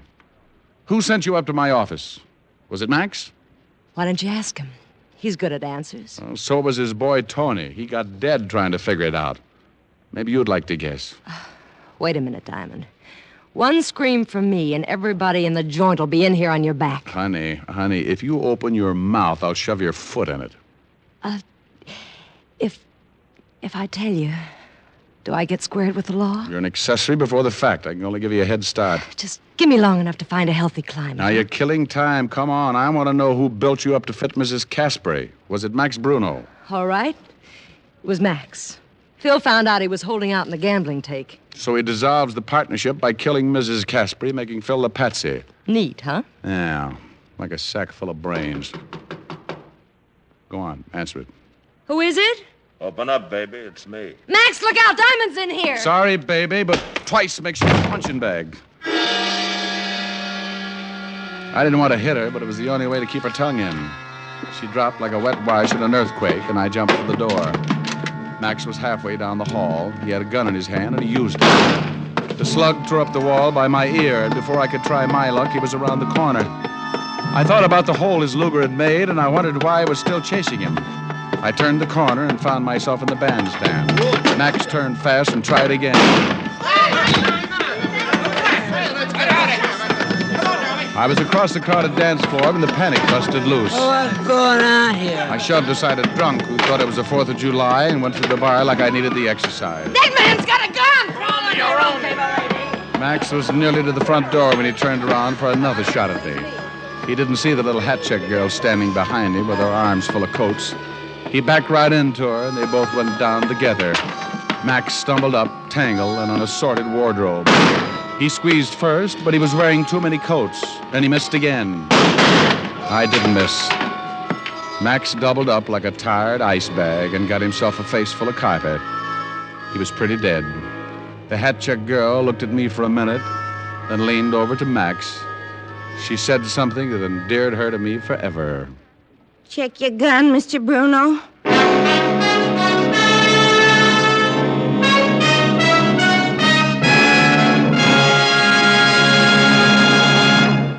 Dick Powell will return in just a minute. What cigarette do you smoke, Doctor? That question was asked of doctors in every branch of medicine, doctors in all parts of the country. In repeated surveys, the brand named most is Camel. Yes, according to these surveys, more doctors smoke Camels than any other cigarette. Camel's costly tobaccos are properly aged and expertly blended for your smoking enjoyment. Make the sensible cigarette test, the 30-day Camel test, and see how enjoyable a cigarette can be. See for yourself why people say, once a Camel smoker, always a Camel smoker. How mild, how mild, how mild, how mild, how mild can a cigarette be? Make the Camel 30-day test and you'll see. Smoke Camels and see. Here's Dick Powell with a special message. Thank you. You know, it's a pleasure for me to make this weekly announcement, ladies and gentlemen, because each week the makers of Camels send gift cigarettes to a most deserving group of people, servicemen and veterans who are hospitalized. This week's Camels go to Veterans Hospitals, Fargo, North Dakota, and Alexandria, Louisiana. U.S. Air Force Hospital, Randolph Air Force Base, Texas. U.S. Naval Hospital, San Diego, California. Now, until next week, enjoy Camels. I always do. How mild, how mild, how mild, how mild, how mild can a cigarette be? Make the Camel 30-day test and you'll see. Smoke Camels and see.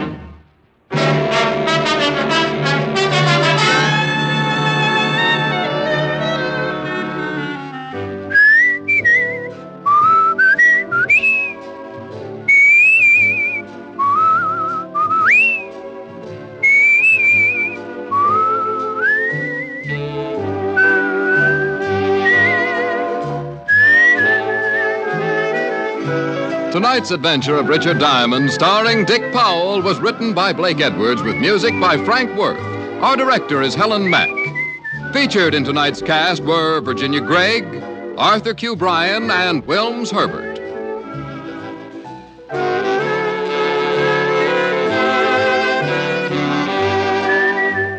Men, whether you buy the handy pocket tin or the big 1-pound tin of Prince Albert, you're in for real smoking joy.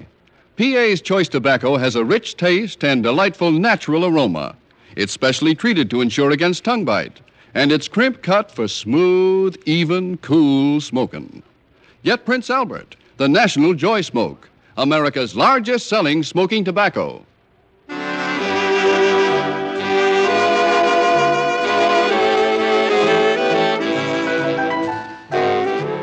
Listen next week for another exciting transcribed adventure of Richard Diamond, starring Dick Powell. This is Your FBI. The official broadcast from the files of the FBI follows immediately. Stay tuned. This program came to you from Hollywood. This is the American Broadcasting Company.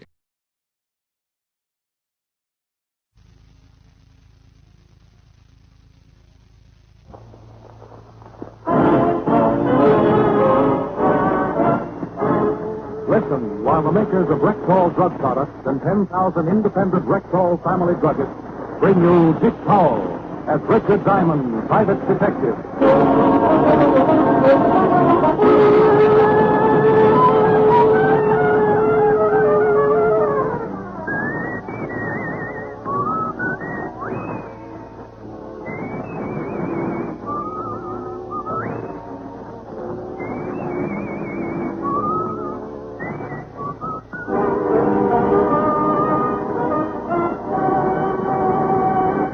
Evening.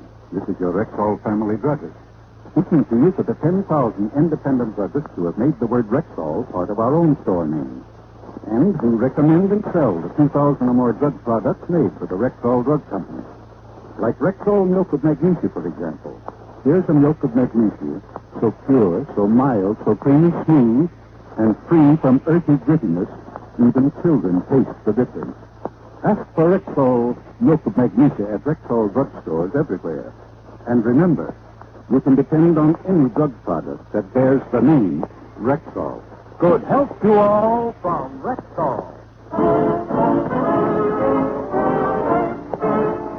Now your Rexall family druggist brings you another exciting half hour with Richard Diamond, private detective, starring Dick Powell.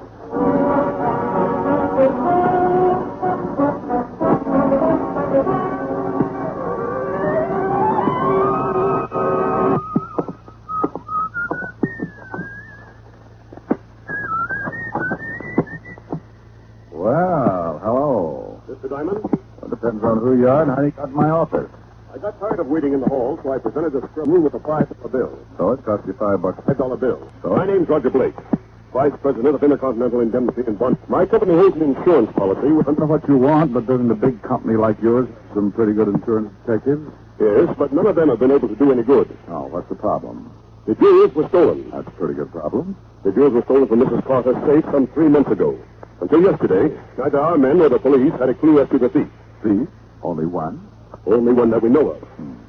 Last night, we got a tip that a certain man was responsible for the theft. That he knows where the jewels are hidden. Please, Brinzoll? No, and for a very good reason. This man is being held in Havana, awaiting extradition this weekend. When he gets back, he's bound to serve at least 10 years, and we are due to pay off Mrs. Carter's policy by Monday noon of next week. And you want to know where he stashed the jewels before they put him away? Exactly. Well, now, let's see. This is Thursday. You haven't much time. Yes, we must hurry. It's reasonable to believe the jewels are someplace in Cuba. When they extradite him, he will leave and the jewels will remain behind. Oh, what's his name? Wigan Carnes. Wanted in the state, 2 counts of forgery. Yes, that's the man. Now, what makes you think he knows where the jewels are? As I said, Mr. Diamond, a tip. My own source of information, and usually quite reliable. What do you want me to do? Do your utmost to find out where the jewels are before Carnes is extradited. When are they sending an officer down to pick him up? Today or tomorrow. You must beat them there. Well, then I'll have to get a search permit and a ticket. You can take care of the permit this afternoon. As for the ticket, I have one here on the 6 o'clock plane. Oh, now, here, don't rush things. Maybe I don't like the time. I'll give you a $500 retainer now, and another $500 when you deliver the jewels. Oh, well, I'm always asking stupid questions. Several things to remember. My company wants credit for recovering the jewels. Of course. The police are not to be told, as they may cause delay. We haven't the time. Well, if this Mrs. Carter knows the jewels have been recovered, won't she be glad to give you an extension? No, indeed. She'd rather have the $800,000. Makes sense. Here's your return ticket. No, something else. If cars are taken away before you accomplish your mission, wire me at the plaza in Miami Beach. If you have the jewels, fly to Miami, where I shall meet you. If you don't succeed, may return to New York, and the incident will be forgotten. If I get the jewels, I'm to meet you in Miami? I'm leaving on a vacation, and I would like to return with the jewels myself. As I said... Your company wants the credit. Exactly. He paid me in 5 crispy $100 bills and left the office, so I left also. When a man like Roger Blake walks in, offers me the total sum of 1,000 iron men to locate $800,000 in missing jewels, things start confusing me. I have a habit of putting myself in a prospective client's place and then asking the simple question, why? I decided if I were Mr. Roger Blake, I might gladly pay $1,000 for a chance at an $800,000 jackpot. I headed to the 5th Precinct Police Station to do some checking. Oh, hello, Rick. Hello, Murph. Where's Otis? In with the lieutenant. I'm taking over for the next couple of days. Taking over? What's the matter with Otis? Oh, he's leaving town tomorrow morning. Extradition job. Extradition job? Otis? Otis. Wouldn't by any chance be Cuba? Certainly would. How'd you know? Well, he can't be going down there to bring back a criminal. Got to be an exotic gorilla or something. Somebody he can talk to. He in with the lieutenant? Yeah, go ahead. Let me know what you find out. What difference does it make? Who's going to believe it anyway? You don't have to speak the language, Hornhead. Somebody will be there to meet you. Oh, hello, Rick. Good afternoon, Lieutenant. How are you, Sergeant Loveloon? Como esta burrino, amigo? Oh, an accent from Old Castile. By way of explanation. Otis is going to Cuba. How did you find out? Murph told me. I'll have his badge. Outside of this office is to be considered nothing but an rumor. But I am going. I will... Yes, you am. Walt. Don't look at me, Rick. It's the commissioner. I've sent the police psychiatrist up there to see him unofficially, of course. The old man told you to send Otis? Right over that intercom. Well, he must have given you a reason. That's like blowing up Boulder Dam to take a shower. Now, what kind of a remark is that, Chalmers? I've been trying to think of that all day. Otis, go home and start packing. I'm packed. You just found out about it this morning. How can you be packed? Walt, a package of cents in a grocer Blue Jay corn plasters and his book on 301 things a bright boy can do. He's packed. Okay. You leave tomorrow afternoon. Go get your papers. Right, Lieutenant. Buenos dias, Diet. Go. Who did you say he was going to bring back? William Carnes. You remember him.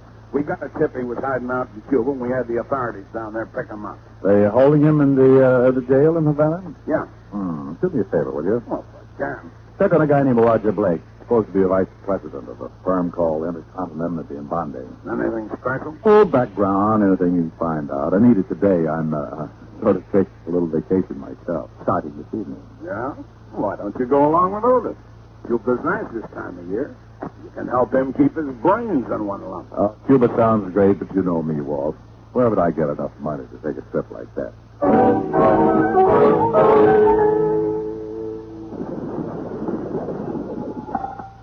Diamond talking. Walt, nothing wrong with Roger Blake, Rick. Hmm? The vice president of the bonding corporation, like you said, married once. Wife died 4 years ago. Has a brother somewhere in the West, William Blake. Nothing on him. What else? Well, let's say, vacations in Florida every year about this time. Used to be in charge of the Cuban office at Intercontinental, whatever that is. And you working for him? You're getting nosy now. Well, he's got a good record. Gambles a lot when he's down in Florida, but who doesn't? How about his financial statement? Not bad, not good. He's got about $15,000 in the bank. Okay, thanks. I'm in a rush, Walt. Well, have a good time. You'll hear all about it.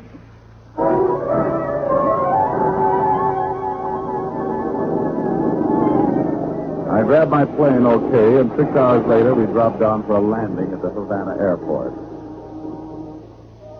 I checked in at customs, and being able to habla enough Espanol, I got a tip-hungry cabbie to take me to one of the better hotels, $3 a night.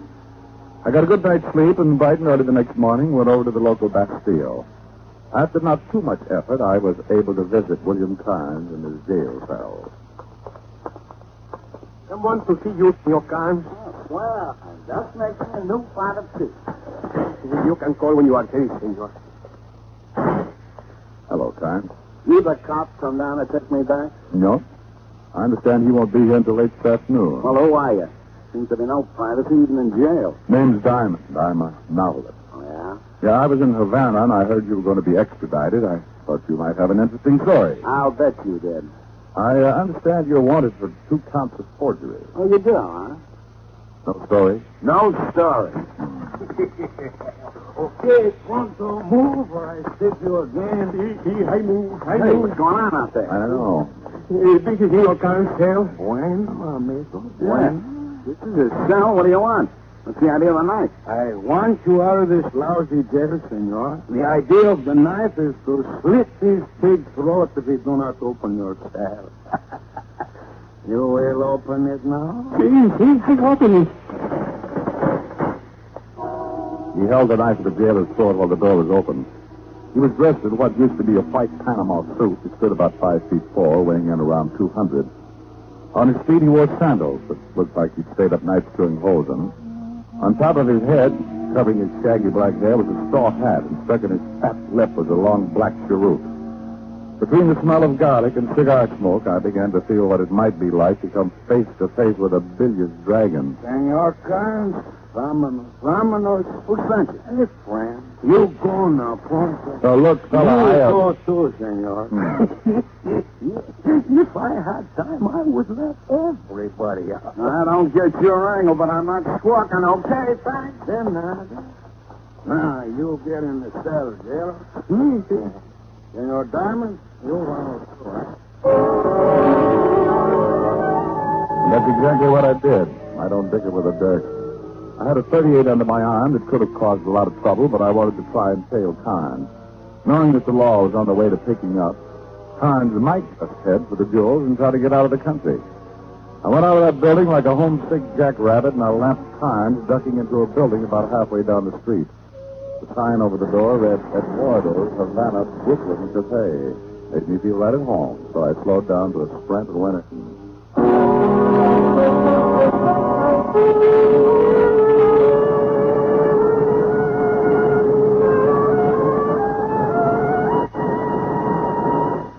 You're listening to Richard Diamond, Private Detective. Brought to you by the makers of Rexall Drug Products and your Rexall family drug. And here he is. Whenever warm weather rolls around, people start talking about air conditioning, and I start talking about the air-conditioned aspirin tablet. You mean Rexall aspirin? Exactly, ma'am. Well, why do you say it's an air-conditioned aspirin tablet? Well, it's the extremely low moisture content of Rexall aspirin that makes it break up so quickly. And in order to keep it that way, Rexall aspirin is compounded in specially sealed air-conditioned rooms where the humidity and temperature are kept at ideal levels. That's one reason why Rexall aspirin, when followed with water, disintegrates even before it reaches your stomach. Well, that's good enough for me. And it's good enough for 10,000 independent family druggists, too. Quality like that is what we're talking about when we tell you can depend on any drug product that bears the name Rexall. Now back to tonight's adventure with Richard Diamond, Private Detective, starring Dick Powell. The bar room in Eduardo's Havana, Brooklyn Cafe was small and dark. Carnes was nowhere in sight, so I walked over to a long bar and watched the lazy bartender move slowly up the counter with a wet bar rag. Something for you, Mac? Yeah. You American? Yeah. So I got sold in siestas. Where did the guy go who came in here just before I did? I didn't see no one. Now, look. A guy by the name of Carnes just romped in here, and he didn't go back out the front door. Are you going to tell me where he went, or I'm going to fix it up so you take your siesta early? You know, friend, I got a bunch of bottles back here. Good. Line them up. I'll see if I can shoot the corks out. You in, Mac. Carnes went to see Maria. She thinks in the evening. Door at the top of the stairs. I took off up the stairs like the V1 and didn't remember to knock at Maria's door. I went in, and there, standing in the middle of the room, was the best reason I could think of for upholding the good neighbor policy. Her south of the border, plus her north of the border. Wow, a gorgeous geography. Yes? Yes. Where's Carnes? Don't you think it would have been more polite to knock? Now, baby, I'm in a hurry. Sometimes I get so wound up I forget my manners. Now, where's Carnes? I don't know who you are talking about. Where did he go? Who, senor? Honey, now listen. I just had trouble with a bartender. He said Carnes came up here to see you. Okay, now I got you. I still need Carnes. So shall I start convincing you too? How do you propose to convince me? Well, right now, time's important. $500 left sitting. For 5 C's, I might even become a bully and start twisting arms. I'm not going to tell you where to find time. But as much as it hurts me, I'll have to twist your arm. You're not twisting very hard. Oh, well, my mind was on something else. My leg? No, it was about that $500 I was going to get for bringing in time. Yes. I really don't need all. No? No. You like times a lot? You're the best one around. Oh. Was. Oh, I could get along on half of the 500. I could get along on a lot less. Will you come back? Where can I find time? You could leave the 250 now. Just to make sure you come back, of course. I could leave 100 just to make sure you give me the right address, of course.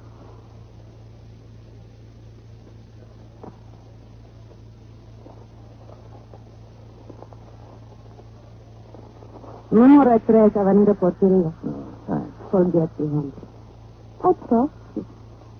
When you come back, you can bring everything. I may be bald. I think my hair just caught on fire.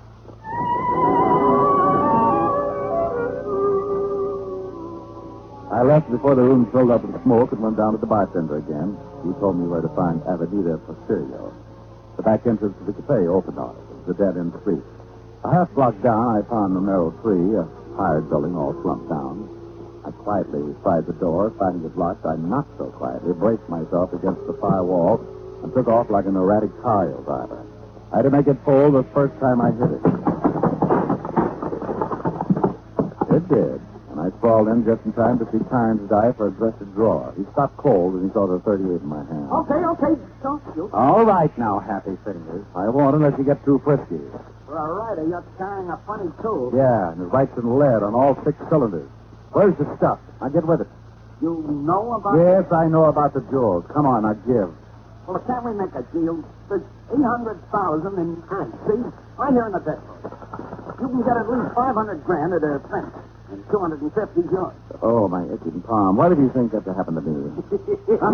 Do not worry about it, senor. What is it? As I say, senor, do not worry about the jewels now. I and my 45 will take all the responsibility. Hand me your pistola, senor. Now, are you doing? I don't get it. First you bust me on the stern, then you come in here. Ah, you got it now? He springs me and I bird dog him to the jewels. Well, I did not know what you would lead me to, senor, but I am one happy man. It turned out to be this. Give them up and put them in my hat, senor. Fat boy, you said a friend sent you to get Carnes out. No, not my friend. Friend of Senor Carnes. I think he had good reason for wanting him out of jail, so I followed. I am smart, you heard that? I'd be rich now. Very good, senor. Oh, here you are. Right, yeah. I don't think you should come after me for a while. Oh, pretty good, huh? Adios, senor, and once more, sir. Carnes and I both went for the gun in that dresser drawer like a maid for the gin bottle. It was bargain day in Klein's basement until Carnes decided to pick up a piece of the metal bedpost and start me on the siesta habit.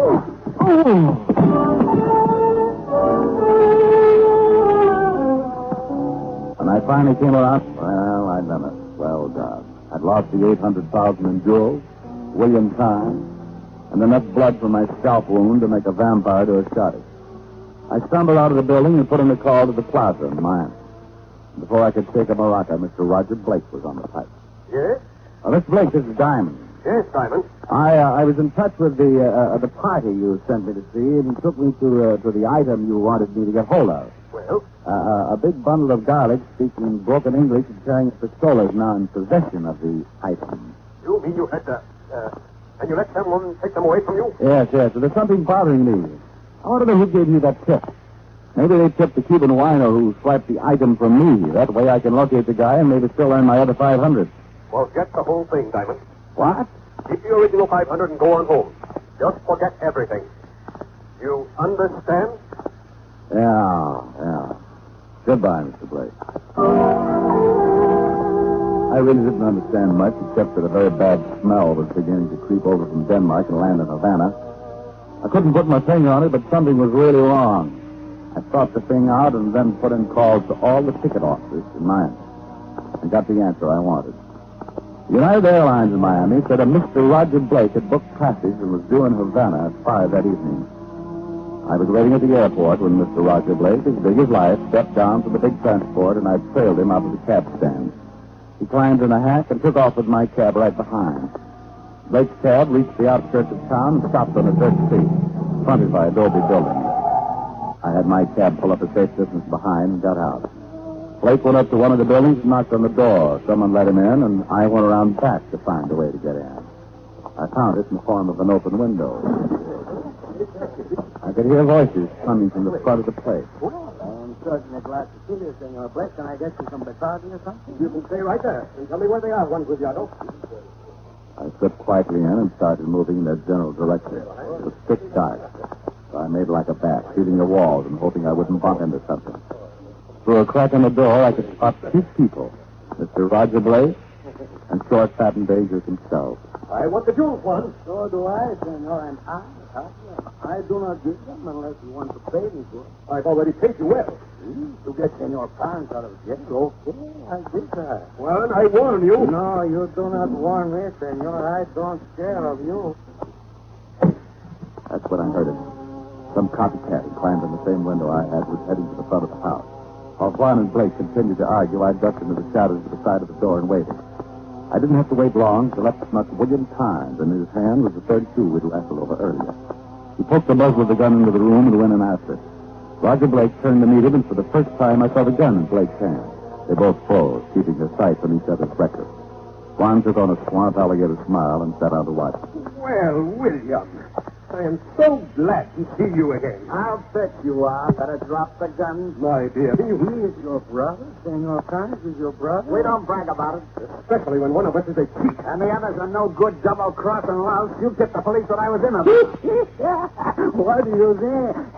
Hey, if you're brothers, how come your name's Carnes and your name's Blake? I changed mine a long time ago when I got into some trouble. I didn't want to ruin my beloved brother's reputation. Senor Blake got a good reputation. He hired me to get you out of jail so that diamond fella could follow you. He said nothing about the jewels, but I knew Senor Blake when he used to work in Havana. You could not trust him. Rat. I hire one to do a job for us, Senor Carnes had the jewels. Half of them were supposed to be... Mother looked me up and asked me to steal. Oh, sure, I swiped them and forgot to split. So what? Well, you got it. Point for nothing. Little mistake. One who has the jewels, and I am not giving to anyone. Well, I might as well get in on this. All the options free. Carnes turned and tried his luck. I felt the bullet part my hair and hit the linoleum. Carnes was aiming again, but he forgot to figure 3 things. His brother's nasty disposition, and the gun his brother was aiming at him. Carnes took the slug right around the belt line, and he went down like a punctured zeppelin. He must have cut his spine in 2 because he folded up the keep. Then Blake decided to add me and play for a pair. And just as he started to squeeze the trigger, I saw Juan reach back to his collar. His arm hissed down in a blurred half-arc. And before Blake could nail me, he was trying to squirm away from the 10-inch knife that made a gory chasm between his shoulder blades. I grabbed his gun quickly and covered Juan. They did not love each other, these two. I threw pretty good, eh? Yeah. Thanks, Juan. I suppose you're going to want the jewels, too, aren't you? That's right. Would you consider what you call the partnership? Afraid not. And the jewels? Turning him over to the constabulary. Oh, senor. That's the truth. Okay. And me? Well, you killed man. Well, I say you're alive. I'm not the police, so I can't arrest you. And I I would think a long time before I'd shoot a man who saved my life. Oh, you would. But I warn you, don't try to make a break for it. Oh, I think I got to. I do not want to stay in jail. The jewels are in my heart. I leave them in the middle of the floor. Adios, amigo. Come back, Juan. Stop her, I'll shoot. Miss. Well, Maria will understand.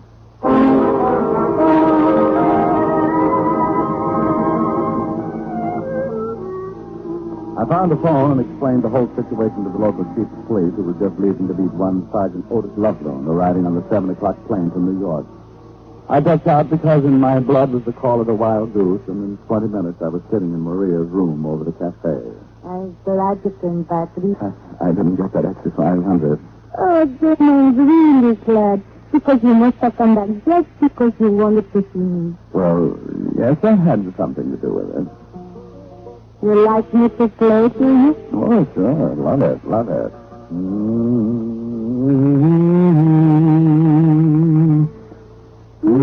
Oh, love it. Love it.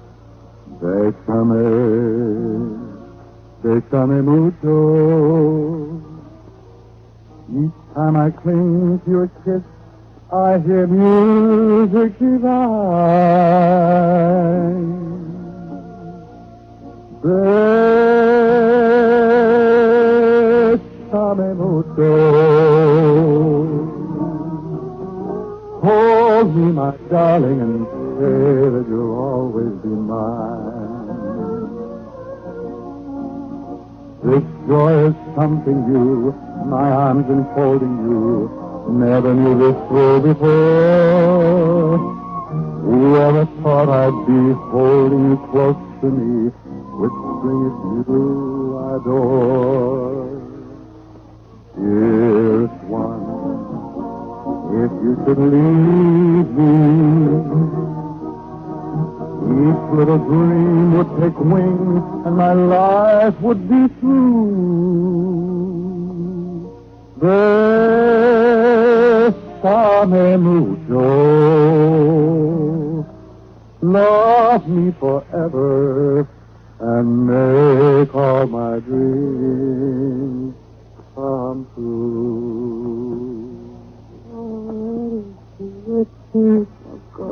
Oh, well, it's, you know, it's...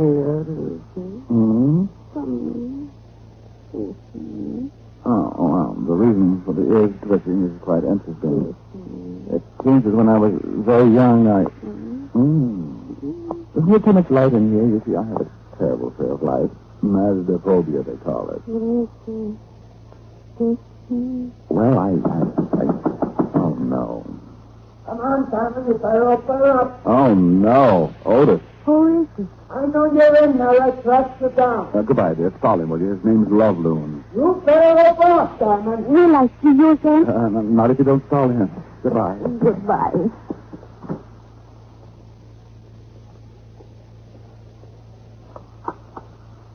Yes. Now, look, I don't... Come in. Well, I don't... Come in.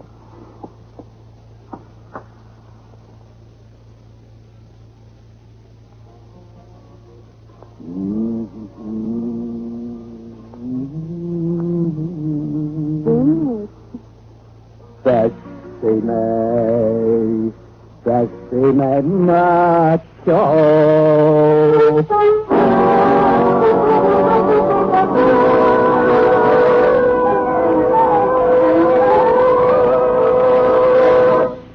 Dick Powell will be back in a moment. But now, once more, here's your Rexall family druggist. In a recent nationwide survey, American mothers agreed that every family medicine cabinet should contain a reliable, all-round mouthwash, gargle, and breath deodorant. And millions of homemakers choose Rexall MI31 to fill that need.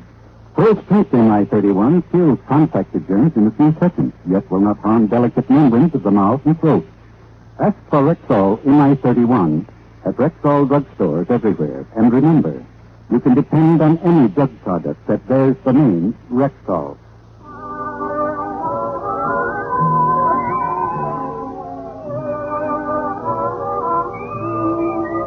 Ladies and gentlemen, this is Dick Powell. This is our first show in our new series of the Rexall Drug Company. We want to thank you and the 10,000 independent Rexall druggists for making it possible. Good night.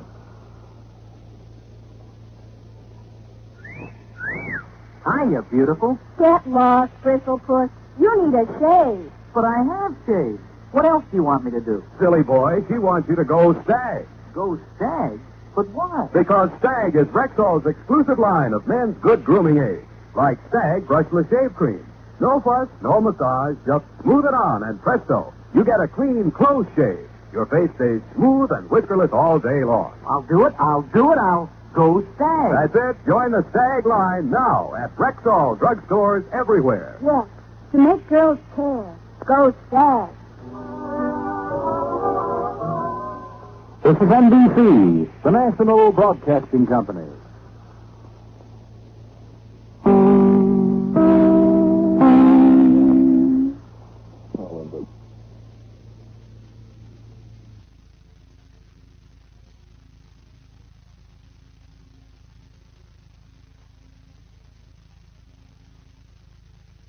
Here is another in NBC's great parade of new shows.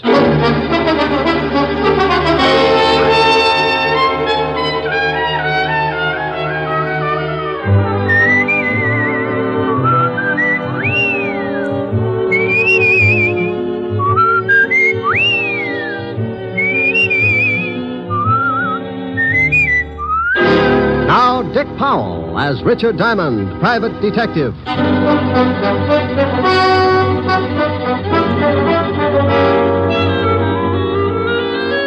Hello there, this is Diamond. You know, there are a lot of people in a big city like this, good ones and bad ones. They walk down Broadway and rub elbows, and you can't tell them apart. Why can't you? Because a lot of them were poured out of the same mold, brought up in the middle of garbage cans and gang wars, weaned on the smell of slums and conditioned to the taste of dirt and a kick in the ribs. By the time they get old enough to raise their fist, they're given two choices, two ways to beat the gang wars and garbage cans. One guy picks himself up, shakes off the filth, and jumps over on the right side of the fence. The other guy picks himself up, too. But when he does, he raises that fist and shakes it at the whole world because he wants things the easy way. He continues to shake his fist until someone shoves a gun in it. Then he's a swaggering giant. Sometimes he climbs over with his little bag of rot and hides in the lap of society. But take away the gun, and he ends up right back in the middle of the garbage cans with his face in the dirt. What about the guy on the right side of the fence? Well, you rarely ever hear of him, unless he becomes president or gets mixed up with the guy on the wrong side of the fence. Like the case I bumped into a couple of days ago. It all started in Central Park.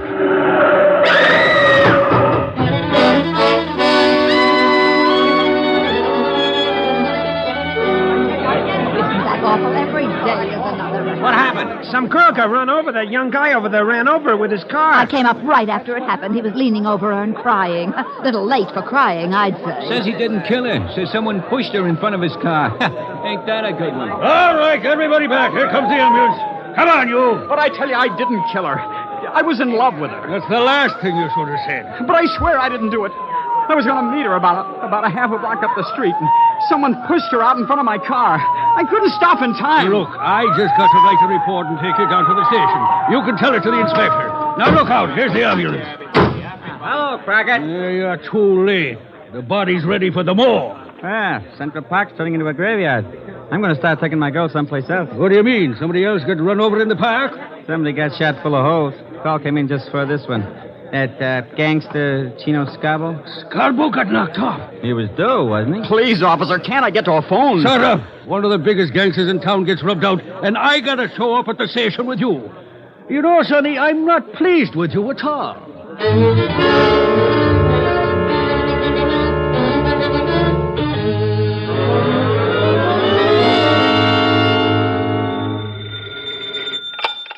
Diamond Detective Agency, corpses designed with you in mind. Rick, Oh, hello, Helen, baby. where do you get all those awful slogans? Ghost Rider.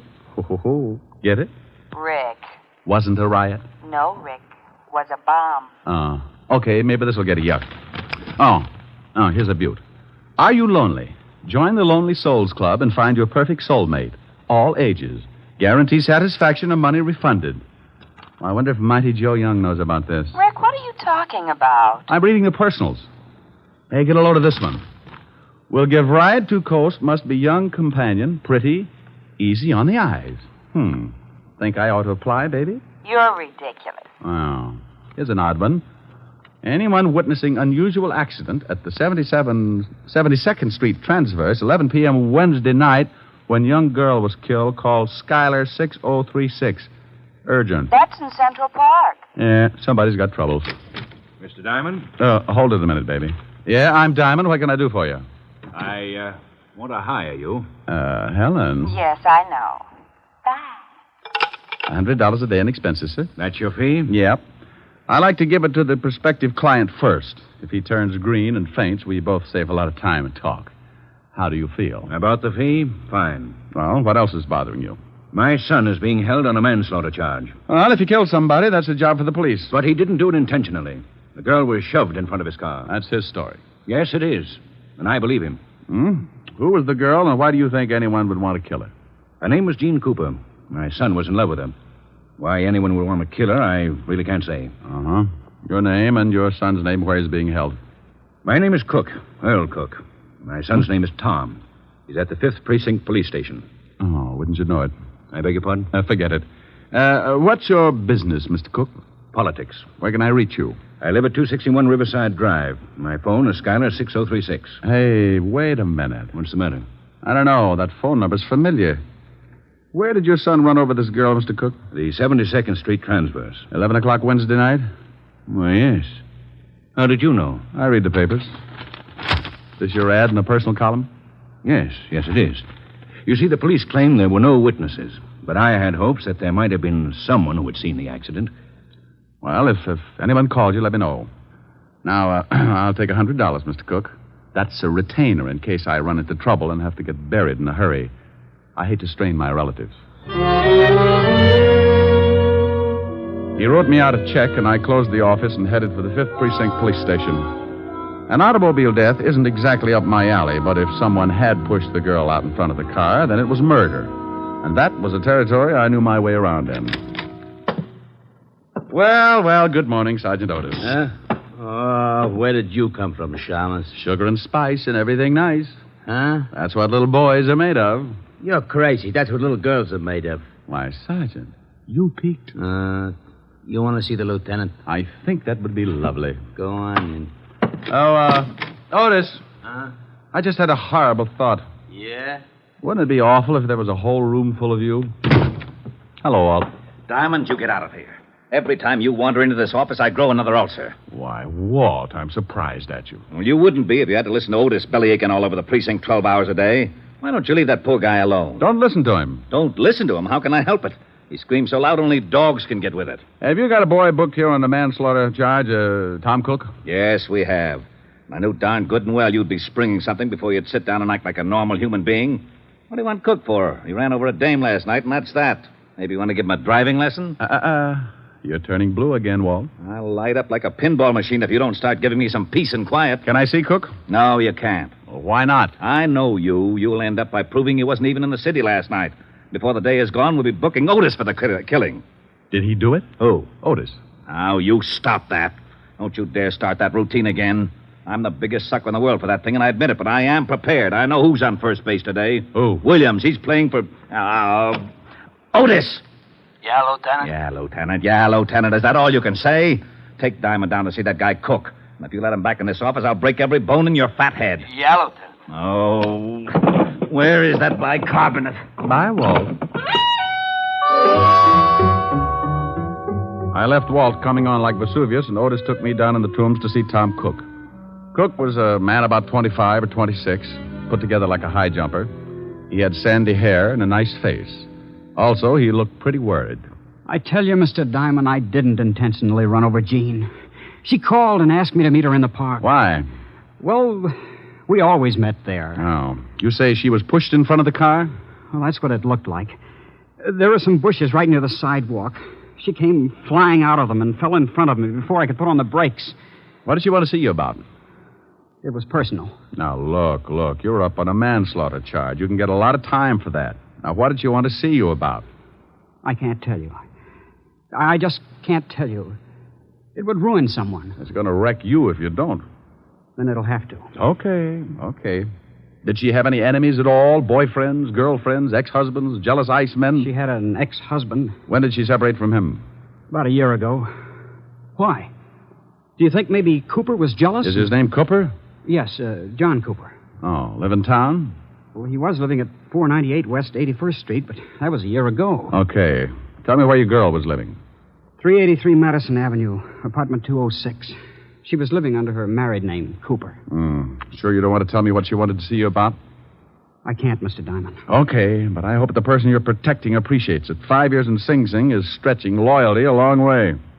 This person's worth it. Otis, let me out of here. You locked me up with a Boy Scout.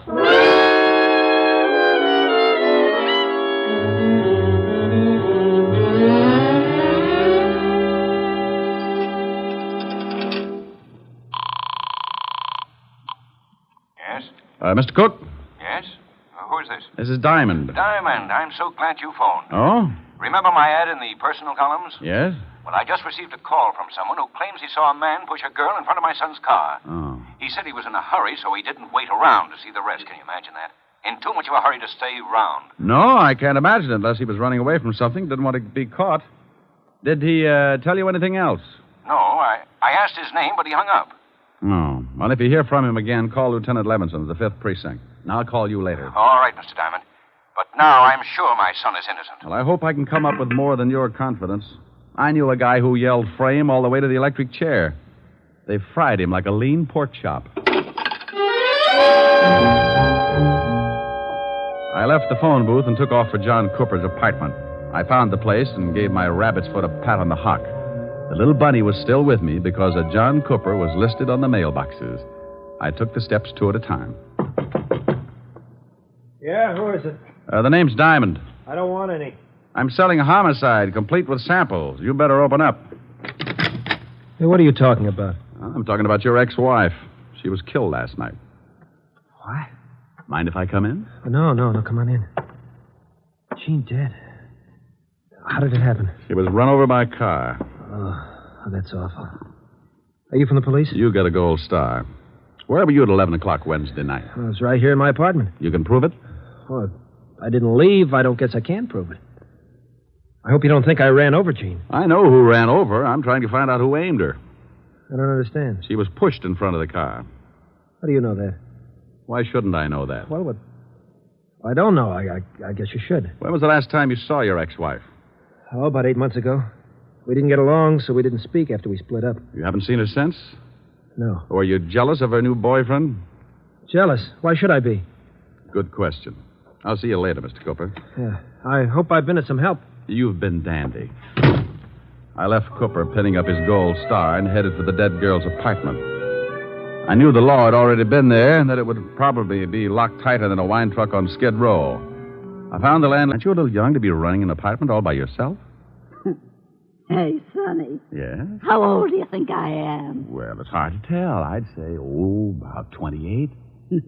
Come on, I'll show you the apartment. But watch those steps. I think you could use some glasses. Right up here, handsome. Was the poor girl who died married? Used to be, but she got divorced. Here it is. There you are, honey. Go on in, take a look around. I'll go on back downstairs in case the law comes back. I'll have to stall them, I guess. Thanks, beautiful. Oh, that's all right, honey. When you're done, stop in at my place and I'll give you a drink of gin. I waited until I heard the old bat fly down the stairs, and then I took the place apart. It took me exactly 10 minutes, and even if I do say so, it was a pretty neat job. I was on the last lap, going through the wastebaskets, when I spotted something on the magazine stand. It was just below eye level. It was a late issue of a magazine, and it was addressed to Mr. John Cooper, 498 West 81st Street. I grabbed it and picked up the phone. Homicide, Sergeant Otis. Oh, this is Wooly. Wish you talking to Lieutenant Levinson? Oh, how are you, Wooly? Get it for you, chop chop. Pretty good, huh? Oh, very fine. Chop, chop. Your head, maybe. Huh? Wooly say very fine. You speak very fine Chinese. Oh. Lieutenant Levinson. Oh, this is Diamond, Walt. It is. I told Otis I didn't want to talk to you. He said Wu Lee was on the pipe. Oh, this a Wu Lee too, Walt. Oh, that lame brain Otis. Oh, what is it now, Diamond?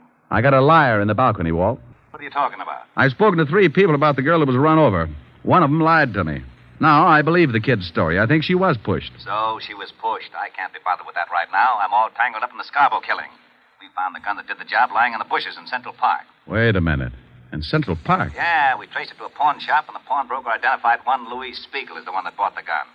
Walt, what time was Scarborough knocked off? Shots were heard about 5 minutes to 11. Hey, that's just about the same time that Cook ran over the girl. You are so right. And Scarborough got killed on the other side of the park. About 5 minutes to run to where the girl got run over. Now, what are you getting at? If you know something about this Scarborough killing, I Walt, want you... some guy called Tom Cook's father and said he saw the girl shoved in front of the car. He wouldn't tell his name because he said he'd get in trouble. Probably a crank. No one would duck out on a deliberate murder. Unless he just rubbed out New York's biggest gangster. Hey. Yeah. Have you got Louis Spiegel on tap? No, he's hiding out. Oh. Well, do me a favor. Check your files and see if you've got a record on a John Cooper. The dead girl's ex-husband? Yeah, then I'll call you back. I've got a guy who might show us where we can find Louis Spiegel and the guy who pushed the girl in front of the car. Killed 2 birds with 1 stone. It's quite a billiard shot, but give my little stool pigeon 2 bottles of fermented grape juice and he can run the table. I left the apartment and slipped by the landlady's door. I knew she was building a party because I could smell the 100 proof clear out in the hall. I ducked out on the street and headed for Skid Row in a place called the Parrot Club. When I went in, I spotted my man sitting in his usual spot at the bar. His name was Wilbur Truitt. Ah, greetings, Bucko. You have come just in the nick.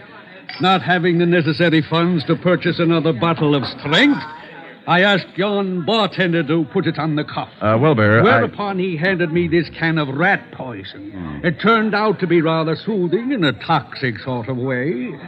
Bucko, you know me. I do not wish to deprive the little rodents of their daily constitution, so I would much rather nurse on the succulent end of a bottle. Wilbur, I'm looking for someone. I have been looking for someone all my life, preferably a brewery owner. Bartender, bring me a bottle. Oh, noble sir, your overkindness doth wring tears from me. I do embrace your offer. Now, you don't wrap your hooks around this jug until I find out where Louis Spiegel is.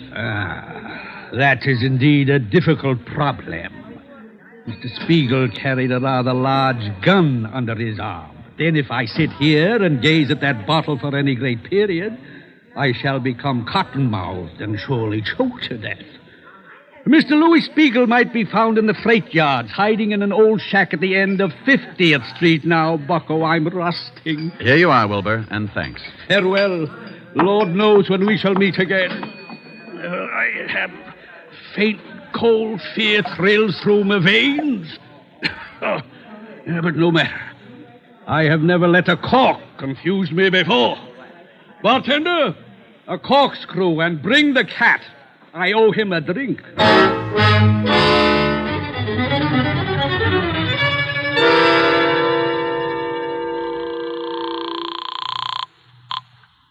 Homicide, Lieutenant Levinson. Diamond, Walt, what did you find out? John Cooper has no record. Uh-oh. But George Kingsley has. Oh, alias? Yeah. George Kingsley, alias John Cooper, did 10 years for embezzlement. Oh, fine. Thanks, Walt. Now, here's the pitch. Lou Spiegel is in a shack in the freight yards at the end of 49th Street, North River. Get some men to surround the place and have Otis pick up John Cooper and bring him down there. I'll be there in half an hour and give you a couple of killers.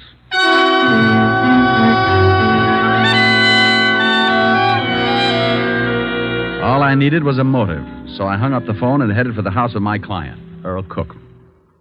Oh, come in, Mr. Diamond. I'm very glad you've come. Mr. Cook, did you... I want to show you something. Here. What are they? Letters to my son. Blackmail letters. Oh? Where'd you find them? I was going through my son's things, trying to find something that might help uncover the motive for his accident. Mind if I take a look? Well, I can save you the trouble. They're about me. About you? Yes. I told you I'm in politics. Well, I am, and I'm a big power. When I began my rise, I was a young criminal lawyer. I had to accept a lot of cases that I might have turned down under different circumstances. I see. And the opposition tried everything to discredit me. Smear campaigns. Saying that I was getting acquittals for common thugs who were known to be guilty. And later, when I became a judge, they switched the campaign and said that the men I sentenced were innocent. Were they? Of course not. But in those letters to my son, the blackmailer said that he had definite proof that could ruin me. My son knew about my past, and when he started receiving the letters, he was afraid to confront me with the evidence, for fear I might have to admit my dishonesty. Have you talked with your son? I just left him. That's why he didn't tell you anything. He thought he was protecting me. His girl, Jean, found out who was sending him the letters, and, well, she was killed before she could tell him. Well, that fits. If the girl found out, then the blackmailer would not only have to know your son pretty well, but he'd also have to know her. You think you know who he is? See this magazine? Mm-hmm. Well, some of the pages are cut up. Now, take a look at these blackmail notes. They're formed with cut-out letters to spell out the words. The type is the same as the type on the magazine. Where did you get that magazine? In the girl's apartment. Well, then she must have had something to do with it. She found the magazine, all right, but it wasn't hers. Look, Mr. Cook. Yes. Did you ever send a man to prison named Kingsley? Yes, I believe so. For embezzling. Thanks. Where are you going? I'll call you later. I've got a date at the freight yards.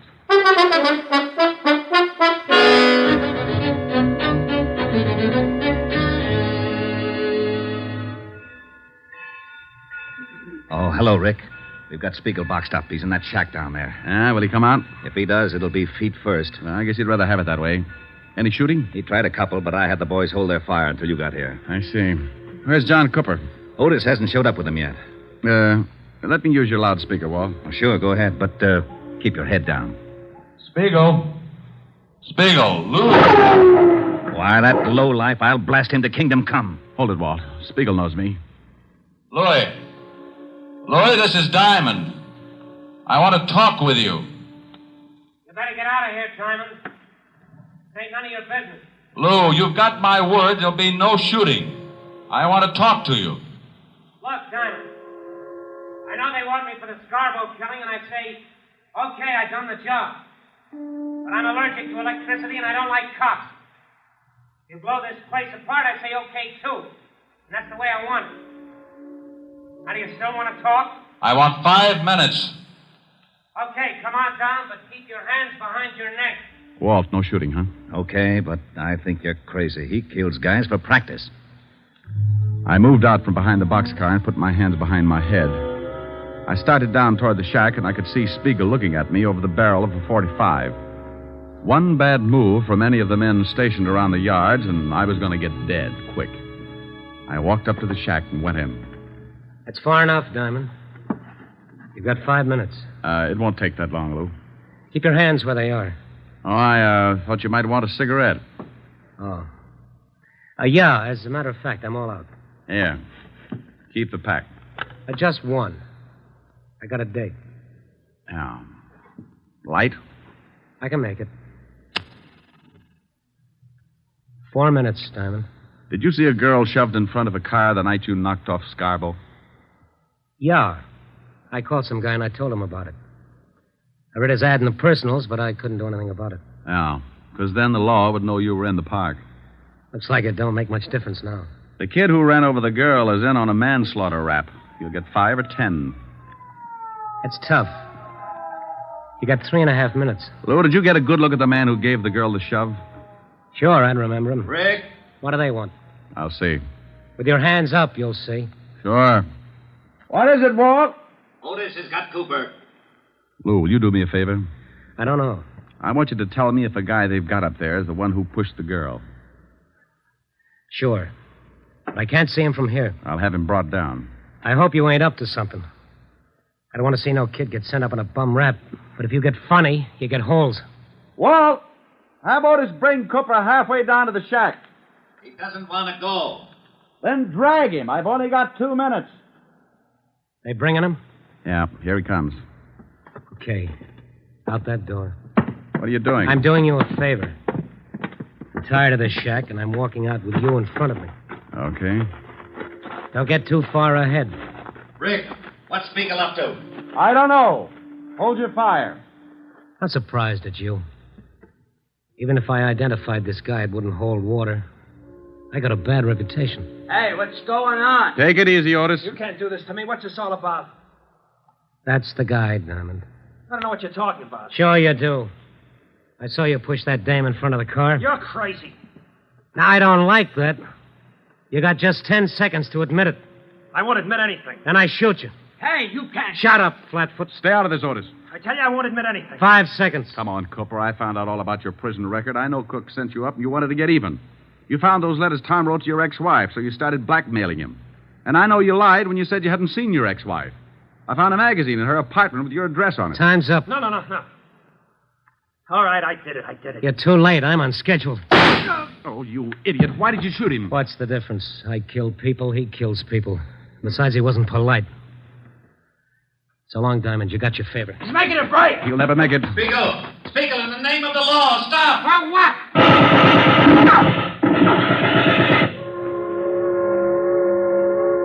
Yeah, they got him. They sure did.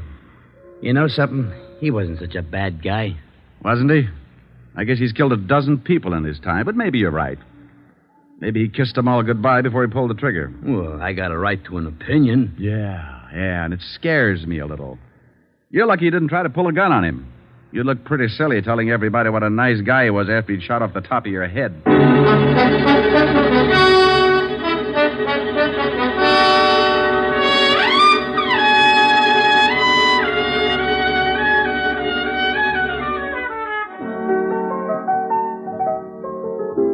Rick, how do you want it? Lots of lemon, honey. What's that you're playing? I don't know. It says on the sheet music for kazoo and voice. You idiot. Here, see how this tastes. That's swell.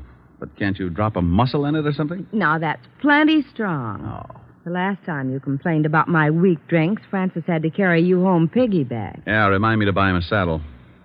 I hear they let the cook boy out of jail this evening. Well, how the dickens did you know that? Never mind, I find out things. You have been snooping. Well, you won't tell me anything about your cases. How did you find out? Helen? No. You'll be sorry. Here. You sing this, and I'll tell you how I found out. Well, I don't know whether I can. Your lips tell me no, but there's yes in your eyes. I've been missing your kissing just because I wasn't wise. I'll stop my scheming and dreaming, 'cause I realize your Rick, lips. that's wonderful. Oh, okay, now make like a truth serum, or I sing 20 courses of McNamara's band. Well, I was looking for you, so I called Walt Levinson. He told me all about it. Very elementary, my dear Diamond. Oh, get her. Do I look smug? Close your eyes and let's see. Now, that's silly. Why do I have to close my eyes? Close your eyes. Oh, that's better. Rick, aren't you nice? I certainly am. But people always notice my dimples first. Come here. Helen. You're looking smug again.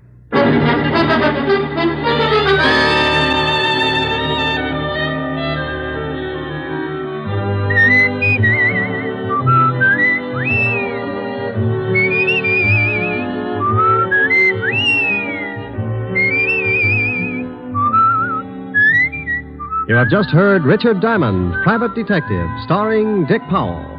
Helen was played by Virginia Gregg, Lieutenant Levinson by Ed Begley. Also in our cast were Wilms Herbert, Eleanor Audley, William Johnstone, Sam Edwards, David Ellis, and Frank Lovejoy. Music was under the direction of Frank Worth. Richard Diamond is written by Blake Edwards and directed by Richard Sandville. And now, Dick Powell. Friends, I want to remind you of the wonderful group of programs NBC has on tap for tomorrow afternoon and evening. Shows like Hollywood Calling, Guy Lombardo, Four-Star Playhouse, The Ethel Merman Show, and the NBC Symphony. For the best in radio listening tomorrow and always, keep your dial tuned to your favorite NBC station. Dick Powell soon will be seen in the screen version of the best-selling novel, Mrs. Mike. Now, this is Eddie King inviting you to be with us again at the same time next week when we will again bring you Dick Powell as Richard Diamond, Private Detective.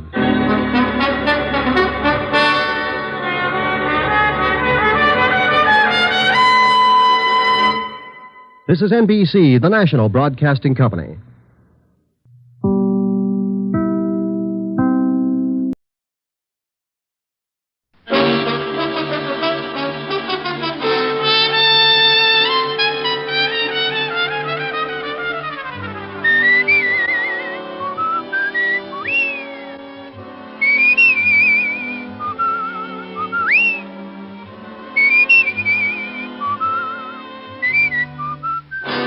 National Broadcasting Company presents Dick Powell as Richard Diamond, private detective.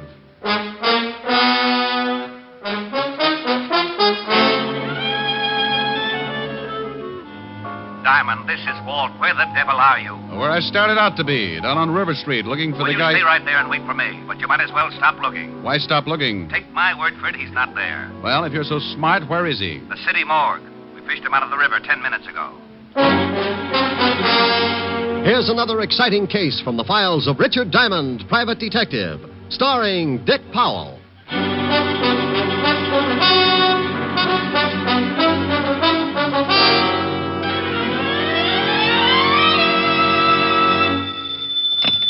Diamond Detective Agency, first over the bars. That's nice. Oh, hello, Helen, baby. Busy? No, why? I'm lonesome. Can't you come over? Honey, I'd love to, but you can never tell when... Mr. Diamond? Oh, see what I mean? Or customer? Well, let's see. What can I do for you?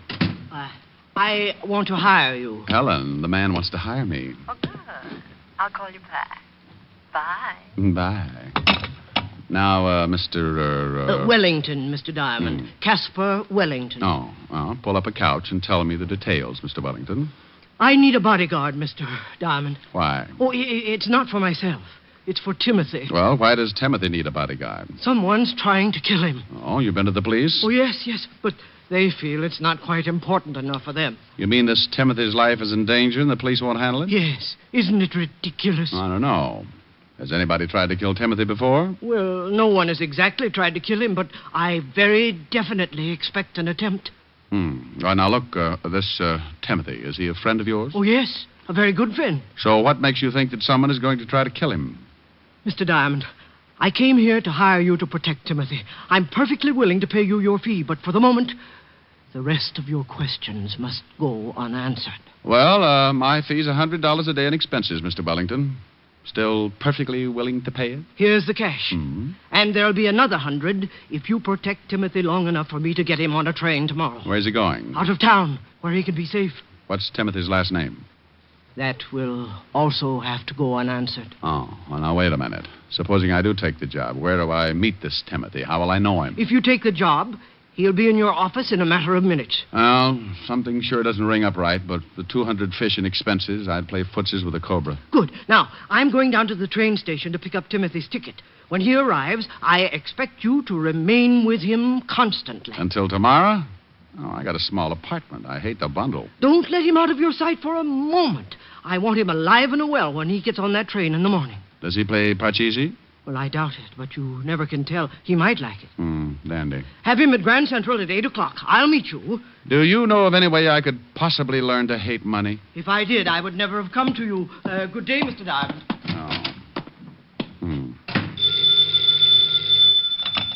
Atlantic Bone and Fertilizer. Oh, that's a pip. Just wondering how a new business would work out. Now what's wrong? I have a very unhealthy feeling that I've just let myself in for something I won't like. Oh, the client? Well, kind of. I've got a guard, a friend of his. What's the matter with that? Oh, I'm not going all through that again. The client just came on like Secret Service. I got the name of the guy he wants guarded, and I know that someone's going to try and kill him. And that's it. Rick, you be careful. Honey, the client shoved $200 in my rural hot hand. Oh, good. What do you want me to do? I'm trying for capitalist this year. Didn't your client go to the police first? Sure. He went to the police, but then... Hey, you. Me? What? Yeah, you. Rick, are you listening? Yeah, I'm listening. Put down the phone, friend. We want to talk to you. Well, if you're listening, why don't you answer my question? If your client went to the police... That's better. Well, now, I'm a sport, especially when someone's got a gun pointed at me. Oh, the gun ain't going to hurt you, chum, if you answer a couple of questions. Where's Caspar Wellington? Who? You're going to be difficult? Look, you got a gun on me. Who wants to be difficult? You don't know Caspar Wellington, friend? Never heard of him. We seen him come into the building. No, so you figured he came to see me. It's such a small building, only about 100 offices. Oh, that's pretty funny. Glad you liked it. No, but we didn't. You're the only private detective in the building. We figured maybe Caspar wanted to hire you. What would he want to hire me for? What did this guy do? How do you like that, George? Now he's a nosy comic. Durante gets away with it. Friend, I have just decided your humor bores me. Hmm. Yeah, it's pretty bad, ain't it, Tony? Suppose we push his face around, huh? Maybe he don't feel like no more Joe. Oh, now, wait a minute. I don't know anything about this Casper or whatever his name is. What good's it going to do to work me over? Well, now, you see, Tiny and me got real nasty dispositions. We've been crossed, and then you make with the jokes. We don't like being the only ones unhappy, so we think maybe you ought to join us. Now, look. Now, hold it a second, Judge. What for? He's a setup. Oh, wait. We mess him up, the law comes. We gotta find Casper. We ain't got no time to play patty cake with the cops. I just want to cross the mouth. Forget it. Look, friend, you sure Casper Wellington didn't come in here? I couldn't be more positive. Okay. Put down the rod, George. That don't look so unhappy. Maybe the shamus is lying. If we catch him telling a fib, just think of the fun you can have later on, huh? Come on. We'll leave him? Yeah. So long, friend. And for your sake, I hope you've been leveling. Yeah. See yous around. Yeah, bye. This is fool's fancy chop suey, Papa. Now, you listen to me, Richard Diamond. The next time you hang up on me, But I'll how- never speak to you again. But, And you better have a pretty good excuse for doing it this time. But you know I take a lot of things from you, Rick, but never once have you hung up on me. Helen, please. And I think it was rude and inconsiderate. Helen. And I want to know right now, this minute, just what kind of a poor, lame brain excuse you're going to come up with. Helen! Well? Now, look, baby, I don't know what's going on. This is like doing business in a roundhouse. The only reason I hung up on you was because two guys strolled in here and shoved guns in my face. Rick. And they were looking for the guy who came in earlier and hired me to look after someone named Timothy that I haven't even seen yet. It sounds awfully confusing. It is. Oh, hold the phone. Here's somebody else. Come in with your hands up. You Richard Diamond? Yep. You got a crate here addressed to you. Oh, that figures. Bring it in.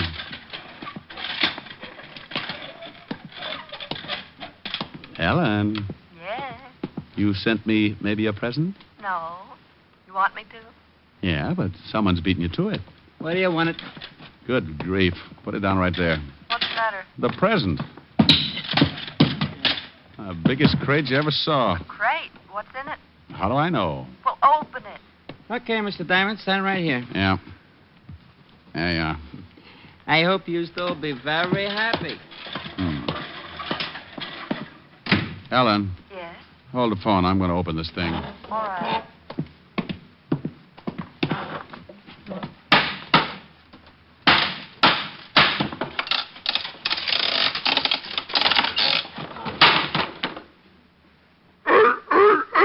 Oh, no. Oh, get away. Get away. Now, get on. Get on. Don't come up here. Don't. Oh, Helen. Rick, what in the world's the matter? Helen, if this is your idea of a joke, Please calm down and tell me what's wrong. well, can't you hear it? Well, I heard something, but I thought you must have eaten your lunch too fast. Well, I'm standing on my desk trying to fight off a monster. What? Call up Charles Adams right away. A monster? Yes. I'd swear it was a seal, but I know my friend's better than that. This thing has got to be poisonous. A seal? Yes, a seal. Hey, he's not so bad. He's applauding. You must have liked that remark about Adams. Now you stop it. Do you expect me to believe all this? She doubts you, fella. Say a few words. Rick, who in the world would send you a seal? I don't even need to look. This has got to be Timothy. Oh, it is Timothy. When he heard his name, he made like a curtain call. Sounds like one Richard Diamond. Hey, that's pretty... nothing. I'll call you back. Where are you going? I'm going to take Timothy right back to Mr. Casper Wellington and tell him that... Yes? Oh, for the love of... I don't know where to find Mr. Casper Wellington. Well, there it was. It was pretty silly. The smart, shrewd, level-headed Richard Diamond, for the sake of a couple of $100 fast bucks, winds up playing nursemaid and companion to a honking seal. Just to make sure it was Timothy, I took a look at the crate, and there on top was a small printed card. It read, "This is Timothy. If you want him to do something, throw him a fish. Herring. Signed, Casper Wellington." Well, that tore it. My temper was already pushing my hair up to attention, so I went out to the nearest delicatessen and came back with a bag of fish. With this, I lured Timothy out of the building and down in the street. I had to find Casper Wellington, so 60 pedestrians and one unhappy cabbie later, Timothy and I strolled casually into the 5th Precinct Police Station. Well, hello, Sergeant Otis. Oh, how are you, shamus? Huh? Huh, what? What'd you just say? I said, hello, Sergeant Otis. No, after that. Yeah, that was it. Something wrong, Sergeant? Yipe! Otis, say hello to Timothy. Timothy, this is Sergeant Otis. Lieutenant! Go on over and kiss the Sergeant, Timothy. Go on. Oh, no. Get him away from me. Get him away. Oh, Otis, he's not so bad. Lieutenant! Help! Now, Otis, come down off that desk. You look sillier than I did. Help! He's trying to eat me. Help! Oh, be quiet. You too, Timothy. You'll wake up the lieutenant. Here's a fish. Throw it to Timothy. And that's you, Diamond. You'll probably take my arm along with it. Get away. Help! What the devil is going on out here? Otis, what are you doing up there? Hello, Walt. What are you doing to my sergeant? And you shut up, Otis. That wasn't me. What do you mean it wasn't you? Of course it was you. Walt, meet Timothy. How do you... I'd hate to think what would happen if someone wandered in here with a walrus. Come on, Timothy. Let's go see the brave old head of homicide. Yeah. Get him out of here. Oh, relax, Otis. Timothy's as scared as you are. Oh, yeah? What makes you say that? He's probably thinking there's more like you. That would be a horrible shock to anyone, even a SEAL. Oh. Come on, Timothy. You get that thing out of here right now, Diamond. Everybody's standing on something. You'd think it was a steam bath. Up till now, I've had 2 reported homicides and a couple of fat robberies. And if you think you're going to wander in here with that thing and confuse the whole department, you're mistaken. Now get it out of here. Oh, Walt, it's only a seal. Have a fish. I'm not hungry. No, Walt. It's for Timothy. Feed it to him. He'll love you. Yeah? Do you think so? Sure, Walt. Go ahead. Try it. Okay. Here, Timothy. Hey, he's applauding. Sure, he's a nice little fella. Now, climb down and help me. Give me another fish. Oh, won't come down without it, huh? Okay, Walt. Speak. Oh, don't be ridiculous. I want to feed it to Timothy. He likes me. See? Oh, lovely. Why don't you two get engaged? Oh.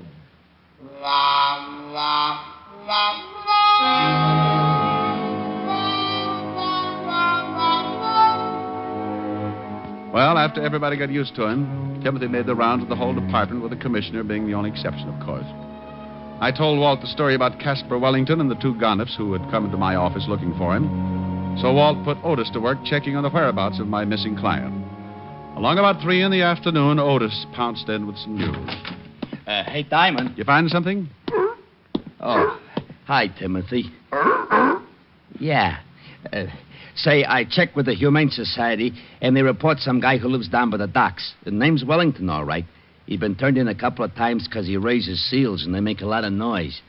Oh, and Lieutenant, we just got a report on another homicide. Well, thanks, Sporty. You tell the lieutenant all about it, Otis. I'm going after Casper Wellington. What's the address? Here it is. 918 River Street. Come on, Tim. Goodbye, Timothy. Otis. Oh, yeah. What was I saying? Homicide, remember? Just a little old homicide. I left Walt and Otis climbing over the furniture and headed for the address of Casper Wellington. Timothy and I grabbed the first cabbie who didn't believe what he was seeing, and 20 minutes later, we pulled up in front of a building on River Street. Thanks, cabbie. Yeah, sure. Thank the man, Timothy. Mister. Yeah? I didn't ask you nothing when you got in the cab because I just didn't believe it. Is that the seal you got with you? You're expecting maybe a raccoon? Do you always take him around with you like that? Sure, we're brothers. Stop by the house sometime for dinner when Mom isn't taking a swim. He's not a very good driver, is he, Timothy? You know it. Come on, you're going home. Hold it right here, friend. You hide him. This is a gun in your back. Oh. Yeah. Oh. You lied to me, friend. I'll go stand in the corner. Nah, don't move. Okay. George, grab the seal. Oh, now, wait a minute. You can't do that. Want to bet? Come here, you. Take your hands off that seal. Shut your mouth, friend. Next time you don't get it across the neck, I'll give you the rat on the skull. Okay, friend. I got him. All right, get him in a car. And you, stay put. One bad move, you're going to get shot up very bad. Come on, George. You got that thing in the car? Yeah, he's saying let's get out of here. All right, friend. Yeah. You see this I got pointed at you? I see. Good. Forget about today. You won't see it again. Open that big yap of yours and it goes boom. I'll turn around, because when we leave, I don't want you looking back for no license number.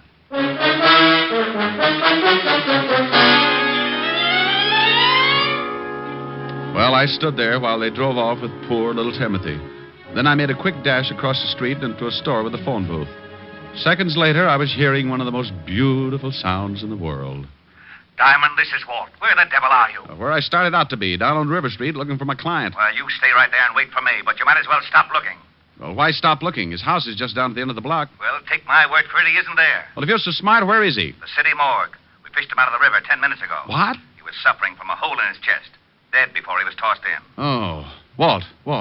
Remember those two guys who came into my office earlier? Yeah? Well, they just put the snatch on Timothy and belted me across the neck for my trouble. They swiped the seals? Yeah, so get on here. I'll meet you at Casper Wellington's house.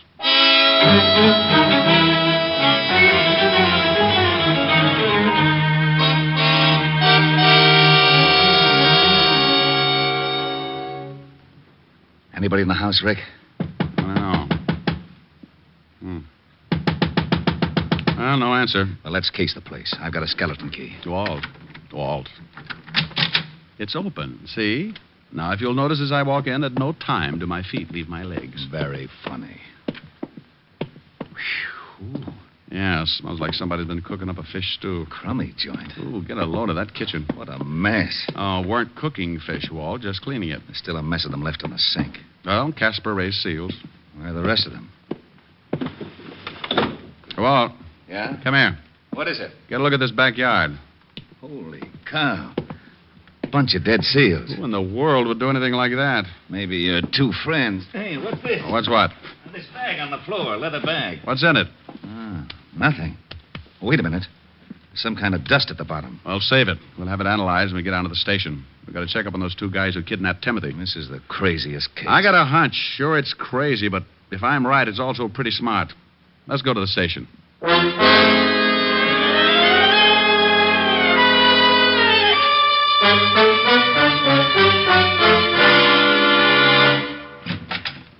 Hey, Lieutenant. Yeah, Otis? We just got something else on that Casper Wellington guy. Oh? What did he steal? Hey, how'd you know? Just a guess. Well, what is it, Hammerhead? Well, it seems this Wellington guy used to work for David & Sons. David & Sons? Diamond importers. Oh, that ties it. Would somebody mind telling me what the devil this is all about? And, Rick, you stay out of it. Now, Otis, what about Wellington? Wellington? Oh, he ran off with a load of diamonds. Yeah, $50,000 worth. Hey, but you don't... Rick, will you please, for the sake of my sour stomach, tell me exactly what it is you know? I'd be glad to, Lieutenant. It's very simple. Wellington comes to me and asks me to guard Timothy. Two guys kidnapped Timothy. That we heard. Then we find a bunch of dead seals in Wellington's backyard and the remains of a pile of clean fish. So? So, the two guys who kidnapped Timothy were obviously after something, and the seal was part of it. Hey, maybe Timothy wasn't a seal after all. Now, what would he be, Otis? Well, if those guys wanted him that bad, maybe he was a mink. Oh, that bag you picked up, Walt. Have that powder in the bottom analyzed. I'll lay 6-2 and even that it's diamond dust. Well, you think... Yeah. I think Timothy's got a stomach full of diamonds. What? I think Casper was mixed up with the two guys who grabbed the seal, but in some way crossed them. Why? He had to hide the loot, so he stuck it in some fish and fed it to Timothy. Then he left Timothy with me for protection until he could get him shipped out on a train. And in the meantime, the two guys who found Casper killed him and went back to his house to find the loot. Mm-hmm. They figured out the fish like you did and killed the seals in the backyard trying to find the stuff. You, my friend, went a herring. Otis, have the powder in the bottom of this bag analyzed. Put out a 108 on Timothy. Yes, sir. Diamond here will give you the description of the guys who grabbed him. We'll never find him that way. You got a better idea? Maybe, yeah. Look, you said those two guys killed Casper and then went right over to the house to look for the missing diamonds. Yes. All right, they knew where to look, but they didn't find anything. So they waited for me and Timothy. So? So Casper Wellington probably told them all about it before they killed him, trying to save his own life. All right, I'll buy that. So what? So by now they must know how hot those diamonds are. They're certainly not going to try to get rid of them here in town. And then they leave town. Yeah. And with that much loot, it would be a little risky if they tried by car. All right. How do they do it? The same way Casper thought of. Ship Timothy out on a train. Wait a minute, Rick. Otis. Yeah? Put in a call to all units. Tell them to cover the airports, train, and bus stations. Be on the lookout for a seal that's about to be shipped. Come on, Walt. Where to? Well, as long as Casper Wellington already made the arrangements by train, let's go down to Grand Central. Maybe our two seal nappers will keep the reservation.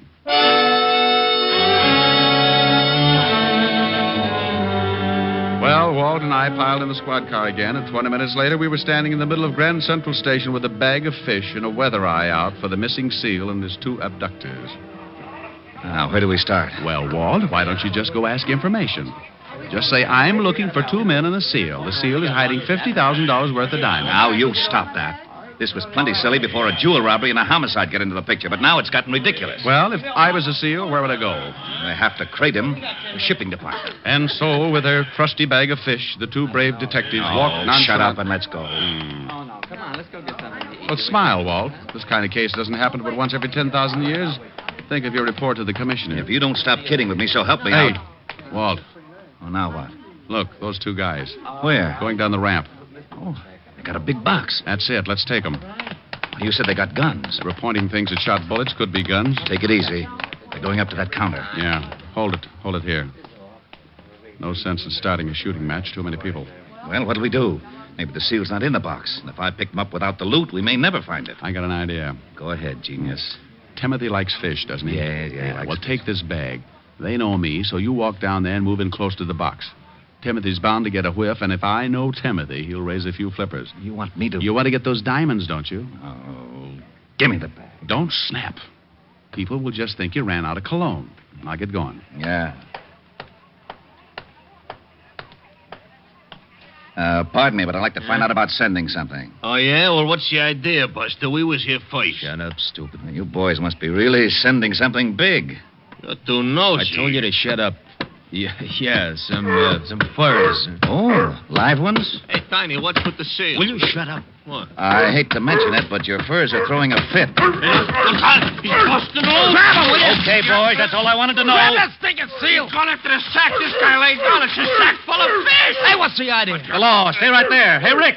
Cop, were you... All right, Bud, drop it. Huh? I said drop it. Okay. You ain't taking me. Look out, Rick. This guy's got a gun. Let go. Let go of my hand. Will you get the seal off? He's chewing my hand off. And drop the gun. All right. Get him off. Come on, get him off. Well, how do you like that? Timothy grabbed this gun up by the gun hand and made him drop it. I'll be darned. Crazy seal nearly killed me. You and your bright idea. Ship the seal, you said. Okay, boys. Here's a bracelet for you. Let's go outside. Walt, wait a minute. We got to get the jewels. Oh, yeah. Well, I'll take care of these 2 guys, then I'll take Timothy to a good veterinary. Okay. Walt. Yeah? If it means surgery, keep in touch. Sure. Bye, Timothy.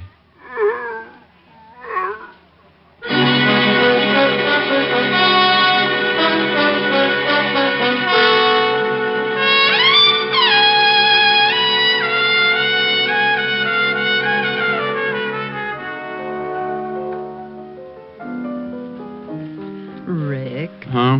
Now, don't be unhappy. Oh, how can I help it, honey? He's been in surgery for nearly an hour. Oh, but he'll be all right. They got a good vet. Oh, I hope so. I was getting attached to that seal. Oh, I got it. Yeah? Rick? Yeah, Walt. Yeah. How's Timothy? He had the diamonds in him, all right. Oh, but how is he? Well, Go ahead, Walt. You can tell me. I can stand it. he's very weak. Doctor says he thinks he doesn't want to live, no will. Oh, well, what's the matter? He was such a happy seal. I think he misses you, Rick. Every time someone mentions your name, he kind of honks and raises a weak flipper. I better come right down. He's sinking fast. Oh, you think maybe if he heard my voice, can you get a phone near him? Yeah, wait a minute. Okay, I got it next to his ear. Say something. Hello, Timothy. Oh, Walt. Yeah?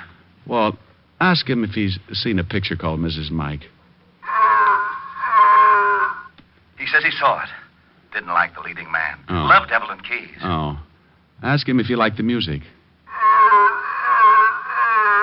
Yeah, he liked that. Well, put the receiver next to his ear and I'll sing him the theme song. Well, go ahead and try. Anything in case of an emergency.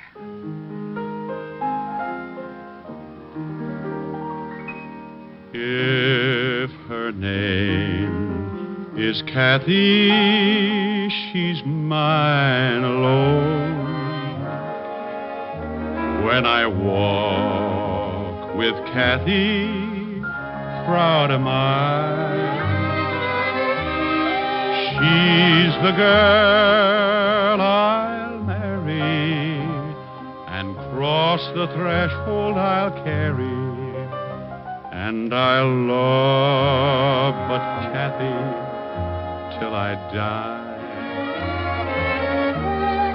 She's the only angel I've ever known. She's a maid no man is worthy of.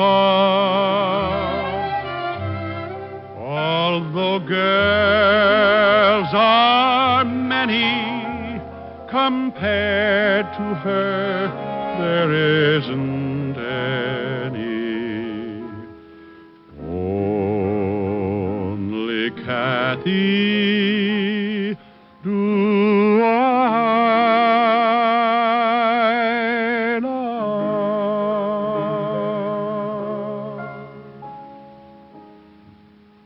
Well, Walt? I did it. He's better? Listen. Good old Timothy, that a boy. I guess the singing did it. What do you mean you guess? When I sang with the Peter Pan 5, we played 2 weeks at the Coral Gables Hotel in Florida. So what? So what? I'll have you know 5 minutes after I opened my mouth, every seal in the Biscayne Keys came in and sat ringside. That sounds like a pretty good act. Well, what'd you give it up for? Well, I got a sore throat one night, and the place was up to its ears in alligators. Rick. Yes, Walt? Bye.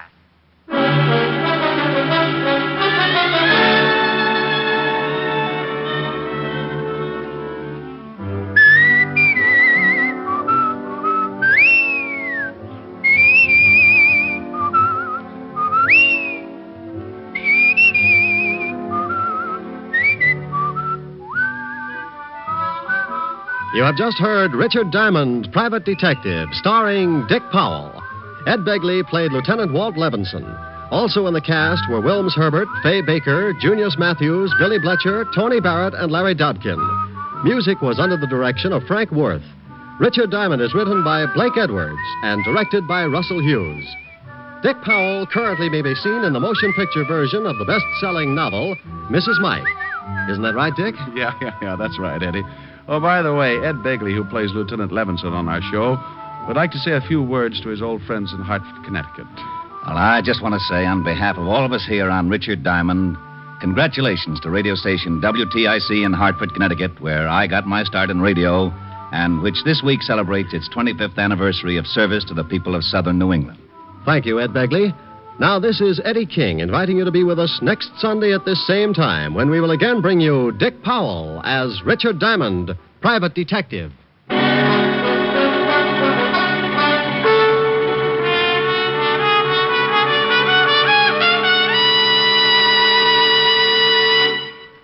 Governing a country is a pretty hard-headed business, and we don't usually think of our government as a dealer in dreams. But in one respect it is, because it's a dealer in savings bonds. Your particular dream for the future can come true through the judicious purchase of United States savings bonds today. As for buying United States savings bonds, the process is simplicity itself. If you're employed by others, use the payroll savings plan where you work. Your employer will set aside a specific sum from each paycheck for the purchase of bonds. If you're self-employed, use the bond-a-month plan where you bank. Either way, you'll be saving with regularity, with certainty, and with profit through the purchase of United States savings bonds. What's on NBC today? You'll hear Charles Boyer and Dorothy McGuire today on Theater Guild on the Air in Autumn Crocus. And there's the Phil Harris Alice Faye Show to add to your Sunday listening pleasure. Be sure to hear Charles Boyer and Dorothy McGuire on Theater Guild on the Air and the Phil Harris Alice Faye Show today on NBC.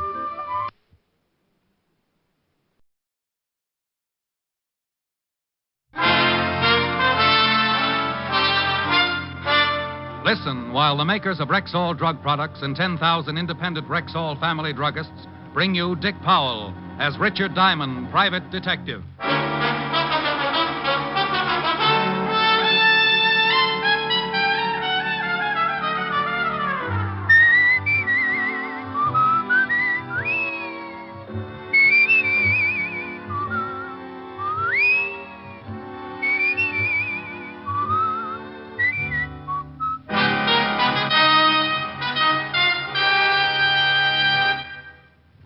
Good evening.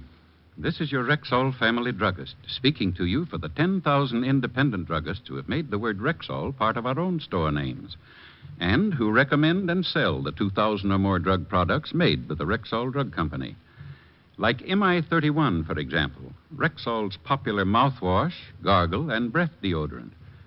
Full-strength MI31 kills contacted germs in seconds. Its zippy, tangy quality leaves a happy aftertaste. For a reliable yet refreshing mouthwash, use Rexall MI31. And remember, you can depend on any drug product that bears the name Rexall. Good health to all from Rexall.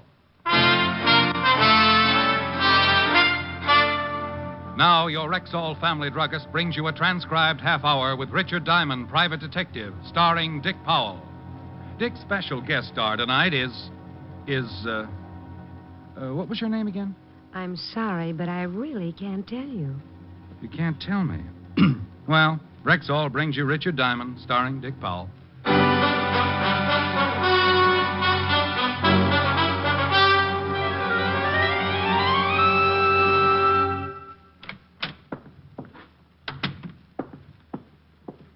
Wow. Morning, Mr. Diamond. Morning, Charlie.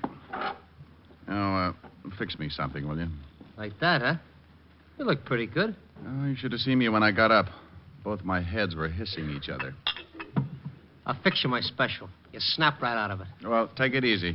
I tried snapping out of it this morning and scattered myself all over the room. You relax for a minute. Just getting to work? Yeah. Helen gave a party last night. I think it turned out to be the finals of the roller derby. Ever swallow a roller skate, Charlie? Once on a dare, a mouse. Oh. Sorry. Charlie! Gotta mix it. Oh, that's a horrible machine to have in a bar. Some poor guy's liable to end up with shell shock. Here. Hold your breath so you don't change your mind. What's in it? In your condition, that is a very touchy question. You just drink it, you'll feel better. Okay. No fudging all the way. Charlie! All the way? What are you, chicken?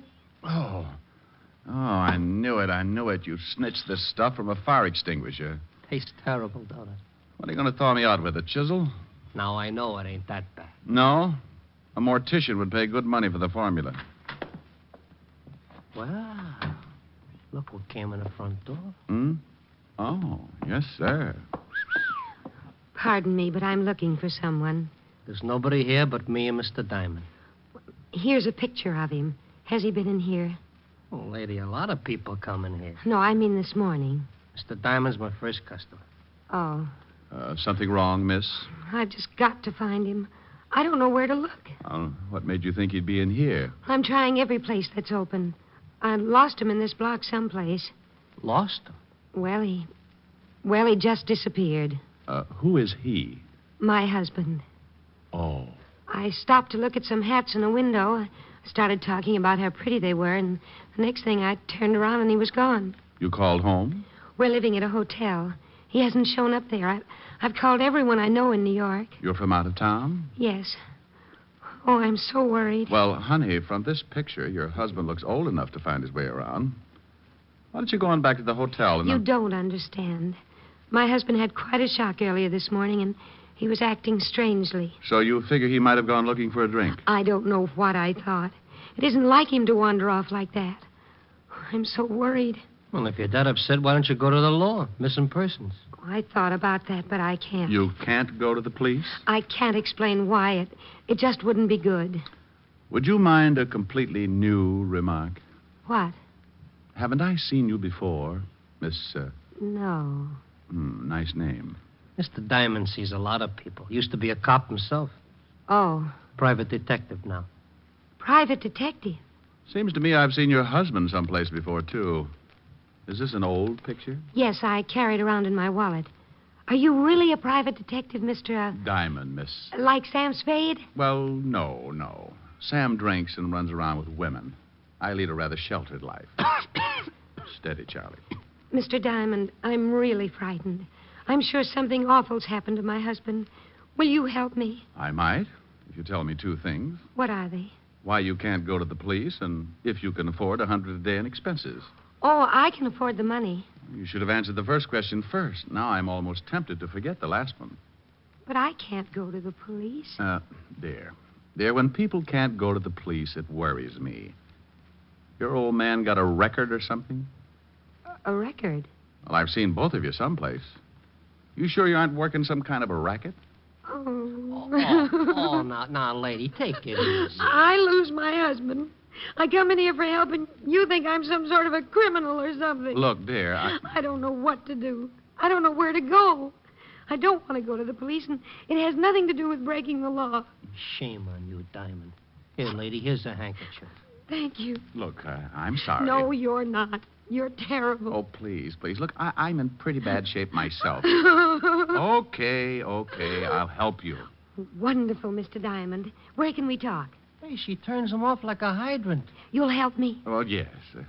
$100 a day in expenses. Certainly. Get her. Yeah. You sure you didn't dip into one of Charlie's specials? I don't drink. This isn't drinking. It's like diving into an active volcano. Where can we talk? One of the booths. Good. I don't want anyone else to know about this. You mean after this build-up, I ain't even going to hear what it's all about? Come on, dear. Oh. Relax, Charlie. Have one of your specials. Who knows? You may be the first one to reach the moon. Is this booth all right, Mr. Diamond? Just fine. Now sit down, dear, and tell me all about it.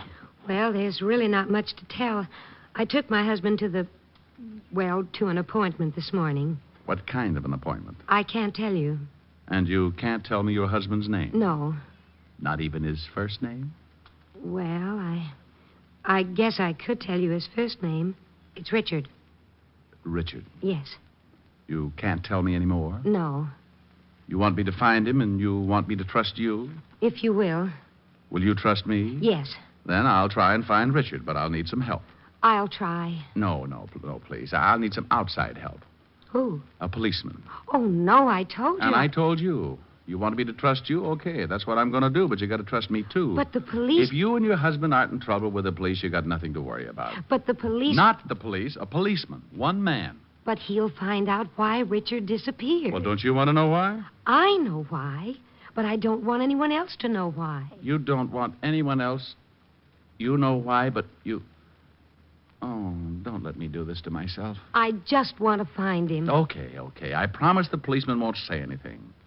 I'm trusting that you have a good reason for not telling me any more than you have, but to find a man, this man in the picture, and an old photograph at that, to find this man needs a lot of doing. Checking hospitals. Hospitals? Now, don't start crying. Oh, I'm sorry. Go on. When you've got to check hospitals, morgues... Morgues? Look, dear, you wait here. No, I'm going with you. Good girl. Charlie, thank you for being so patient. A pleasure, miss. Shall we go, Mr. Diamond? Yeah. And, Charlie... Yeah? I'd like to thank you, too. Anytime. Your hospitality and good manners are only equaled by your loyalty and perspicacity. Huh? All in all, you've been a living doll.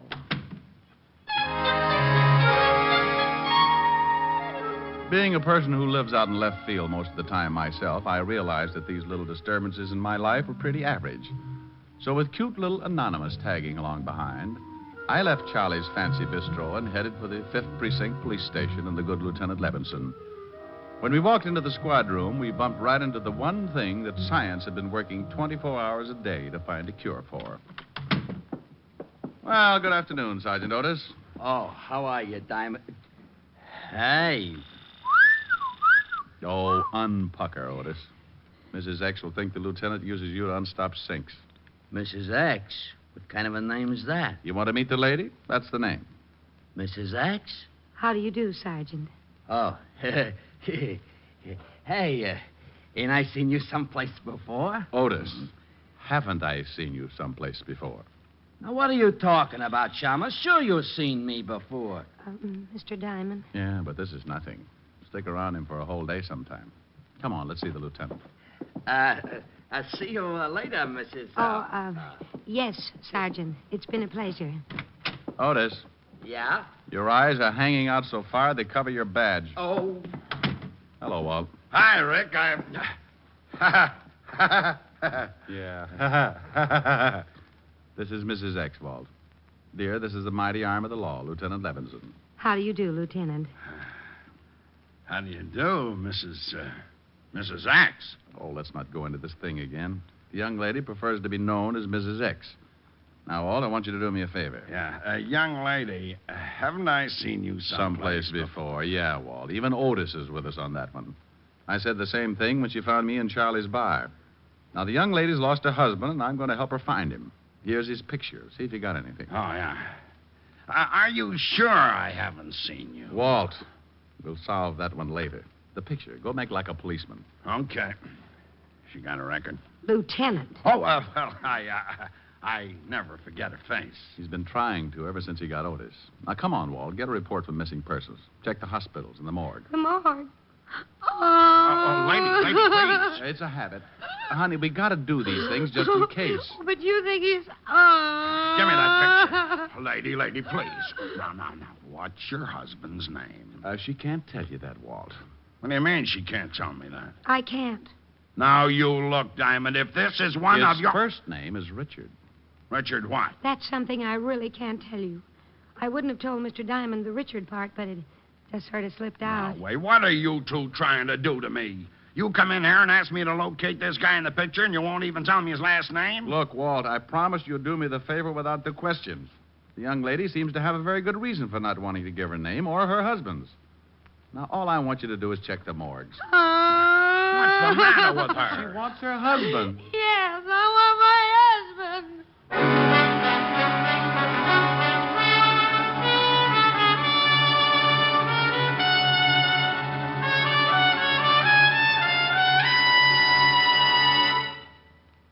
Before we continue with the adventures of Richard Diamond, private detective, here's your Rexall family druggist.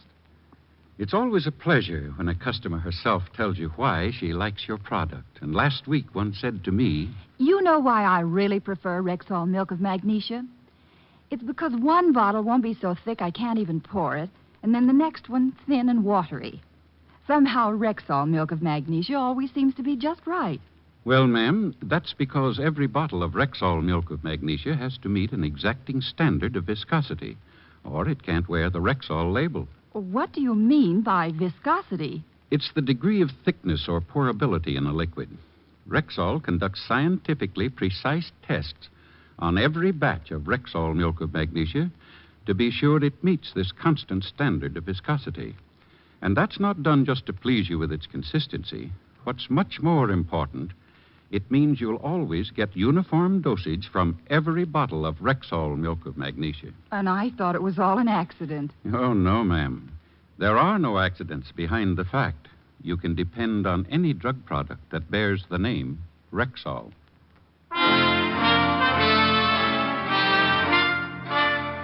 And now back to tonight's adventure with Richard Diamond, private detective, starring Dick Powell.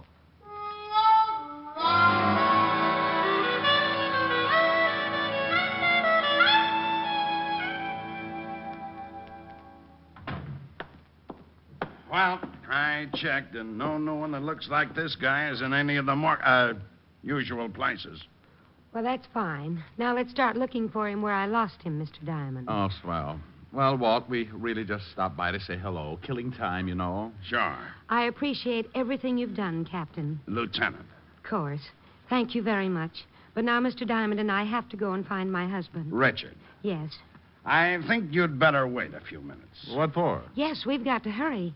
I've got to find my husband before the 8 o'clock plane leaves this evening. You're leaving tonight? You didn't tell me that. Well, Richard has to be in California by tomorrow morning. Got a little job to do? A very big job, Captain. Lieutenant. Well, what do you want us to wait for? Because I've got Otis checking on this girl, this Mrs. X. Oh, no. Walt, you promised. I promised nothing. You assumed. Oh, you're a fine buddy. Buddy schmuddy. You might be taken in by her sweet innocence, but not me. You double-crosser. Mr. Diamond, you promised. But I didn't, lady. I just checked the morgues. Oh, now you shut up. Walt. Well, I never. I've seen this girl someplace, Rick, and I've got a sneaking suspicion she's wanted. Wanted? You can't cross me like this, Fatty. Wanted? Won't tell me her name, huh? No. Won't tell me your husband's name, huh? No. Then you're hiding something. Yes. Yes? Why, yes, meaning of course. Now you stop that, Rick. Rick. Is your name Richard, too, Mr. Diamond? No, my friends call me Rick. You ever in Chicago, lady? Of course. Of course. O-F-C-O-U-R-S-E. You stay out of this.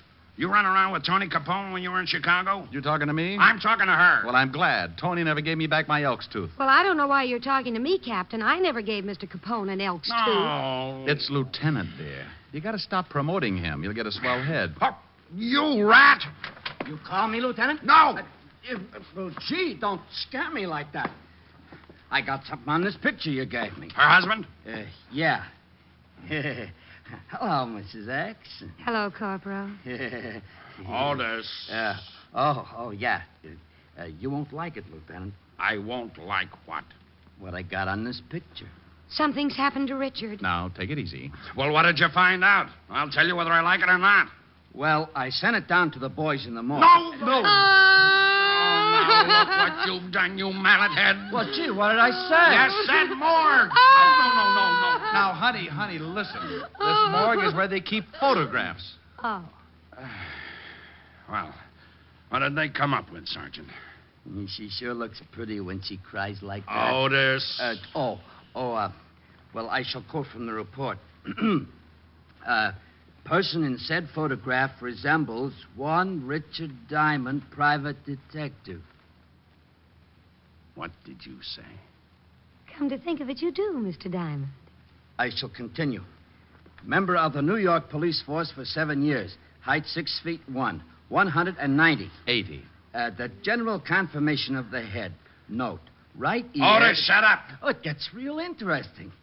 You didn't tell me about getting mixed up with that fan dancer back in 39, Diamond. I was simply interested in starting an ostrich farm. Otis. Yeah? Do you think that picture looks like Mr. Diamond? Kinda. Thank you, Patrolman Lovelow. Patrolman? Yes, and if I ever catch you wearing a sergeant's stripes again, I'll put you on a beach so far out that I'll have to fly food into you. Now get out of here. Sergeant Levinson. Lady, please, it's Lieutenant. Well, I don't care what it is. I think you were just horrible to that nice little policeman. Is that right? It certainly is. And I'm going to write a letter to the governor about you. Now, wait a minute. And what's more, I'm going to tell him what a horrible, mean, impolite person you are. But I come in here with Mr. Diamond, and simply because I won't tell you my name, you accuse me of being a mop. Mop? Yes, mop. One of those gangsters' girls. Moll. Yes. And just because everyone thinks they've seen me before, I'm accused of all sorts of things. But, lady, No telling what's happened to my poor, wonderful husband. Lady, please, lady. You big bully. Yes. Well, okay, I'm sorry. I apologize. Can Sergeant Loveloon have his stripes back? Yes. No, thank you very much. Come on, Mr. Diamond. We've got to find Richard. Goodbye, Major.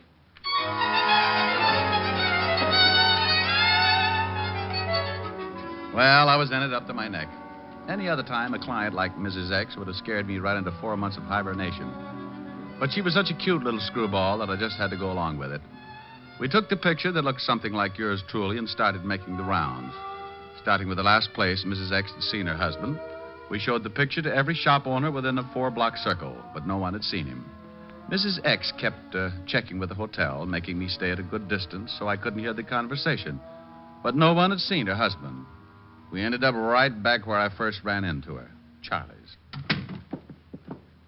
Wow. Find him? No. Look, dear, why don't you check again with this place that you and your husband went to this morning for his business appointment? Maybe you went back there. Well, I guess I could try it again. Phone in the back on the wall. Thanks, I'll call him. No luck, Diamond? No. How do I get into these things, Charlie? When someone wants to give you $100 a day in expenses, you get into them. Phone. Brilliant deduction. Hello? A little lady will get it. Mr. Diamond? Yeah? It's for you. Captain Levinson. You been promoted? Several times in the last hour. You think he's heard something about Richard? Might be. Yeah. What is it, Fatty? I thought you might be there. What made you think of Charlie's? Well, it's pretty obvious you had a hangover. Well, maybe I stuck a bicycle pump in my nose and pumped up my head just to get a laugh out of Otis. You'll have to do better than that. You told me you met the girl at Charlie's. Shrewd. Is it something important? Honey, just relax. I'm getting to it. But if it's about Richard... The girl there? Yeah. What's on your mind? Well, I don't know if it means anything, but we just got a report from the Johnson Sanatorium. Johnson Sanatorium. Never heard of it. Over on 84th Street. The missing husband? I don't know. The report fitted his description, but who knows from that old photograph. photograph. Well, it's worth checking. What's the address? 644 East 84th Street. Seems they found this guy wandering around the streets. Johnson Sanatorium, 644 East 84th Street, huh? Did he give his name? Amnesia, loss of memory. Seemed to be suffering from shock. Thought I'd let you get there first. Felt kind of sorry for the girl when I realized the story might be kosher. Okay, Walt, I'll check it. Thanks. Meet you there. Well, honey, that might be. Hey. Hey. Charlie. Yeah? Mrs. X, where'd she go? Took out of here like she was shot out of a gun. Something wrong? When are you going to stop asking stupid questions? Well, that tore it. Mrs. X was probably on her way over to the Johnson Sanatorium and with a good head start. So I went out and grabbed a cab for 84th Street and kicked myself a dozen times for getting mixed up in a situation like that. Why not forget the whole thing and get some rest until my head returned to a normal circumference? Answer. Because I'd wasted a whole afternoon looking for the missing husband and hadn't even got a retainer. Yes, sir. Is something I can do for you, perhaps? I'm looking for the man you reported as... Hello, Rick. Oh, Walt. Have you seen Mrs. X? I just this minute got her. She's been and gone. What about the guy you got the report on? Took him with her. The young lady came in, took a look at the man, claimed it was her husband, paid his bill, and left. You let him go like that? I thought the man had amnesia. Well, yes, he was suffering from some kind of shock and had temporarily lost his memory. But you just let him walk out of here with... Rick, let him finish his story. The minute the man saw the young lady, he snapped right out of it. She said they had to hurry to catch a plane or something, had a lot of packing to do. Did she give her name? Yes, he signed the release. Here, let me see it. And now, take it easy, Rick. It's signed Mrs. Richard Diamond. She used my name? Is that your name? You're darn right it is. She leave any address? Phony, I checked. Oh, swell. I'll cover the airports if it'll make you happy. Oh, it'll make me very happy. She did nothing for my hangover. She didn't pay me 1 red cent for my trouble, and I think I may be getting hives. Oh, I'm going over to Helen's and have a complete nervous breakdown.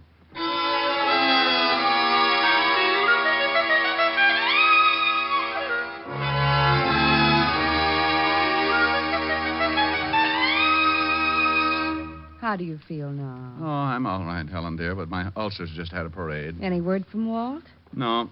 Miss Helen, Yes, what is it, Francis? a young lady at the door for Mr. Diamond. I'll get it. I'll bet you will. Wow. Hello, Mr. Diamond. Now, look, I've got something to say I to can't you. stop to talk. My husband's waiting in the car, and we have to catch a plane. Now, you look, I want to thank you very much for all you've done, and I want to apologize for running out on you. But your husband... He's fine, thank you. He just lost his memory for a while. Now, I'm not I gonna... haven't got time to tell you anymore. We've got to catch a plane. But you... Oh, I said that. Here's an envelope. But I... It explains everything, and there's something in it for you. But you can't... And here's something else because you've been so wonderful. But... I hope if you ever get to California, you'll look us up. Goodbye, and thank you again for everything. You're wonderful. Bye.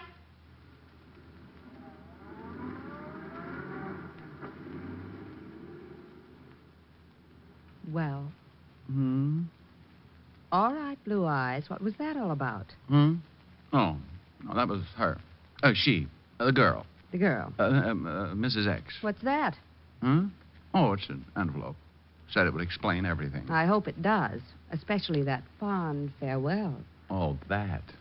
She was just being grateful. Yeah. Go on, open the envelope. Pardon, Miss Helen. Now it's the phone. Lieutenant Levinson for Mr. Diamond. I better tell him about the girl. You'd better read what's in that envelope. Hello, Walt. Rick, that dame phoned Otis. Asked where she could find you. Oh, that's how she's found the place. Yeah, the melonhead told her you might be over at Helen's. Gave her... She's been there? Just left.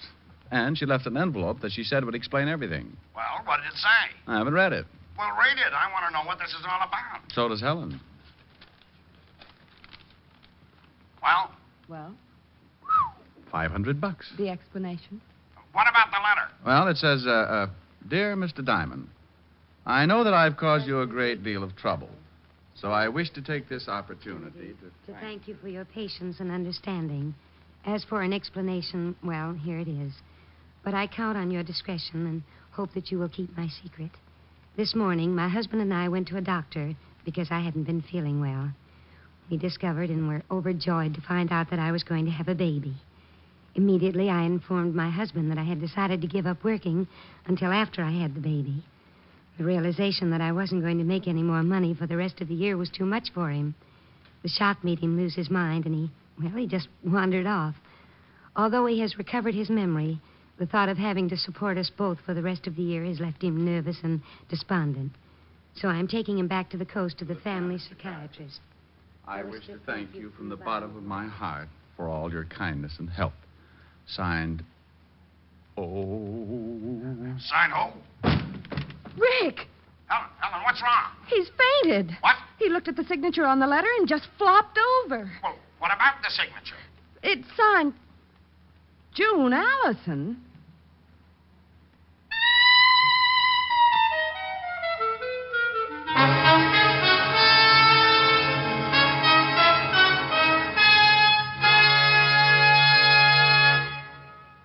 Again, here's your Rexall family druggist. Whenever you have a headache, remember this about Rexall aspirin. When taken with water, the 5 full grains of pure aspirin in every Rexall tablet are ready to go to work for you even before they reach your stomach. Yes, whenever you have a headache, remember that about Rexall aspirin. Ask for it at Rexall drugstores everywhere. And remember always, you can depend on any drug product that bears the name Rexall. Good health to all from Rexall.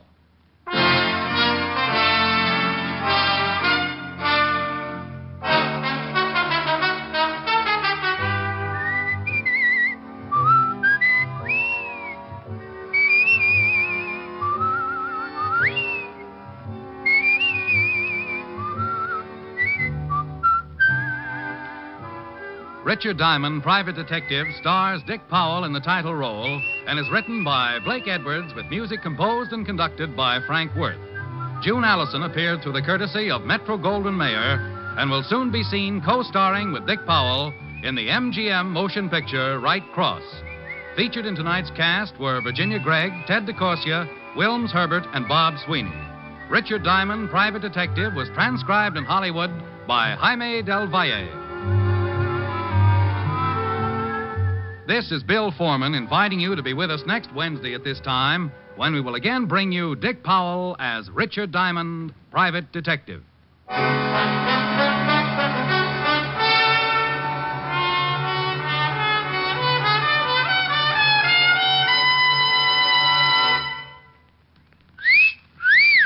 Hiya, beautiful. Get lost, Bristlepuss. You need a shave. But I have shaved. What else do you want me to do? Silly boy, she wants you to go Stag. Go Stag? But why? Because Stag is Rexall's exclusive line of men's good grooming aids, like Stag Brushless Shave Cream. No fuss, no massage, just smooth it on, and presto, you get a clean, close shave. Your face stays smooth and whiskerless all day long. I'll do it. I'll go Stag. That's it. Join the Stag line now at Rexall drugstores everywhere. Yes, to make girls care. Go Stag.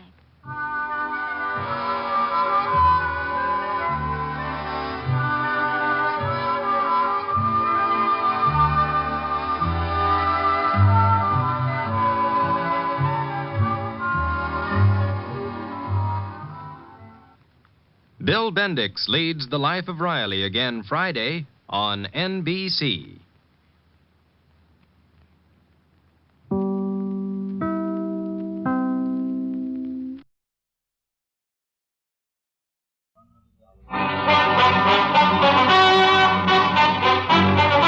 Richard Diamond, Private Detective, starring Dick Powell.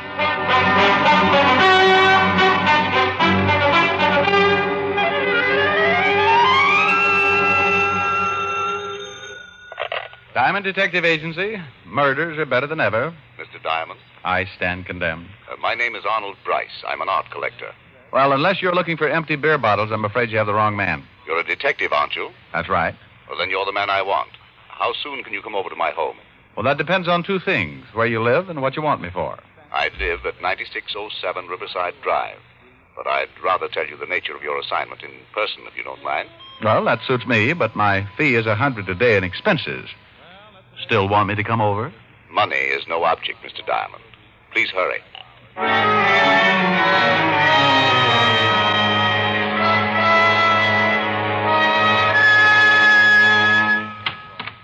Yes? My name's Diamond. I'd like to see Mr. Bryce. Mr. Arnold Bryce? That's right. Well, come in, sir. Thank you.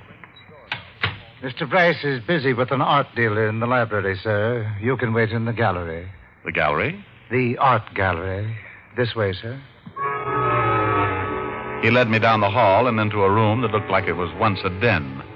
There was a piano in the room, and hanging over the fireplace was a large painting of the Mona Lisa. The other 3 walls were all covered with pictures, too. This, I took it, was the gallery. Just make yourself comfortable, sir. I'll tell Mr. Bryce you're here when he's finished. Thank you. Beautiful room, isn't it? Oh, yes. Lots of paintings. I didn't mean the paintings. I meant the room. Oh, I take it you don't like the art? No, sir. I only appreciate what I can see in a picture. This room used to be a study until Mr. Arnold Bryce came. And who had it before? Mr. Jasper Bryce. He died 2 months ago and left this house to Mr. Arnold. Well, I must get on with my work, sir. The butler gave a disgusted look at the paintings and took his leave. Come to think of it, I agreed with the old boy. Most of the paintings were what is called moderne, which is sort of a nasty poke at the present period. Hi there. If you're a burglar, just help yourself. Take them all if you want to. Well, I didn't know I had company. That's because you're not a very good burglar. You should be more careful. You, no doubt, are the local police force. No, I won't turn you in. Oh, what's the use? Used to be I could joke.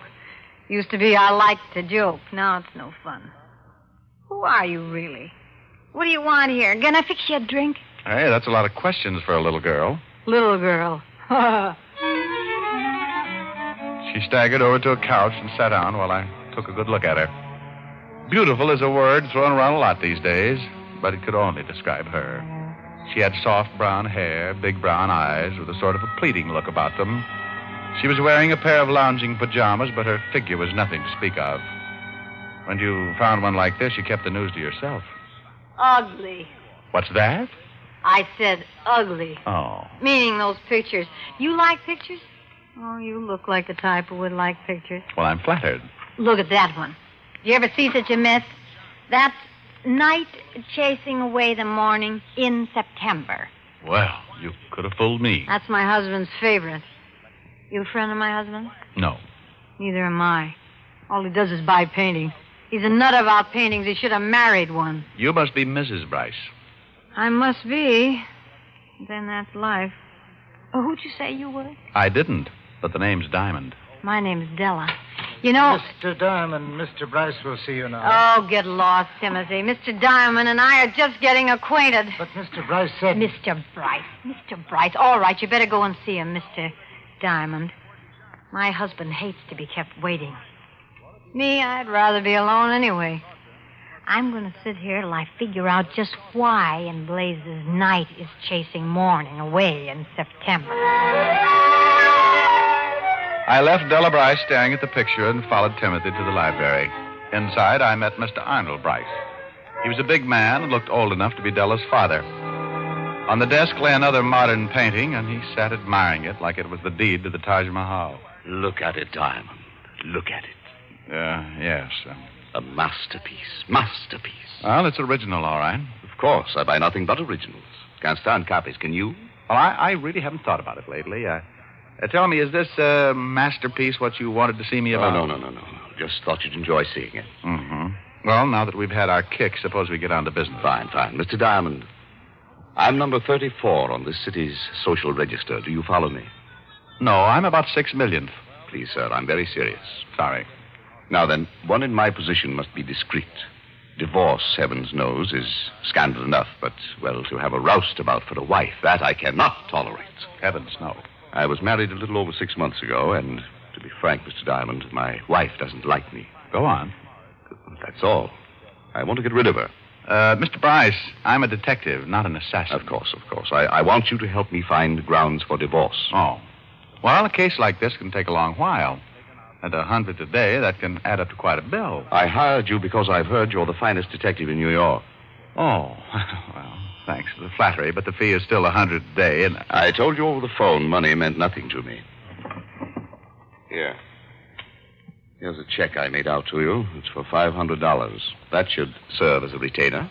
Well, yes, that's, Now then, we can get on with this. I think my wife is in love with another man. No. Yes. And I think that... I keep forgetting these walls are soundproof. We've only lived in this house a few weeks. My Uncle Jasper left it to me. Yes, your butler told me. Timothy? Queer duck, Timothy. Uncle Jasper left me him, too. Oh. Well, let's get back to your wife. Oh, yes. Mr. Diamond, when I married Della, I thought we'd be well suited. She's very beautiful. And, guess where we met?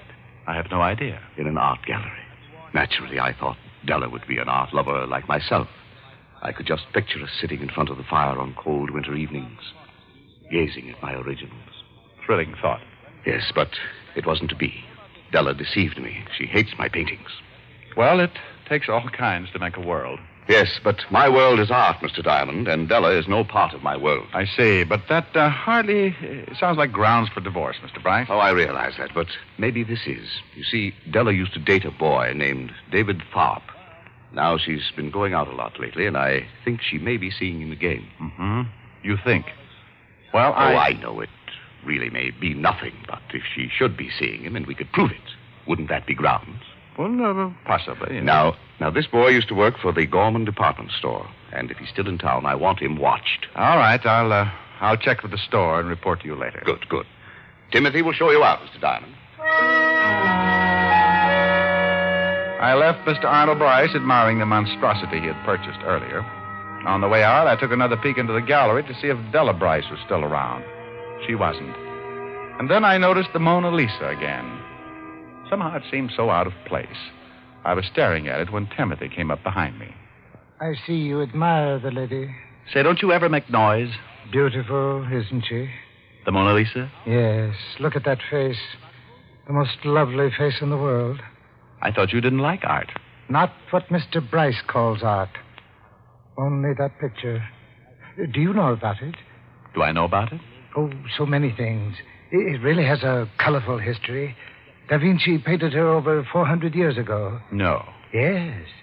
Zenobia del Giocondo's wife posed for Leonardo 4 years before it was finished. My.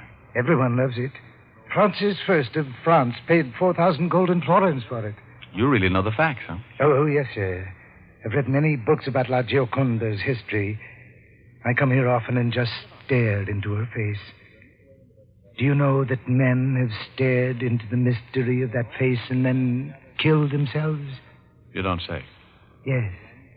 But I'm probably boring you. This way, sir. He took a last tender look at the picture and then led the way to the door. It was a crazy house full of crazy people, and felt good to be outside again. The job I had was strictly routine, but as long as Bryce paid for my services, he'd get them. I took off for lunch, then went to the Gorham department store to find David Tharp. There I found Tharp, had joined the Army 6 weeks ago and was now stationed in California. That meant that Bryce's suspicions about his wife were unfounded, at least as far as Tharp was concerned. Hello? Let me speak to Mr. Bryce. Who's this? Oh, that worn-out voice sounds familiar. Walt? Yeah, is this Diamond? Yeah, but what are you doing there? Or did I dial the wrong number? You calling Arnold Bryce, Rick? That's right. Then you have the right number. Was he a client of yours? Uh-oh. I don't like the way you said was. You guessed it. Better get over here, Rick. Arnold Bryce has been murdered.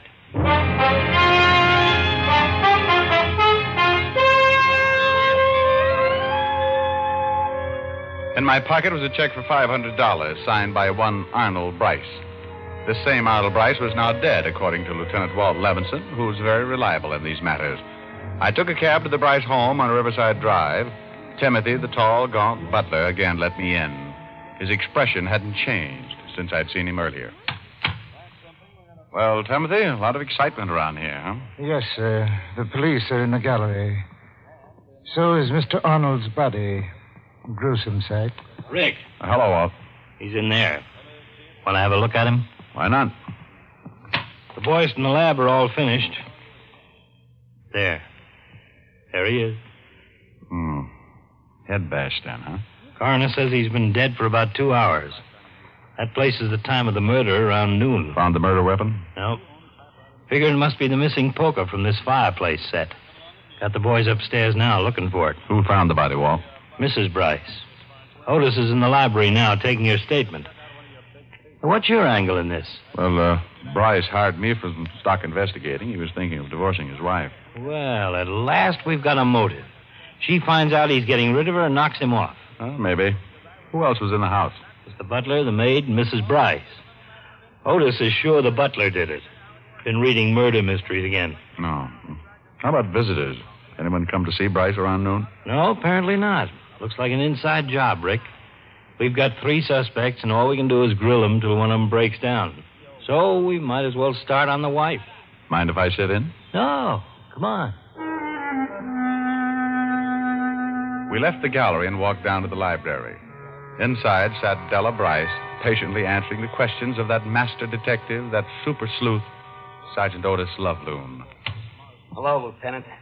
I got a statement down on paper, and I'm asking some questions on my own. She said... Oh, Diamond. Don't look so happy, Otis. Hello, Mrs. Bryce. Well, you come back. That man, Lieutenant, he's the one who saw my husband earlier. Yes, we know that, Mrs. Bryce. This is Richard Diamond. He's a private detective. Oh. Well, what would Arnold want with a private detective? It seems he was planning to divorce you. Or didn't you know that yet? Divorce me? You're kidding. You want to tell us the joke, too, Mrs. Bryce? Oh, this is a good one. Oh, come now. Maybe it's Otis, Walt. After all, she's been looking at that face of his for an hour. Can you blame her? Hey, I heard that. Oh, I'm sorry, but that just struck me funny. That worm of a husband was going to divorce me.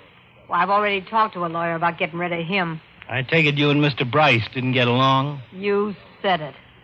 I married Arnold because I thought it'd be fun to have a big home and a nice car. All those things money can buy. Go on. Well, the money part was okay, but Arnold... Well, a girl can only take so much. It's a nice, respectful way to speak of the dead. All right, so he's dead. So now I get all that money and don't have to put up with Arnold. I should cry? Maybe a jury will think you picked up a poker in order to get that money. Now, look. Just because I'm not crying and moaning about how much I loved Arnold doesn't mean I killed him. I didn't. We'll decide that. And will you please tell this baboon to stop asking me questions? Another hour in here with him and I'd confess to anything. Good old Otis, the traveling third degree. Now, look, Shamus. Take it easy, Otis. Now, Mrs. Bryce, you say you were upstairs fixing your hair around noon? That's right. What about your lunch? Don't you eat? I'm on a diet. Look, it's all there in my statement. Around 1 o'clock, I came downstairs and found the body.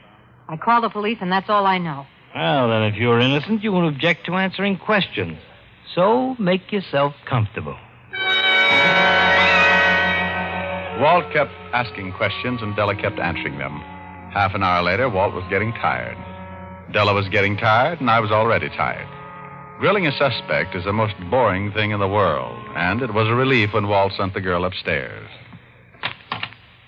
Otis, you see that she goes to her room and then bring that maid in here. Right, Lieutenant. Well, Rick, what do you think? I think she's innocent, Walt. Oh, you do? Why? Because she leaves herself wide open. She admits she's glad the guy's dead. So maybe that's all a front to throw suspicion off her. She makes everything point toward her, and she thinks we'll figure she couldn't be that dumb. Maybe, but I don't think so. I think Otis was right. Huh? What are you talking about? Well, you said he thought the butler did it. So do I. Rick, I'm in no mood for jokes. Look, Walt, the guy was bashed in the head, right? The top of the head. Now, Bryce is close to 6 feet tall. So is Timothy. Della's too short. She couldn't hit him on top of the head unless she stood on a ladder. Yeah, I thought of that. But you can't convict a guy because he's tall enough to hit Bryce on top of the head. Besides, maybe Bryce stooped over to tie a shoelace. Any number of reasons. Maybe. But I still bet Timothy killed him. Okay, Sherlock. Tell me one more thing. Why? Why did he kill him? He'd only worked for him 2 weeks. No money's missing. Where's the motive? I'm not sure, Walt. But I think it's in a picture. Huh?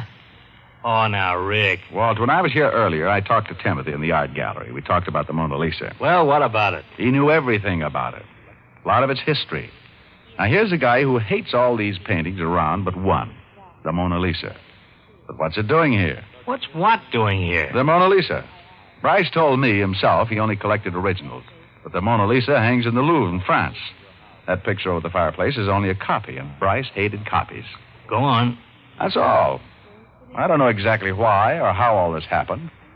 I only know things don't add up. Timothy's admiration for that one painting and what's it doing here. And somewhere in there you think there's a murder motive. Why not? Sure, Della might have killed him for the money. That's a nice, big, fat motive. But, Walt, how many murders have big, fat motives? Darn few. Well, you're right there. A girl kills her sister because she called her fatty. A man shoots his wife for nagging. A woman poisons her neighbor for gossiping. A lot of little things can turn a twisted mind into a murderous mind. Okay. But this picture angle doesn't impress me. Where's the motive, even a small one? I can't... Here's the maid, Lieutenant. In here, miss. Lieutenant, I am so sorry about this thing. I am feeling to cry. Please, you can't think I have anything to do with it. I hardly know, Mr. Rice. Just sit down, miss. We just want you to answer some questions. Now, don't be frightened, dear. We don't think you killed Mr. Bryce, but you might help us find out who did. Oh, well, I'm glad to help. Good. Now, how long have you worked here? Oh, well, let me see. It has been 5 years. 5 years they have been here. I worked for Mr. Bryce's uncle. Then when he died, I stay on. Uh-huh.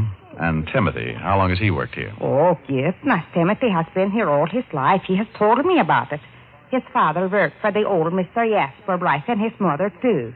Timothy, he grew up in that house. Then when his father died, he'd take over his job. I see. Now, about the young Mr. Bryce, Arnold. Was he easy to get along with? Well, I don't know him so well, but they have no trouble with him. Timothy does not agree with him at times, but they have no trouble. Timothy doesn't agree with him? What do you mean? Well, Mr. Arnold changed a lot of things. New furniture and such. Timothy thinks they look better where they have always been. Just this morning they argue. Mr. Bryce wants Timothy to get rid of something, but they do not remember what it is. Oh. Then one more question. The room with all the paintings. Do you remember that room before Mr. Arnold Bryce came here? Oh, yeah. He used to clean there. But there was not all the paintings there then. No painting? Not all there is now. Just the one. The painting of the pretty lady. The Mona Lisa. What did you say? The Mona Lisa. Yeah, that's it. That is what Timothy and Mr. Bryce was having words about this morning. The Mona Lisa. That was it. I looked at Walt, and I could see that he was interested. Now there was a motive. Oh, not the big headline motive, just the kind you'll read on page 6 of your local paper. The kind of story that usually says the murderer is now undergoing sanity tests. Otis showed the maid out and left Walt and me with our little brains racing a mile a minute. I don't know. We still haven't got anything to convict him. Walt, he's a psycho, that's for sure. Now, the way I see it, he's crazy about that one picture. He grew up in the house. Maybe it means something to him. Then in comes Bryce with all his modern junk and orders Timothy to get rid of the Mona Lisa. Yeah. But Timmy argues and Bryce insists. They were both in the library, so maybe Bryce was even going to take it down himself. Could be. Then our boy gets mad, grabs the nearest thing, which happened to be the poker. Okay, so it fits. We have a theory. But we still need one thing to convict him. A confession. Yeah. Maybe we can use the Mona Lisa. What? He killed for it. He may talk for it. I outlined my plan to Walt. Timothy was a psychopathic, and I knew we'd have to get him in the right kind of mood. Walt agreed with the plan, and we headed for the gallery. They had removed Bryce's body from the room, and only a deep red spot in the carpet was left. Walt went looking for Timothy, and I moved over to the piano.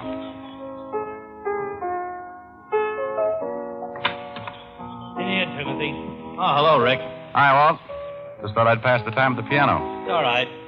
Just sit down, Timothy. I want you to wait here where I can locate you. We'll want to question you later. Yes, sir. I'll call you if I need you, Rick. Okay, Walt. My playing bother you, Timothy? Oh, not at all, sir. I like music. Oh, me too.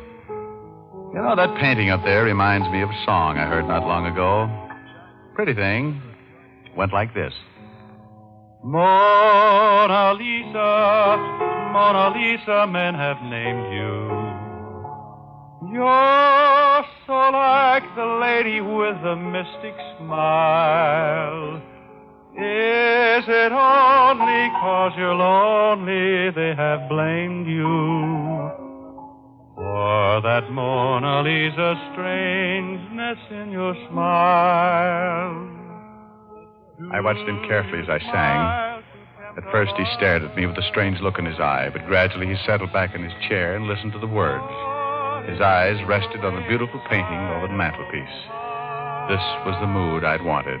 Many dreams have been brought to your doorstep. They just lie there, and they die there. Are you warm? Are you real, Mona Lisa? Or just a cold and lonely, lovely work of art? Well, did you like that? Hey, Timothy. Hey. Huh? Oh, the song is very beautiful. It's fitting of her. Mm-hmm. Well, I guess I'd better stop fooling around at the piano and do what I came here for. His eyes were on me as I got up from the piano bench and walked over to the fireplace. I tried not to look at him as I reached up for the picture, but I heard him jump from his chair. What are you doing? Leave that alone. Well, I'm sorry, friend, but Mrs. Bryce is all upset about her husband's death. She asked me if I wouldn't carry out his last wish and get rid of this. Clutters up the other pictures, you know. Leave it alone. Take the others, but leave that alone. Sorry, but out it goes to the trash pile. No, it belongs here. The living part of this house. Put it down, I said. Put it down! I warned you. Now, Timothy, take it easy. Put on that shovel. When you put down the picture. Oh, and if I don't, you'll swing that shovel at me just the way you swung a poker at Bryce. He was an idiot. Throw it out, he said. Throw it out and leave that other trash on the walls. Now you want to throw it out, too. No, give me that painting. All right, Timothy, you've got it. Rick, are you all right? Yep. See how Timothy is. He'll come around. You heard from the door? Yeah, enough. Imagine. All this over a picture of a dame.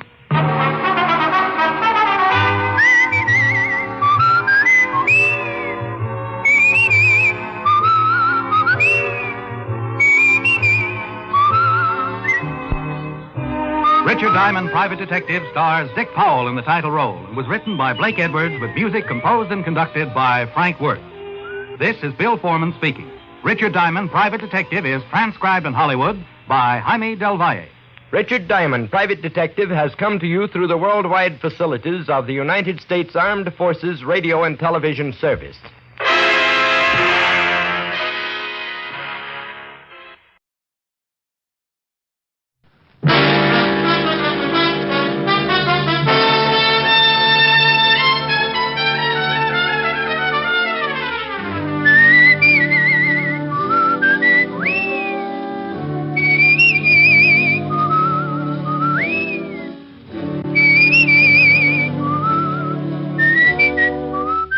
National Broadcasting Company presents Dick Powell as Richard Diamond, Private Detective.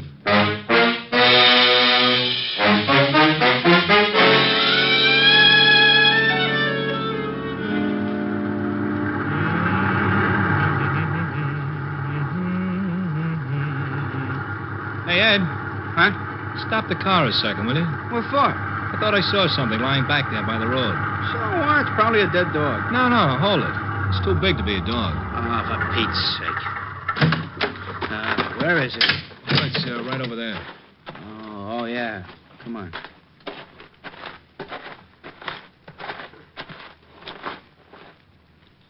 Holy cow. Yeah. She dead? Oh, I think I'm going to be sick. Me too. Let's go call the cops. Here's another exciting half hour with Richard Diamond, Private Detective, starring Dick Powell.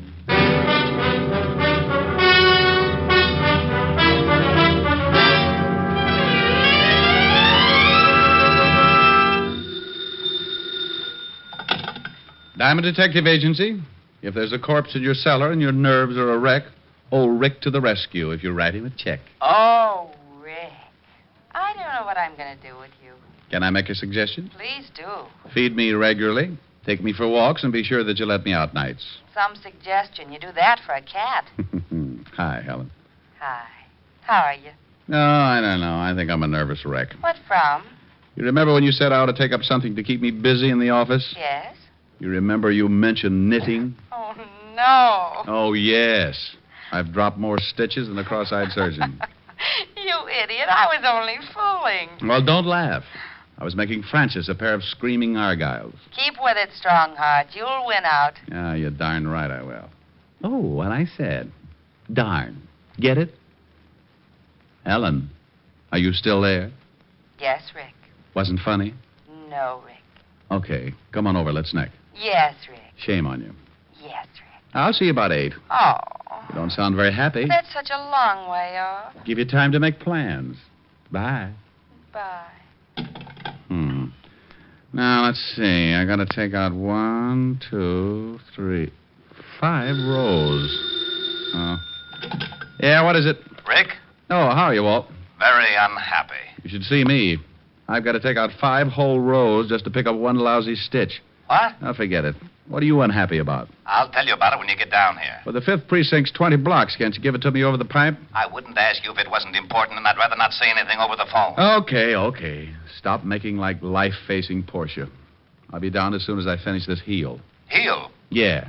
If you must know, I've taken up knitting. Coming from you, I am unmoved. I don't care if you're building Sergeant Otis a fur-lined money belt. Get down here as fast as you can. All right, Walt. But you'll be sorry when it starts getting cold again, and I won't knit you a sweater to cover your rural blueberry. Oh, now you get over here. Bye, Walt. Getting Walt's goat was a sport with me. Whether he'd admit it or not, he got a kick out of it, too.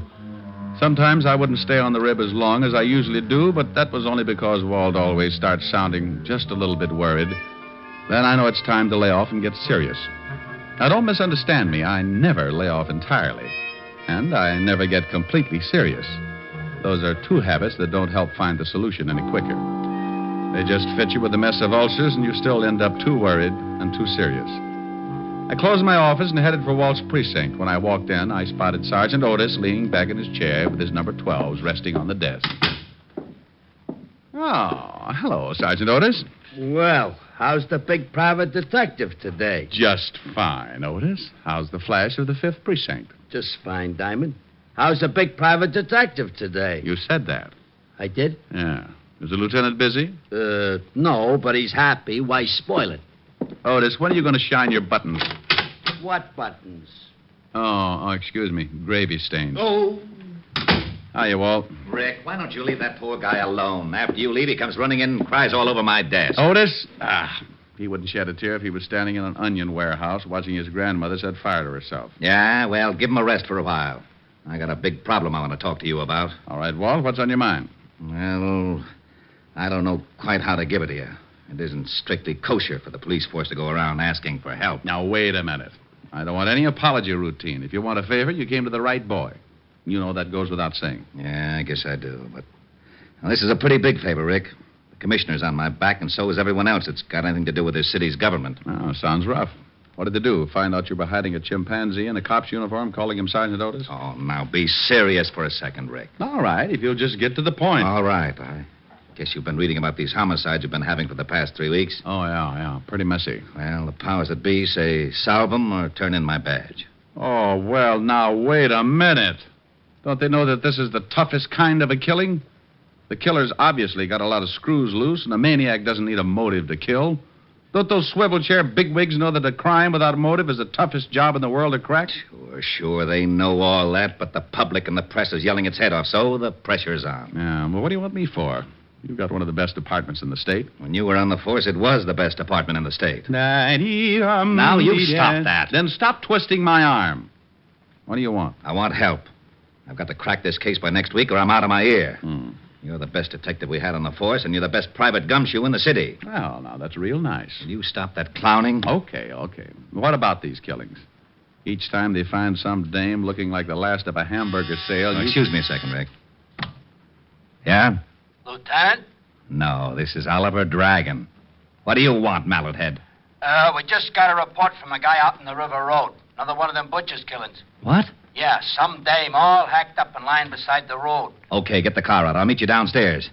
Oh, did you hear that, Rick? Uh-huh. Well, come on. You want me along? Of course.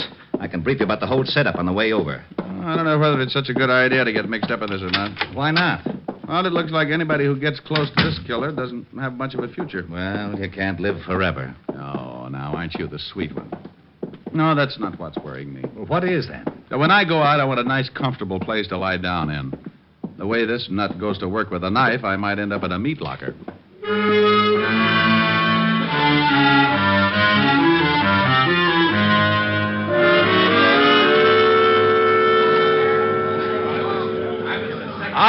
All right, everybody's back.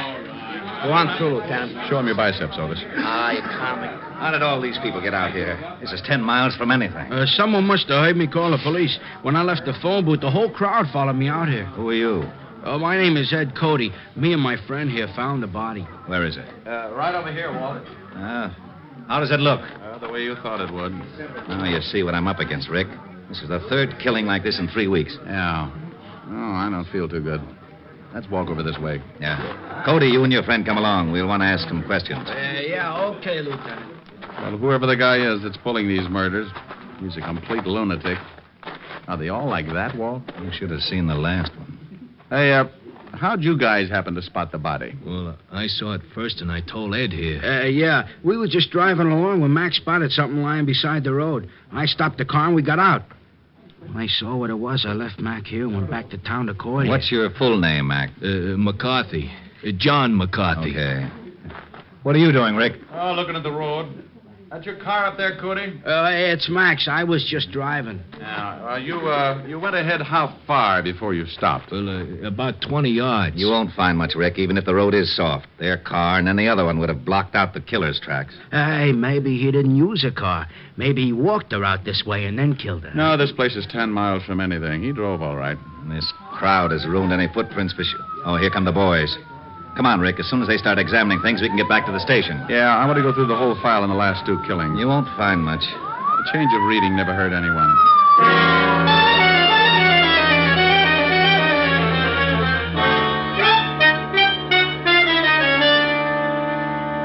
Well, that's the whole mess. No leads at all, huh? Not a one. I'm getting nearsighted from looking at all the lineup. We've picked up everything from drunks to safecrackers. No leads. Same type of crime in every case. This killer's got a crazy streak as wide as Broadway. Wait till the commissioner hears about this one. Walt. Yeah? Give me a pencil. Now, tic-tac-toe is out. I got a headache. Stop waving your gills and give me a pencil. Here. What are you doing with that map? Drawing circles. Now, you stop that. That's the scale of this city, and I don't want it loused up by your doodling. Look at that. So you make a dandy circle. Well, thanks. What's it for? How should I know? You drew it. Drew what? The circle. Wasn't that a little foolish? Of course it was. That's what I'm yelling about. Well, that's bad for you. What is? Yelling. I know it. I thought you said you didn't know. Know what? About the circle I just drew. What circle? The one on the map. That's what I was yelling about. Well, why? You didn't draw it. I know I didn't. You did. What for? How should I know? You're a policeman. What in blazes has that got to do with it? You were a rookie, weren't you? Of course I was. You worked your way up to sergeant and then head of homicide, didn't you? You know very good and well I did. Wasn't it a little tough? You bet it was. I pounded a beat for 4 long years. I did it by the sweat of my brow. Now, wait a minute. How did we get into this? You asked me about this circle I drew. I did? Yes, Walt, but you didn't know what it was for. Oh, yeah. Well, what is it for? For you. You like it? It's not bad. Oh, I knew it. I knew it. You lowlife, you conniving, dirty, underhanded louse. You always do this to me. I think you sit around nights and pull the wings off of flies. Moths. All right, moths. You sit around and dream up little monstrosities to put on the police force and use me as a guinea pig. Right, guinea pig. You call me, Lieutenant? No, get out of here, you idiot. Yeah, Lieutenant. Diamond, for once I'm going to find out what's at the end of this merry-go-round. I want to know about that circle. And I'm going to get it out of you if I have to shove that map down your throat. What was that? Huh? What was that you said, Livingstone? This is the commissioner. Oh, not you, Commissioner. Hey, and then I can't have any of these killings. Yes, Commissioner. I want you to put on more pressure. Yes, Commissioner. What have you done about the latest one? Well, I just went out and looked at the body. Well, that is my man. Yes, but This department has been sitting around long enough. But. I'm giving you fine money. I have action and plenty of it. But. Your motor's running. You shut up. Eh? Oh, no, Commissioner, somebody else. All right. But if I don't get some action in the next 24 hours, you're going to be plenty sorry. Yes, sir. Now get busy on it, and I'm not kidding. Get there. Yes, sir. Oh. Who was it? I am not talking to you. Don't you want to know about the circle? No. Fine. Well, when I was looking over the reports on the killings, I noticed something. You don't say. Say what? Okay, if you don't want to play. Be a sorehead all your life. Well, I noticed that all of the killings, including the one we looked at this afternoon, were within at least 10 miles of each other. And the first one, this one right here, was exactly in the opposite direction from the last one. Bully for you. No, it's nothing. Well, using the first and last homicide for the edge of the circle, we find that the other killing also falls within the sphere. Okay, so what? Getting interested? Well, the girl this afternoon had been dead for about, 14 hours, wouldn't you say? Yeah, but the coroner can come closer. Well, about, anyway. In the other two cases, it says that both girls were killed about 3 in the morning. If the last one was dead 14 hours, she comes close to that time, too. Okay. What does that prove? Not a thing. But it's something to go on. This is a wild one, Walt. But let's say that our killer started off with his victim somewhere, within that circle.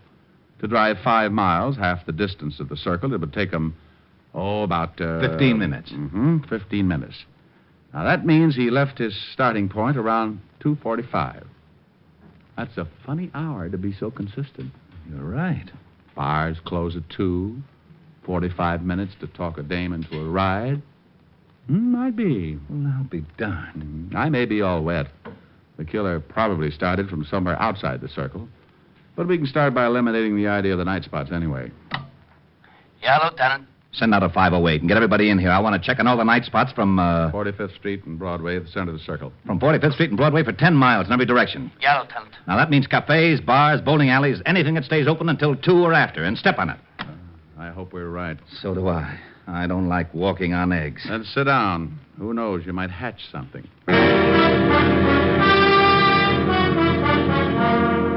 NBC is bringing you Richard Diamond, Private Detective, starring Dick Powell. Walt found out the name of the last victim, and the family supplied us with a picture. Her name was Martha Kirk, and they knew nothing of her whereabouts the night of the murder. You can't really appreciate a police department until you really see them in action. Inside of 2 hours, Walt had every dive, bar, and night spot in the 10-mile circle tagged. They spread out, one man to every 5 blocks, each with a picture of the 3 murdered girls. Because it had been my idea, Walt wanted me to swim with it and maybe sink. I took a little section from 48th Street to 46th Street, and by late afternoon, I'd covered most of the likely prospects. Yeah, you guessed it. The bottom of the barrel was coming up fast, and it was emptier than a ballpark during a thunderstorm. No one had ever seen the 3 victims. The last spot on the list was a bowling alley. I walked in and spotted a cocktail lounge, and when I climbed up on one of the stools, a bartender with a head that should have been out on the alleys walked up to me. Yeah, what'll it be? Oh, how about a glass of milk? Glass of milk? Think you can stand it? Well, if you're worried, water it a little. I don't want to pass out on you. I get him. He made it funny. So did your family. You're looking for trouble? Only if I get pushed. I'm looking for information. First door on the left. Yeah. Ever seen any of these girls before? What are you, a cop? Well, let's just say I'm nosy, and I've got a badge to keep me in the spirit of things. Oh, why didn't you say so? Let me see him. All right. Here's the first one. No. I ain't never seen her. How about this one? And this one? No. Hey, wait a minute. Sure, I know. This one comes in here about twice a week. Was in last night. Gets lushed up and cries about how tough a family is on him. Let's see, her name is... Kirk? Yeah, Martha. Martha Kirk. Nice looker. She was. Huh? Did she ever come in here with a man? No, but sometimes she leaves with one. Same guy every time? Nah. Do you remember her leaving with a man last night? Hey, yeah. Come to think of it, she did. What time? About 2:15. We stopped serving at 2. Right on the dot, that we do. Oh, that you do, yeah. Okay. Think you'd know the guy if you saw him again? Sure, he comes in a couple times a week, too. I seen him pick up a couple of strays. I guess you call him a wolf. Yeah, with a hatchet. Huh? Forget it. Where's your phone? Right over there. Hey, here, use a slug. It's on the house, officer. Thanks. I hope nothing's happened to Martha. She was a rotten drunk, but a wonderful kid. Oh, she was, huh?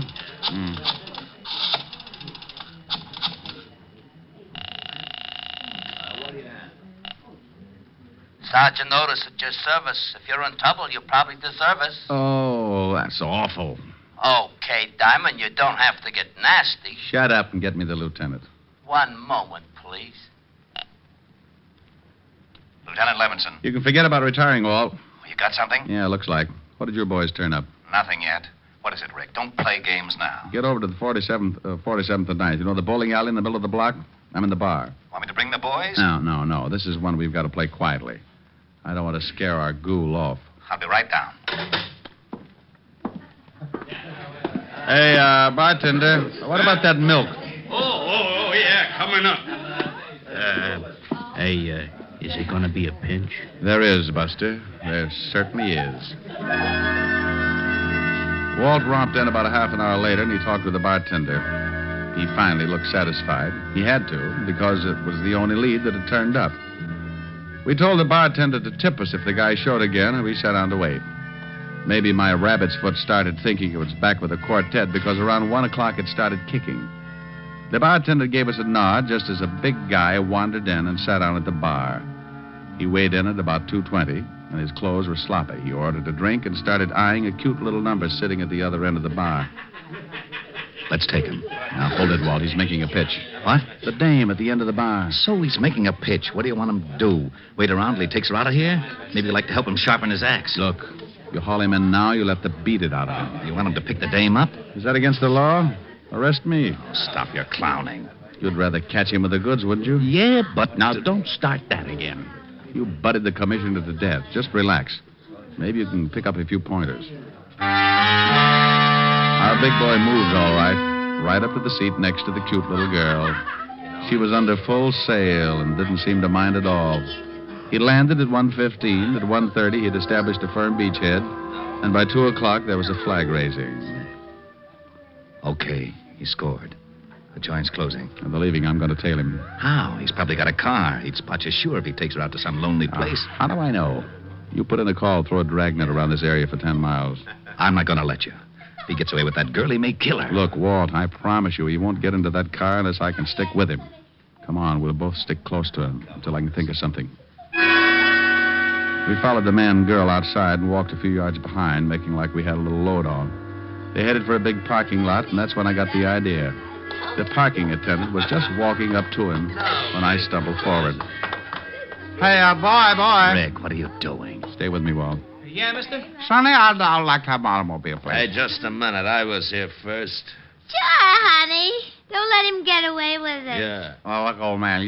My friend here's late getting home, and he's got a wife that's 10 feet tall. You mind if I get my car first? No, go ahead. Someday. No, relax, honey, relax. We're going to take a little drive, huh? Yeah. Okay, mister, let's see your ticket. Well, I got it here someplace right in my pocket. Come on, we'll walk up. I know where the car is. Okay, but you gotta have a ticket. Rick, what's going on? Keep walking. Hey, I thought you was loaded. Keep going with the police. You what? That's right. Well, what's wrong? Which one is that guy's car? You mean the guy back there with the dame? Yeah. Well, he gave me his ticket. Oh, it's right over there, the coupe. Rick. Come on. I'm going to climb in that trunk, and you're going to get in your car and tail us. But stay far enough behind so that he doesn't spot you. Okay, but I think you're crazy. Is the trunk open? Yeah. I'll get going. Well, they'll see me coming back. Well, then tell him you forgot something in the bowling alley. I passed out in my car. All right. And, son. Yeah? Don't let on that anything happened. We think that man is a killer. Oh. I squeezed into the trunk and waited. About 2 minutes later, the lovebird showed up and got in the front seat. Oh, very much. I rode like that for about 15 minutes, and it wasn't bad until we hit the dirt road. Then my inside started bouncing around like a pound of rice in a wind tunnel. We drove for about 10 minutes more and came to a stop. I raised the trunk just enough to get some fresh air and listen. I didn't want to climb out because they'd feel the movement up in front. I was sure they could hear my breathing. Oh. we'll be stopping for? I thought maybe that... Huh? I wanted to look at the pretty scenery. Well, how can you? So dark. Uh, Pretty though. I can see you, baby. Can? Mm-hmm. Wow. You're nice. Mm-hmm. So are you. It went on like that for another 5 minutes, and I started thinking I'd picked the wrong guy. Then the conversation changed. What's the matter? What's so funny? Don't you know? No, and I don't like the way you're acting. Women. That's what's funny. All the same. Huh? Like my wife. She was like all the other women. Hey, let's get out of here. You're talking funny. Funny, yeah. See a man and you like him, any man. You're all alike. Now you stop that. I just came along Now because... come here. No! You let me go. You ain't no different. Come here. No! Stop that! Let me get out of the car. Sure, go ahead. I don't want no blood stains on the seats anyway. Blood! Go on, run. I'll catch you. I rolled out and didn't forget to take my .38 along. I spotted him in the moonlight, moving after her like a big animal. He was laughing. I could see he had something in his hand. It was a knife. She tripped and fell, and he moved in. Gave me goosebumps bigger than a grapefruit. When he was nearly on top of her, I closed in.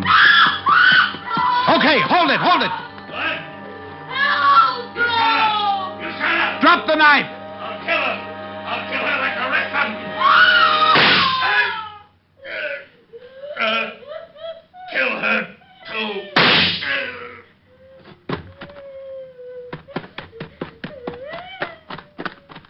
You all right? Oh, I'm so glad you got here. All right, now just take it easy. It's all over. It's all over. Are you sure you're all right, honey? You know something? No, what? I think that man is crazy.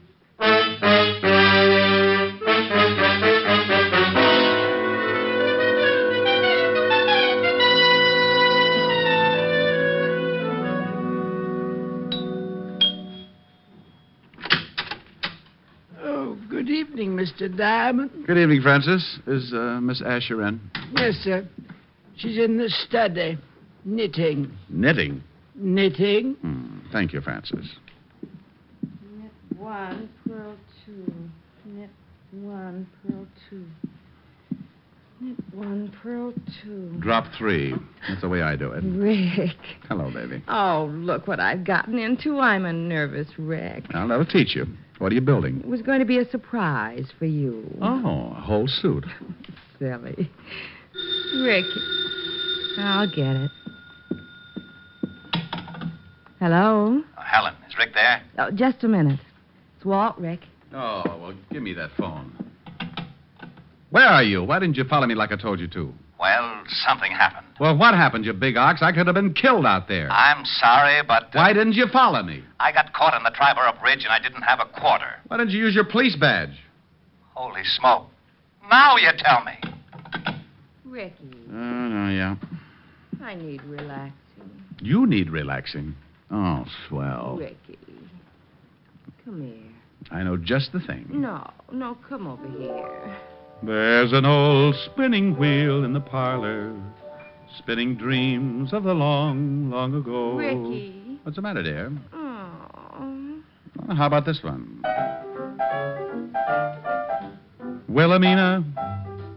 Let me start that again, will you? I didn't get started very well. Wilhelmina, she's the cutest little girl in Copenhagen. Wilhelmina, she has all the fellas crazy in the noggin. In Copenhagen, all the roses on her cheeks, and the music when she speaks, and how sweet her kisses taste. Sugar candies like my mama's Danish pastry. Wilhelmina, Maybe soon we'll elope in Copenhagen. Wilhelmina, we'll share everything, including my toboggan. In Copenhagen, all the other girls say no, but Wilhelmina, she says nine. All the boys call Wilhelmina Willie, but I call Wilhelmina mine. Well, now, how did you like that, huh? Well, it was wonderful, but where did the orchestra come from? Oh, the orchestra? Did you like it? Mm-hmm. No, don't knock it. Rick, Hmm? I told you I needed relaxing. Oh, well, how's this? Rag mop. Rag mop. Rick! Rag mop. Oh, no, Rick! Rag mop. I started that one right. I got to like that one, too. You can sing later. Oh, all right. Now, what is it, little baby? Come here.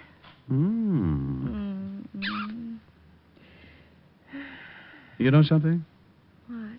I may never sing again.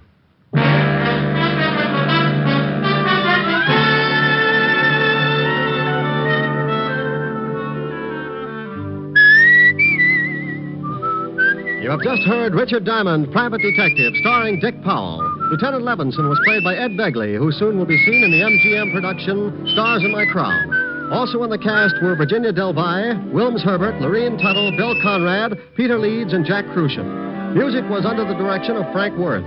Tonight's show was written by Blake Edwards and directed by Warren Lewis. Dick Powell currently may be seen in the motion picture version of the best-selling novel, Mrs. Mike. Look for the private life story of Dick Powell, Pie Face and the Private Eye in the May issue of Movie Stars Parade on your newsstands now. This is Eddie King inviting you to be with us next Wednesday at this same time when we will again bring you Dick Powell as Richard Diamond, Private Detective. Dimension X, from the annals of science fiction, a new radio series about men and science and a future destiny. Saturday on NBC. Here, Dimension X.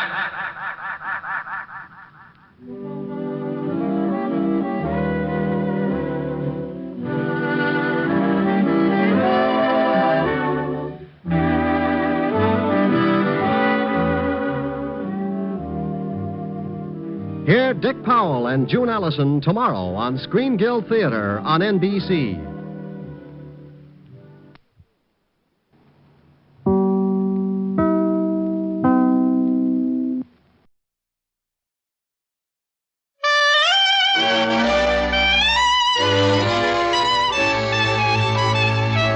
The makers of Camel cigarettes present Dick Powell as Richard Diamond, Private Detective.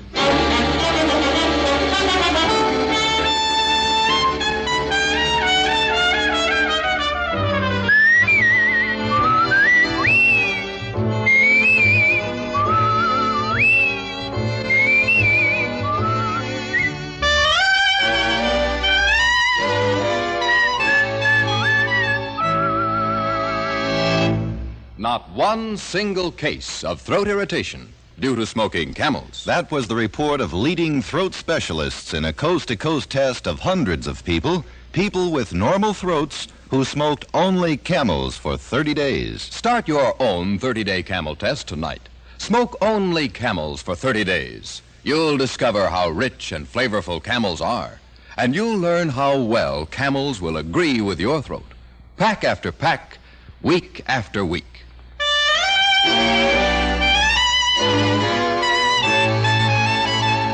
Here transcribed is Richard Diamond, Private Detective, starring Dick Powell.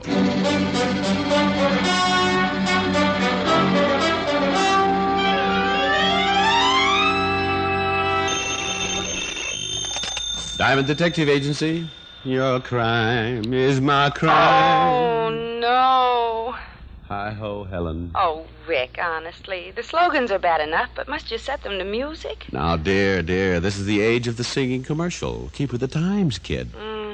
I'm the gal who could have married a Yale man, and what do I pick? A singing detective. Well, you just appreciate the finer things of life, Helen. Hang up and call me back. What? Just thought of a new slogan. Oh, Rick, you can preview your new slogan tonight. You are coming over tonight, aren't you? I are. Well, so agreeable. This can only mean one thing. You haven't got a client. Oh, Helen, you're so fiendishly clever. Seriously, Rick. I'll be expecting you at 7. And just once, try to be on time. Now, that is a challenge. But I... Oh, bless my little square head. I might have known it. Client? Even more surprising. Rick, I'm in no mood for jokes. It's Lieutenant Walter Levinson, dear, and he's no mood for jokes. The old grouch. What's Walt doing there? I'll ask him. What are you doing here, Walt? Rick, this is serious business. Finish your conversation, then we'll talk. Oh. What did he say? Honey, I'd better hang up. For once, Walt isn't kidding. See you at 7. Bye. Bye. Thanks, Rick. Oh, what's it all about, Fatty? I haven't seen you look like this for a long time. I was in the neighborhood. I thought I'd stop by and tell you the news myself. Punk named Smiley Brill shot one of our cops, Rick. Oh, Smiley Brill, huh? Didn't know a punk like Smiley had the nerve to pull a trigger. Cop caught him breaking into a pawn shop. Smiley got scared and fired. Uh-huh. Walt, I'm sorry to hear this, but I don't get it. Why act like a lost soul? Lots of cops get shot up. They take that chance when they put on a badge. I know that, Rick. This cop was Ben Johnson. What? Come again, Walt. Johnson, Rick. Ben Johnson.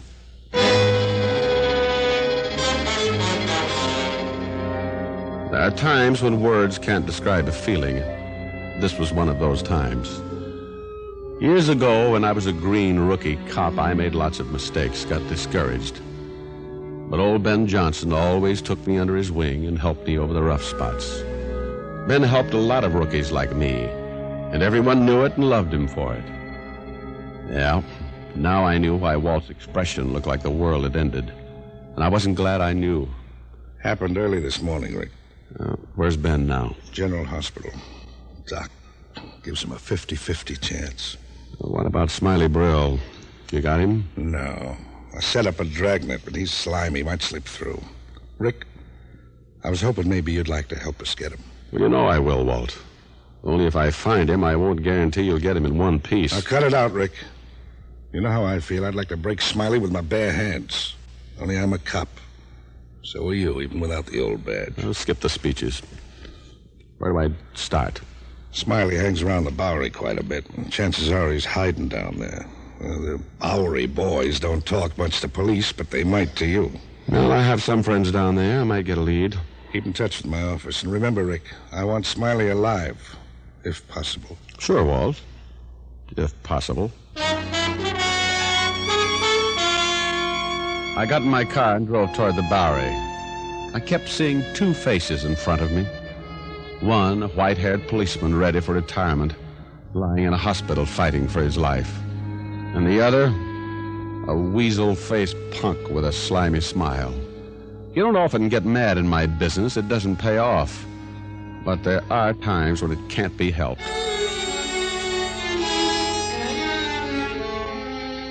In the Bowery, I began looking for Leo Watts, a little panhandler with a big heart. I'd done Leo a favor a few months back, and I knew I could count on him to return it. I finally located him in a mission, working over a bowl of hot soup. Well, hello, Leo. Huh? Oh, well, Richard Diamond, what brings you down here? You broke? Well, not quite, Leo. Sit down, have some soup. It's free. Well, I'd rather have some help, Leo. Oh, sure, Rick. Anything I can do, you know that. Tell me, do you know a guy named Smiley Brill? Smiley Brill, yeah, I seen him around. I don't know him so well, though. What about his friends, Leo? Know anyone he might go to if he was in trouble? I'm afraid not, Rick. I can ask around, though. Some of the boys might know. Would you do that, Leo? I'd appreciate it. Sure. You sit tight, Ricky. Finish my soup. I'll be right back.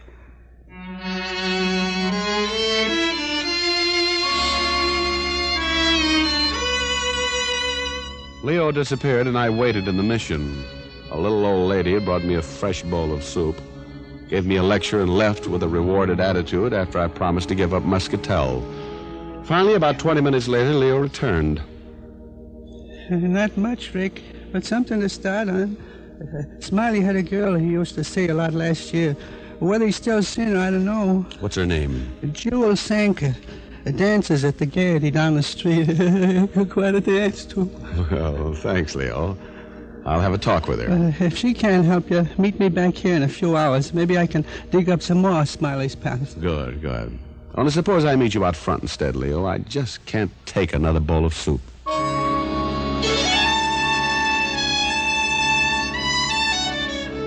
At the Gaiety Theater, I found a stage doorman with a case of bad eyesight.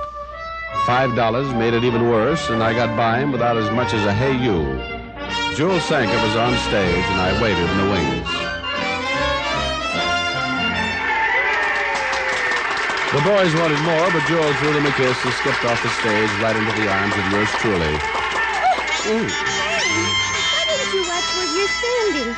I'm sorry, dear, but I've given up Muscatel. I have to have some vices. Huh? Oh, skip it. Jewel, I'd like to talk to you. So would every guy in that audience out there. Of course, you don't look like most of the guys. Your clothes are pressed. Carry a handkerchief, too. I'm a real dude. Oh, you're cute.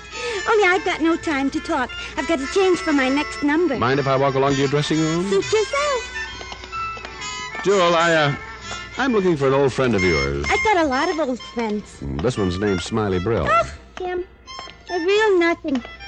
What do you want with that stoop? A little talk. You're a great one for having talks with people. I was a lonely child. Here's where I changed. Do you want to come in? Silly question. Oh, stop dreaming. I forgot a screen in here. Well, that should bring my blood pressure back down to normal. Wait till you see my next costume. It's made out of carnations. Oh, I bet you smell divine. Yeah. Sit down and I'll be right out. What did you say you wanted to see? Smiley Brill. Oh, yeah. Him and me broke up. When did you see him last? About a week ago. Haven't seen him for about 3 months, and then he shows up. He wants me to go out with him again. Did you? No, he's a bum. Him and me always used to fight about him not working. When we went out, I always had to pay the check. There. How do you like the costume? Well, I can see why it didn't take you long to get in it. Only aren't you afraid those flowers might wilt? Yeah, that's the idea. I see. Getting back to Smiley. Oh, forget him. He's a deadbeat. Besides, I've got to get back on stage. Just one more question. When you saw Smiley last week, did he say where he was living? Well, you know of anywhere he might be? No. Wait a minute. He tried to give me some line about working. Said something about the merry-go-round. Merry-go-round? Yes. Said he had a part-time job now, and... Oh, I don't remember all he said. Look, I've got to go. Time for my number. Drop around again sometime, huh?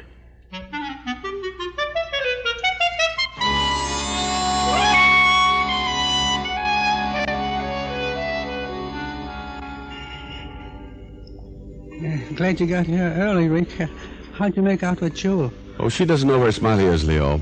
But, tell me, is there any place around here called the Merry-Go-Round? A bar, maybe? Merry-go-round? No, not around here. Why? Never mind. How did you do? Well, I asked around. Smiley ain't been around the street much these days, but I did find out where Bertie Morgan lives. A couple of years back, Bertie and Smiley served time together. Guys get pretty close when they're in stir. Yeah. Well, maybe Bertie knows where Smiley would hide. Worth a chance anyway, Leo. Well, here's Bertie's address on this paper. I hope you can make it out. Oh, Bertie's a real nut. He keeps nothing but birds in his room. The place looks like a pet shop. Thanks, Leo. See you later.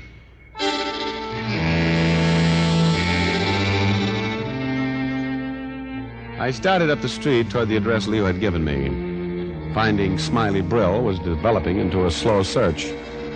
All I could do was keep questioning people who might know Smiley's whereabouts and hope for a break. I located Bertie Morgan's rooming house, but I didn't go right in. Instead, I went into a drugstore on the corner and put in a call to Walt Levinson. Homicide, Levinson. Rick, Walt. Your men turn up anything on Brill yet? Not a thing. How about you? Well, so far, nothing. I'm following up another lead, though, now. If it doesn't take me anywhere, I'm afraid I'll be stuck. Don't quit now, Rick. Just heard from the hospital, Ben Johnson. Didn't make it. Oh, no. Follow that lead, Rick. Get Smiley. Yeah, Walt. I'll get him. If I have to stay on his trail till doomsday, I'll get him.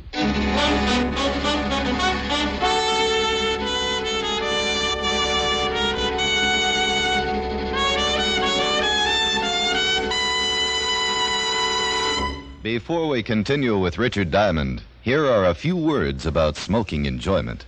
After all the various tests for cigarette mildness, Camels lead all other cigarettes in popularity by billions of cigarettes a year. One important reason is Camel's flavor. Flavor that gives you rich cigarette enjoyment pack after pack, week after week. Another big reason for Camel's overwhelming popularity lead is Camel's mildness. Mildness proved this way.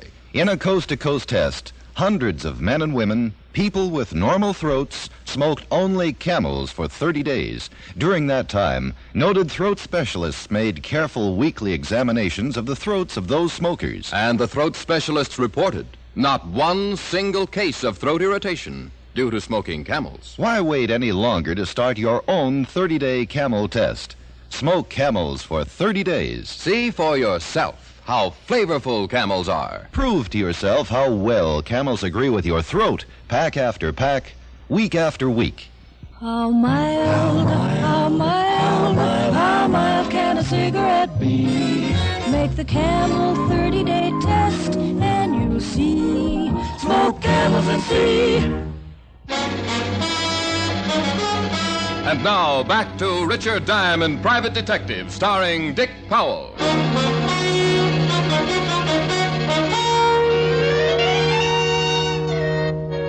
So Ben Johnson hadn't made it. Now I was looking for a killer named Smiley Brill. I crossed the street, went into the rooming house. Bertie Morgan had been in prison with Smiley, and Bertie lived in room number 12. I went there.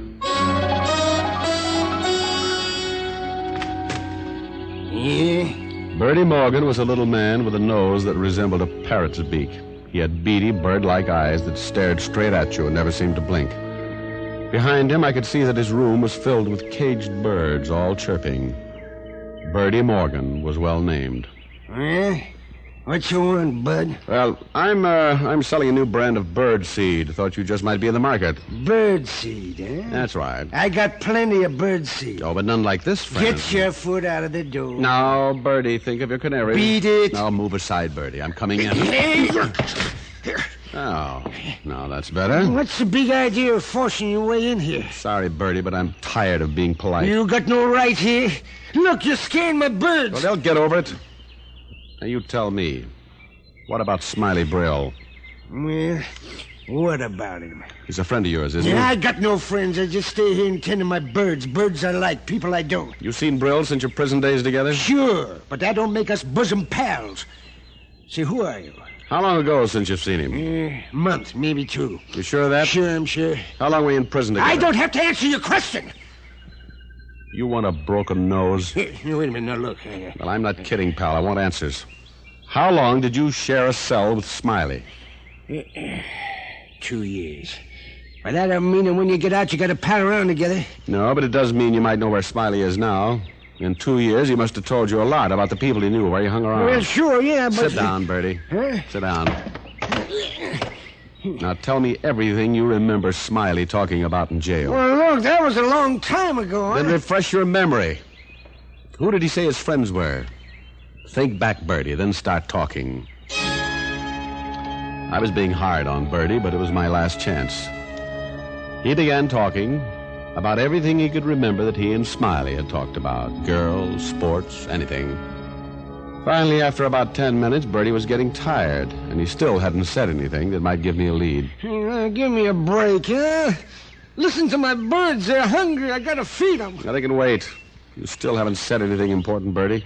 So how should I know what you think's important? I told you what I remember him saying, that's all. What did Smiley plan on doing when he got out of jail? Having a good time, that's all he wanted. Did he talk about work? What kind of a job is he going to look for? Job, Smiley? Don't make me laugh. He didn't want to go to work. His uncle even wrote and offered him a job, but this guy's strictly a bum. Well, what about his uncle? You didn't mention him before. I didn't think of him before. Well, you're thinking of him now. Tell me about him. He's an old geezer. Joe Brill raised Smiley after his mom and pa kicked out. You say he offered Smiley a job. What kind of a job? Oh, handyman, I guess. The old boy runs a business over on 34th Street, a kid place. A what? Oh, you know, one of them toyland spots. He's got a corner lot there with some rides on it, electric swings and that sort of thing. I went past it once. It's a nice place. Rides for kids, huh? Merry-go-round? Huh? This place. It has a merry-go-round? Yeah, Yeah, a big one. Hey, why don't you go ride it and leave me alone? Maybe I will, Bertie. Let me address at the place, and you can go feed your birds. It was the first break I'd had. Smiley's girlfriend had told me that he was working at a merry-go-round. Now I knew where it was. It was getting dark as I turned up 34th Street, but I spotted the lights of the Toyland. Parked, went toward the merry-go-round in the center of the lot. It was the only ride still operating. And there were 2 or 3 children riding the wooden animals around and around. In the center of the carousel, I spotted an old man standing beside a big lever. As I approached, the man pulled the lever toward him, and the carousel slowly stopped moving around. Okay, kids, all off. Come on now. Get off there, Sonny. Run along home now. Oh, Mr. Brill. That's right. Only I'm closing up now. Well, I don't want to ride. I just want to ask you some questions. What about? About your nephew. Huh? Yes, I'm looking for Smiley. He was working here a week ago. Well, yeah, he was, but he ain't here now. Well, where is he? I don't know. Hasn't been around for a few days. Who are you, and why are you looking for Smiley? Well, I'm a private detective, Mr. Brill. Smiley's in trouble. Real trouble. Oh. Mister, I gotta go back to the shack over there. Turn out the lights. City raises Cain if I stay open after 6. Well, I'll walk with you. You know, you don't seem surprised that your nephew's in trouble, Brill. Surprised? Mister, anything that boy does is no surprise to me. Tried to raise him right, but he run wild. Figured if I give him a job here, he might settle down. I was wrong, I guess. Mm-hmm. Have you heard from him since this morning? Nope. Oh, this is it. Mister, would you mind reaching up there and pull that light switch? It's too high for me. Oh, sure. There. Now, how about...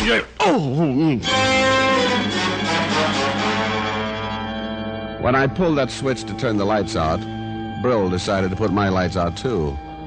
He must have hit me with an old piece of pipe, but whatever it was, it caused the blood to rush past my eyes and a million rockets to go off in my head. I don't know how long I was out, but when I came to, I was inside the shack, and I wasn't alone. In the corner stood the old man, but standing over me was the man I'd spent all day to find, Smiley Brill. Come on, Diamond, come on. You ain't dead yet. Well, Smiley Brill, brave man with a gun. You're brave enough to take care of you, Shamus. Smiley, cut out your yapping and get out of here while you can. Shut up, they got a dragnet out for me. I might be picked up alone, but Diamond here gets along real swell with the bulls. He's going to help me get through. Oh, you're crazy, Smiley. You'll never get through. I may get along with the police, but so did Ben Johnson. You try and make a break, and the first cop will shoot you on sight. You're a dead man, Smiley. You know that smart talk coming from a guy on the wrong side of this gun? Now get up on your feet. Where's your car, Smiley? Out and back. You still got Diamond's gun? Yeah. Well, keep it on him. I'll check around outside to make sure it's all clear. And don't take any chances. If Diamond so much as blinks an eyelash, pull the trigger. Well, Mr. Brill, you must feel pretty proud of your nephew. Keep quiet. Smiley's a good boy. Just a little while, that's all. Oh, sure. Tell me, Brill, what's going to happen to you? Smiley makes a break for it and leaves you behind, and for helping him escape, you'll be hauled in as an accessory to murder. Murder? What are you talking about? So why do you think your nephew's running? Smiley got too much to drink. He stole a car. So that's the line he gave you, huh? Oh, sure. Now, look, mister. I'm the only family Smiley's got. When his pa died, I promised to look after him. Now, he's in trouble. I gotta help him get away. So, you just stay right there. And this trouble he's in, you think it's car stealing? Well, it's murder, Brill. Smiley killed a cop. You lie. Smiley's wild, but he wouldn't do that. Oh, wouldn't he? Well, why did the police have a dragnet out? To catch a car thief? Oh, no. Murder, Brill. You think it's your duty to protect him. I wouldn't protect a killer, but Smiley's no killer. Now, you're telling lies, that's all. Well, he'll be coming back soon. You'll help him get away. You'll help a killer get away. Well, I'll ask him. If you're telling the truth, well... wait till he gets back. I still think you lie. I'm not lying, Brill. And we're not waiting till Smiley comes back. Stay back. Oh, why? Smiley didn't tell you he killed a cop. That was because he knew you wouldn't help a killer. And if you wouldn't help a killer, you'd hardly turn killer yourself. No, you won't shoot me, Mr. Brill. Now, I'll take my gun. No. Give it to me. No. There. Okay, mister, okay. Maybe I couldn't kill you, but Smiley's no killer either. You lied about that murder. You're after him for stealing the car, and he's got to have a chance. He's just a wild boy. Come back here. Hey, Smiley, look out! He's got a gun! I shoved the old man away and stepped outside. Smiley had been coming back across the grounds, and the old man's warning made him stop. Then he saw me. It was dark, and we both missed. Then Smiley dove for cover and began firing again. I crouched behind the motor box of the electric swing. Smiley! It's no use, Smiley. Come on out. Come and get me, Shamus. I can see as well in the dark as you can. Smiley was in a good spot, and he knew it. It was dark, but he was familiar with the grounds. He could edge from one cover to another. There were no more shots for a while. I knew he'd change positions, but I'd have a hard time finding him in the dark. And then I remembered the light switch beside the shack. I edged toward it. I reached the shack and stood up. I pointed my gun out toward the lot and sent my left hand up to the switch. Then I pushed. The lights went on, and I spotted Smiley standing in the center of the merry-go-round. He looked stunned at the flood of light. Drop it, Smiley! Why, you... I got him. He staggered, then fell against the big control lever in the center of the machine. The machine started going around, and the painted animals moved up and down as they circled Smiley's still body. I stood there and watched. Funny, but I didn't even feel sorry for Smiley. After all, how many cop killers have music at their funerals?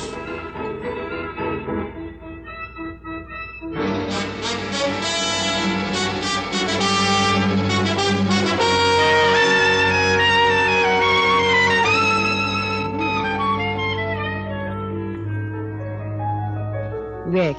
Yes, Helen, dear? I forgive you for being late. Well, now that makes my little heart go pitter-patter all over the place. Only there's something I want to ask you. Hmm? That dancer, you say, Jewel, was she pretty? Well, I suppose you could say she was, especially in that costume made out of carnations. I hope you were on your good behavior. Well, I didn't pick any flowers, if that's what you mean. Rick, I hate to sound nagging, but, well, I worry about you. In every case, you seem to run into a blonde or a redhead or a brunette, and they all seem to be pretty. Now, isn't that just like a woman? Here I get slugged on the head, shot at, and meet a girl. All you worry about is the girl. Oh, you poor dear. There. Does your head feel better? Oh, yes, honey. Keep rubbing it. I might even feel well enough to sing a song. I knew this conversation would get around to that sooner or later. Helen, you are so suspicious and so right. I get a warm feeling when you're by my side. The kind of warm feeling that my kiss can't hide. Hold me tight and hold me strong. It's so right, it just can't be wrong. Just as long as you're with me, I'll always find my way. Your love is like a candle that turns the night to day. My heart is yours, and come what may, that warm feeling is here to stay.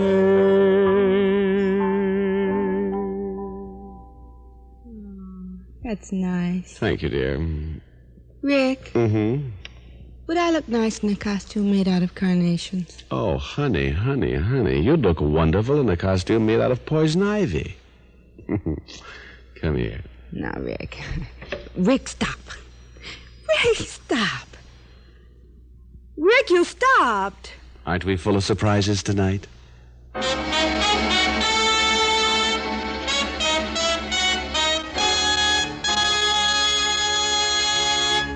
Dick Powell will return in just a minute. What cigarette do you smoke, Doctor? That question was asked of doctors from coast to coast in every branch of medicine. The brand named most was Camel. Why don't you smoke Camels, too? You'll enjoy rich, full flavor and true cigarette mildness. The kind of mildness that lets you really enjoy Camels, pack after pack, carton after carton. Make your next pack Camels.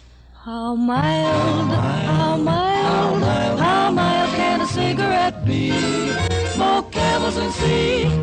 Here's Dick Powell with a special message. Thank you. Ladies and gentlemen, the makers of Camels have now sent more than 198 million gift cigarettes to hospitalized veterans and members of our armed forces.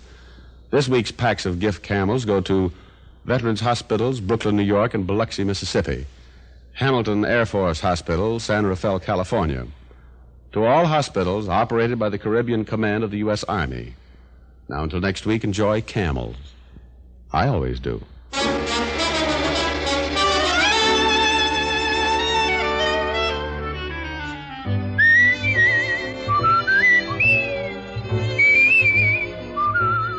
Tonight's transcribed adventure of Richard Diamond was written and directed by Dick Carr, with music by Frank Worth.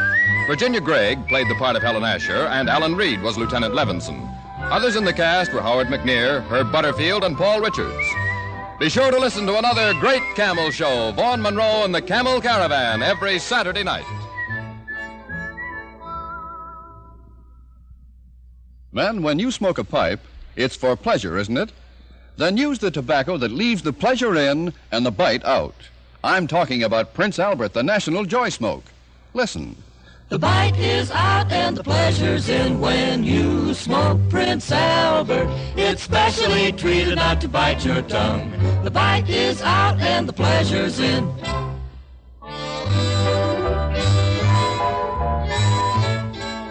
Listen next week for another exciting adventure of Richard Diamond, starring Dick Powell. This is your FBI. The official broadcast from the files of the FBI follows immediately. Stay tuned. This program came to you from Hollywood. America is sold on the American Broadcasting Company.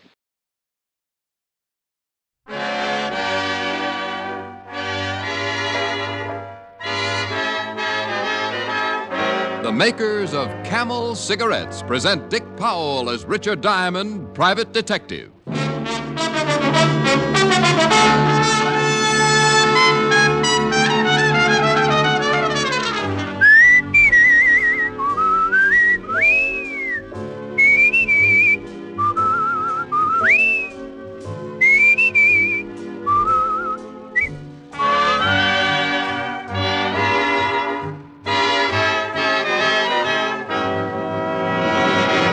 No other cigarette has Camel's rich, full flavor, the flavor of Camel's costly tobaccos. And no other cigarette gives you this proof of mildness. In a coast-to-coast test of hundreds of people who smoked only Camels for 30 days, noted throat specialists reported not one single case of throat irritation due to smoking Camels. Make a note. Think of your throat. Try Camels.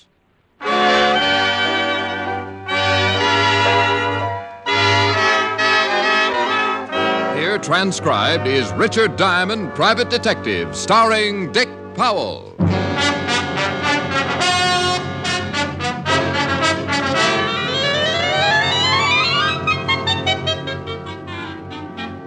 Now, in my business, I run into a lot of people, make a few friends, and a lot of enemies. I remember a few weeks ago when one of those friends walked all the way over from 31st Street to tell me about his trouble and leave me a share of it. His name is Angelino Giuseppe, and he runs a butcher shop. Little guy with a big, broad stomach and a smile to match. I met him when I was on the force. He used to stop in and buy some cold cuts or a pound of bacon.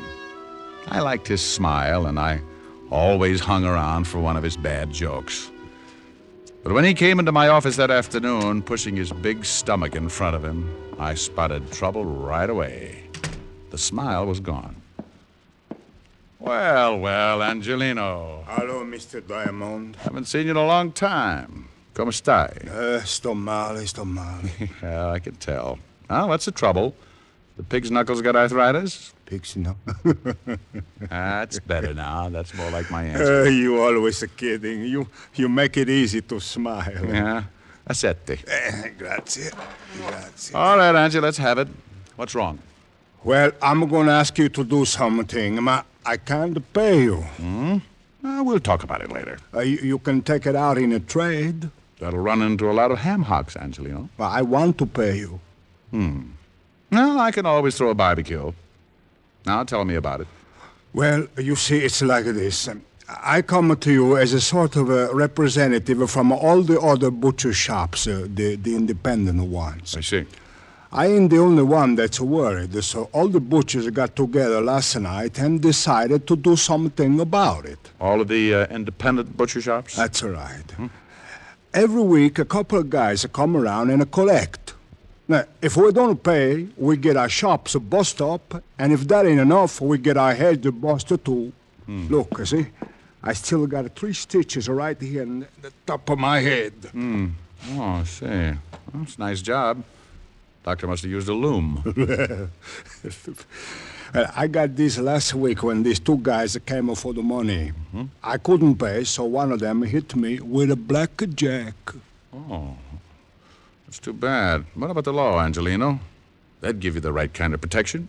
Well, we discussed that at the meeting, but we decided it was too dangerous. We've been warned. If we go to the police, we get hurt bad. Well, we all got families, Mr. Diamond. We can't take the chance. Now, have the 2 men who beat you up been back? No, but they will be. Okay, let's go. Well, we're going someplace? Yep, we are going someplace. You don't know it, Angie, but you just hired yourself a new assistant. I have? You certainly have. Come on, I want you to show me how to carve a lox.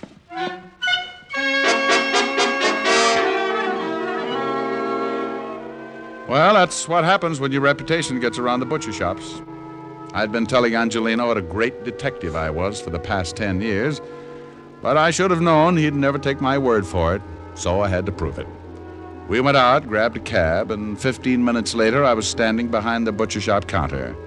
Angelino handed me a white apron. I don't get it. Why you want to be a butcher? Angie, you want me to get a line on these guys who do the collecting, don't you? Well, sure. Well, I can only think of 2 ways I could watch them and not look suspicious. Make like a butcher, or crawl in with the ground round. Crawl in. Think of what would happen if someone looked down for the price of ground round and caught it staring back at them. That's so funny. Oh, now, come on, Angie. It wasn't that funny. Well, customer. Oh, nothing like learning firsthand. Let me handle the sale. Well, you think you can? Sure. Here she comes. Oh, good morning, Mrs. Hennessy. Oh, good morning, Mr. Angelino. Well, business must be good. I see you have a new butcher. Oh, yes. This Mr. Hangtooth. Mr. Hangtooth? Hangtooth? Good morning, Mrs. Hennessy. Something I can do for you? Oh, yes. How much is the lamb shoulder today? Which one? What? Look, maybe you better let me... relax, Angie. I'll make it. Which shoulder would you like, Mrs. Hennessy? Is there a difference, young man? Oh, yes. You see, this lamb here is really a ram. A ram? That's right. Hurt his shoulder playing against the Cardinals last season. We're also selling his shoulder pads at 21 cents a pound. Mr. Angelino. You'll find him hanging in the back with the spare ribs. Now, Mrs. Hennessy, if you can tell me which shoulder you want, I'll wrap it up and send it off tackle between the liver and the... Well, I never... Of course you haven't. That's the trouble with you people. Here's a nice little ram that played his heart out. And... Oh, by the way, the heart is special today, 11 cents a pound. Angie. She's gone, huh? Like laundry in a tornado. But what do you want to do that for, Mr. Diamond? She was one of my best customers. I wanted to get her out of here, and I wanted to get her out in a hurry. Just as she came in, I spotted 2 guys heading this way. When they saw her, they backed off. Look, they're standing across the street right now. Where? Right over there. You see them? In front of the drugstore. Yeah, that's them. It is? They're the ones that hit me. They're the ones that come around collecting. Well, they're coming again. You better duck. I'll take care of it. Well, listen, please, you be careful. They're pretty rough monkeys. Go on, Angie, and beat it. They're almost here. All right. I'll be in the back. Okay. How mile can a cigarette be? Make the Camel 30-day test and you... Well, good morning, gentlemen. What can I do for you? Hey, where's Angelino? Oh, well, he's out buying some old buffalo. I'm the new assistant. Buffalo? Shut up. Well, tell me, new assistant. When'll he be back? Well, it's hard to say, gentlemen. These buffalo are in Wyoming. Oh, yeah? Carl, I think this guy's trying to be funny. You, my friend, win yourself a lamb chop. How'll you have it, with or without the bloomers? Hey, you know something, Red? I think you're right. Hey, what's your name, laughing boy? Hangtooth. Hangtooth? Oh, I'm going to have more fun with that. Blows everybody. Well, look, Hangtooth, you know who we are? How many guesses? You won't need even one. We're in a hurry. We're collectors. Oh, well, we put all the scraps out and back in a can. You can't miss it. I don't like you. Well, I have a friend. Maybe we could double date. Look, let's stop the clowning. If Angelino didn't tell you about us, it's going to be too bad for you. We're here for some money. We get every week $25. Yeah, last week Angelino didn't have it, so he accidentally hit his head. We figured that all that blood would make him remember it this week. Well, I'm sorry, friend, but Angie didn't say anything about it. Tell me, what does he pay you boys for? Oh, little things. Protection, mostly. You see, if he paid us last week, he wouldn't have hit his head. You know something? I know a big, fat cop who would just love to hear all about this protection Angie's paying you for. You do, huh? Yeah, I do, huh? Well, look, seeing as how you're a new boy around here, maybe we ought to tell you first. Why don't you do that? Yeah, let's go in the back. I like it here. I listen better. Oh, you do, huh? Is that all you guys can say? Now get out from behind that counter. I want to explain the thing to you. Yeah. Go on, Red. Explain it to Mr. Hagtooth. Hangtooth. You'll have to partner me. He don't hear so well.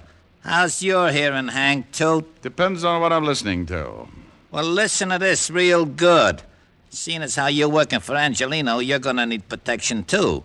So let's have the $25. I want to know what I'm buying. Oh, sure.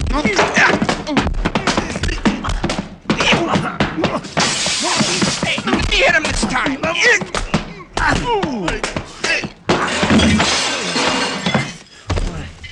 Hey, a rough one. Yeah, you're bleeding.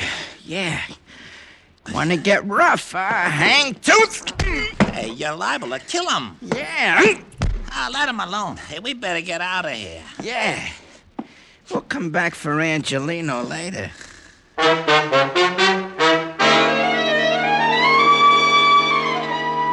Well, you really can't blame brave little old me for going to sleep at that point. One I could have handled. But in that cramped space behind the counter, with both of them coming from different directions, I had to give it up sooner or later. And I did for about 20 minutes. When I finally snapped out of it, I looked up and saw 3 heads staring down at me.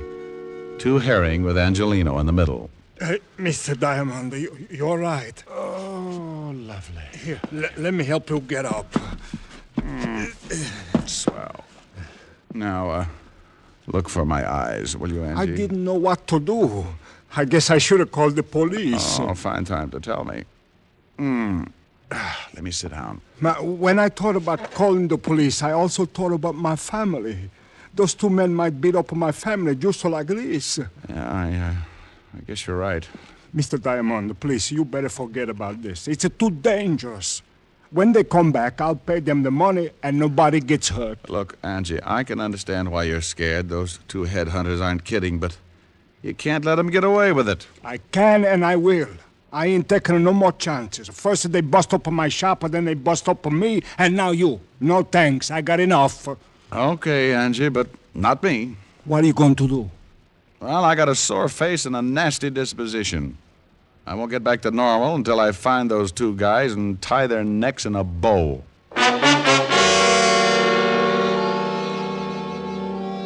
I left Angelino's shop and headed for the 5th Precinct Police Station. I wanted to look up 2 sure bets for the police gallery. One named Carl and the other Red. 2 guys who went around scaring poor little businessmen like Angelino. By the time I reached the station, the aches from the beating were making me very unhappy. And when I walked into the squad room, I spotted something that didn't make things any better. Yeah, what are you... Holy cow, Diamond. Well, Sergeant Otis, I'm glad you noticed. Means I put myself together all right. What happened to you? Don't be silly. I always bleed just before lunch. Well, how did it happen? It wasn't easy. Is the lieutenant in? Sure, go ahead. Well, thanks. Say, Otis, when are you going to start shaving in the morning? Why? What's wrong? Your 5 o'clock shadow is 4 hours fast. Oh. Hiya, Walt. Wow. What hit you? Wait till the bruises show up. I come on in Technicolor. Someone sure did a good job. Yeah. That someone is 2 guys, Walt. One named Red and the other Carl. Red and Carl. Yeah. I got closest to Red. Name matches the hair, busted nose, about 190, very nasty with a sap. And Carl? Dark, greasy, well-dressed if you like the type. Big boy with a scar under his right eye.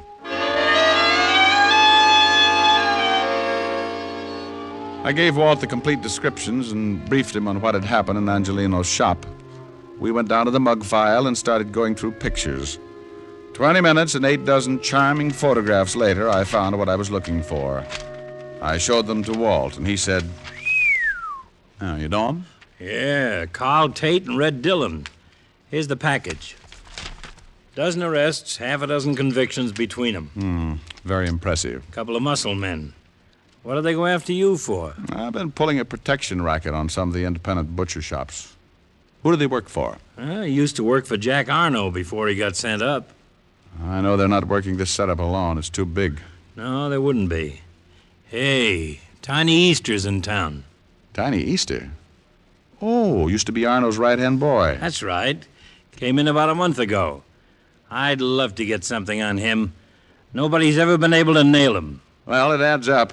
Easter worked for Arno, and so did Carl Tate and Red Dillon. Well, we can't pick him up just because 2 of his boys worked you over. He'd just say they weren't his boys. I don't want him picked up. I want Carl and Red. If Easter goes along with the deal, you can have him. What are you going to do? Get cleaned up and pay Mr. Tiny Easter a visit. What's his address? He's got an office on East 48th Street, 804. Thanks, Walt. Tiny's a bad boy. I'll take along my .38 just in case I have to spank him. I left Walt, went back to my office, took a clean shirt out of the closet, washed up, locked up again, went down to the street. I grabbed a cab, and 20 minutes later, I was standing in the reception room of Tiny Easter's office. A big guy with a bulge under his arm was trying to be as unreceptive as possible. So you want to see Easter? You have an appointment? No, I haven't got an appointment. Now, tell Easter I'm out here. What's your name? Oh, you're going to get hung up on this. What do you mean? The name's Hangtooth. What? I see. Now, make like an office boy and tell Easter I got a message for him from Carl and Red. You're a pretty fresh guy, aren't you? Yeah, and I'm going to spoil if I have to stand around much longer. You can spoil rotten for all I care. You're not going to see Easter. He's busy. Okay. You know, you get so excited you'll ruin your stomach someday. Oh, I don't think so. You don't, huh? Skeptic. What do you want? I'm collecting scalps. How'd you get by Lefty? He's tied up with a stomach ache, swallowed a fist. Okay, so you got muscles. Also, you got a pushed-in face. Lefty do that? Carl Tate and his blood brother Red. Oh? What you come to me for? They're working for you, aren't they? You smell like a cop. Name's Hangtooth. I doubt it. And good for you. I'd hate to go through that again. I'm a private cop. Well, now, good for you. I was in a butcher shop when your 2 boys wandered in and started playing squash with me. I don't like to get pushed around, Easter, and I don't like your racket. I want Carl and Red, and if I get you along with them, the state will hang a medal on me. Looks like you got nothing to lose. Don't look at it any way you like. Now, what about your 2 playmates? I don't know what you're talking about, Shamus. Never heard of those 2 guys. I don't think you understand, Tiny. I'm pretty mad. I'm going to find these 2 guys, and I'm going to do it even if I have to be unpleasant with you. Just what do you mean by unpleasant, Mr. Hangtooth? You break a leg, that's unpleasant. Ow! Don't try to pull a gun on me. You busted my hand. Take your foot off. Drop the gun in the drawer. Okay. My hand's busted. I'll take the hand out, empty. Oh. Now, let me explain it again. If you go out and shoot 12 people tomorrow, I'm going to be sore about it. But when you start intimidating a bunch of hard-working little guys and their families, I go off like a skyrocket. And then when a couple of your cheap gunsels push me around, I explode. I tell you, I don't know these guys. Oh! Look, Easter, please believe me. I don't know them. You worked with them in Chicago. Ah! I'm telling you the truth, Easter. I'll work you over till you look like an eggplant in a subway. Look, whatever your name is, I got boys. They'll take care of you. Who's going to tell them to do it? I am. With your jaw broken? Oh! Now, where do I find Carl and Red? Oh, you knocked all my teeth loose. I got 31 to go. I guess you really don't understand. Yes, I understand. Oh. Now, where are they? You still need some encouragement? No, in the warehouse by the 14th Street docks. What warehouse? Rogers and Sons. Big sign on the top. You mind if I use your phone? Go ahead. Don't you know it's not polite to listen, Easter? Well, what do you want me to do? Go to sleep. No!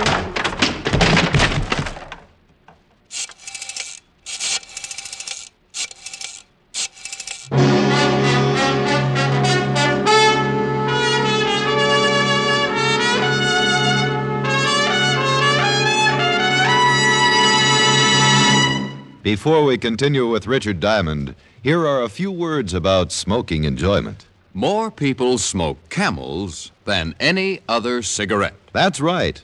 More people smoke Camels than any other cigarette. Behind Camel's great popularity are the two things that mean steady smoking enjoyment: flavor and mildness. No other cigarette has the rich, full